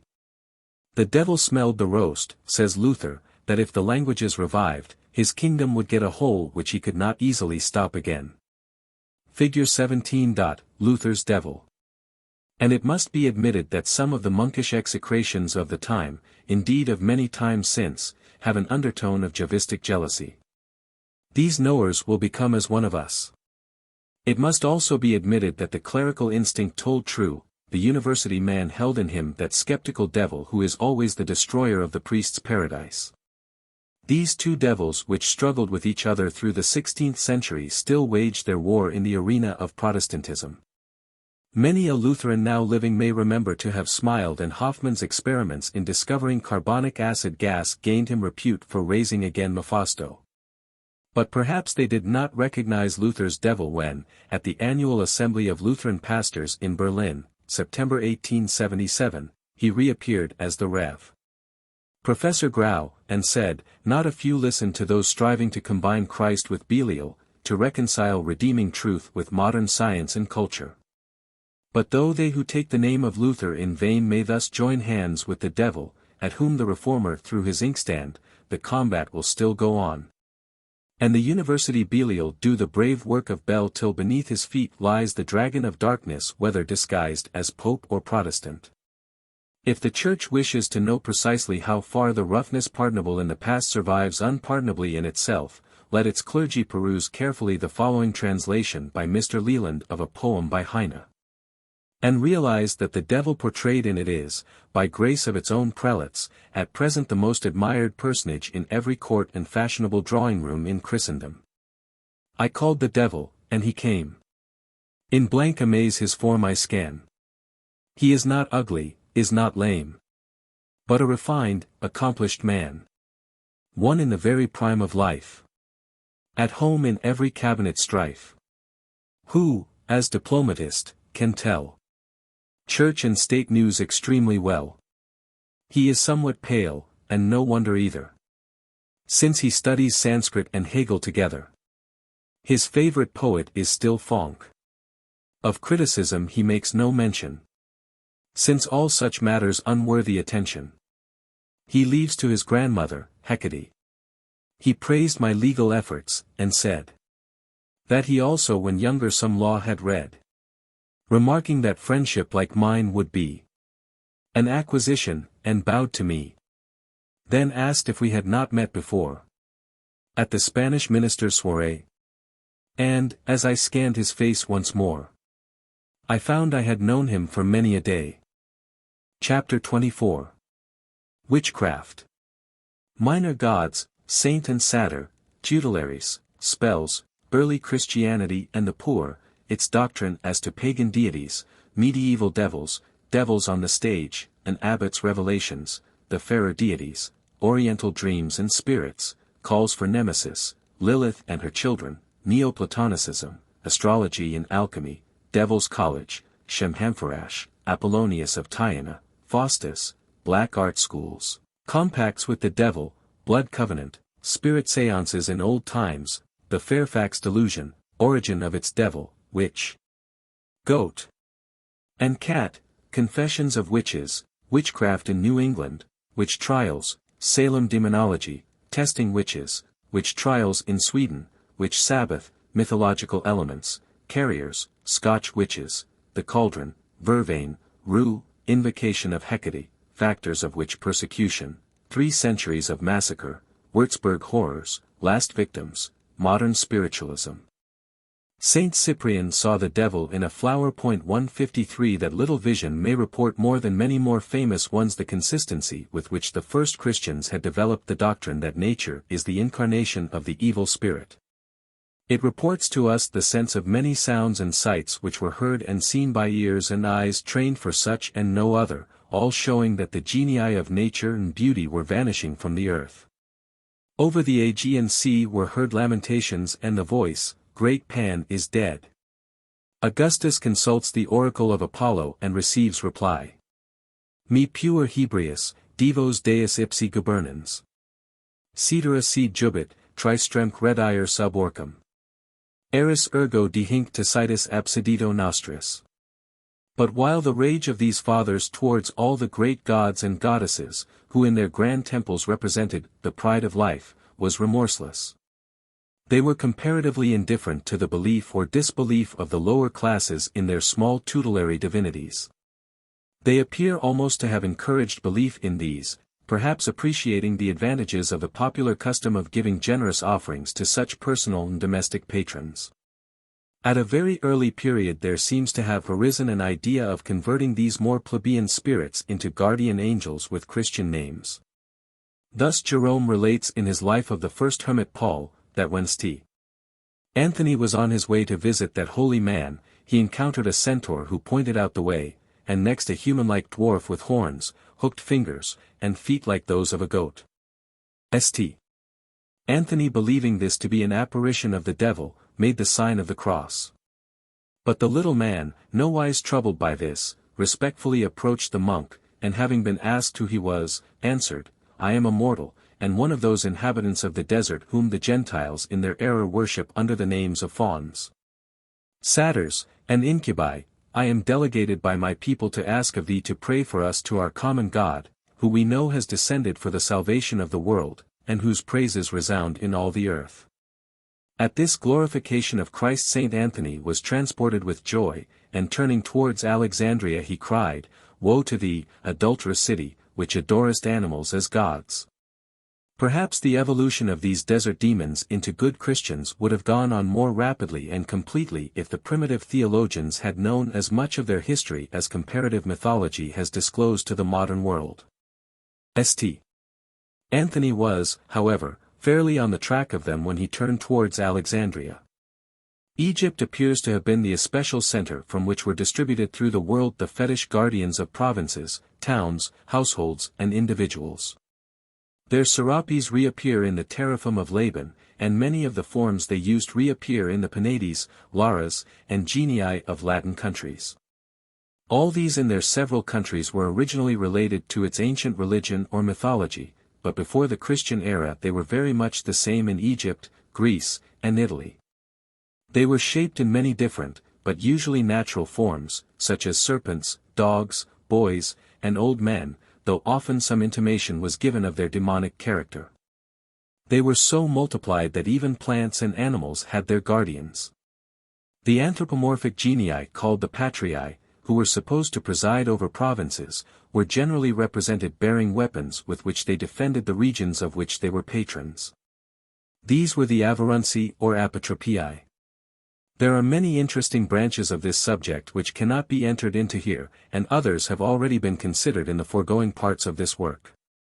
It is sufficient for my present purpose to remark, that, in the course of time, all the households of the world had traditional guardians.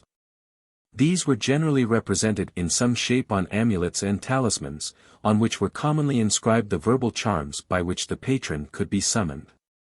In the process of further time the amulets, especially such as were reproduced by tribes migrating from the vicinity of good engravers, might be marked only with the verbal charms.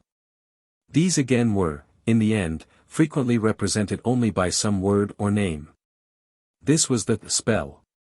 Imagination fails in the effort to conceive how many strata of extinct deities had bequeathed to the ancient Egyptians those mystical names whose exact utterance they believed would constrain each god so named to appear and bind him to serve the invoker's purpose whether good or evil.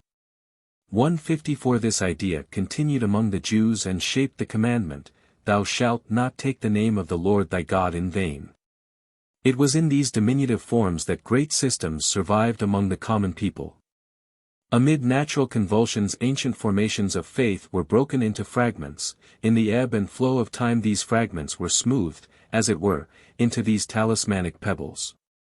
Yet each of these conveyed all the virtue which had been derived from the great and costly ceremonial system from which it originally crumbled.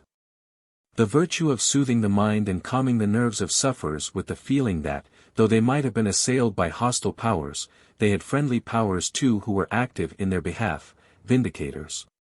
To recall Job's phrase, who at last would stand by them to the end. In the further ebb and flow of generations the mass of such charms are further pulverized into sand or into mud. But not all of them, amid the mud will be found many surviving specimens, and such mud of accumulated superstitions is always susceptible of being remolded after such lingering models, should occasion demand. Erasmus, in his Adages, suggests that it was from these genii of the Gentiles that the Christians derived their notion of each person being attended by two angels, a good and a bad. Probably he was but half right. The peoples to whom he refers did not generally believe that each man was attended by a bad spirit, a personal enemy. That was an honor reserved for individuals particularly formidable to the evil powers, Adam, Jacob, Hercules, or Zoroaster. The one preternatural power attending each ordinary individual defended him from the general forces of evil. But it was Christianity which, in the gradual effort to substitute patron saints and guardian angels of its own for the pagan genii, turned the latter from friends to enemies, and their protecting into assailing weapons. All the hereditary household gods of what is now called Christendom were diabolist. But in order that the masses might turn from them and invoke Christian guardians, the Penates, Laras, and Genii had to be belittled on the one hand, and the superior power of the saints and angels demonstrated. When Christianity had gained the throne of political power, it was easy to show that the imps, as the old guardians were now called, could no longer protect their invokers from Christian punishment, or confer equal favors. Christianity conquered Europe by the sword, but at first that sword was not wielded against the humble masses. It was wielded against their proud oppressors. To the common people it brought glad tidings of a new order, in which, under the banner of a crucified working man and his, alleged, peasant mother, all caste should disappear but that of piety and charity. Christ eating with publicans and sinners and healing the wayside cripples reappeared in St. Martin dividing his embroidered cloak with a beggar, type of a new aristocracy. They who worship the crucified peasant in the rock cave of Tours which St.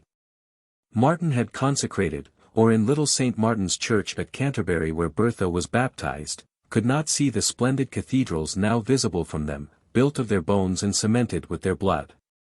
King Ethelbert surrendered the temple of his idol to the consecration of Augustine. And his baptized subjects had no difficulty in seeing the point of the ejected devil's talons on the wall which he assailed when the first Mass was therein celebrated. Glad tidings to the poor were these that the persecuted first missionaries brought to Gaul, Britain, and Germany. But they did not last. The Christians and the pagan princes, like Herod and Pilate, joined hands to crucify the European peasant, and he was reduced to a worse serfdom than he had suffered before. Every humble home in Europe was trampled in the mire in the name of Christ. The poor man's wife and child, and all he possessed were victims of the workman of Jerusalem turned destroyer of his brethren. Michelet has well traced witchcraft to the despair of the Middle Ages. 155 The decay of the old religions, which Christianity had made too rapid for it to be complete, had left, as we have seen, all the trains laid for that terrible explosion, and now its own hand of cruelty brought the torch to ignite them. Let us, at risk of some iteration, consider some of these combustible elements. Figure 18. Devils, Old Missal. In the first place the Church had recognized the existence of the pagan gods and goddesses, not wishing to imbreed in the popular mind a skeptical habit, and also having use for them to excite terror. Having for this latter purpose carved and painted them as ugly and bestial, it became further of importance that they should be represented as stupid and comparatively impotent. Baptism could exorcise them, and a crucifix put thousands of them to flight. This tuition was not difficult. The peasantries of Europe had readily been induced to associate the newly announced, Christian, devil with their most mischievous demons. But we have already considered the forces under which these demons had entered on their decline before they were associated with Satan. Many conquered obstructions had rendered the demons which represented them ridiculous.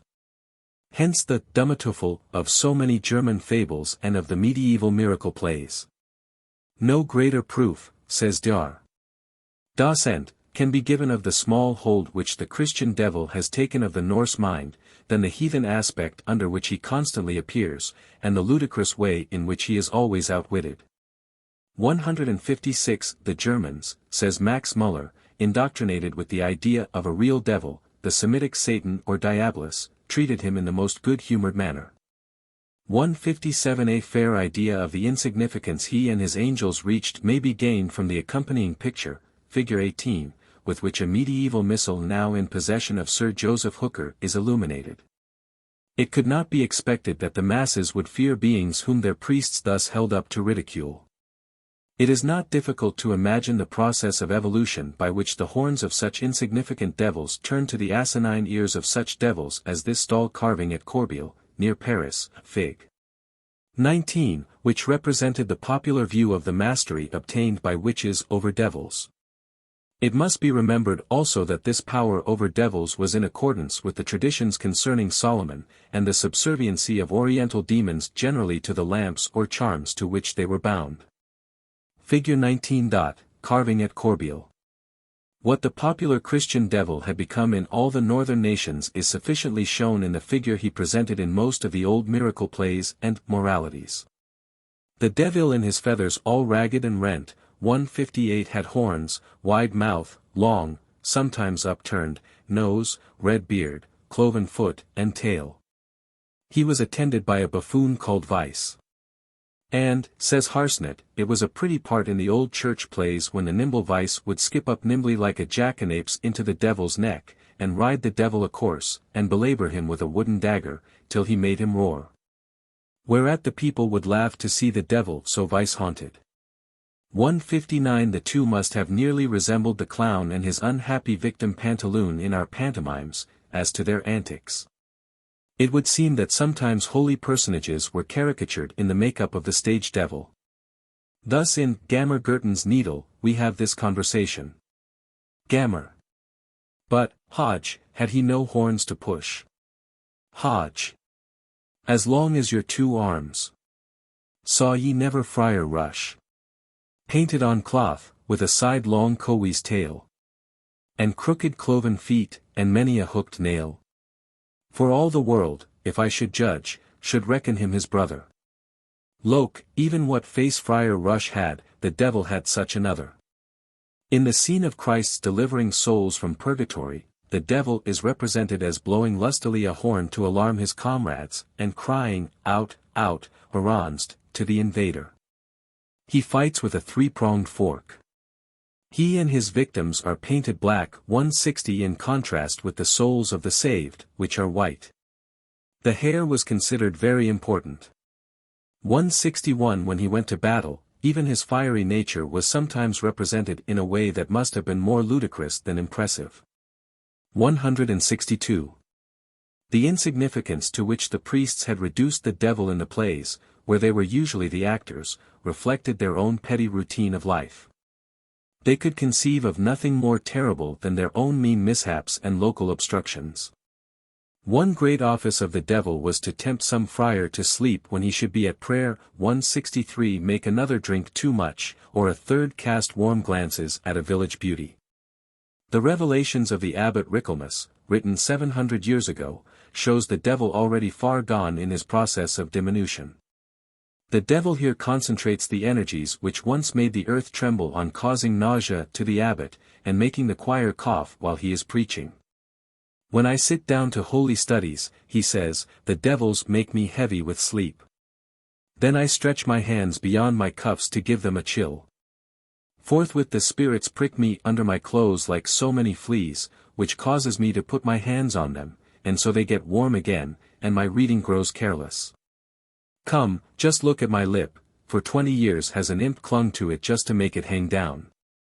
It is ludicrous to find that ancient characteristic of the gods of death already adverted to, their hatred of salt, the agent of preservation, descended from being the sign of Job's constancy to Jehovah into a mere item of the abbot's appetite. When I am at dinner, and the devil has taken away my appetite, as soon as I have tasted a little salt it comes back to me, and if, shortly afterwards, I lose it again, I take some more salt and am once more anhungered. 164. One dangerous element was the contempt into which, by many causes, the infernal powers had been brought. But a more dangerous one lay in another direction. Though the current phrases of the New Testament and of the Fathers of the Church, declaring this world, its wealth, loves, and pleasures, to be all the kingdom of Satan, had become cant in the mouths of priests ruling over Europe. It had never been cant to the humble peasantries. Although they had degraded many devils imported by the priests, it had been in connection with the declining terrors of their native demonologies. But above these degraded and hated gnomes and elves, whose paternity had been transferred from Soetir to Satan, there was an array of beautiful deities, gentle gods and goddesses traditionally revered and loved as protectors of the home and the family, which had never really lost their hold on the common people. They might have shrunk before the aggressive victories of the saints into little fairies, but their continued love for the poor and the oppressed was the romance of every household. What did these good fairies do? They sometimes loaded the lowly with wealth, if summoned in just the right way.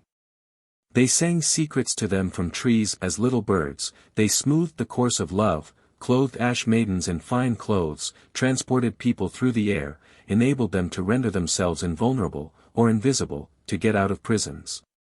To vanquish the powers that be, whether ordained of God or not. Now all these were benefits which, by Christian theory, could only be conferred by that prince of this world who ministered to the pride of life. Into homes which the priest and his noble had stripped of happiness and hope, whose loving brides were for baptized bluebeards, whose hard earnings were taken as the price of salvation from devils whose awfulness was departing. There came from afar rumors of great wealth and splendor conferred upon their worshippers by Eastern gods and goddesses. The priests said all those were devils who would torture their devotees eternally after death. Yet it could not be denied that the Moors had the secret of lustres and ornamentation, that the heathen East was gorgeous, that all Christendom was dreaming of the wealth of Ormus and of Ind. Granted that Satan had come westward and northward, joined the scurvy crew of Loki, and become of little importance, but what of Baal or Beelzebub, of Asmodeus, of the genii who built Solomon's temple, of rich Pluto, of august Ahriman? Along with stories of oriental magnificence there spread through Christendom names of many deities and demons, many of them beautiful names, too, euphemism having generally managed to bestow melodious epithets alike on deities feared and loved. In Faust's Miraculous Art and Book of Marvels, or the Black Raven, 1469, the infernal hierarchy are thus named: King, Lucifer, Viceroy, Belial, Gubernators, Satan, Beelzebub, Astaroth, Pluto. Chief princes: Aziel, Mephistopheles, Marbuel, Ariel, Aniguel, Anisel, Barphael. Seductive meanings, too, corresponding to these names, had filtered in some way from the high places they once occupied into the minds of the people. Lucifer was a fallen star that might rise again, Belial and Beelzebub were princes of the fire that rendered possible the arts of man, and the Belfires never went out in the cold north. Astarte meant beauty, and Pluto wealth. Aziel, Asael, was president of the great college of occult arts, from whom Solomon learned the secrets by which he made the genii his slaves. Marbuel was the artist and mechanic, sometimes believed to aid artisans who produced work beyond ordinary human skill. Ariel was the fine spirit of the air whose intelligence corresponded to that of the Holy Ghost on the other side. Aniguel is the serpent of paradise, generally written Anisel. Anazazel is probably a fanciful relative of Azazel, the strong god. And Barphael, who in a later Faust book is Barbuel, is an orientalized form of the demon of the long beard, who holds the secret of the philosopher's stone. In a later chapter the growth of favorable views of the devil is considered. Some of the legends therein related may be instructively read in connection with the development of witchcraft. Many rumors were spread abroad of kindly assistance brought by demons to persons in distress. But even more than by hope so awakened was the witch aided by the burning desire of the people for vengeance. They wanted Zamiel, Samuel, to help them to mold the bullet that would not miss its mark. The devil and all his angels had long been recognized by their catechists as being utilized by the deity to execute his vengeance on the guilty. And to serfs in their agony that devil who would not spare prince or priest was more desired than even the bestower of favors to their starving minds and bodies. Under the long ages of war in Europe, absorbing the energies of men, women had become the preservers of letters. The era of witchcraft in Europe found that sex alone able to read and write, arts disesteemed in men, among the peasantry at least. To them men turned when it had become a priestly lesson that a few words were more potent than the weapons of princes. Besides this, women were the chief sorcerers, because they were the chief sufferers. In Alsace, 1615, out of 75 who perished as witches, 62 were women. The famous Malleus Maleficarum, which did more evil than any work ever published, derives femina from Fide minus. Although in the Faust legend Mephistopheles objects to marriage, many stories represent diabolical weddings. Particular details were told of the marriage of Satan with the daughter of a sorceress at Egnition, 1585, on which occasion the 3 towers of the castle there were said to have been illuminated, and a splendid banquet spread. The favorite dish being a ragout of bats. There was exquisite music, and a beautiful man blessed the nuptials. How many poor peasant girls must have had such dreams as they looked up from their drudgery to the brilliant chateaux. In the illuminated manuscript known as Queen Mary's Psalter, 1553, there is a picture of the fall of man, figure 20, which possesses far-reaching significance. It is a modification of that idea, which gained such wide currency in the Middle Ages, that it was the serpent woman Lilith who had tempted Adam to eat the forbidden fruit. In this picture, while the beautiful face and ample hair of Lilith are given, instead of the usual female bust she has the body of a cat. Figure 20. Lilith as cat. This nocturnal animal, already sacred to Freya, the Teutonic Venus, whose chariot it drew, gained a new mythological career in the north by the large number of southern and oriental stones which related it to the lunar and amorous demonesses. When the gods fled before the Titans, Diana, as Ovid relates, changed herself to a cat, and as infernal Hecate that animal was still beside her. If my reader will turn to Volume 1, p. 130, Some of the vast number of myths which prepared the cat to take its place as familiar of the witch may be found. Whether the artist had Lilith in his mind or not, the illumination in Queen Mary's Psalter represents a remarkable association of myths. For Lilith was forerunner of the medieval mothers weeping for their children. Her voice of perpetual lamentation at the cruel fate allotted her by the combined tyranny of God and man was heard on every sighing wind, and she was the richly dressed bride of the Prince of Devils, ever seeking to tempt youth. Such stories floated through the mind of the Middle Ages, and this infernal Madonna is here seen in association with the cat. Beneath whose soft sparkling fur the goddess of love and beauty was supposed to be still lurking near the fireside of many a miserable home. Some fragrance of the mystical East was with this feline beauty, and nothing can be more striking than the contrast which the ordinary devils beside her present. Their unseductive ugliness and meanness is placed out of sight of the pair tempted to seek the fruit of forbidden knowledge. They inspire the man and woman in their evidently eager grasping after the fruit.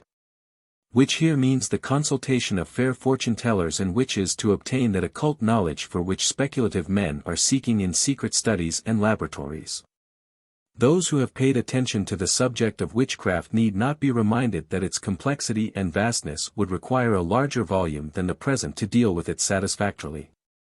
The present study must be limited to a presentation of some of the facts which induce the writer to believe that, beneath the phenomena, lay a profound alienation from Christianity, and an effort to recall the banished gods which it had superseded.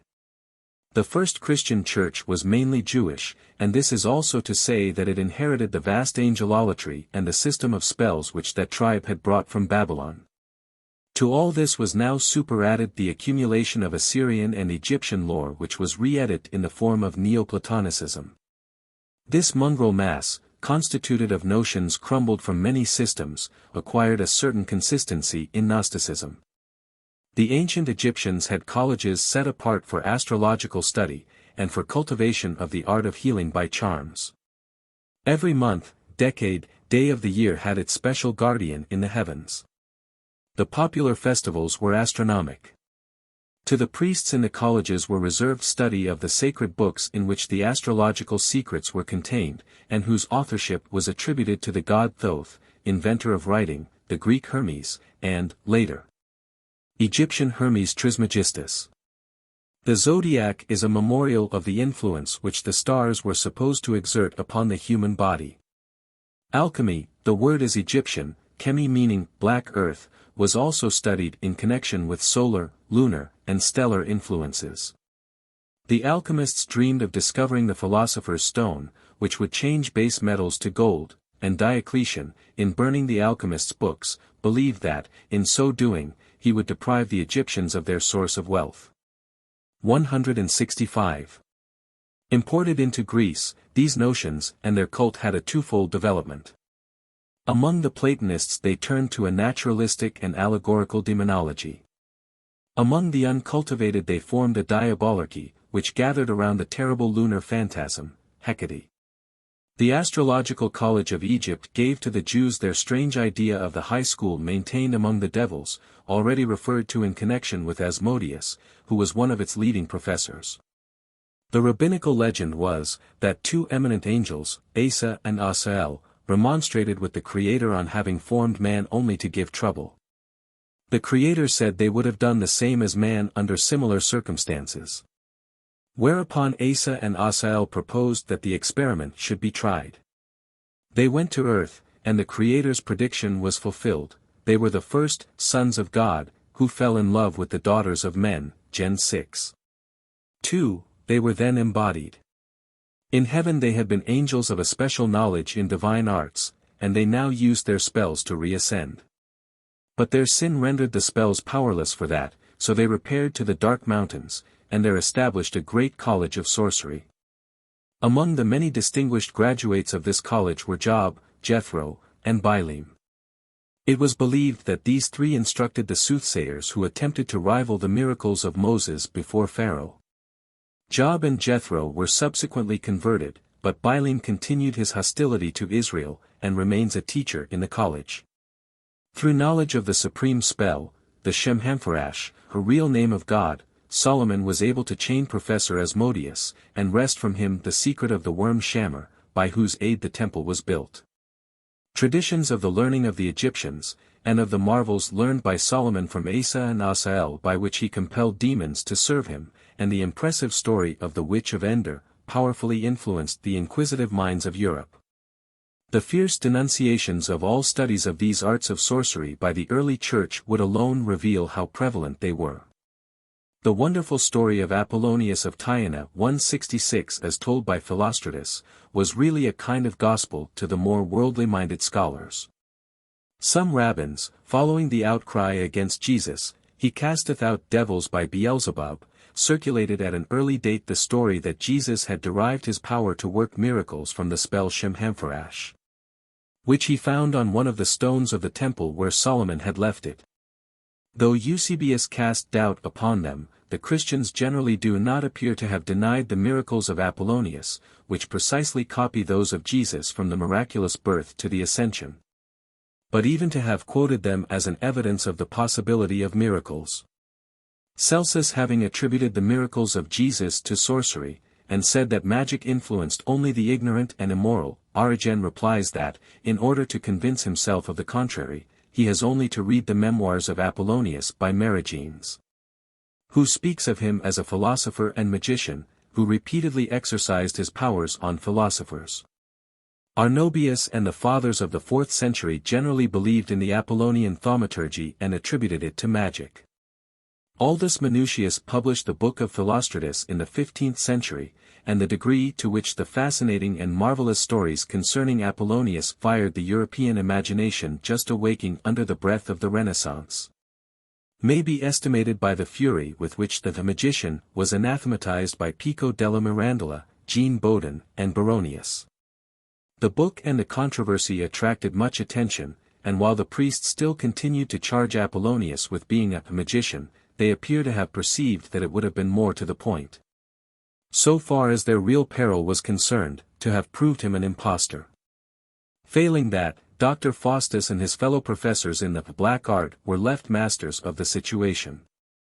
The people had to digest the facts admitted, that a pagan had learned, by initiations into the astrological schools of Egypt and India, the means of healing the sick, raising the dead, flying through the air, throwing off chains, opening locks, rendering himself invisible, and discerning the future. There was a call for some kind of Apollonius, and Faustus arose. Side by side flourished Luther and Faustus. To Roman Catholic eyes they were twin sons of the devil. 167 That they were characteristic products of one moral age and force appears to me certain.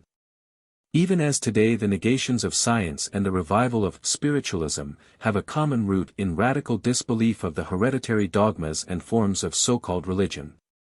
It is, however, not surprising that Protestantism felt as much horror of its bastard brother as science has of the ghostly séances.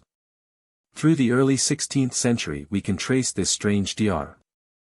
Faustus, auspicious, he had chosen that name, going about Germany, not omitting Erfurt, and talking in taverns about his magic arts and powers. More is said of him in the following chapter. It is sufficient to observe here, and it is the conclusion of Professor Morley, who has sifted the history with his usual care, that about him, as a center of crystallization, tales ascribed in the first place to other conjurers arranged themselves, until he became the popular ideal of one who sought to sound the depths of this world's knowledge and enjoyments without help from the Church or its God. The priests did not doubt that this could be done, nor did the Protestants. They generally agreed that it could be accomplished at cost of the soul. As angels of the good God must answer to the formulas of invocation to those who had made a sacramental compact with their chief, so was it possible to share a sacrament of Satan, and by certain invocations summon his infernal angels to obtain the pleasures of this world of which he is prince. 1,000 years' experience of the Church had left the poor ready to sign the compact if they could secure some little earthly joy. As for heaven, if it were anything like what its ministers had provided for the poor on earth, hell might be preferable after all. Dr. Wuttke, while writing his recent work on German superstitions, was surprised to learn that there still exist in France and in Württemberg schools for teaching the black art. A priest in the last-named country wrote him that a boy had confessed to having passed the lower grade of such a school, but, scared by the horrid ceremonies, had pronounced some holy words which destroyed the effect of the wicked practices, and struck the assembled devil-worshippers with consternation. The boy said he had barely escaped with his life.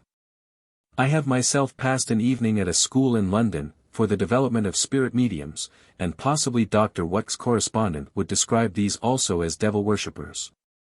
No doubt all such circles might be traced archaeologically to that sorcerer's college said by the rabbins to have been kept by Asa and Asael. But what moral force preserved them? They do but represent a turning of methods made familiar by the Church to coax benefits from other supernatural powers in the hope that they would be less dilatory than the Trinity in bestowing their gifts. What is the difference between St. Wolfram's God and King Radbot's devil? The one offers a golden mansion on earth warranted to last through eternity, the other a like mansion in the skies receivable after death. The saint agrees that if Radbot's devil can build him such a house, the king would be quite right to worship the architect.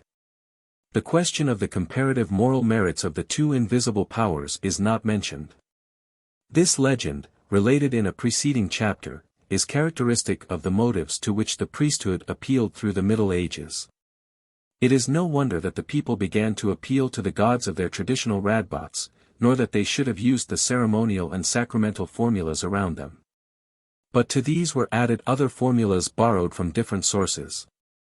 The compact with the devil had in it various elements. It appears to have been a custom of the Odinistic religion for men to sign acts of self-dedication to trusted deities, somewhat corresponding to the votive tablets of southern religion. It was a legend of Odin that when dying he marked his arm with the point of a spear, and this may have been imitated. In the mysteries of pagan and Christian systems, blood played an important part, the human blood of earlier times being symbolized by that of animals, and ultimately, among Christians, in wine of the Eucharist. The primitive history of this blood covenant is given in another chapter. Some astrological formulas, and many of the deities invoked, spread through Europe with the Jews.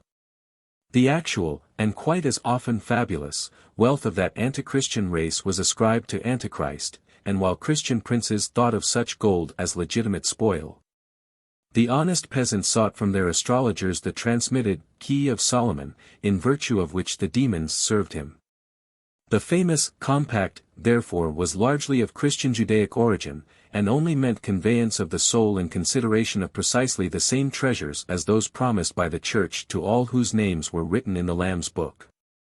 The only difference being in the period when redemption of the respective issues of priest and astrologer should fall due. One was payable during this life, the other after death. The ceremonial performances of witchcraft have also always existed in some form. What we are familiar with of late as spirit seances are by no means new. More than 100 years ago, Mr. Wesley and various clergymen were sitting at a table in Cock Lane, asking the spirit, Fanny, to rap twice if she were in a state of progressive happiness.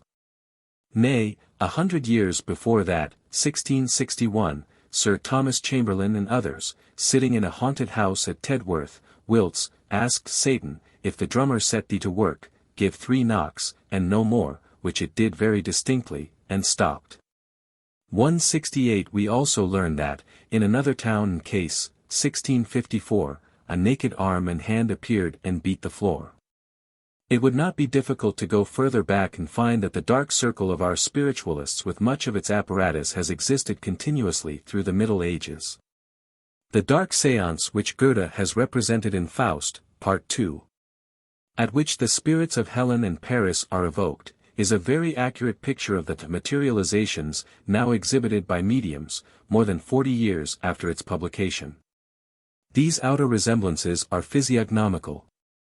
The séance of today has lost the darker features of its medieval prototype, because the present has not a real and temporal, but only a speculative and sentimental despair. And this is the kind that possesses chiefly the well-to-do and idle classes.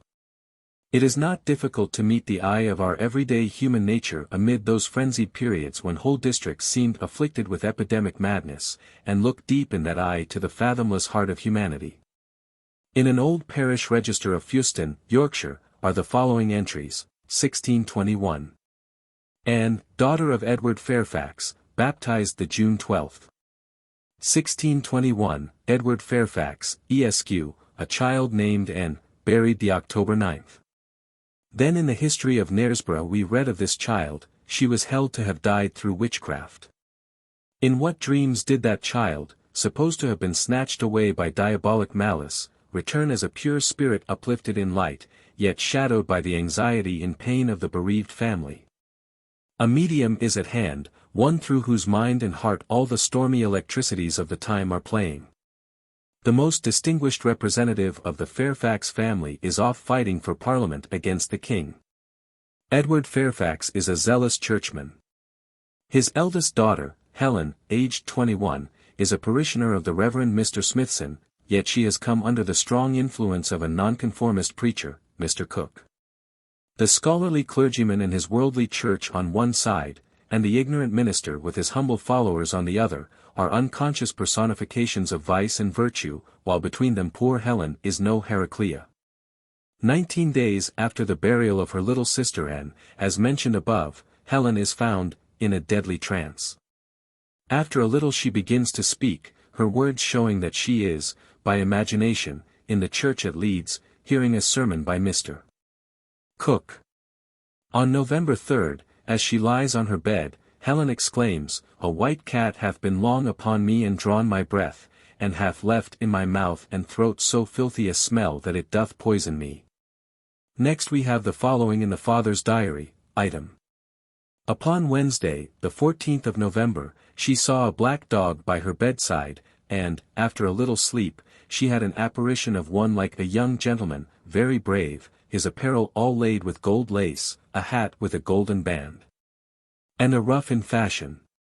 He did salute her with the same compliment as she said Sir Fernandino Fairfax useth when he cometh to the house and saluteth her mother.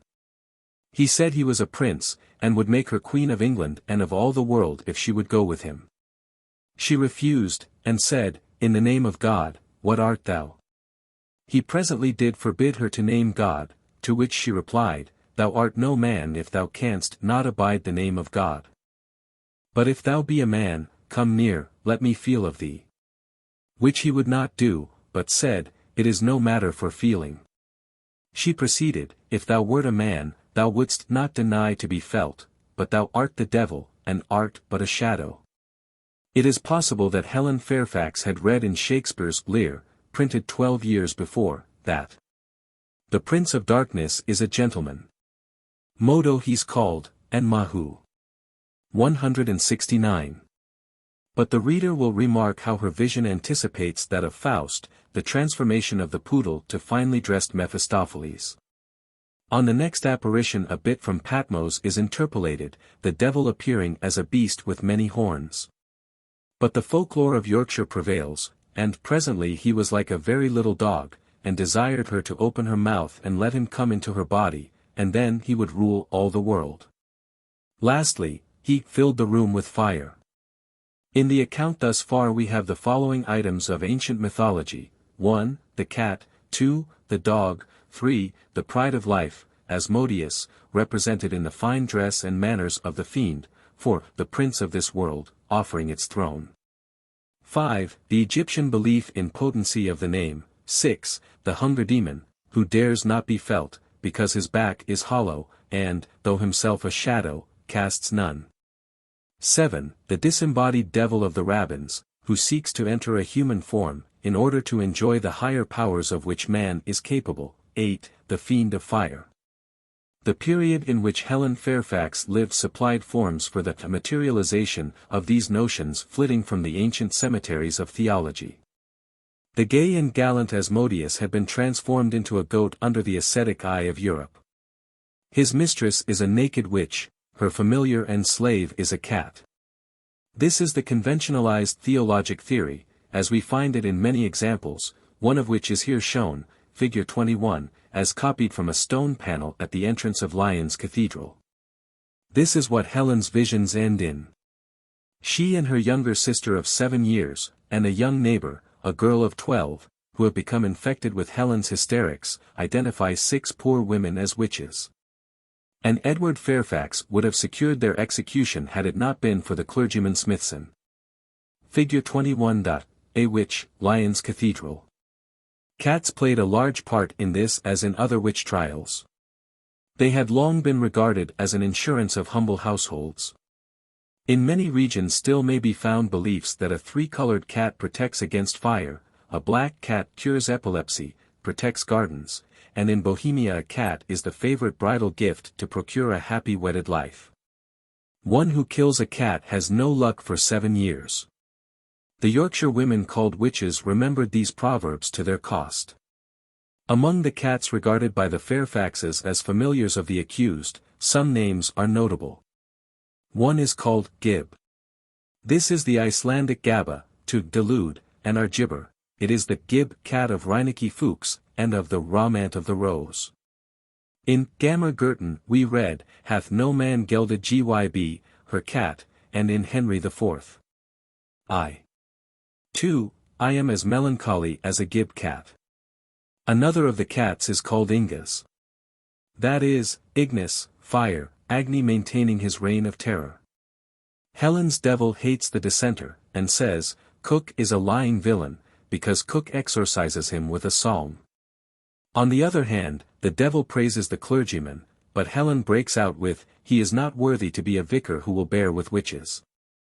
Amid the religious controversies then exciting all households, mourning for his dead child, humiliated by the suspicions of his best neighbors that his daughter was guilty of deception, Edward Fairfax, gentleman, a scholar and author, lent an ear to the vulgar superstitions of his neighborhood.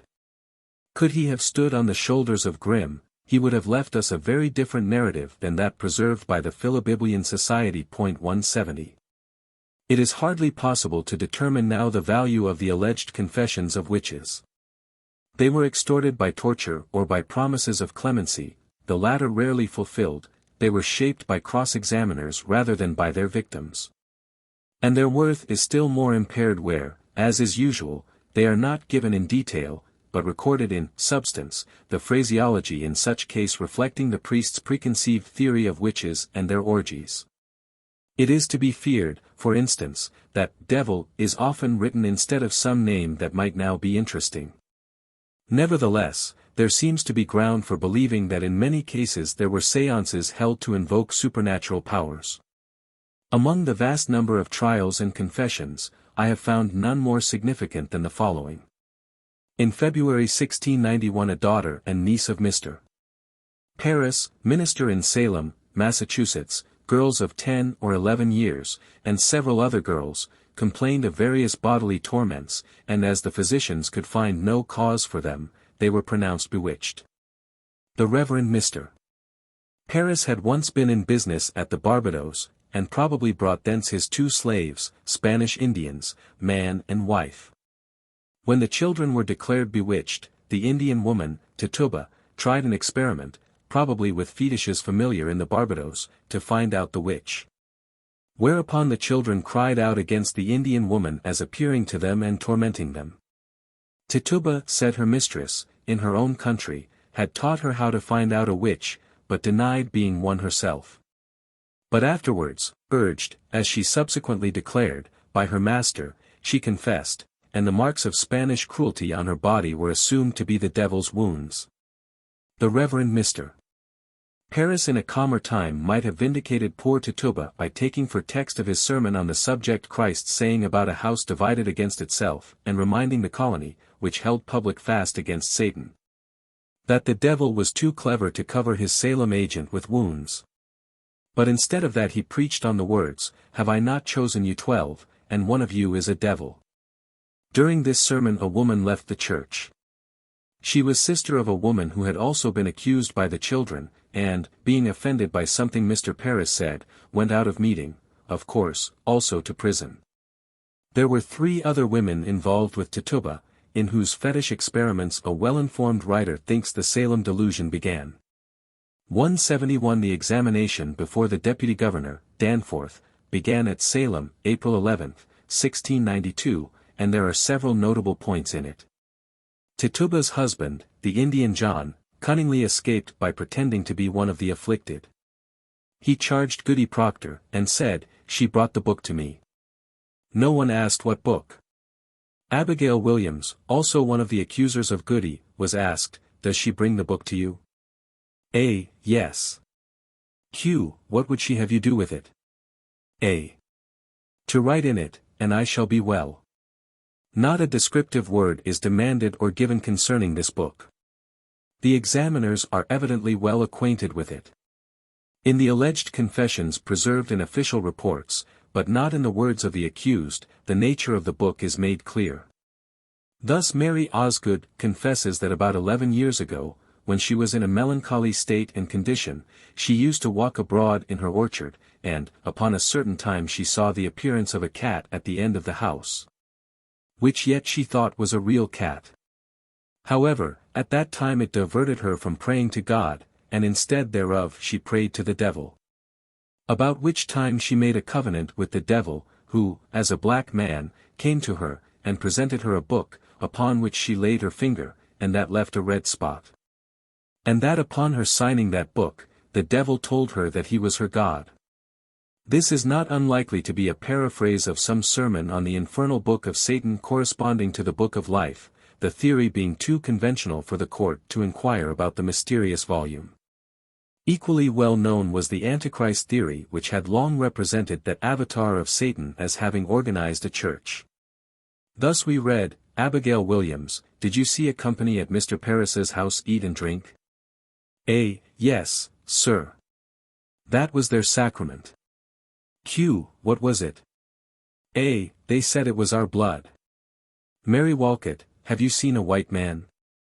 A. Yes, sir, a great many times. Q. What sort of man was he? A. A fine grave man, and when he came he made all the witches to tremble. When it is remembered that Mary Osgood had described the devil as a black man, all were thinking of the Indians. This anti-blackman suggests Christ resisting Antichrist. Again, although nothing seems to have been said in the court previously about baptism, one of the examiners asks Goody Lackey how many years ago since they were baptized. A. 3 or 4 years ago, I suppose. Q. Who baptized them? A. The old serpent. Q. How did he do it?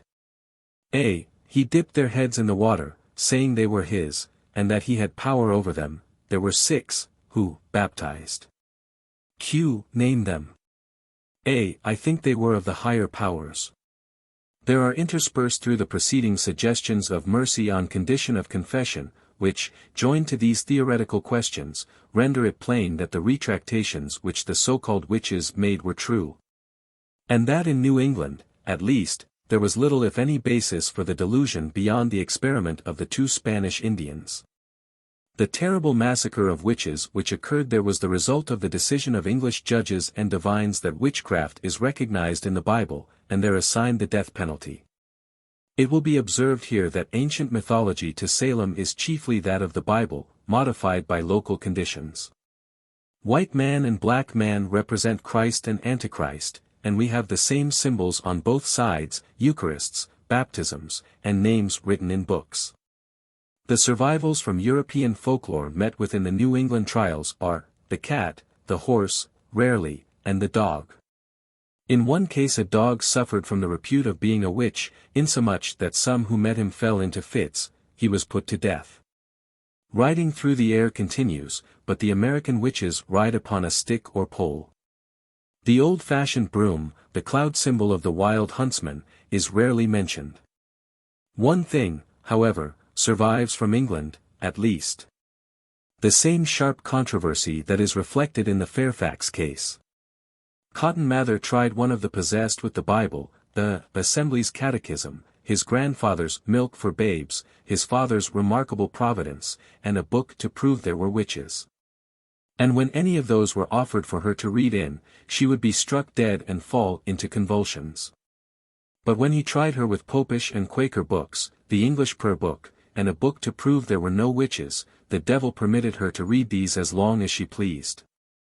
One is at a loss which most to admire, the astuteness of the accused witch in bearing testimony to the Puritan religion, or the phenomenon of its eminent representative seeking a witness to it in the father of lies. If now we travel towards the east we find the survivals growing clearer, as in the west they become faint. In 1669 the people of the villages of Mora and Elfdale in Sweden, believing that they were troubled by witches, were visited by a royal commission, the result of whose investigations was the execution of 23 adults and 15 children.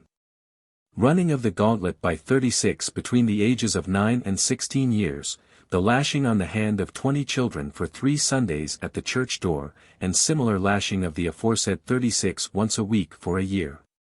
Portions of the Confessions of the Witches are given below from the Public Register as translated by Anthony Horneck, D.D., and printed in London, anno 1700. I add a few words in brackets to point out survivals.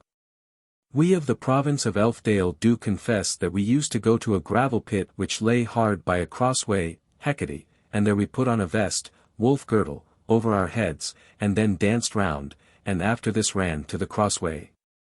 And called the devil thrice, first with a still voice, the second time somewhat louder, and the third time very loud, with these words, Antecessor, come and carry us to Blockula. Whereupon immediately he used to appear, but in different habits. But for the most part we saw him in a grey coat and red and blue stockings, he had a red beard, Barbarossa, a high-crowned hat, turned cap, with linen of divers colours wrapped about it, and long garters upon his stockings. Then he asked us whether we would serve him with soul and body. If we were content to do so, he set us upon a beast which he had there ready, and carried us over churches and high walls, and after all we came to a green meadow where Blockula lies. We must procure some scrapings of altars, and filings of church clocks, and then he gives us a horn with a salve in it, wherewith we do anoint ourselves, chrism. And a saddle with a hammer, thors, and a wooden nail, thereby to fix the saddle, walkers, whereupon we call upon the devil and away we go.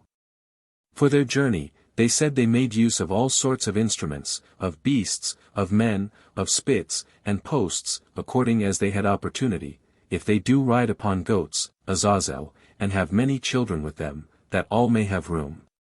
They stick a spit into the backside of the goat, and then are anointed with the aforesaid ointment.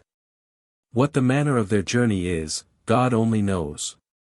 Thus much was made out, that if the children did at any time name the names, Egyptian spells, of those that had carried them away, they were again carried by force either to Blockula, or to the crossway, and there miserably beaten.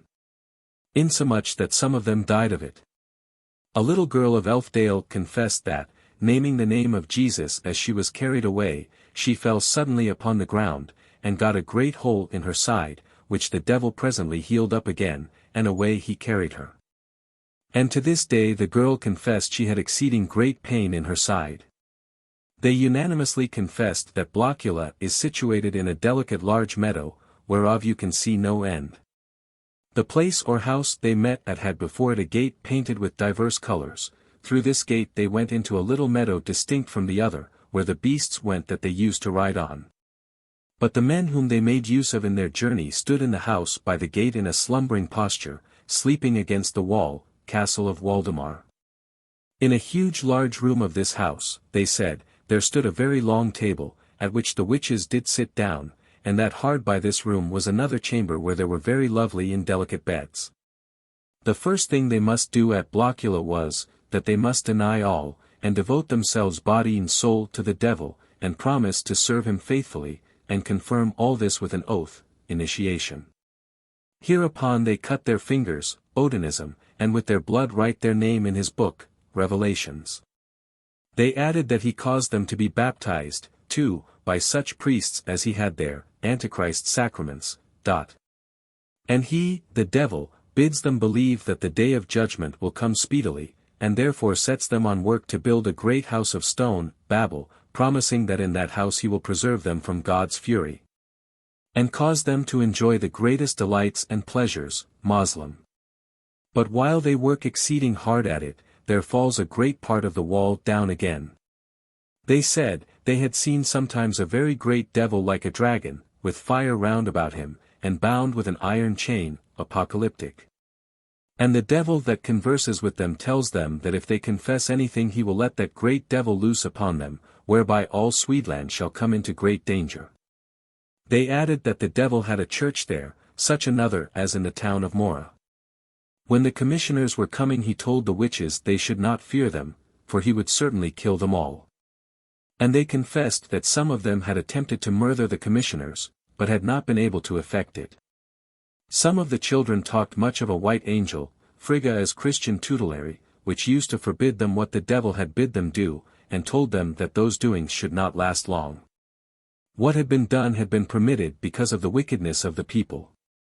Those of Elfdale confessed that the devil used to play upon an harp before them, Tannhauser, and afterwards to go with them that he liked best into a chamber, when he committed venerous acts with them, Asmodeus.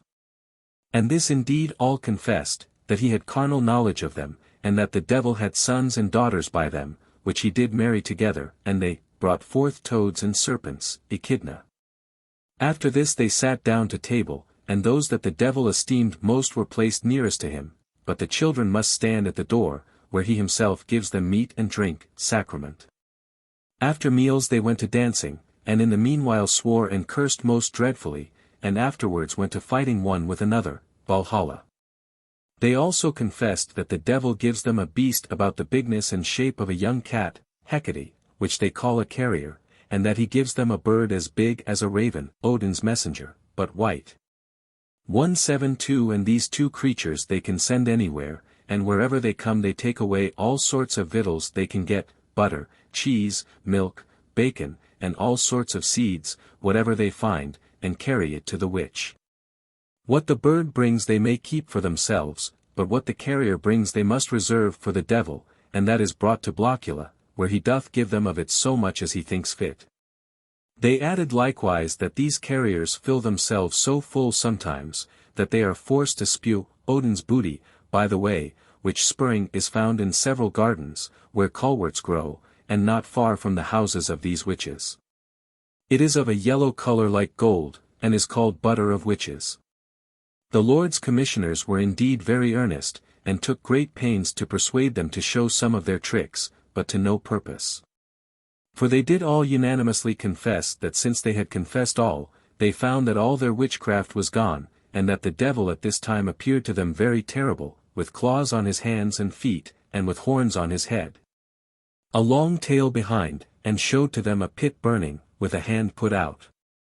But the devil did thrust the person down again with an iron fork, and suggested to the witches that if they continued in their confession, he would deal with them in the same manner. The ministers of both Elfdale and Mora were the chief insiders of this investigation, and both testified that they had suffered many tortures in the night from the witches. One was taken by the throat and so violently used that, for some weeks he was not able to speak or perform divine service. We have in this narrative the official and clerical statement, and can never know to what the victims really confessed. Blockula seems to be a Swedish edition of Blocksberg, of old considered a great resort of witches. But we may especially note the epithet by which the witches are said to have first appealed to the devil, antecessor. Dar. Horneck has not given us the Swedish term of which this is a translation, but we may feel assured that it was not a phrase coined by the class among whom reputed witches were found. In all probability it was a learned phrase of the time for some supposed power which preceded and was conquered by Christianity, and if we knew its significance it might supply a clue to the reality with which the commissioners were dealing. There would seem to be strong probabilities that in Sweden also, as elsewhere, there had been a revival of faith in the old religion whose barbaric rites had still survived in a few holes and corners where they were practiced by night. The antecessor was still present to hold out promises where the successor had broken all that his sponsors had made when the populace accepted his baptism. This probability is further suggested by the fact that some of these uncanny events happened at Elfdale, a name which hints at a region of especial sanctity under the old religion, and also by the statement that the devil had a church there. A sort of travesty of the village church. About the same time we find John Fien confessing in Scotland that the devil appeared to him in white raiment, and it is also testified that John heard the devil preach in a kirk in the pulpit in the night by candlelight. The candle burning blue.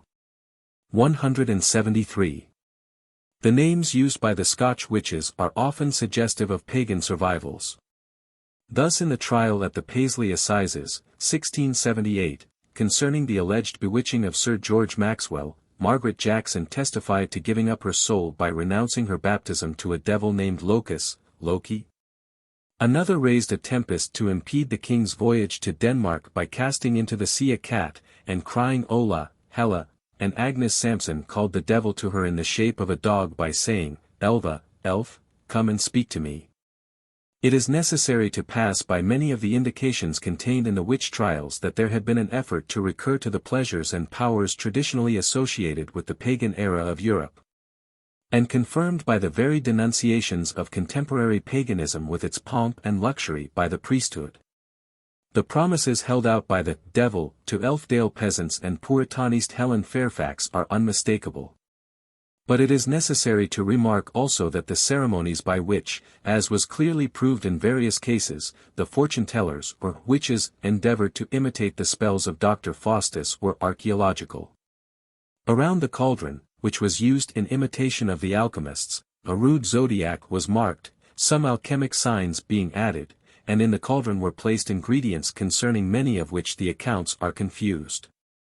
It is, however, certain that the chief ingredients were plants which, precisely as in ancient Egypt, had been gathered at certain phases of the moon, or seasons of the year, or from some spot where the sun was supposed not to have shone on it.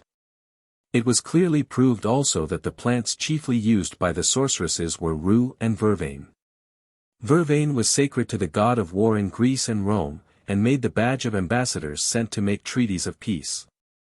In Germany it was sacred to Thor, and he would not strike with his lightning a house protected by it. The Druids called it holy herb. They gathered it when the dog star rose, from unsunned spots, and compensated the earth for the deprivation with a sacrifice of honey. Its reputation was sufficient in Ben Jonson's day for him to write, "Bring your garlands, and with reverence place the vervain on the altar." The charm which vervain had for the medieval peasant was that it was believed, if it had first touched a bell fire, to snap iron. And, if boiled with rue, made a liquid which, being poured on a gunflint, made the shot as sure to take effect as any Freischütz could desire. Rue was supposed to have a potent effect on the eye, and to bestow second sight. So sacred was it once in England that missionaries sprinkled holy water from brushes made up of it, whence it was called herb of grace. Milton represents Michael as purging Adam's eyes with it. In the Tyrol it is believed to confer fine vision and used with agrimony, flowers of Argos, the many-eyed, in Posen it is said also to heal serpent bites. By this root it came into the cauldron of the wizard and witch. In Drayton's incantation it is said, "Then sprinkles she the juice of rue with 9 drops of the midnight dew from lunary distilling." This association of lunary, or moonwort, once supposed to cure lunacy, with rue is in harmony with the mythology of both.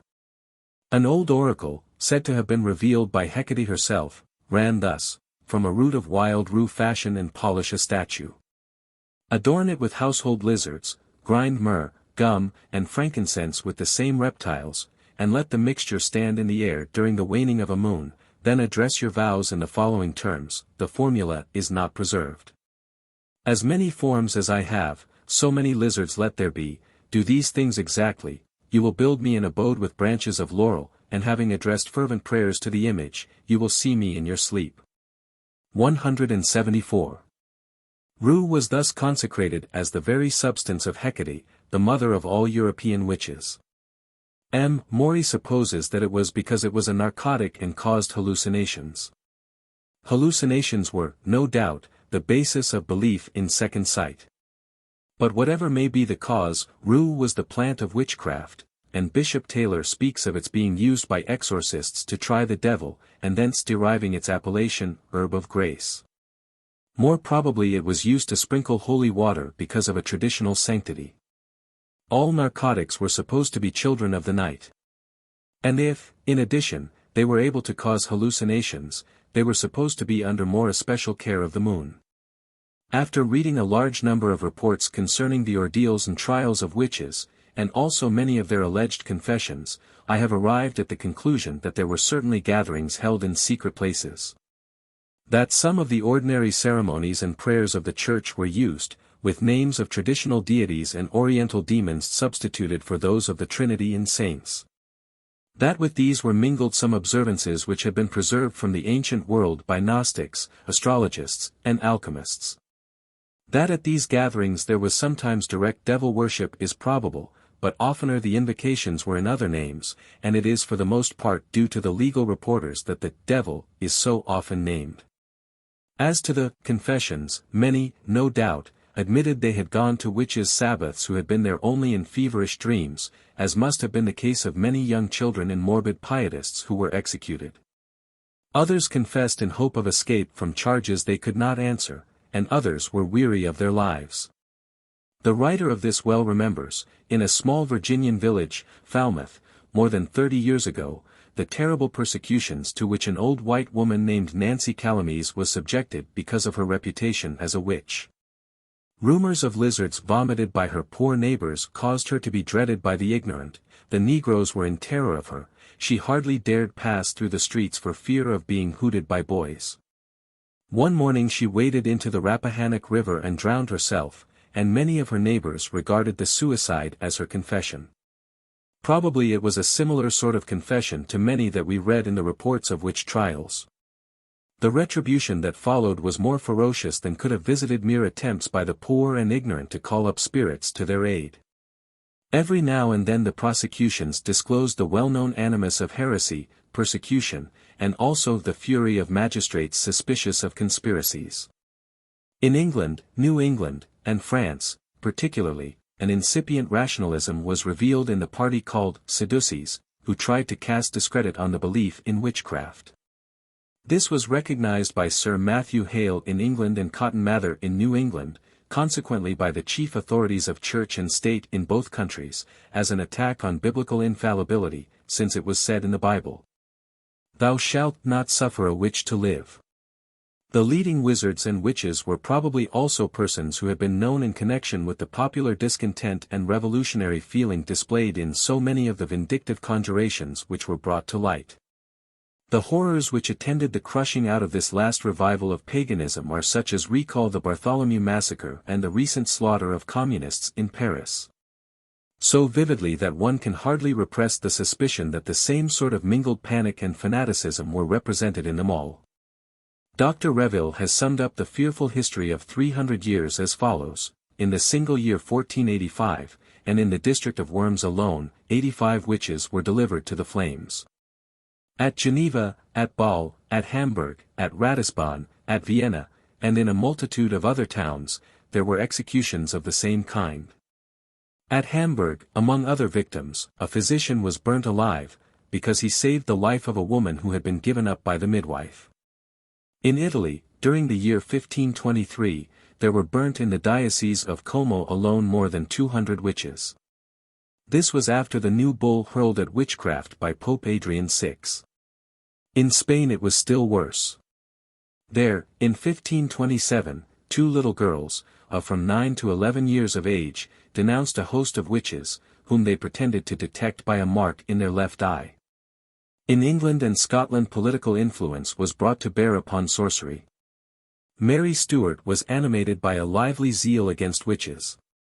In France the Parliament of Paris happily removed business of this kind from the ecclesiastical tribunals, and under Louis XI, Charles VIII, and Louis XII.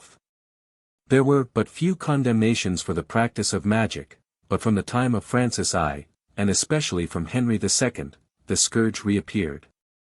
Jean Bodin, a man of sterling worth in other respects, but stark mad upon the question of witchcraft, communicated his mania to all classes of the nation.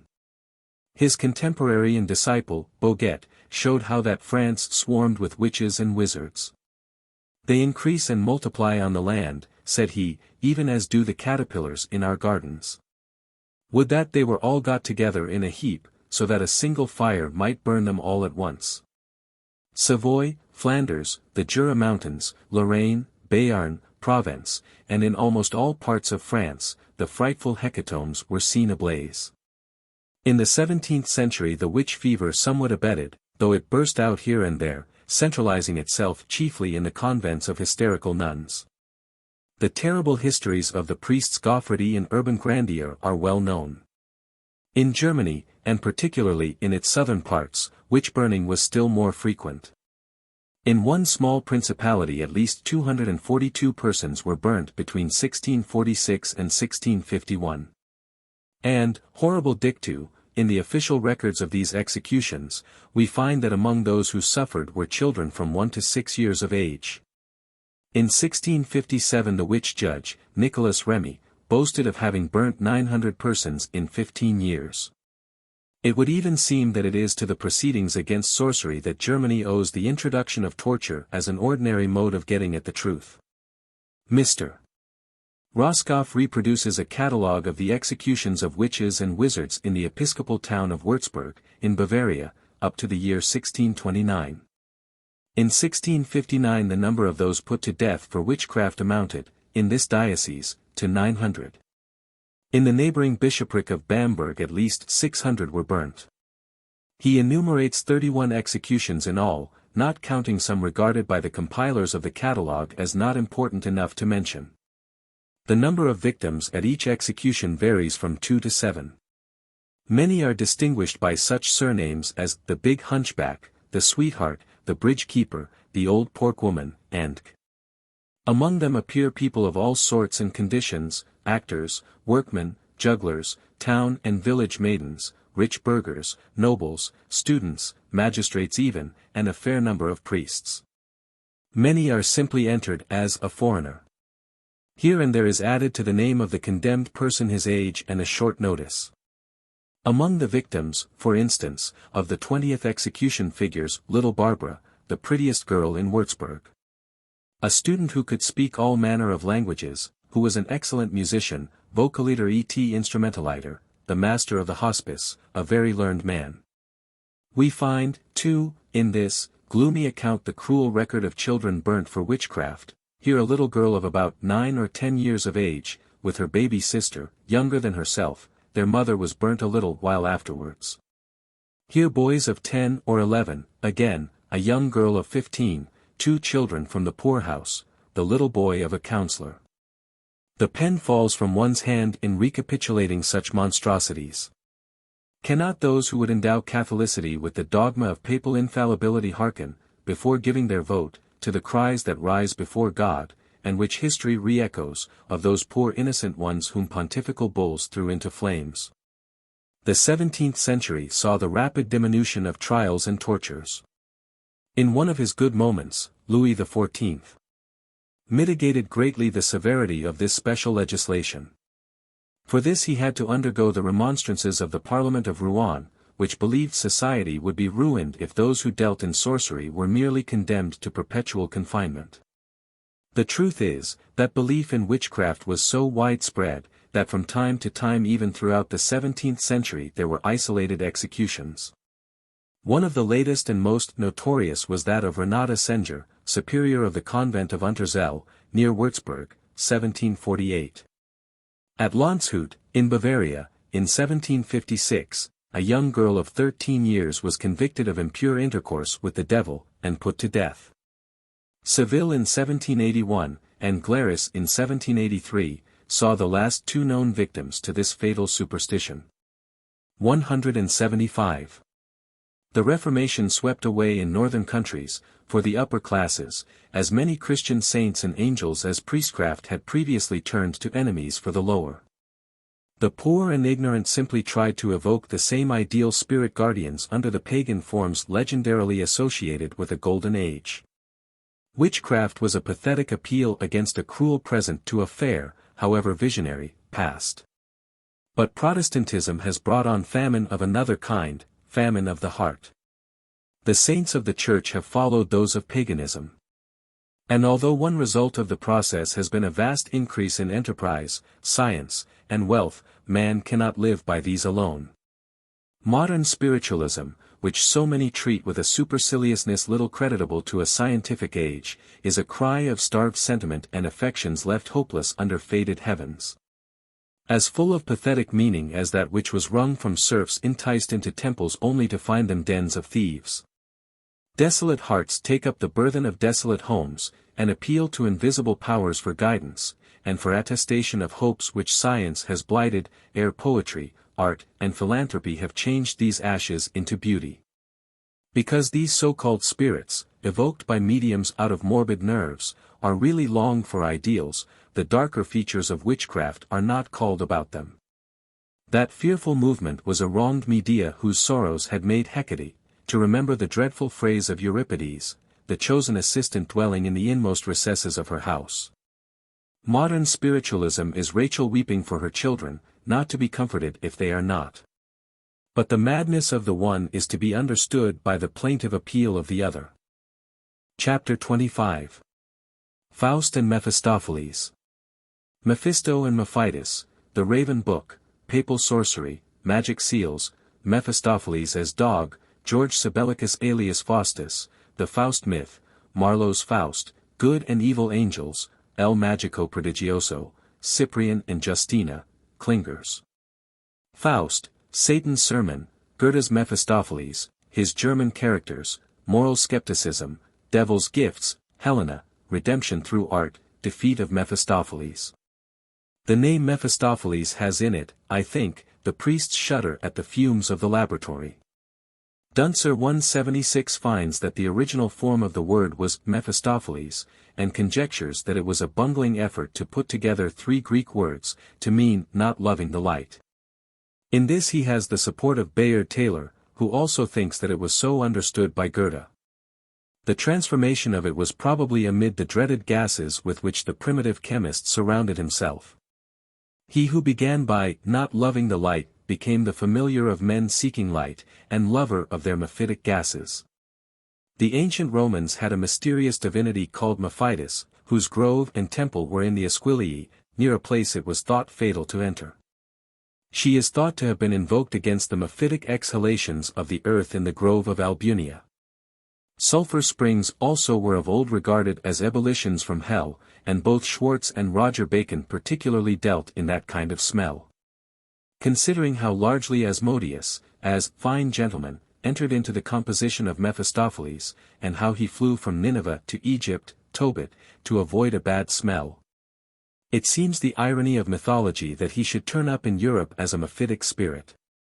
Mephistopheles is the embodiment of all that has been said in preceding chapters of the ascetic's horror of nature and the pride of life, and of the medieval priest's curse on all learning he could not monopolize. The Faust myth is merely his shadow cast on the earth, the tracery of his terrible power as the Church would have the people dread it. The early Raven Book at Dresden has the title, D.J. Fausti Dreyfacher Hollenswang und Magisch, Geisterkommando, nebst den Schwarzen Raben.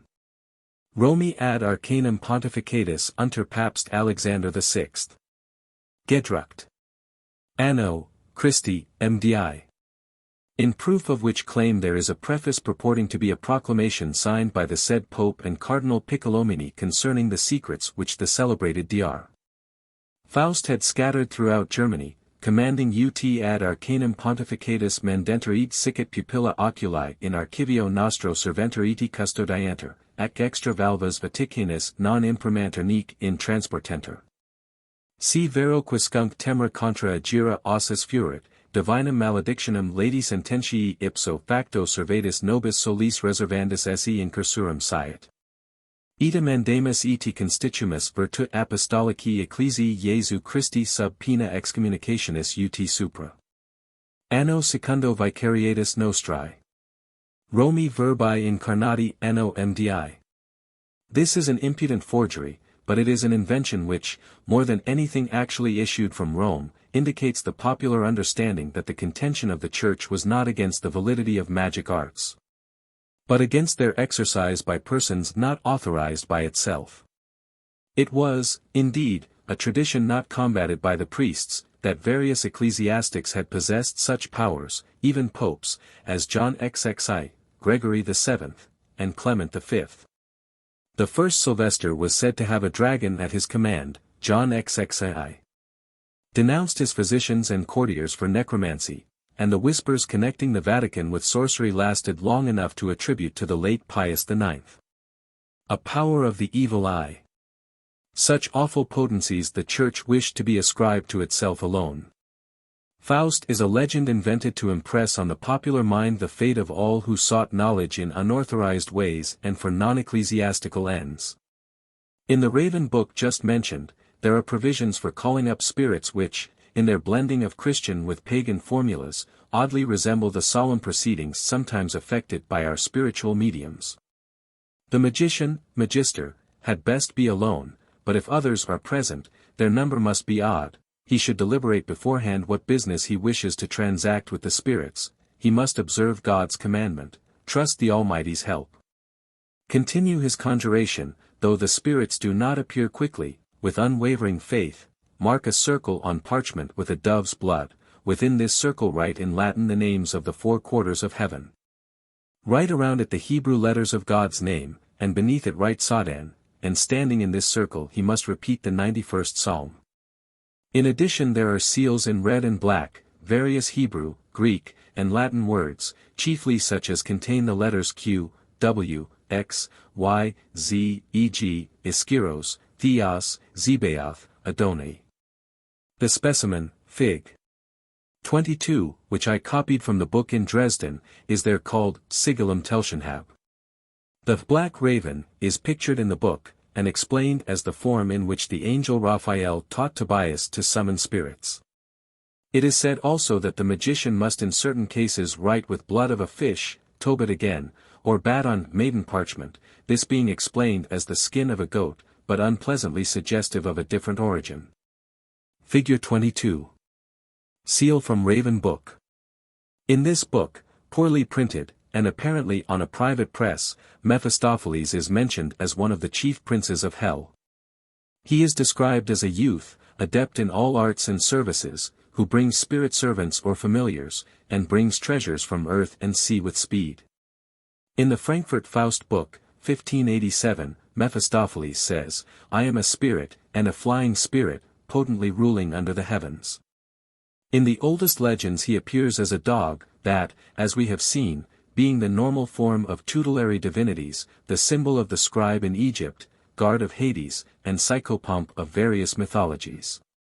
A dog appears following the family of Tobias. Manlius reports Melanchthon as saying, he, Faust, had a dog with him, which was the devil. Johann Gast, Sermons Convivials, says he was present at a dinner at ball given by Faust, and adds, he had also a dog and a horse with him, both of which, I believe, were devils, for they were able to do everything. Some persons told me that the dog frequently took the shape of a servant, and brought him food. In the old legends this dog is named Prestigier. 177. As for the man Faust, he seems to have been personally the very figure which the Church required, and had the friar, in whose guise Mephistopheles appears, been his actual familiar. He could hardly have done more to bring learning into disgrace. Born at the latter part of the 15th century at Nittlingen, Württemberg, of poor parents, the bequest of an uncle enabled him to study medicine at Krakow University. And it seems plain that he devoted his learning and abilities to the work of deluding the public. That he made money by his mediumship, one can only infer from the activity with which he went about Germany and advertised his powers. It was at a time when high prices were paid for charms, philters, mandrake mannequins. And the witchcraft excitement was not yet advanced enough to render dealing in such things perilous. It seems that the Catholic clergy made haste to use this impostor to point their moral against learning, and to identify him as firstfruit of the Reformation. While the Reformers, with equal zeal, hurled him back upon the Papists as outcome of their idolatries. Melanchthon calls him an abominable beast, a sewer of many devils. The first mention of him is by Trithemius in a letter of August 20, 1507, who speaks of him as a pretender to magic, Magister Georgius Sabellicus, Faustus Jr., whom he met at Gelnhausen. And in another letter of the same year as at Kreuznach, Conrad Mutt, friend of Luther and Melanchthon, mentions, October 3, 1513, the visit to Erfurth of Georgius Faustus Hemathius Hedabiensis, a braggart and a fool who affects magic, whom he had heard talking in a tavern, and who had raised theologians against him. In Vogel's Annals of Leipzig, 1714, kept in Auerbach cellar, is recorded under date 1525 Dr. Johann Faust's visit to the cellar. He appears therefore to have already had aliases. The first clear account of him is in the Index Sanitatis of Dr. Philip Bigardi, 1539, who says, "Since several years he has gone through all regions, provinces, and kingdoms, made his name known to everybody, and is highly renowned for his great skill, not alone in medicine, but also in chiromancy, necromancy, physiognomy, visions in crystal, and the like other arts. And also not only renowned, but written down and known as an experienced master. Himself admitted, nor denied that it was so, and that his name was Faustus, and called himself Philosophum Philosophorum. But how many have complained to me that they were deceived by him, verily a great number. But what matter, hin ist hin." These latter words may mean that Faust had just died. He must have died about that time, and with little notice. The rapidity with which a mythology began to grow around him is worthy of more attention than the subject has received. In 1543 the Protestant theologian Johann Gast has, Sermons Convivialium, stories of his diabolical dog and horse, and of the devils taking him off, when his body turns itself 5 times face downward. In 1587 Philip Camerarius speaks of him as a well-known magician who lived in the time of our fathers. April 18, 1587, 2 students of the University of Tübingen were imprisoned for writing a comedy of Dr. Faustus. Though it was not permitted to make light of the story, it was thought a very proper one to utilize for pious purposes, and in the autumn of the same year, 1587, the original form of the legend was published by Spiess in Frankfurt. It describes Faust as summoning the devil at night, in a forest near Wittenberg. The evil spirit visits him on 3 occasions in his study, where on the 3rd he gives his name as Mephistopheles, and the compact to serve him for 24 years for his soul is signed. When Faust pierces his hand, the blood flows into the form of the words O homo fugue. Mephistopheles first serves him as a monk, and brings him fine garments, wine, and food. Many of the luxuries are brought from the mansions of prelates, which shows the Protestant bias of the book, which is also shown in the objection the devil makes to Faust's marrying, because marriage is pleasing to God. Mephistopheles changes himself to a winged horse, on which Faust is borne through many countries, arriving at last at Rome. Faust passes 3 days, invisible, in the Vatican, which supplies the author with another opportunity to display papal luxury, as well as the impotence of the Pope and his cardinals to exorcise the evil powers which take their food and goblets when they are about to feast. On his further aerial voyages Faust gets a glimpse of the Garden of Eden, lives in state in the Sultan's palace in the form of Muhammad, and at length becomes a favorite in the court of Charles V, at Innsbruck. Here he evokes Alexander the Great and his wife. In roaming about Germany, Faust diverts himself by swallowing a load of hay and horses, cutting off heads and replacing them, making flowers bloom at Christmas, drawing wine from a table, and calling Helen of Troy to appear to some students. Helen becomes his mistress, by her he has a son, Justus Faustus, but these disappear simultaneously with the dreadful end of Dr. Faustus, who after a midnight storm is found only in the fragments with which his room is strewn. Several of these legends are modifications of those current before Faust's time. The book had such an immense success that new volumes and versions on the same subject appeared not only in Germany but in other parts of Europe, a rhymed version in England, 1588, a translation from the German in France, 1589. A Dutch translation, 1592, Christopher Marlowe's drama in 1604. In Marlowe's Tragical History of Dr. Faustus. The mass of legends of occult arts that had crystallized around a man thoroughly representative of them was treated with the dignity due to a subject amid whose moral and historic grandeur Faust is no longer the petty personality he really was. He is precisely the character which the Church had been creating for 1,000 years, only suddenly changed from otherworldly to worldly desires and aims. What he seeks is what all the energy of civilization seeks. Evil angel. Go forward, Faustus, in that famous art, wherein all nature's treasure is contained. Be thou on earth as Jove is in the sky, Lord and commander of these elements. Faust. How am I glutted with conceit of this? Shall I make spirits fetch me what I please? Resolve me of all ambiguities. Perform what desperate enterprise I will. I'll have them fly to India for gold, ransack the ocean for orient pearl, and search all corners of the new-found world for pleasant fruits and princely delicates. I'll have them read me strange philosophy, and tell the secrets of all foreign kings. I'll have them wall all Germany with brass, and make swift Rhine circle fair Württemberg. I'll have them fill the public schools with silk, wherewith the students shall be bravely clad. For this he is willing to pay his soul, which theology has so long declared to be the price of mastering the world. This word damnation terrifies not him, for he confounds hell in Elysium.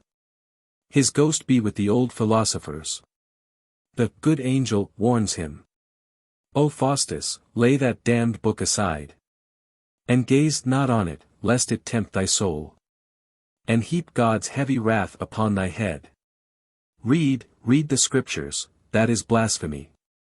So, dying away amid the thunders of the Reformation, were heard the echoes of the early Christian voices which exulted in the eternal tortures of the Greek poets and philosophers, the anathemas on Roger Bacon, Socinus, Galileo. The outcries with which every great invention has been met. We need only retouch the above extracts here and there to make Faust's aspirations those of a saint. Let the gold be sought in New Jerusalem, the pearl in its gates, the fruits in paradise, the philosophy that of Athanasius, and no amount of selfish hunger and thirst for them would grieve any good angel he had ever heard of.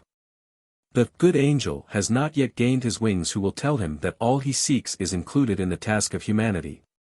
But warn him that the method by which he would gain it is just that by which he has been instructed to seek gold and jasper of the New Jerusalem, not by fulfilling the conditions of them, but as the object of some favoritism. Every human being who ever sought to obtain benefit by prayers or praises that might win the good graces of a supposed bestower of benefits, instead of by working for them, is but the Faust of his side, be it supernal or infernal. Hocus pocus and invocation, blood compacts and sacraments, they are all the same in origin, they are all mean attempts to obtain advantages beyond other people without serving up to them or deserving them. To Beelzebub Faust will build an altar and a church, but he had probably never entered a church or knelt before an altar with any less selfishness. A strong nemesis follows self to see that its bounds are not overpassed without retribution. Its satisfactions must be weighed in the balance with its renunciations. And the inflexible law applies to intellect and self-culture as much as to any other power of man. Mephistopheles is the kernel of the brute. He is the intellect with mere canine hunger for knowledge because of the power it brings. Or, falling on another part of human nature, it is pride making itself abject for ostentation, or it is passion selling love for lust. Re-enter Mephistopheles with devils, who give crowns and rich apparel to Faustus, dance, and then depart. To the man who has received his intellectual and moral liberty only to so spend it, Lucifer may well say, in Marlowe's words, Christ cannot save thy soul, for he is just. There's none but I have interest in the same. Perhaps he might even better have suggested to Faust that his soul was not of sufficient significance to warrant much anxiety. Something was gained when it was brought before the people in popular dramas of Faust how little the devil cared for the cross which had so long been regarded as the all-sufficient weapon against him. 178 Faust and Mephistopheles flourish in the Vatican despite all the crosses raised to exorcise them. The confession of the cross which once meant martyrdom of the confessor had now come to mean martyrdom of the denier. Protestantism put its faith in theology, creeds, and orthodoxy. But Calderon de la Barca blended the legend of Faust with the legendary temptation of St. Cyprian, and in El Magico Prodigioso, we have, in impressive contrast, the powerlessness of the evil powers over the heart of a pure woman, and its easy entrance into a mind fully furnished with the soundest sentiments of theology. St. Cyprian had been a worshipper of pagan deities 179 before his conversion, and even after this he had once saved himself while other Christians were suffering martyrdom. It is possible that out of this may have grown the legend of his having called his earlier deities, theoretically changed to devils, to his aid, a trace of the legend being that magical book of Cyprianus mentioned in another chapter. In his tract De Gratia Dei, Cyprian says concerning his spiritual condition before conversion, I lay in darkness, and floating on the world's boisterous sea, with no resting place for my feet, ignorant of my proper life, and estranged from truth and light. Here is a metaphorical vasty deep from which the centuries could hardly fail to conjure up spirits, one of them being the devil of Calderon's drama, who from a wrecked ship walks Christ-like over the boisterous sea to find Cyprian on the seashore. The drama opens with a scene which recalls the most perilous of Saint Anthony's temptations. According to Athanasius, the devil having utterly failed to conquer Anthony's virtue by charming images, came to him in his proper black and ugly shape, and, candidly confessing that he was the devil, said he had been vanquished by the saint's extraordinary sanctity. Anthony prevailed against the spirit of pride thus awakened, but Calderon Cyprian, though he does not similarly recognize the devil, becomes complacent at the dialectical victory which the tempter concedes him. Cyprian having argued the existence and supremacy of God, the devil says, How can I impugn so clear a consequence? Do you regret my victory? Who but regrets a check in rivalry of wit? He leaves, and Cyprian says, I never met a more learned person. The devil is equally satisfied, knowing, no doubt, that gods worked out by the wits alone remain in their abode of abstraction and do not interfere with the world of sense. Calderon is artful enough to throw the trial of Cyprian back into his pagan period, but the mirror is no less true in reflecting for those who had eyes to see in it the weakness of theology. Enter the devil as a fine gentleman, is the first sign of the temptation in Calderon's drama.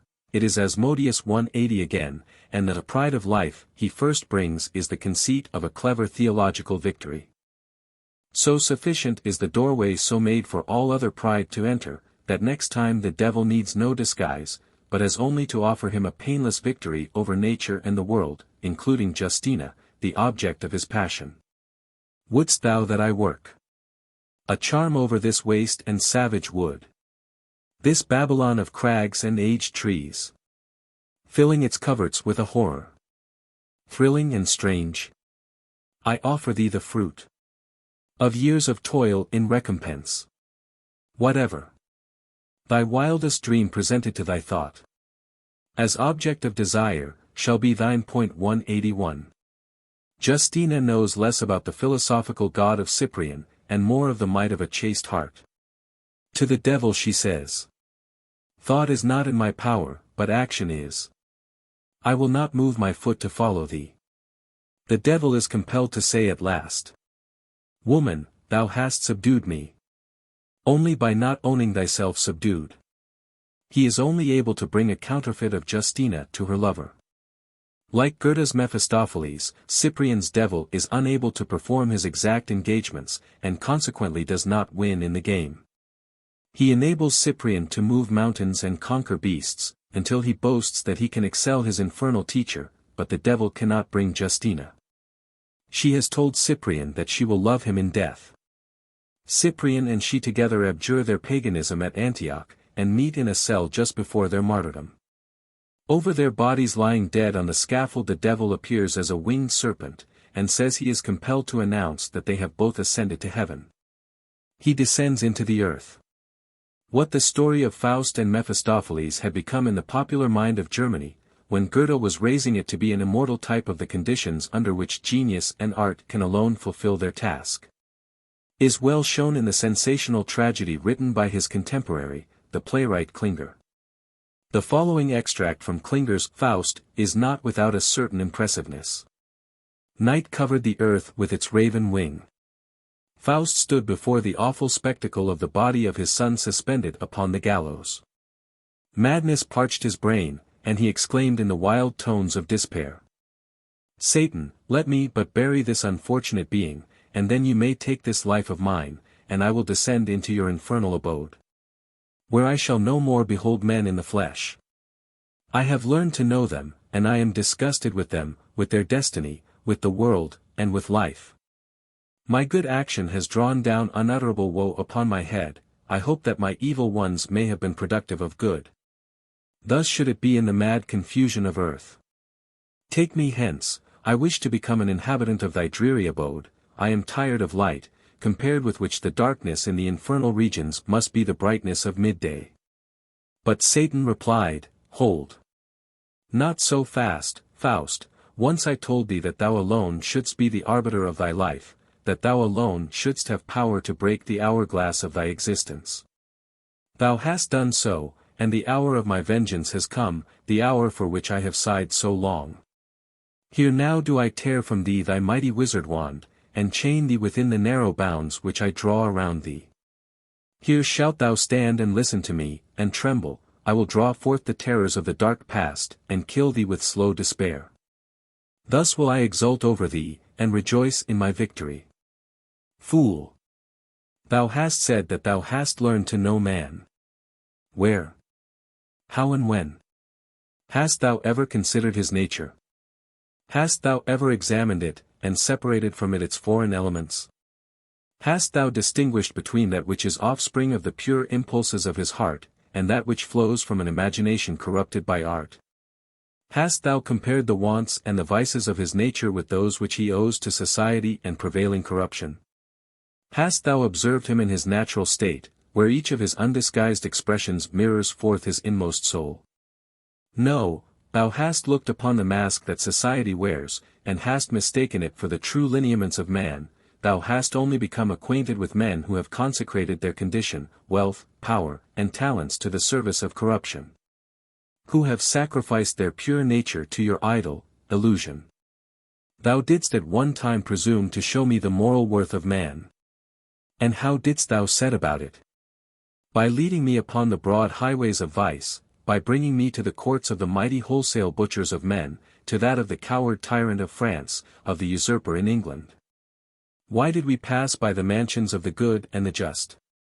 Was it for me, Satan, to whom thou hast chosen to become a mentor, to point them out to thee? No, thou wert led to the places thou didst haunt by the fame of princes, by thy pride, by thy longing after dissipation. And what hast thou seen there?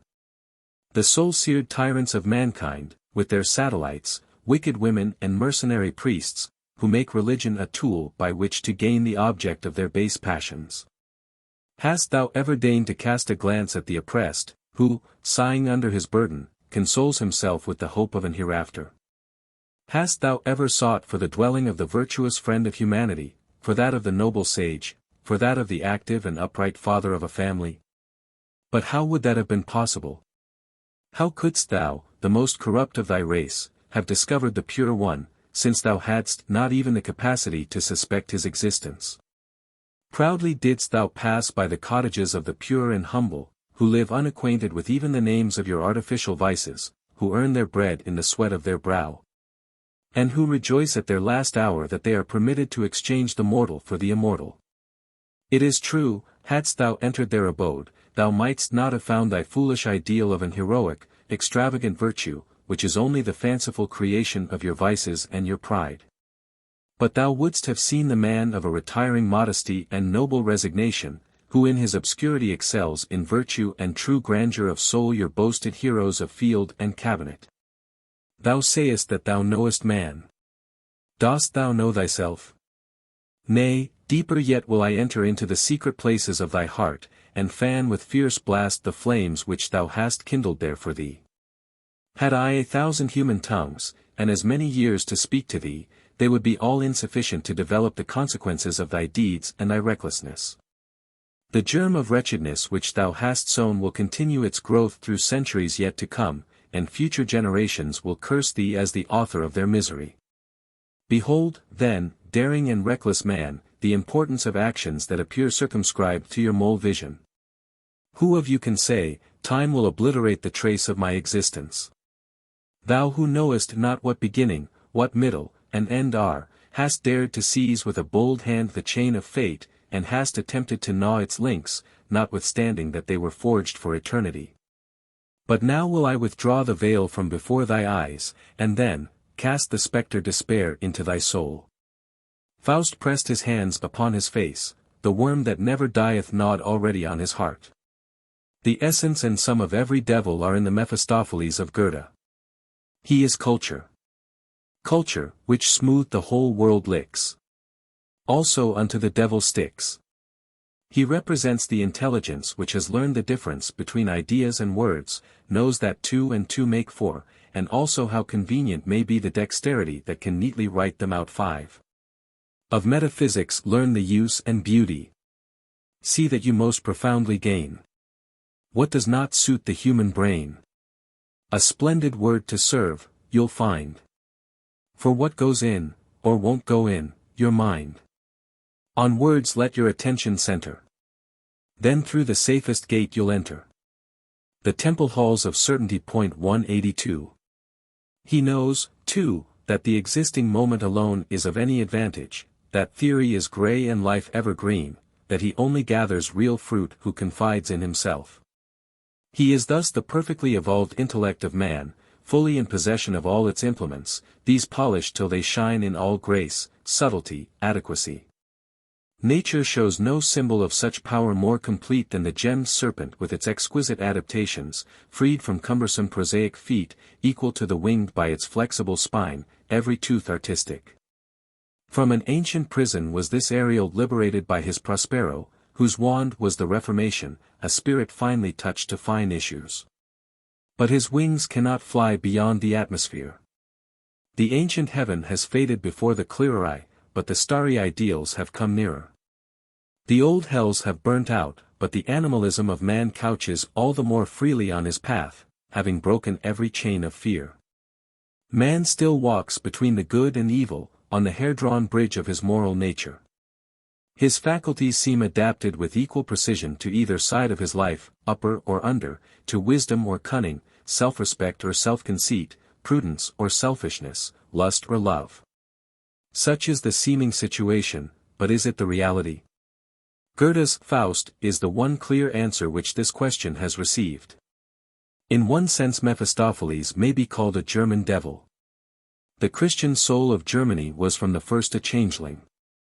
The ancient nature worship of that race might have had its normal development in the sciences, and alone with this intellectual evolution there must have been formed a related religion able to preserve social order through the honor of man. But the native soul of Germany was cut out by the sword and replaced with a mongrel Hebrew-Latin soul.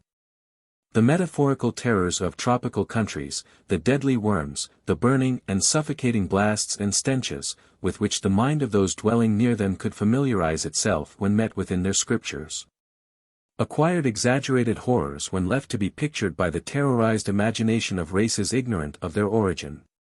It is a long distance from Potsdam and Hyde Park to Zahara. Christianity therefore blighted nature in the north by apparitions more fearful than the southern world ever knew, and long after the pious there could sing and dance, puritanical glooms hung over the Christians of higher latitudes. When the progress of German culture began the work of dissipating these idle terrors, the severity of the reaction was proportioned to the intensity of the delusions. The long-famished faculties rushed almost madly into their beautiful world, but without the old reverence which had once knelt before its phenomena. That may remain with a few, but the cynicism of the noisiest will be reflected even upon the faces of the best. Goethe first had his attention drawn to Spinoza by a portrait of him on a tract, in which his really noble countenance was represented with a diabolical aspect. The orthodox had made it, but they could only have done so by the careers of Faust, Paracelsus, and their tribe. These two helped to conventionalize Voltaire into a Mephistopheles. 183. Goethe was probably the first European man to carry out this skepticism to its full results. He was the first who recognized that the moral edifice based upon monastic theories must follow them. And he had in his own life already questioned the right of the so-called morality to its supreme if not tyrannous authority over man. Hereditary conscience, passing through this fierce crucible, lay Levi Gable before Goethe, to be swept away into dust hole or molded into the image of reason. There remained around the animal nature of a free man only a thread which seemed as fine as that which held the monster Fenris. It was made only of the sentiment of love and that of honor. But as Fenris found the soft invisible thread stronger than chains, Faust proved the tremendous sanctions that surround the finer instincts of man. Emancipated from grey theory, Faust rushes hungrily at the golden fruit of life. The starved passions will have their satisfaction, at whatever cost to poor Gretchen. The fruit turns to ashes on his lips. The pleasure is not that of the thinking man, but of the accomplished poodle he has taken for his guide. To no moment in that intrigue can the suffrage of his whole nature say, "Stay, thou art fair." That is the pact, it is the distinctive keynote of Goethe's Faust. Canst thou by falsehood or by flattery make me one moment with myself at peace? Cheat me into tranquility, come then. And welcome life's last day. Make me to the passing moment plead. Fly not, oh stay, thou art so fair. Then will I gladly perish. The pomp and power of the court, luxury and wealth, equally fail to make the scholar at peace with himself. They are symbolized in the paper money by which Mephistopheles replenished the imperial exchequer. The only allusion to the printing press, whose inventor Fust had been somewhat associated with Faust, is to show its power turned to the work of distributing irredeemable promises. At length one demand made by Faust makes Mephistopheles tremble. As a mere court amusement he would have him raise Helen of Troy. Reluctant that Faust should look upon the type of man's harmonious development, yet bound to obey, Mephistopheles sends him to the mothers, the healthy primal instincts and ideals of man which express themselves in the fair forms of art. Corrupted by superstition of their own worshippers, cursed by Christianity, they have a Hades of their own, as Mephistopheles says, and he is unwilling to interfere with them. The image appears, and the sense of beauty is awakened in Faust. But he is still a Christian as to his method. His idea is that heaven must be taken by storm, by chance, wish, prayer, any means except patient fulfillment of the conditions by which it may be reached. Helen is flower of the history and culture of Greece, and so lightly Faust would pluck and wear it. Helen having vanished as he tried to clasp her, Faust has learned his second lesson. When he next meets Helen it is not to seek intellectual beauty as, in Gretchen's case, he had sought the sensuous and sensual. He has fallen under a charm higher than that of either Church or Mephistopheles. The divorce of ages between flesh and spirit, the mastercrime of superstition, from which all devils sprang, was over for him from the moment that he sees the soul embodied and body ensouled in the art ideal of Greece. The redemption of Faust through art is the gospel of the 19th century. This is her vesture which Helen leaves him when she vanishes, and which bears him as a cloud to the land he is to make beautiful. The purest art, Greek art, is an expression of humanity. It can as little be turned to satisfy a self-culture unhumanized as to consist with a superstition which insults nature. When Faust can meet with Helen, and part without any more clutching, he is not hurled back to his Gothic study and mocking devil any more, he is borne away until he reaches the land where his thought and work are needed. Blindness falls on him, or what theology deems such, for it is metaphorical, it means that he has descended from clouds to the world, and the actual earth has eclipsed a possible immortality. The sphere of earth is known enough to me. The view beyond is barred immortality. A fool who there his blinking eyes directeth, and o'er his clouds of peers a place expecteth. Firm let him stand and look around him well. This world means something to the capable. Why needs he through eternity to wend? The eye for a fictitious world lost, leaves the vision for reality clearer. In every hard chaotic object Faust can now detect a slumbering beauty. The swamps and pools of the unrestrained sea, the oppressed people, the barrenness and the flood, they are all paths to Helen, a nobler Helen than Greece knew.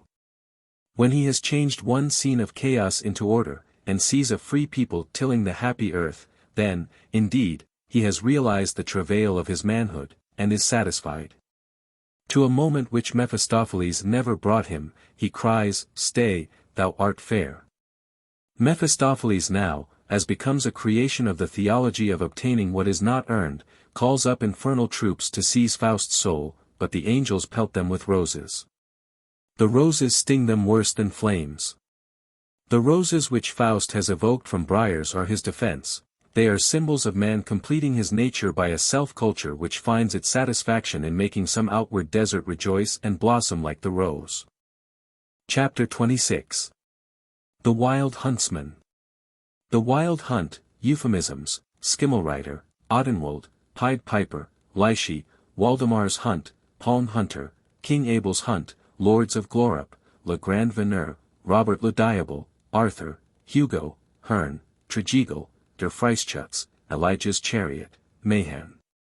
Bali, Dihak, Nimrod, Nimrod's Defiance of Jehovah, His Tower, Robber Knights, The Devil in Leipzig, Olaf hunting pagans, hunting horns, raven, boar, hounds, horse, Dappelgrim, Sleipnir, horseflesh, the mare Chitia, stags, St.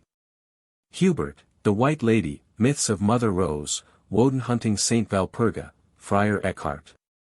The most important remnant of the Odin myth is the universal legend of the Wild Huntsman. The following variants are given by Wuttke. 184 In Central and South Germany the Wild Hunt is commonly called Wotendenheer, i.e., Woden's army or chase, called in the Middle Ages, Wotangsheer.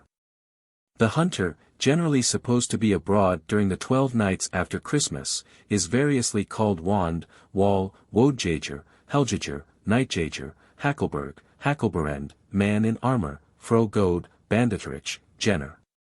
The most common belief is that he is the specter of a wicked lord or king who sacrilegiously enjoyed the chase on Sundays and other holy days, and who is condemned to expiate his sin by hunting till the day of doom. He wears a broad-brimmed hat. Is followed by dogs and other animals, fiery, and often three-legged. And in his spectral train are the souls of unbaptized children, huntsmen who have trodden down grain, witches, and others, these being mounted on horses, goats, and cocks, and sometimes headless, or with their entrails dragging behind them. They rush with a fearful noise through the air, which resounds with the cracking of whips, neighing of horses, barking of dogs, and cries of ghostly huntsmen.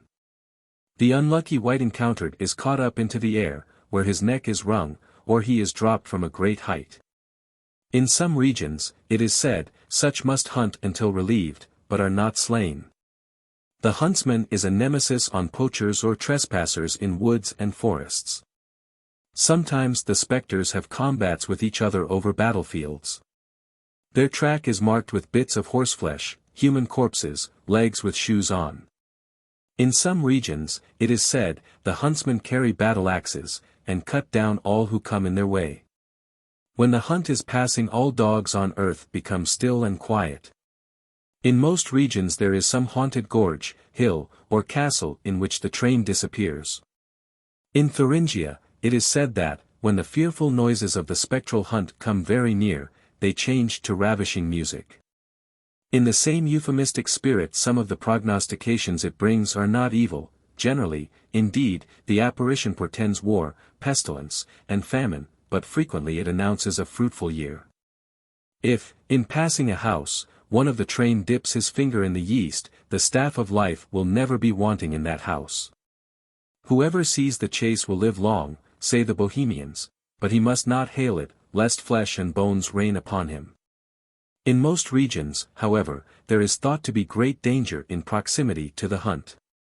The perils are guarded against by prostration on the earth face downward, praying meanwhile.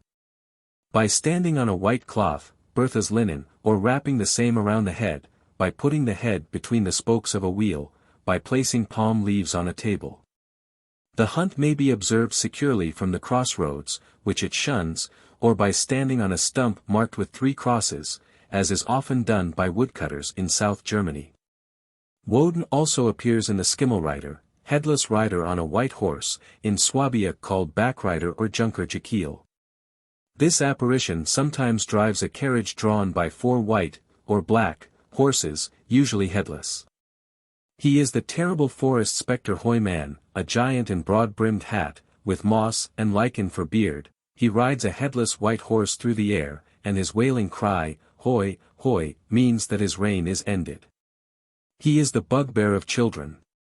In the Odenwald are the Riesenall and Riesenaltar, with mystic marks declaring them relics of a temple of Odin.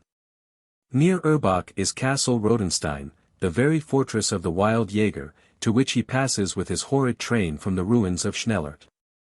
The village of Reichelsheim has on file the affidavits of the people who heard him just before the battles of Leipzig and Waterloo. Their theory is that if the Jaeger returns swiftly to Schnellert all will go well for Germany. But if he tarry at Rodenstein 'tis an omen of evil. He was reported near Frankfurt in 1832, but it is notable that no mention of him was made during the late Franco-German War. A somewhat later and rationalized variant relates that the wild huntsman was Hackelberg, the lord of Rodenstein, whose tomb, really a druidical stone, is shown at the castle, and said to be guarded by hellhounds. Hackelberg is of old his Brunswick name. It was the Hackelberg Hill that opened to receive the children, which the Pied Piper of Hamelin charmed away with his flute from that old town, because the corporation would not pay him what they had promised for ridding them of rats. It is easy to trace this Pied Piper, who has become so familiar through Mr. Robert Browning's charming poem, To the Odin of More Blessed Memory, who says in the Havamal, "I know a song by which I soften and enchant my enemies, and render their weapons of no effect." This latter aspect of Odin, his command over vermin, connects him with the Slavonic Lyshi, or forest demon of the Russias. The ancient thunder god of Russia, Purin, who rides in his storm chariot through the sky, has in the more Christianized districts dropped his mantle on Ilya, Elias. While in the greater number of Slavonic districts he has held his original physical characters so remarkably that it has been necessary to include him among demons. In Slavonian folklore the familiar myth of the wild huntsman is distributed. Vladimir the Great fulfills one part of it by still holding high revel in the halls of Kiev, but he is no huntsman. Purin courses noisily through the air, but he is rather benevolent than otherwise. The diabolical characteristics of the superstition have fallen to the evil huntsmen, Lyshis, who keep the wild creatures as their flocks, the same as shepherds their herds, and whom every huntsman must propitiate. The Lyshi is gigantic, wears a sheepskin, has one eye without eyebrow or eyelash, horns, feet of a goat, is covered with green hair, and his fingernails are claws. He is special protector of the bears and wolves. In Denmark the same myth appears as King Volmar's hunt. Waldemar was so passionately fond of the chase that he said if the Lord would only let him hunt for ever near Gur, his castle in the north of Sealand, he would not envy him his paradise. For this blasphemous wish he is condemned to hunt between Ba and Gur forever. His cavalcade is much like that already described. Volmar rides a snow-white charger, preceded by a pack of coal-black hounds, and he carries his head under his left arm. On St. John the women open gates for him. It is believed that he is allowed brief repose at one and another of his old seats, and it is said spectral servants are sometimes seen preparing the ruined castle at Vordingborg for him, or at Waldemar's tower. A skeptical peasant resolved to pass the night in this tower. At midnight the king entered, and, thanking him for looking after his tower, gave him a gold piece which burned through his hand and fell to the ground as a coal. On the other hand, Waldemar sometimes makes peasants hold his dogs, and afterwards throws them coals which turn out to be gold pieces. The Palnatok or Palm Hunter appears mostly in the island of Fuan. Every New Year's night he supplies himself with 3 horseshoes from some smithy, and the smith takes care that he may find them ready for use on his anvil, as he always leaves 3 gold pieces in their stead. If the shoes are not ready for him, he carries the anvil off. In one instance he left an anvil on the top of a church tower, and it caused the smith great trouble to get it down again. King Abel was interred after his death in St. Peter's Church in Schleswig, but the fratricide could find no peace in his grave. His ghost walked about in the night and disturbed the monks in their devotions. The body was finally removed from the church, and sunk in a foul bog near Gottorp. To keep him down effectively, a pointed stake was drove through his body. The spot is still called Königsgrabe. Notwithstanding this, he appears seated on a coal-black charger, followed by a pack of black hounds with eyes and tongues of fire. The gates are heard slamming and opening, and the shrieks and yells are such that they appall the stoutest hearts.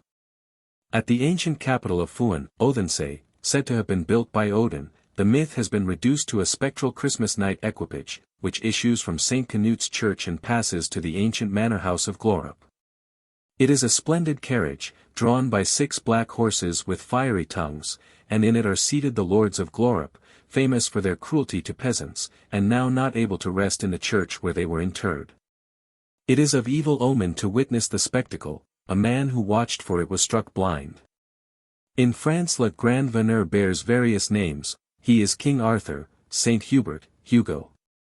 His alleged appearances within historic times have been so strongly attested that various attempts have been made to give them rational explanations. Thus Charles VI of France, when going to war in Bretagne, is said to have been met by such a spectre in the forest of Mans, and became insane. He believed himself to have been the victim of sorcery, as did many of his subjects. It has been said that the king was met by a disguised emissary of the Duc de Bretagne. More particular accounts are given of the apparition of the wild huntsman to Henry IV. When he was hunting with the Comte de Soissons in the forest of Fontainebleau, an event commemorated by La Croix du Grand Veneur. According to Matthew 1:85, both the king and the count heard the cries of the hunt, and when the count went to discover their origin, the terrible dark figure stood forth and cried, "You wished to see me, then behold." This incident has been explained variously, as a project of assassination, or as the jest of 2 fellows who, in 1596, were amusing Paris by their skill in imitating all the sounds of a hunt.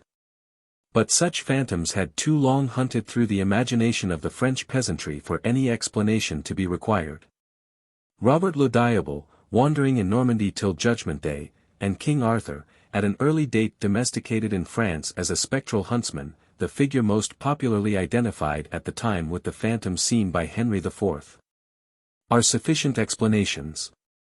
The ruins of Arthur's castle near Hulgoat, Finistère, were long believed to hide enormous treasures, guarded by demons, who appear sometimes as fiery lights, ignes fatui, owls, buzzards, and ravens, one of the latter being the form in which Arthur comes from his happy vale of Avalon, when he would vary its repose with a hunt. 186. A sufficiently curious interchange of such superstitions is represented in the following extract from Surtees, Sir Anthony Beck, bus shop of Durham in the time of King Eduard, the son of King Henry. Was the most proud and masterful bus shop in all England, and it was commonly said that he was the proudest lord of Christendom. It chanced that among other lewd persons, this Sir Anthony entertained at his court one Hugh de Pontchartrain, that for his evil deeds and manifold robberies had been driven out of the English court, and had come from the Sotha to seek a little bread, and to live by staling. And to this Hugh, whom also he employed to good purpose in the war of Scotland, the bus shop gave the land of Thickley, since of him called Thickley Pontchartrain, and also made him his chief huntsman. And after, this Blake Hugh died afore the bus shop, and efter that the bus shop chaussed the wild hart in Galtrace forest, and so dainly there met with him Hugh de Pontchartrain, that was afore-dayed, on a with horse. And the said Hugh looked earnestly on the bus shop, and the bus shop said unto him, Hugh, what make thee here? And he spake never word, but lift up his cloak, and then he showed Sir Anton his ribs set with bones, and nothing more.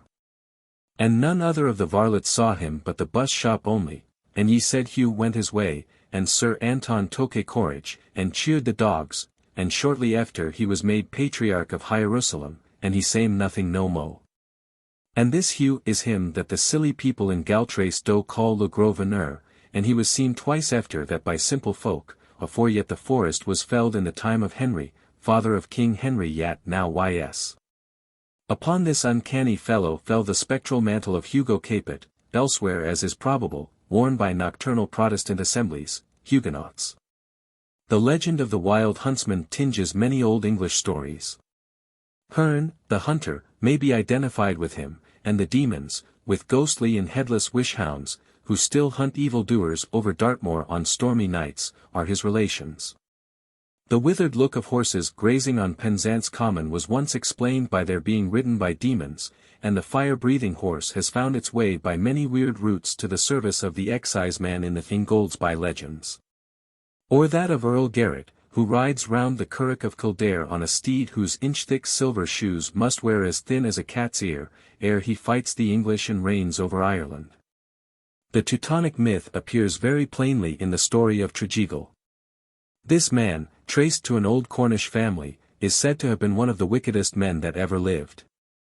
But though he had disposed of his soul to the devil, the evil one was balked by the potency of St. Petrock.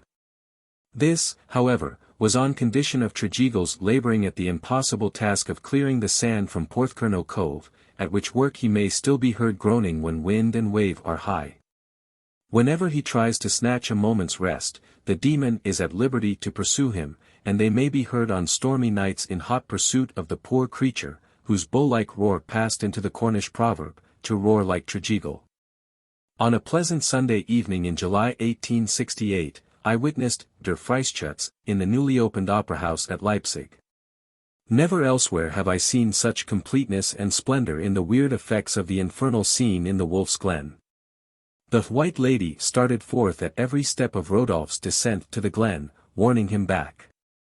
Zamiel, instead of the fiery garb he once wore as Samuel, was arrayed in raiment black as night.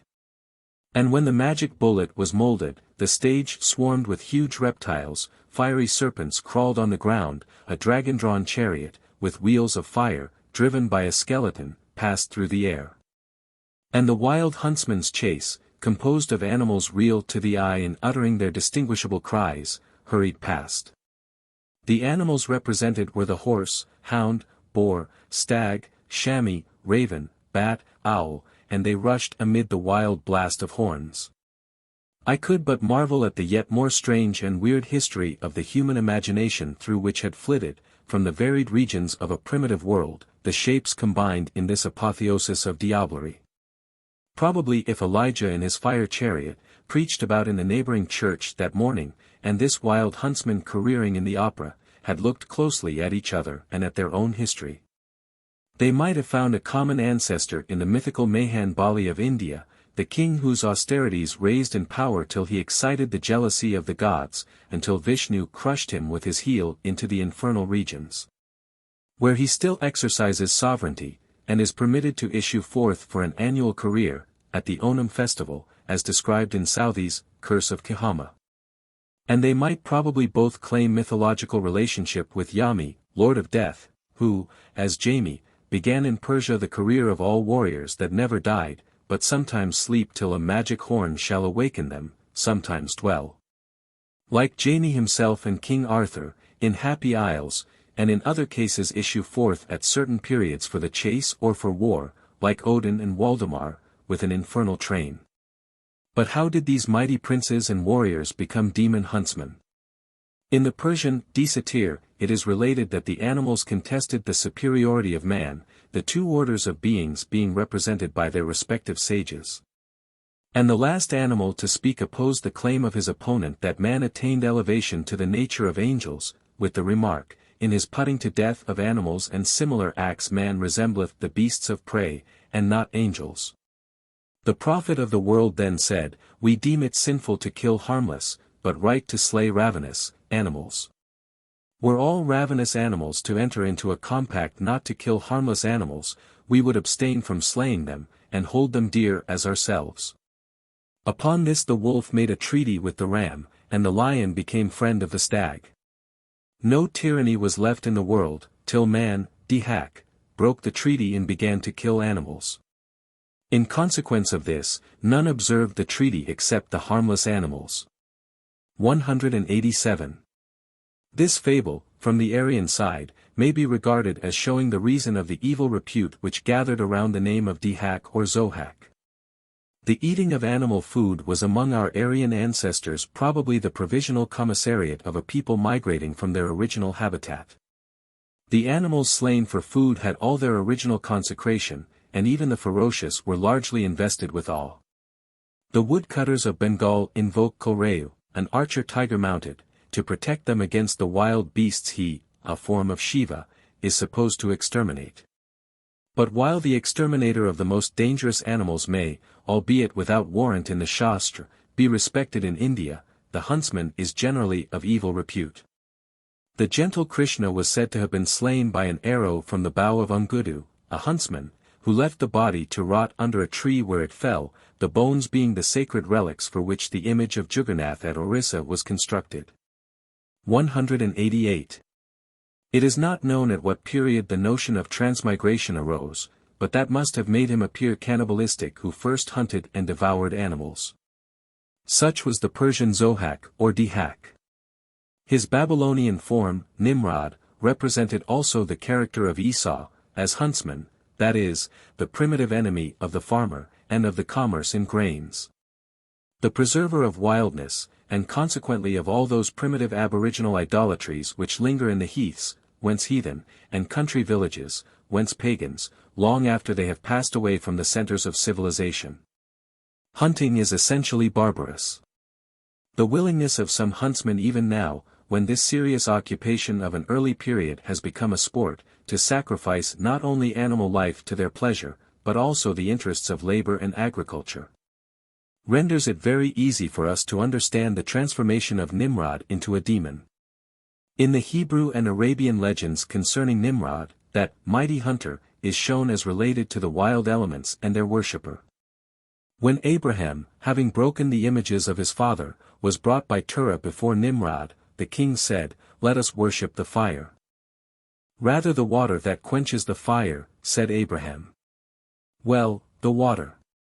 "Rather the cloud that carries the water." "Well, the cloud."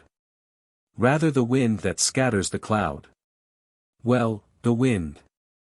"Rather man, for he withstands the wind." "Thou art a babbler," said Nimrod. "I worship the fire and will cast thee into it." When Abraham was cast into the fiery furnace by Nimrod, and on the 7th day after was found sitting amid the roses of a garden, the mighty hunter, hater of gardens, resolved on a daring hunt for Abraham's God himself. He built a tower 5,000 cubits high, but finding heaven still far away, he attached a car to 2 half-starved eagles, and by holding meat above them they flew upward, until Nimrod heard a voice saying, "Godless man, whither goest thou?" The audacious man shot an arrow in the direction of the voice, the arrow returned to him stained with blood, and Nimrod believed that he had wounded Abraham's God. He who hunted the universe was destroyed by one of the weakest of animated beings, a fly. In the aspiring fly which attacked Nimrod's lip, and then nose, and finally devoured his brain, the Moslem and Hebrew doctors saw the fittest end of one whose adventurous spirit had not stopped to attack animals, man, Abraham, and Allah himself. But though, in one sense, destroyed, Nimrod, say various myths, may be heard tumbling and groaning about the base of his Tower of Babel, where the confusion of tongues took place. And it might be added, that they have, like the groan, a meaning irrespective of race or language. Dihak and Nimrod have had their brothers in every race, which has ever reached anything that may be called civilization. It was the barbaric baron and the robber knight of the Middle Ages, living by the hunt, who, before conversion, made for the faithful Eckharts of the Church the chief impediment. They might then strike down the monk, whose apparition has always been the legendary warning of the demon's approach. When the Eckharts had baptized these knights, they had already been transformed to the devils which people the forests of Germany, France, and England with their terrible spectres. The wild fables of the East, telling of fell demons coursing through the air, whispered to the people at one ear, and the equally wild deeds of the robber knights at the other. The Church had given the people one name for all such phantasms, devil, and it was a name representative of the feelings of both priest and peasant, so long as the robber knights were their common enemy. Jesus had to be a good deal modified before he could become the model of this Teutonic Esau. It is after the tradition of his old relation to Huntsman that the devil has been so especially connected in folklore with soldiers. In the Annals of Leipzig, kept in Auerbach's cellar, famous for the flight of Mephisto and Faust from its window on a wine cask, I found 2 other instances in which the devil was reported as having appeared in that town. In one case, 1604, the fiend had tempted one Jeremy of Strasbourg, a marksman, to commit suicide, but that not succeeding, had desired him to go with him to the neighboring castle and enjoy some fruit.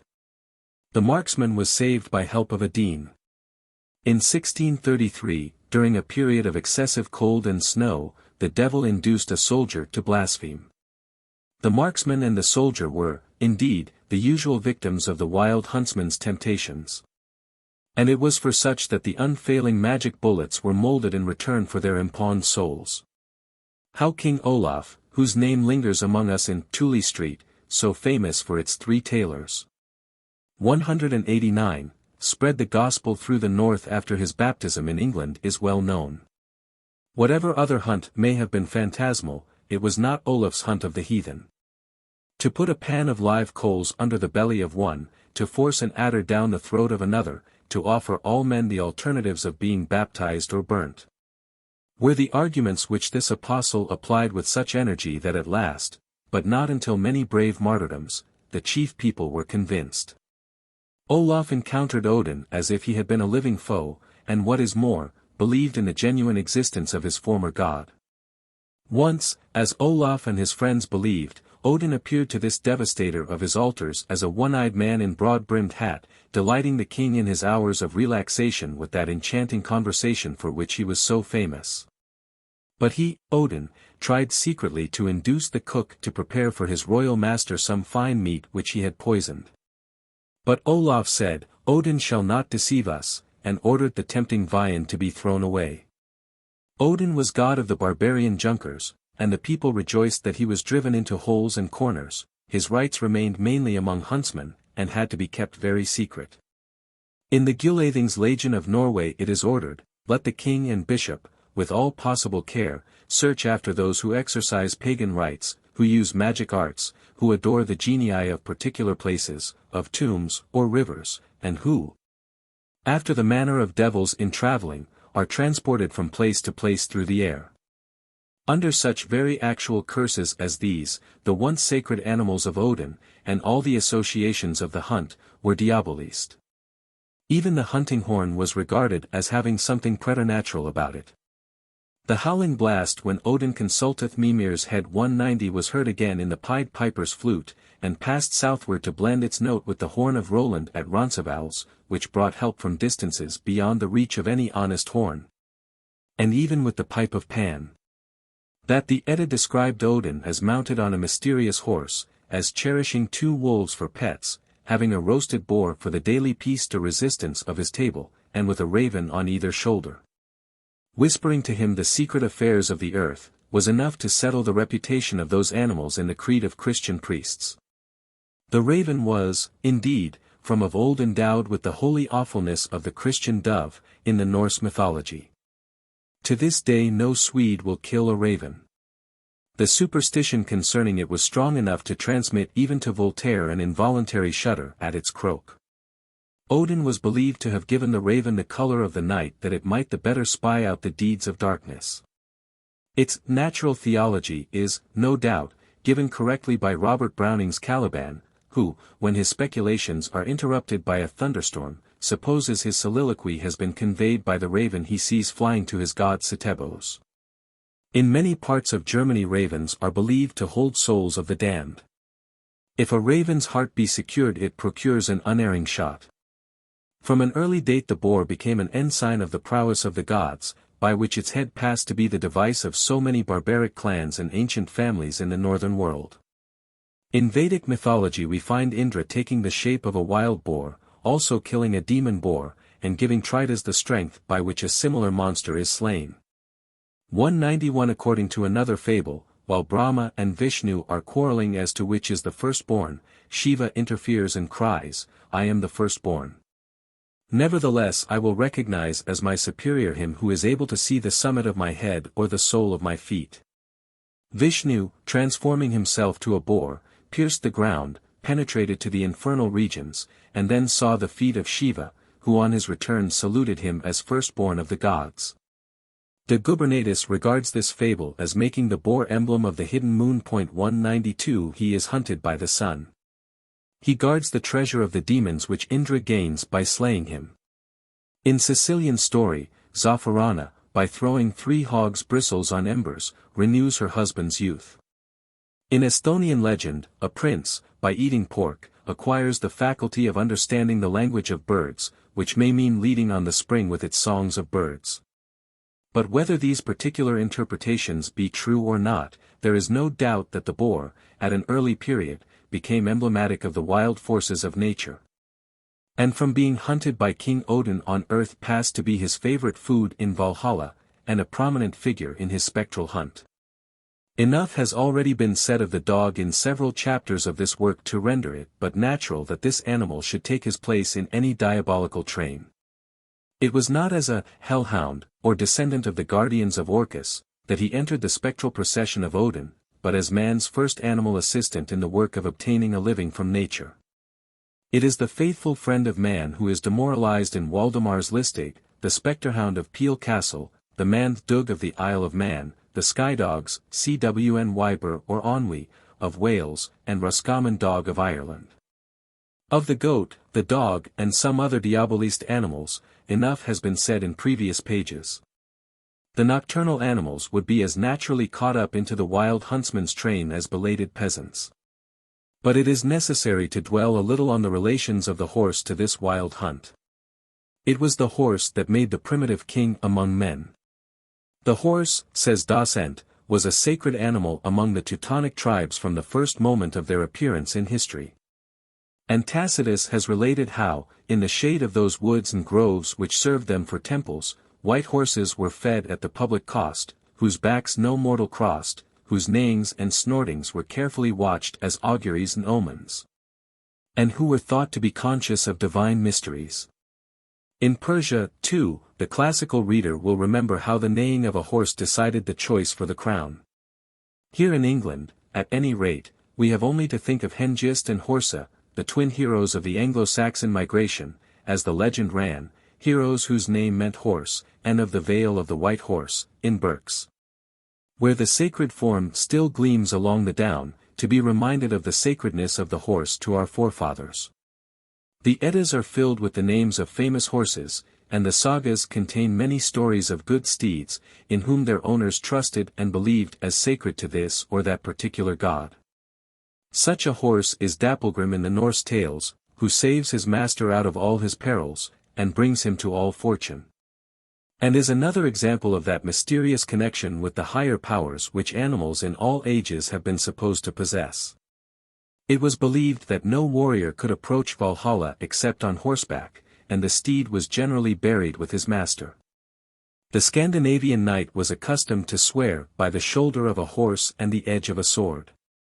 Odin, the god, was believed to have always near him the 8-legged horse Sleipnir, whose sire was the wonderful Svaldolfari, who by night drew the enormous stones for the fortress defending Valhalla from the frost giants.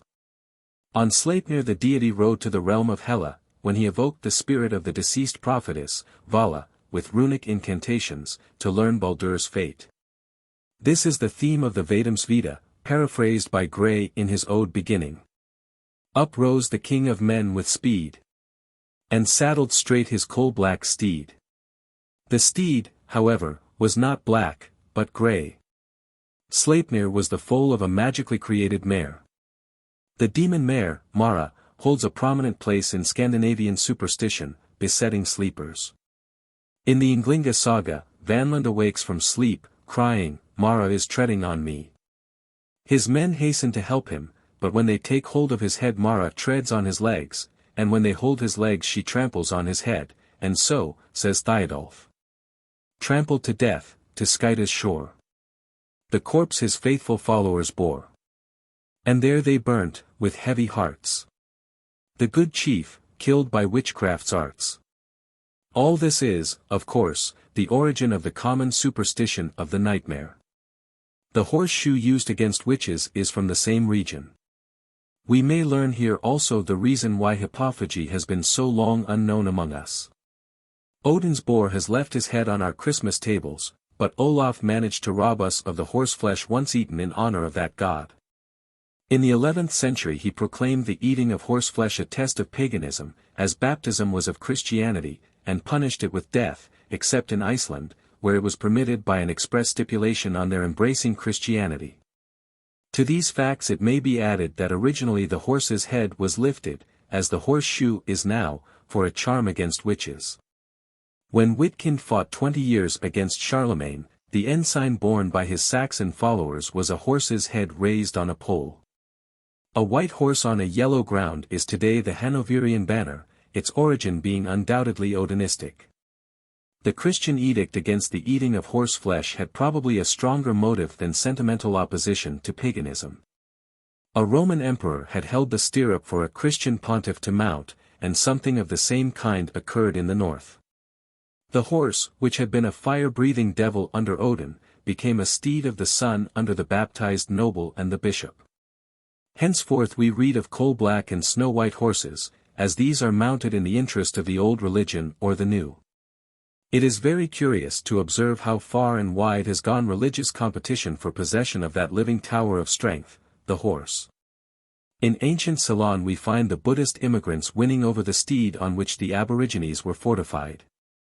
It was a white horse, of course, that became their symbol of triumph. The old record says, "A certain Yakini, Demonis, named Chitia, having the form and countenance of a mare, dwelt near the marsh of Tumberiangona.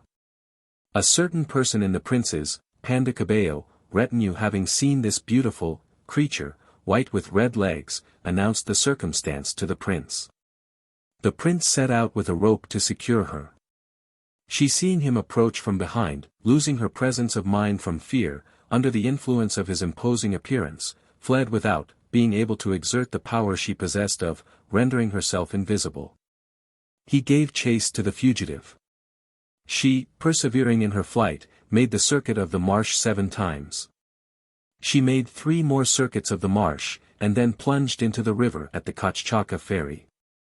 He did the same, and, in the river, seized her by the tail, and, at the same time grasped, the leaf of a palmyra tree which the stream was carrying down. By his supernatural good fortune this leaf became an enormous sword. Exclaiming, 'I put thee to death,' he flourished the sword over her. 'Lord,' replied she to him, 'subduing this kingdom for thee, I will confer it on thee, spare me my life.' Seizing her by the throat, and with the point of the sword boring her nostril, he secured her with his rope. She, instantly, became tractable. Conducting her to the Dumaraco mountain, he obtained a great accession of warlike power by making her his battle steed. 193 The wonderful victories won by the prince, aided by this magical mare, are related, and the tale ends with his setting up, within the royal palace itself the mare-faced Yakini, and providing for her annually, demon offerings. Equally ambiguous with the horse in this zoologic diablerie is the stag. In the Heraclean legends we find that hero's son, Telephon, nursed by a hind in the woods. And on the other hand, his third labor was the capture of Artemis' gold-antlered stag, which brought on him her wrath, it being, Her Majesty's favorite stag. We have again the story of Actaeon pursuing the stag too far and suffering the fate he had prepared for it, and a reminiscence of it in the Pentameron, when the demon Huorio allures Canneloro into the wood by taking the form of a beautiful hind. These complex legends are reflected in northern folklore also. Count Otto I, of Altmark, while out hunting, slept under an oak and dreamed that he was furiously attacked by a stag, which disappeared when he called on the name of God.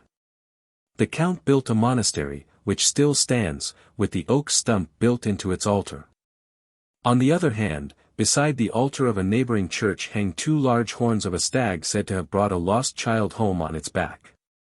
Thus in the old town of Steindal meet these contrary characters of the mystical stag, of which it is not difficult to see that the evil one results from its misfortune in being at once the huntsman's victim and scapegoat. 194. In the legend of St. Hubert we have the sign of Christ, risen from his tomb among the rich Christians to share for a little the crucifixion of their first missionaries in the north, to the huntsman of Europe. Hubert pursues the stag till it turns to face him, and behold, between its antlers, the cross. It is a fable conceived in the spirit of him who said to fishermen, "Come with me and I will make you fishers of men." The effect was much the same in both cases. Hubert kneels before the stag, and becomes a saint, as the fishermen left their nets and became apostles. But, as the proverb says, when the saint's day is over, farewell the saint. The fishermen's successors caught men with iron hooks in their jaws. The successors of Hubert hunted men and women so lustily that they never paused long enough to see whether there might not be a cross on their forehead also. It was something, however, that the cross which Constantine could only see in the sky could be seen by any eye on the forehead of a harmless animal. And this not only because it marked the rising in Christian hearts of pity for the animals, but because what was done to the flying stag was done to the peasant who could not fly, and more terribly. The vision of Hubert came straight from the pagan heart of Western and Northern Europe. In the Bible, from Genesis to Apocalypse, no word is found clearly inculcating any duty to the animals. So little, indeed, could the Christians interpret the beautiful tales of folklore concerning kindly beasts, out of which came the legend of Hubert, that Hubert was made patron of huntsmen. And while, by a popular development, Woden was degraded to a devil, the baptized sportsman rescued his chief occupation by ascribing its most dashing legends to Saint Martin and their inspiration to the Archangel Michael. It is now necessary to consider the light which the German heart cast across the dark shadows of Woden. This is to be discovered in the myth of the White Lady. We have already seen, in the Confessions of the Witches of Elfdale, in Sweden, that when they were gathering before their formidable devil, a certain white spirit warned them back. The children said she tried to keep them from entering the devil's church at Blockula. This may not be worth much as a confession, but it sufficiently reports the theories prevailing in the popular mind of Elfdale at that time. It is not doubtful now that this White Lady and that devil she opposed were, in pre-Christian time, Woden and his wife Frigga. The humble people who had gladly given up the terrible huntsman and warrior to be degraded into a devil, and with him the barbaric Nimrods who worshipped him, did not agree to a similar surrender of their dear household goddess. Known to them as Frigga, Hulda, Bertha, Mother Rose, under all her epithets the Madonna of the North, interceding between them and the hard king of Valhalla, ages before they ever heard of a jealous Jehovah and a tender interceding Mary. Dar. What has collected many variants of the myths of Frigga, some of which bear witness to the efforts of the Church to degrade her also into a fiend. She is seen washing white clothes at fountains, milking cows, spinning flax with a distaff, or combing her flaxen hair. She was believed to be the divine ancestress of the human race. Many of the oldest families claimed descent from her, and believed that this Ahnenfrau announced to them good fortune, or, by her wailing, any misfortune coming to their families.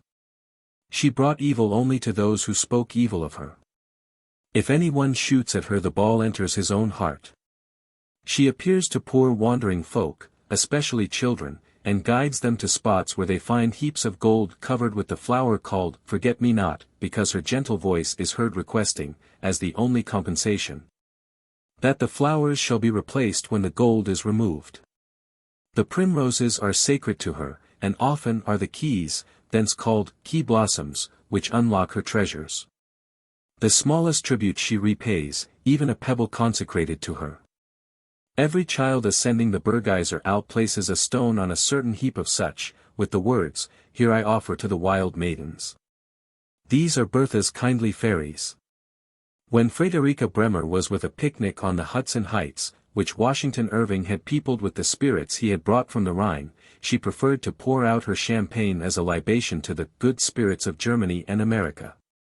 The beautiful White Lady wears a golden chain, and glittering keys at her belt. She appears at midday or in strong moonlight.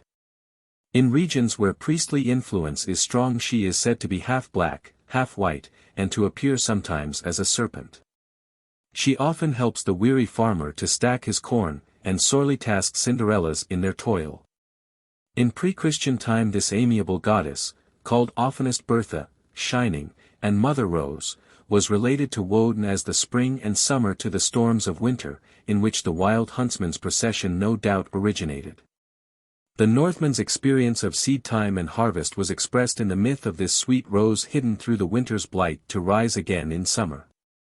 This myth has many familiar variants, such as Askenpuddle and Sleeping Beauty. But it was more particularly connected with the later legends of the White Lady, as victim of the wild huntsman, by the stories of transformed princesses delivered by youths. Rescue of the enchanted princess is usually effected by 3 kisses, but she is compelled to appear before the deliverer in some hideous aspect, as toad or serpent, so that he is repelled or loses courage. This is the rose hid under the ugliness of winter. When the storm god Woden was banished from nature altogether and identified with the imported, and naturally inconceivable, Satan, he was no more regarded as Frigga's rough lord, but as her remorseless foe. She was popularly revered as St. Valpurga, the original May Queen, and it was believed that happy and industrious children might sometimes see her on May Day with long flowing flaxen hair, fine shoes, distaff in hand, and a golden crown on her head. But for the 9 nights after May Day she was relentlessly pursued by the wild huntsman and his mounted train. There is a picture by G. Watts of the Hunted Lady of Boccaccio's tale, now in the Cosmopolitan Club of London, which vividly reproduces the weird impressiveness of this myth. The White Lady tries to hide from her pursuer in standing corn, or gets herself bound up in a sheaf.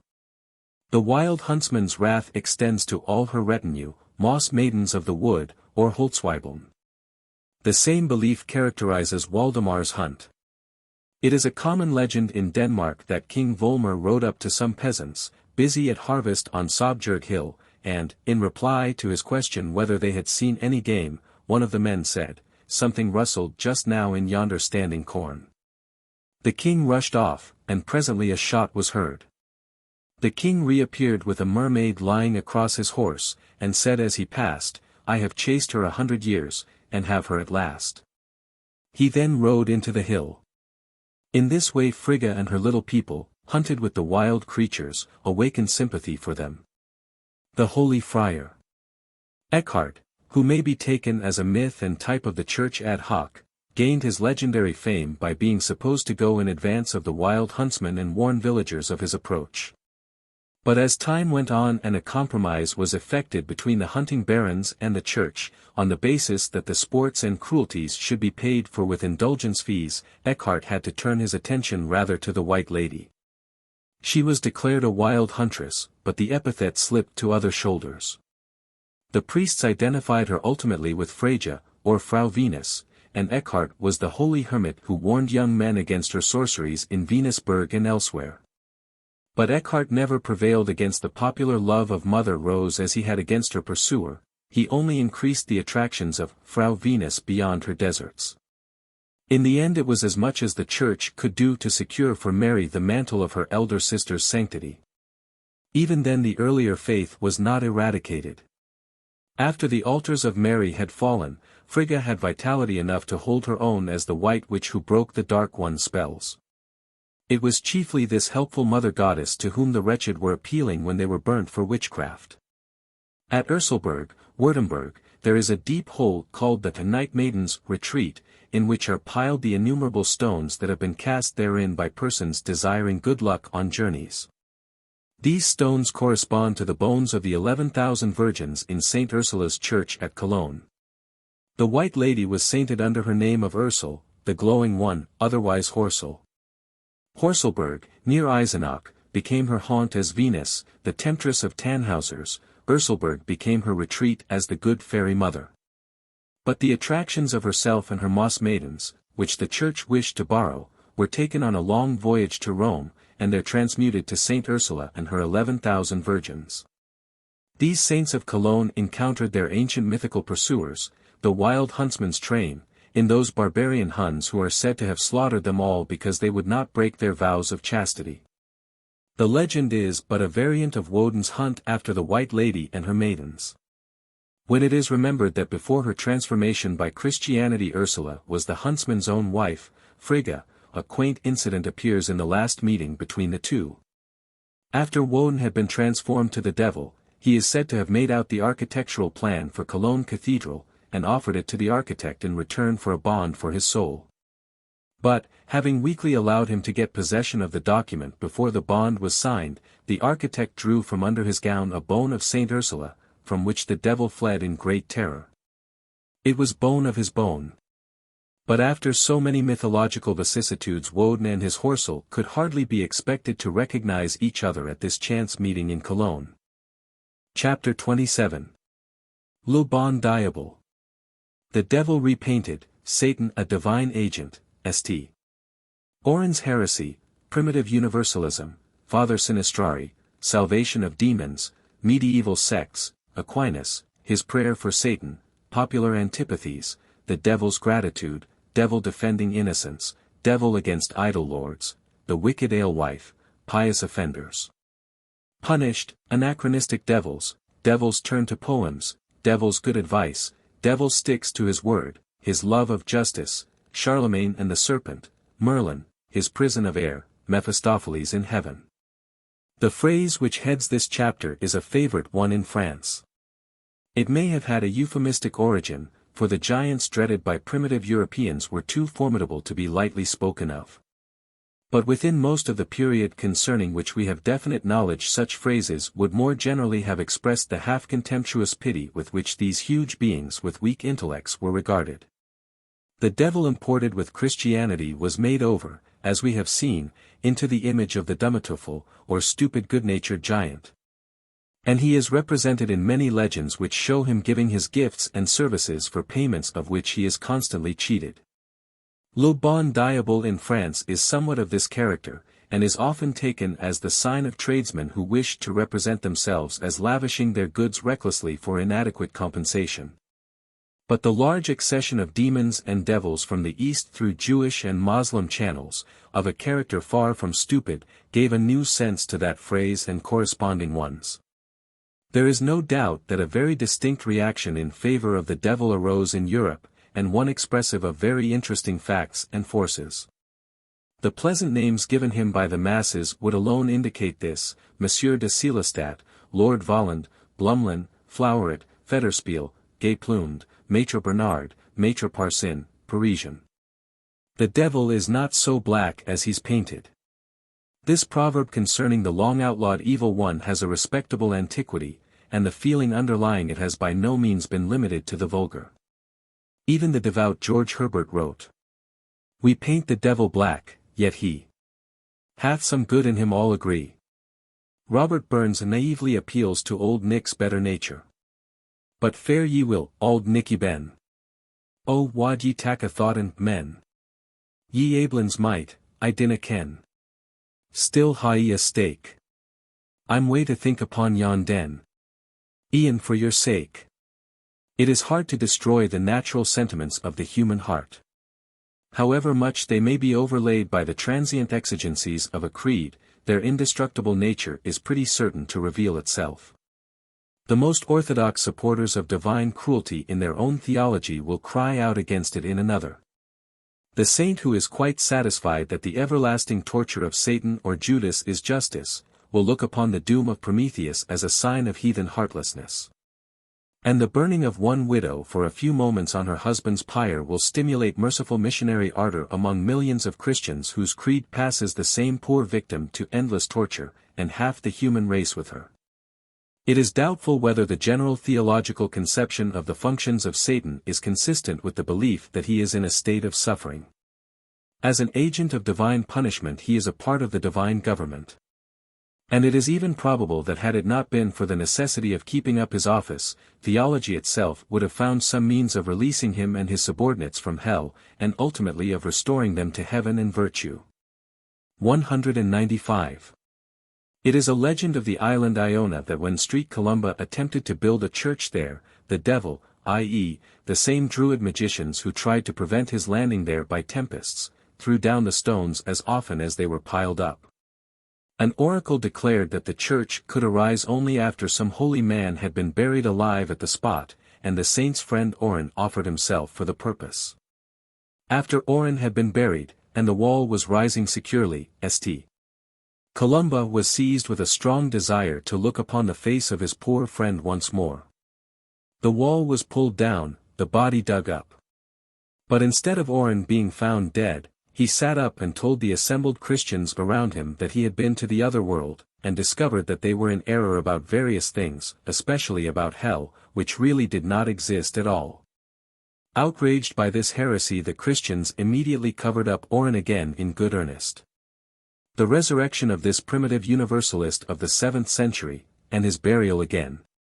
may be regarded as typifying a dream of the ultimate restoration of the universe to the divine sway which has often given signs of life through Christian history, though many times buried. The germ of it is even in Paul's hope that at last God may be all in all, 1 Cor 15:28, in Luke x. 17, also, it was related that the 70 whom Jesus had sent out among the idol-worshipping Gentiles returned again with joy, saying, Lord, even the devils are subject unto us through thy name. These ideas are recalled in various legends, such as that elsewhere related of the satyr who came to Saint Anthony to ask his prayers for the salvation of his demonic tribe. On the strength of Anthony's courteous treatment of that satyr, the famous consultor of the Inquisition, Father Sinistrari, 17th century, rested much of his argument that demons were included in the atonement wrought by Christ and might attain final beatitude. The Father affirmed that this was implied in Christ's words, Other sheep I have which are not of this flock, them also I must bring, and they shall hear my voice, and there shall be one fold and one shepherd 196, John x. 16. That these words were generally supposed to refer to the inclusion of the Gentile world was not accepted by Sinistrari as impairing his argument, but the contrary. He maintained with great ingenuity that the salvation of the Gentiles logically includes the salvation of their inspiring demons, and that there would not be one fold if these aerial beings, whose existence all authorities attested, were excluded. He even intimates, though more timidly, that their father, Satan himself, as a participator in the sin of Adam and sharer of his curse, may be included in the general provision of the deity for the entire and absolute removal of the curse throughout nature. Sinistrari's book was placed on the Index Expurgatorius at Rome in 1709, Donec Corrigator, 8 years after the author's death. It was republished, Correctus, 1753. But the fact that such sentiments had occupied many devout minds in the Church, and that they had reached the dignity of a consistent and scholarly statement in theology, was proved. The opinion grew out of deeper roots than New Testament phrases or the Anthony fables. The Church had been for ages engaged in the vast task of converting the Gentile world. In the course of that task it had succeeded only by successive surrenders of the impossible principles with which it had started. The prince of this world had been baptized afresh with every European throne ascended by the Church. Asmodeus had triumphed in the sacramental inclusion of marriage. Saint Francis d'Assisi, preaching to the animals, represented innumerable pious myths which had been impossible under the old belief in a universal curse resting upon nature. The evolution of this tendency may be traced through the entire history of the Church in such sects as the Paulicians, Cathari, Bogomiles, and others, who, though they again and again formulated anew the principle of an eternal dualism, as often revealed some further stage in the progressive advance of the Christianized mind towards a normal relation with nature. Thus the Cathari maintained that only those beings who were created by the evil principle would remain unrecovered, those who were created by God, but seduced by the adversary, would be saved after sufficient expiation. The fallen angels, they believed, were passing through earthly, in some cases animal, bodies to the true Church and to heaven. Such views as these were not those of the learned, but of the dissenting sects, and they prepared ignorant minds in many countries for that revival of confidence in their banished deities which made the cult of witchcraft. St. Thomas Aquinas, the angelical doctor, in his famous work Summa Theologiae, maintains that in the resurrection the bodies of the redeemed will rise with all their senses and organs, including those of sex, active and refined. The authentic affirmation of that doctrine in the 13th century was of a significance far beyond the comprehension of the Church. Aquinas confused the lines between flesh and spirit, especially by admitting sex into heaven. The devil could not be far behind. The true interpretation of his doctrine is to be found in the legend that Aquinas passed a night in prayer for the salvation and restoration of the devil. This legend is the subject of a modern poem so fraught with the spirit of the medieval heart, pining in its dogmatic prison, that I cannot forbear quoting it here. All day Aquinas sat alone. Compressed he sat and spoke no word. As still as any man of stone. In streets where never voice is heard. With massive front and air antique. He sat, did neither move or speak. For thought like his seemed words too weak. The shadows brown about him lay. From sunrise till the sun went out. Had sat alone that man of grey. That marble man, hard cramped by doubt. Some kingly problem had he found. Some new belief not wholly sound. Some hope that overleapt all bound. All day Aquinas sat alone. No answer to his question came. And now he rose with hollow groan. And eyes that seemed half love, half flame. On the bare floor he flung him down. Pale marble face, half smile, half frown. Brown shadow else, mid shadows brown. O God, he said, it cannot be. Thy morning star, with endless moan, should lift his fading orbs to thee. And thou be happy on thy throne. It were not kind, nay, Father, nay. It were not just, O God, I say. Pray for thy lost one, Jesus, pray. How can thy kingdom ever come? While the fair angels howl below. All holy voices would be dumb. All loving eyes would fill with woe. To think the lordliest peer of heaven, the starry leader of the seven, would never, never, be forgiven. Pray for thy lost one, Jesus, pray. O word that made thine angel speak. Lord, let thy pitying tears have way. Dear God, not man alone is weak. What is created still must fall. And fairest still we friliest call.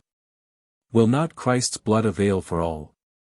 Pray for thy lost one, Jesus, pray. O Father, think upon thy child.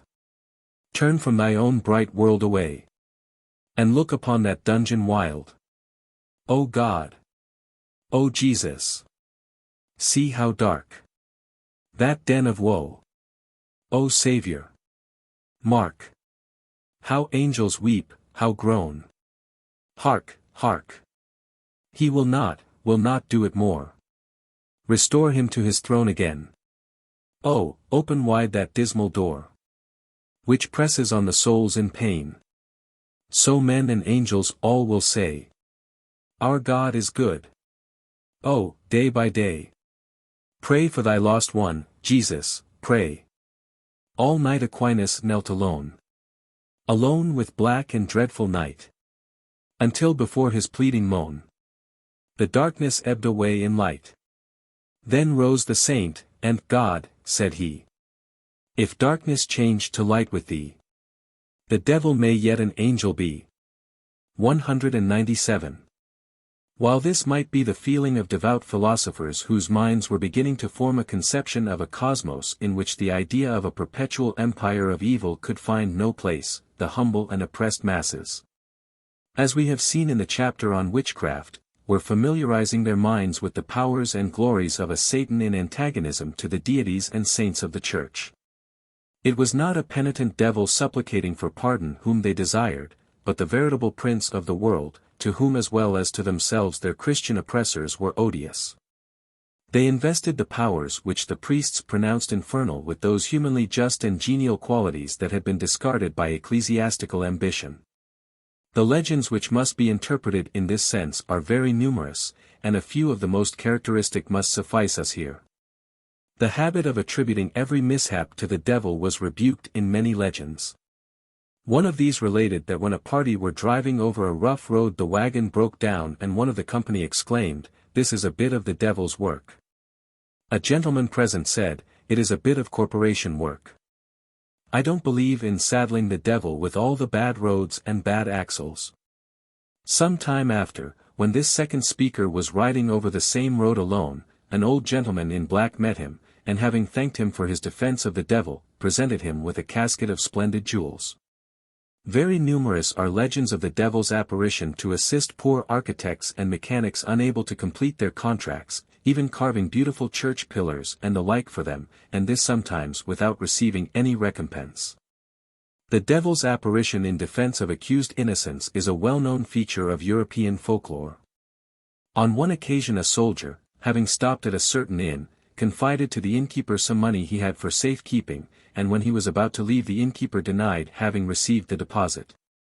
The soldier battered down the door, and the neighbors of the innkeeper, a prominent man in the town, put him in prison, where he lay in prospect of suffering death for an attempted burglary. The poor soldier, being a stranger without means, was unable to obtain counsel to defend him. When the parties appeared before the magistrate, a smart young lawyer, with blue hat and white feathers, unknown in the town, volunteered to defend the soldier, and related the whole story with such effect that the innkeeper in his excitement cried, "Devil take me if I have the money." Instantly the smart lawyer spread his wings, and, seizing the innkeeper, disappeared with him through the roof of the courtroom. The innkeeper's wife, struck with horror, restored the money. In an Altmark version of this story, the devil visits the prisoner during the previous night and asks for his soul as fee, but the soldier refuses, saying he had rather die. Despite this, the devil intervened. It was an old-time custom in Denmark for courts to sit with an open window, in order that the devil might more easily fly away with the perjurer. Always a Democrat, the devil is said in many stories to have interfered in favor of the peasant or serf against the noble. On one occasion he relieved a certain district of all its arrogant and idle noblemen by gathering them up in a sack and flying away with them. But unhappily, as he was passing over the town of Freysack, his sack came in collision with the church steeple. And through the hole so torn a large number of noble lords fell into the town, which thence derived its name, and there they remained to be patrons of the steeple and burthens on the people. The devil was universally regarded as a nemesis on all publicans and alewives who adulterated the beer they dealt out to the people, or gave short measures. At Reetz, in Altmark, the legend of an alewife with whom he flew away is connected with a stone on which they are said to have rested, and the villagers see thereon prints of the devil's hoof and the woman's feet. This was a favorite theme of Old English legends. The accompanying figure, 23, one of the misereres in Ludlow Parish Church, Shropshire, represents the end of a wicked alewife. A devil on one side reads the long list of her shortcomings, and on the other side Hellmouth is receiving other sinners. A devil with bagpipe welcomes her arrival. She carries with her only her fraudulent measure and the fashionable headdress paid for out of its wicked gains. Figure 23. The Wicked Alewife. In a marionette performance which I witnessed at Tours. The accusations brought against the tradesmen who cheated the people were such as to make one wish that the services of some equally strict devil could be secured by the authorities of all cities, to detect adulterators and dealers in false weights and measures. The same retributive agency, in the popular interest, was ascribed to the devil in his attitude towards misers. There being no law which could reach men whose hoarded wealth brought no good to themselves or others, such were deemed proper cases for the interposition of the devil. There is a significant contrast between the legends favored by the Church and those of popular origin. The former, made prominent in frescoes, often show how, at the weighing of souls, the sinner is saved by a saint or angel, or by some instance of service to the Church being placed in the scale against the otherwise heavier record of evil deeds. A characteristic legend is that which is the subject of the frescoes in the portico of St. Lorenzo Church at Rome, 13th century. St. Lawrence sees 4 devils passing his hermitage, and learns from them that they are going for the soul of Henry II.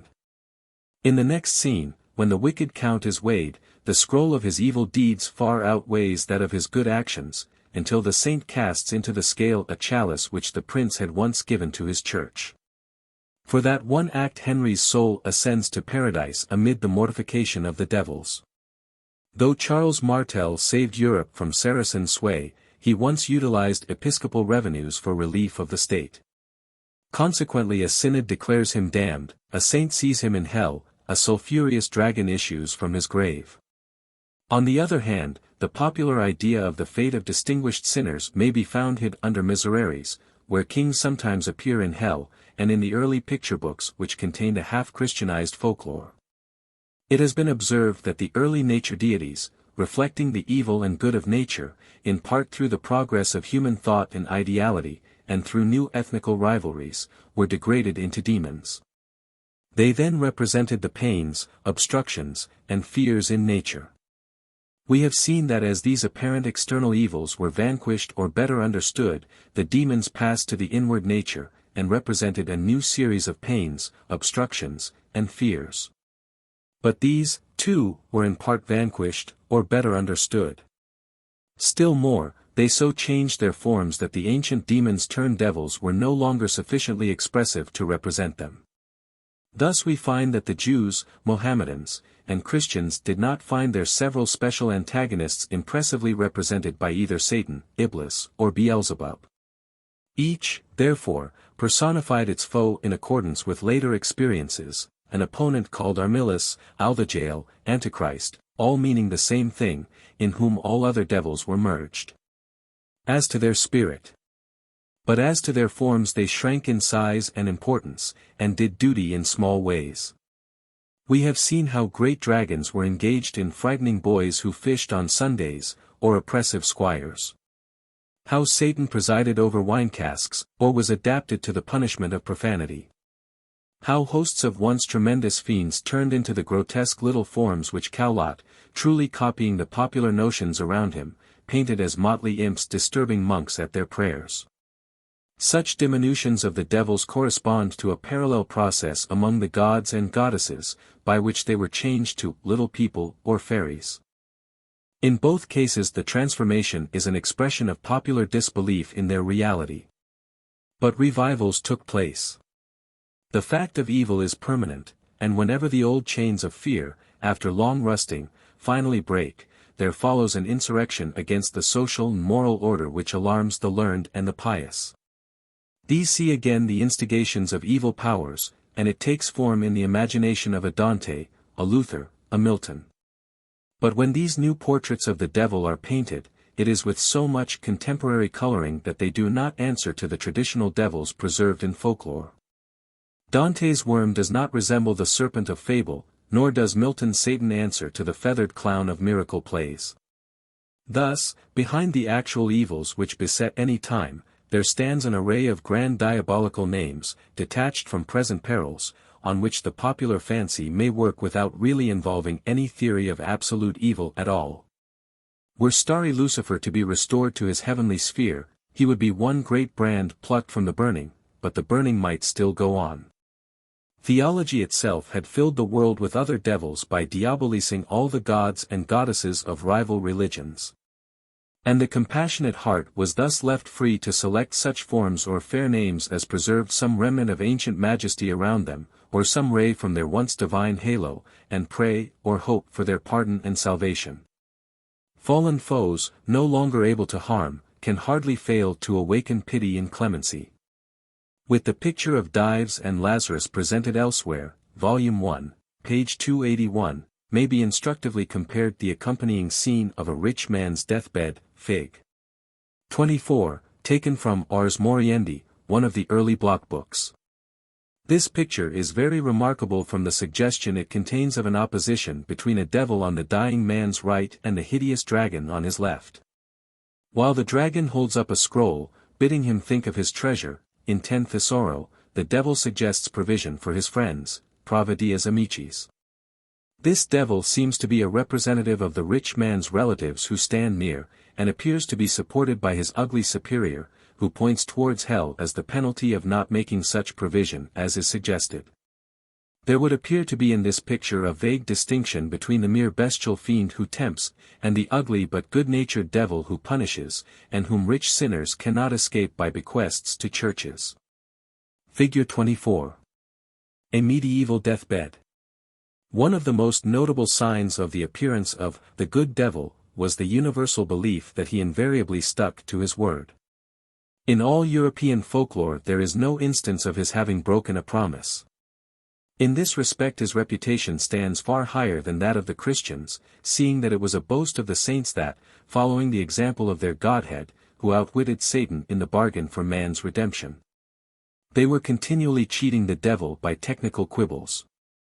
There is a significant saying found among Prussian and Danish peasants, that you may obtain a thing by calling on Jesus, but if you would be sure of it you must call on the devil. The two parties were judged by their representatives.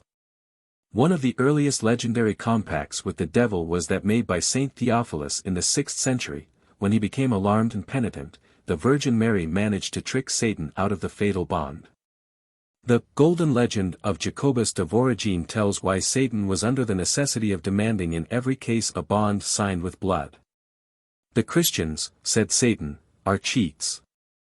They make all sorts of promises so long as they want me, and then leave me in the lurch, and reconcile themselves with Christ so soon as, by my help, they have got what they want." Even apart from the consideration of possessing the soul, the ancient office of Satan as legal prosecutor of souls transmitted, to the latest forms into which he was modified, this character for justice. Many medieval stories report his gratitude whenever he is treated with justice, though some of these are disguised by connection with other demonic forms. Such is the case with the following romance concerning Charlemagne. When Charlemagne dwelt at Zurich, in the house commonly called Zum Loch, he had a column erected to which a bell was attached by a rope. Any one that demanded justice could ring this bell when the king was at his meals. It happened one day that the bell sounded, but when the servants went to look no one was there. It continued ringing, so the emperor commanded them to go again and find out the cause. They now remarked that an enormous serpent approached the rope and pulled it. Terrified, they brought the news to the emperor, who immediately rose in order to administer justice to beast as well as man. After the reptile had respectfully inclined before the emperor, it led him to the banks of the river and showed him, sitting upon its nest and eggs, an enormous toad. Charlemagne having examined the case decided thus: the toad was condemned to be burnt and justice shown to the serpent. The verdict was no sooner given than it was accomplished.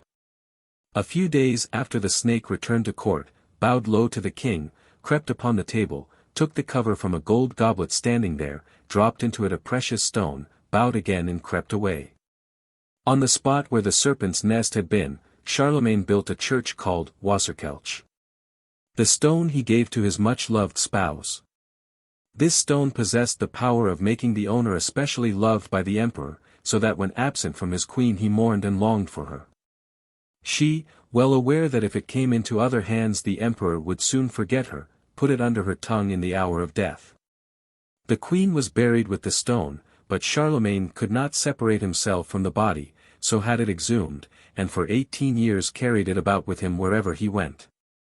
In the meantime, a courtier who had heard of the secret virtue of the stone, searched the corpse, and at last found the stone hidden under the tongue, and took it away and concealed it on his own person. Immediately the emperor's love for his wife turned to the courtier, whom he now scarcely permitted out of his sight. At Cologne the courtier in a fit of anger threw the stone into a hot spring, and since then no one has succeeded in finding it. The love the emperor had for the knight ceased, but he felt himself wonderfully attracted to the place where the stone lay hidden. On this spot he founded Aix-la-Chapelle, his subsequent favorite place of residence. It is not wonderful that the tradition should arise at Aix, founded by the human hero of this romance, that the plan of its cathedral was supplied by the devil. But it is characteristic there should be associated with this legend an example of how he who as a serpent was awarded justice by Charlemagne was cheated by the priests of Aix. The devil gave the design on condition that he was to have the first who entered the completed cathedral, and a wolf was goaded into the structure in fulfillment of the contract. In the ancient myth and romance of Merlin may be found the medieval witness to the Diabolist religion of Britain.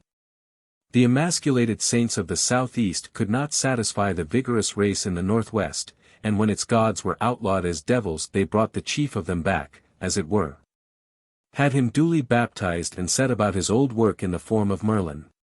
Here, side by side with the ascetic Jesus, brought by Gatian and Augustine, was a northern Christ, son of an archincubus, born of a virgin, baptized in the shrunken Jordan of a font, performing miracles, summoning dragons to his aid. Overcoming death and hell in his way, brought before his Pilate but confounding him, throning and dethroning kings, and leading forth, on the day of Pentecost, an army whose knights are inspired by Guinevere's kisses in place of flaming tongues.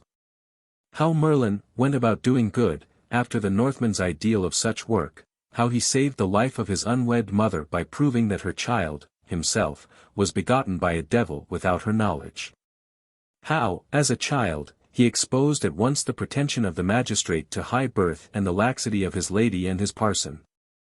How he humiliated the priestly astrologers of Vortigern, and prophesied the destruction of that usurper just as it came to pass.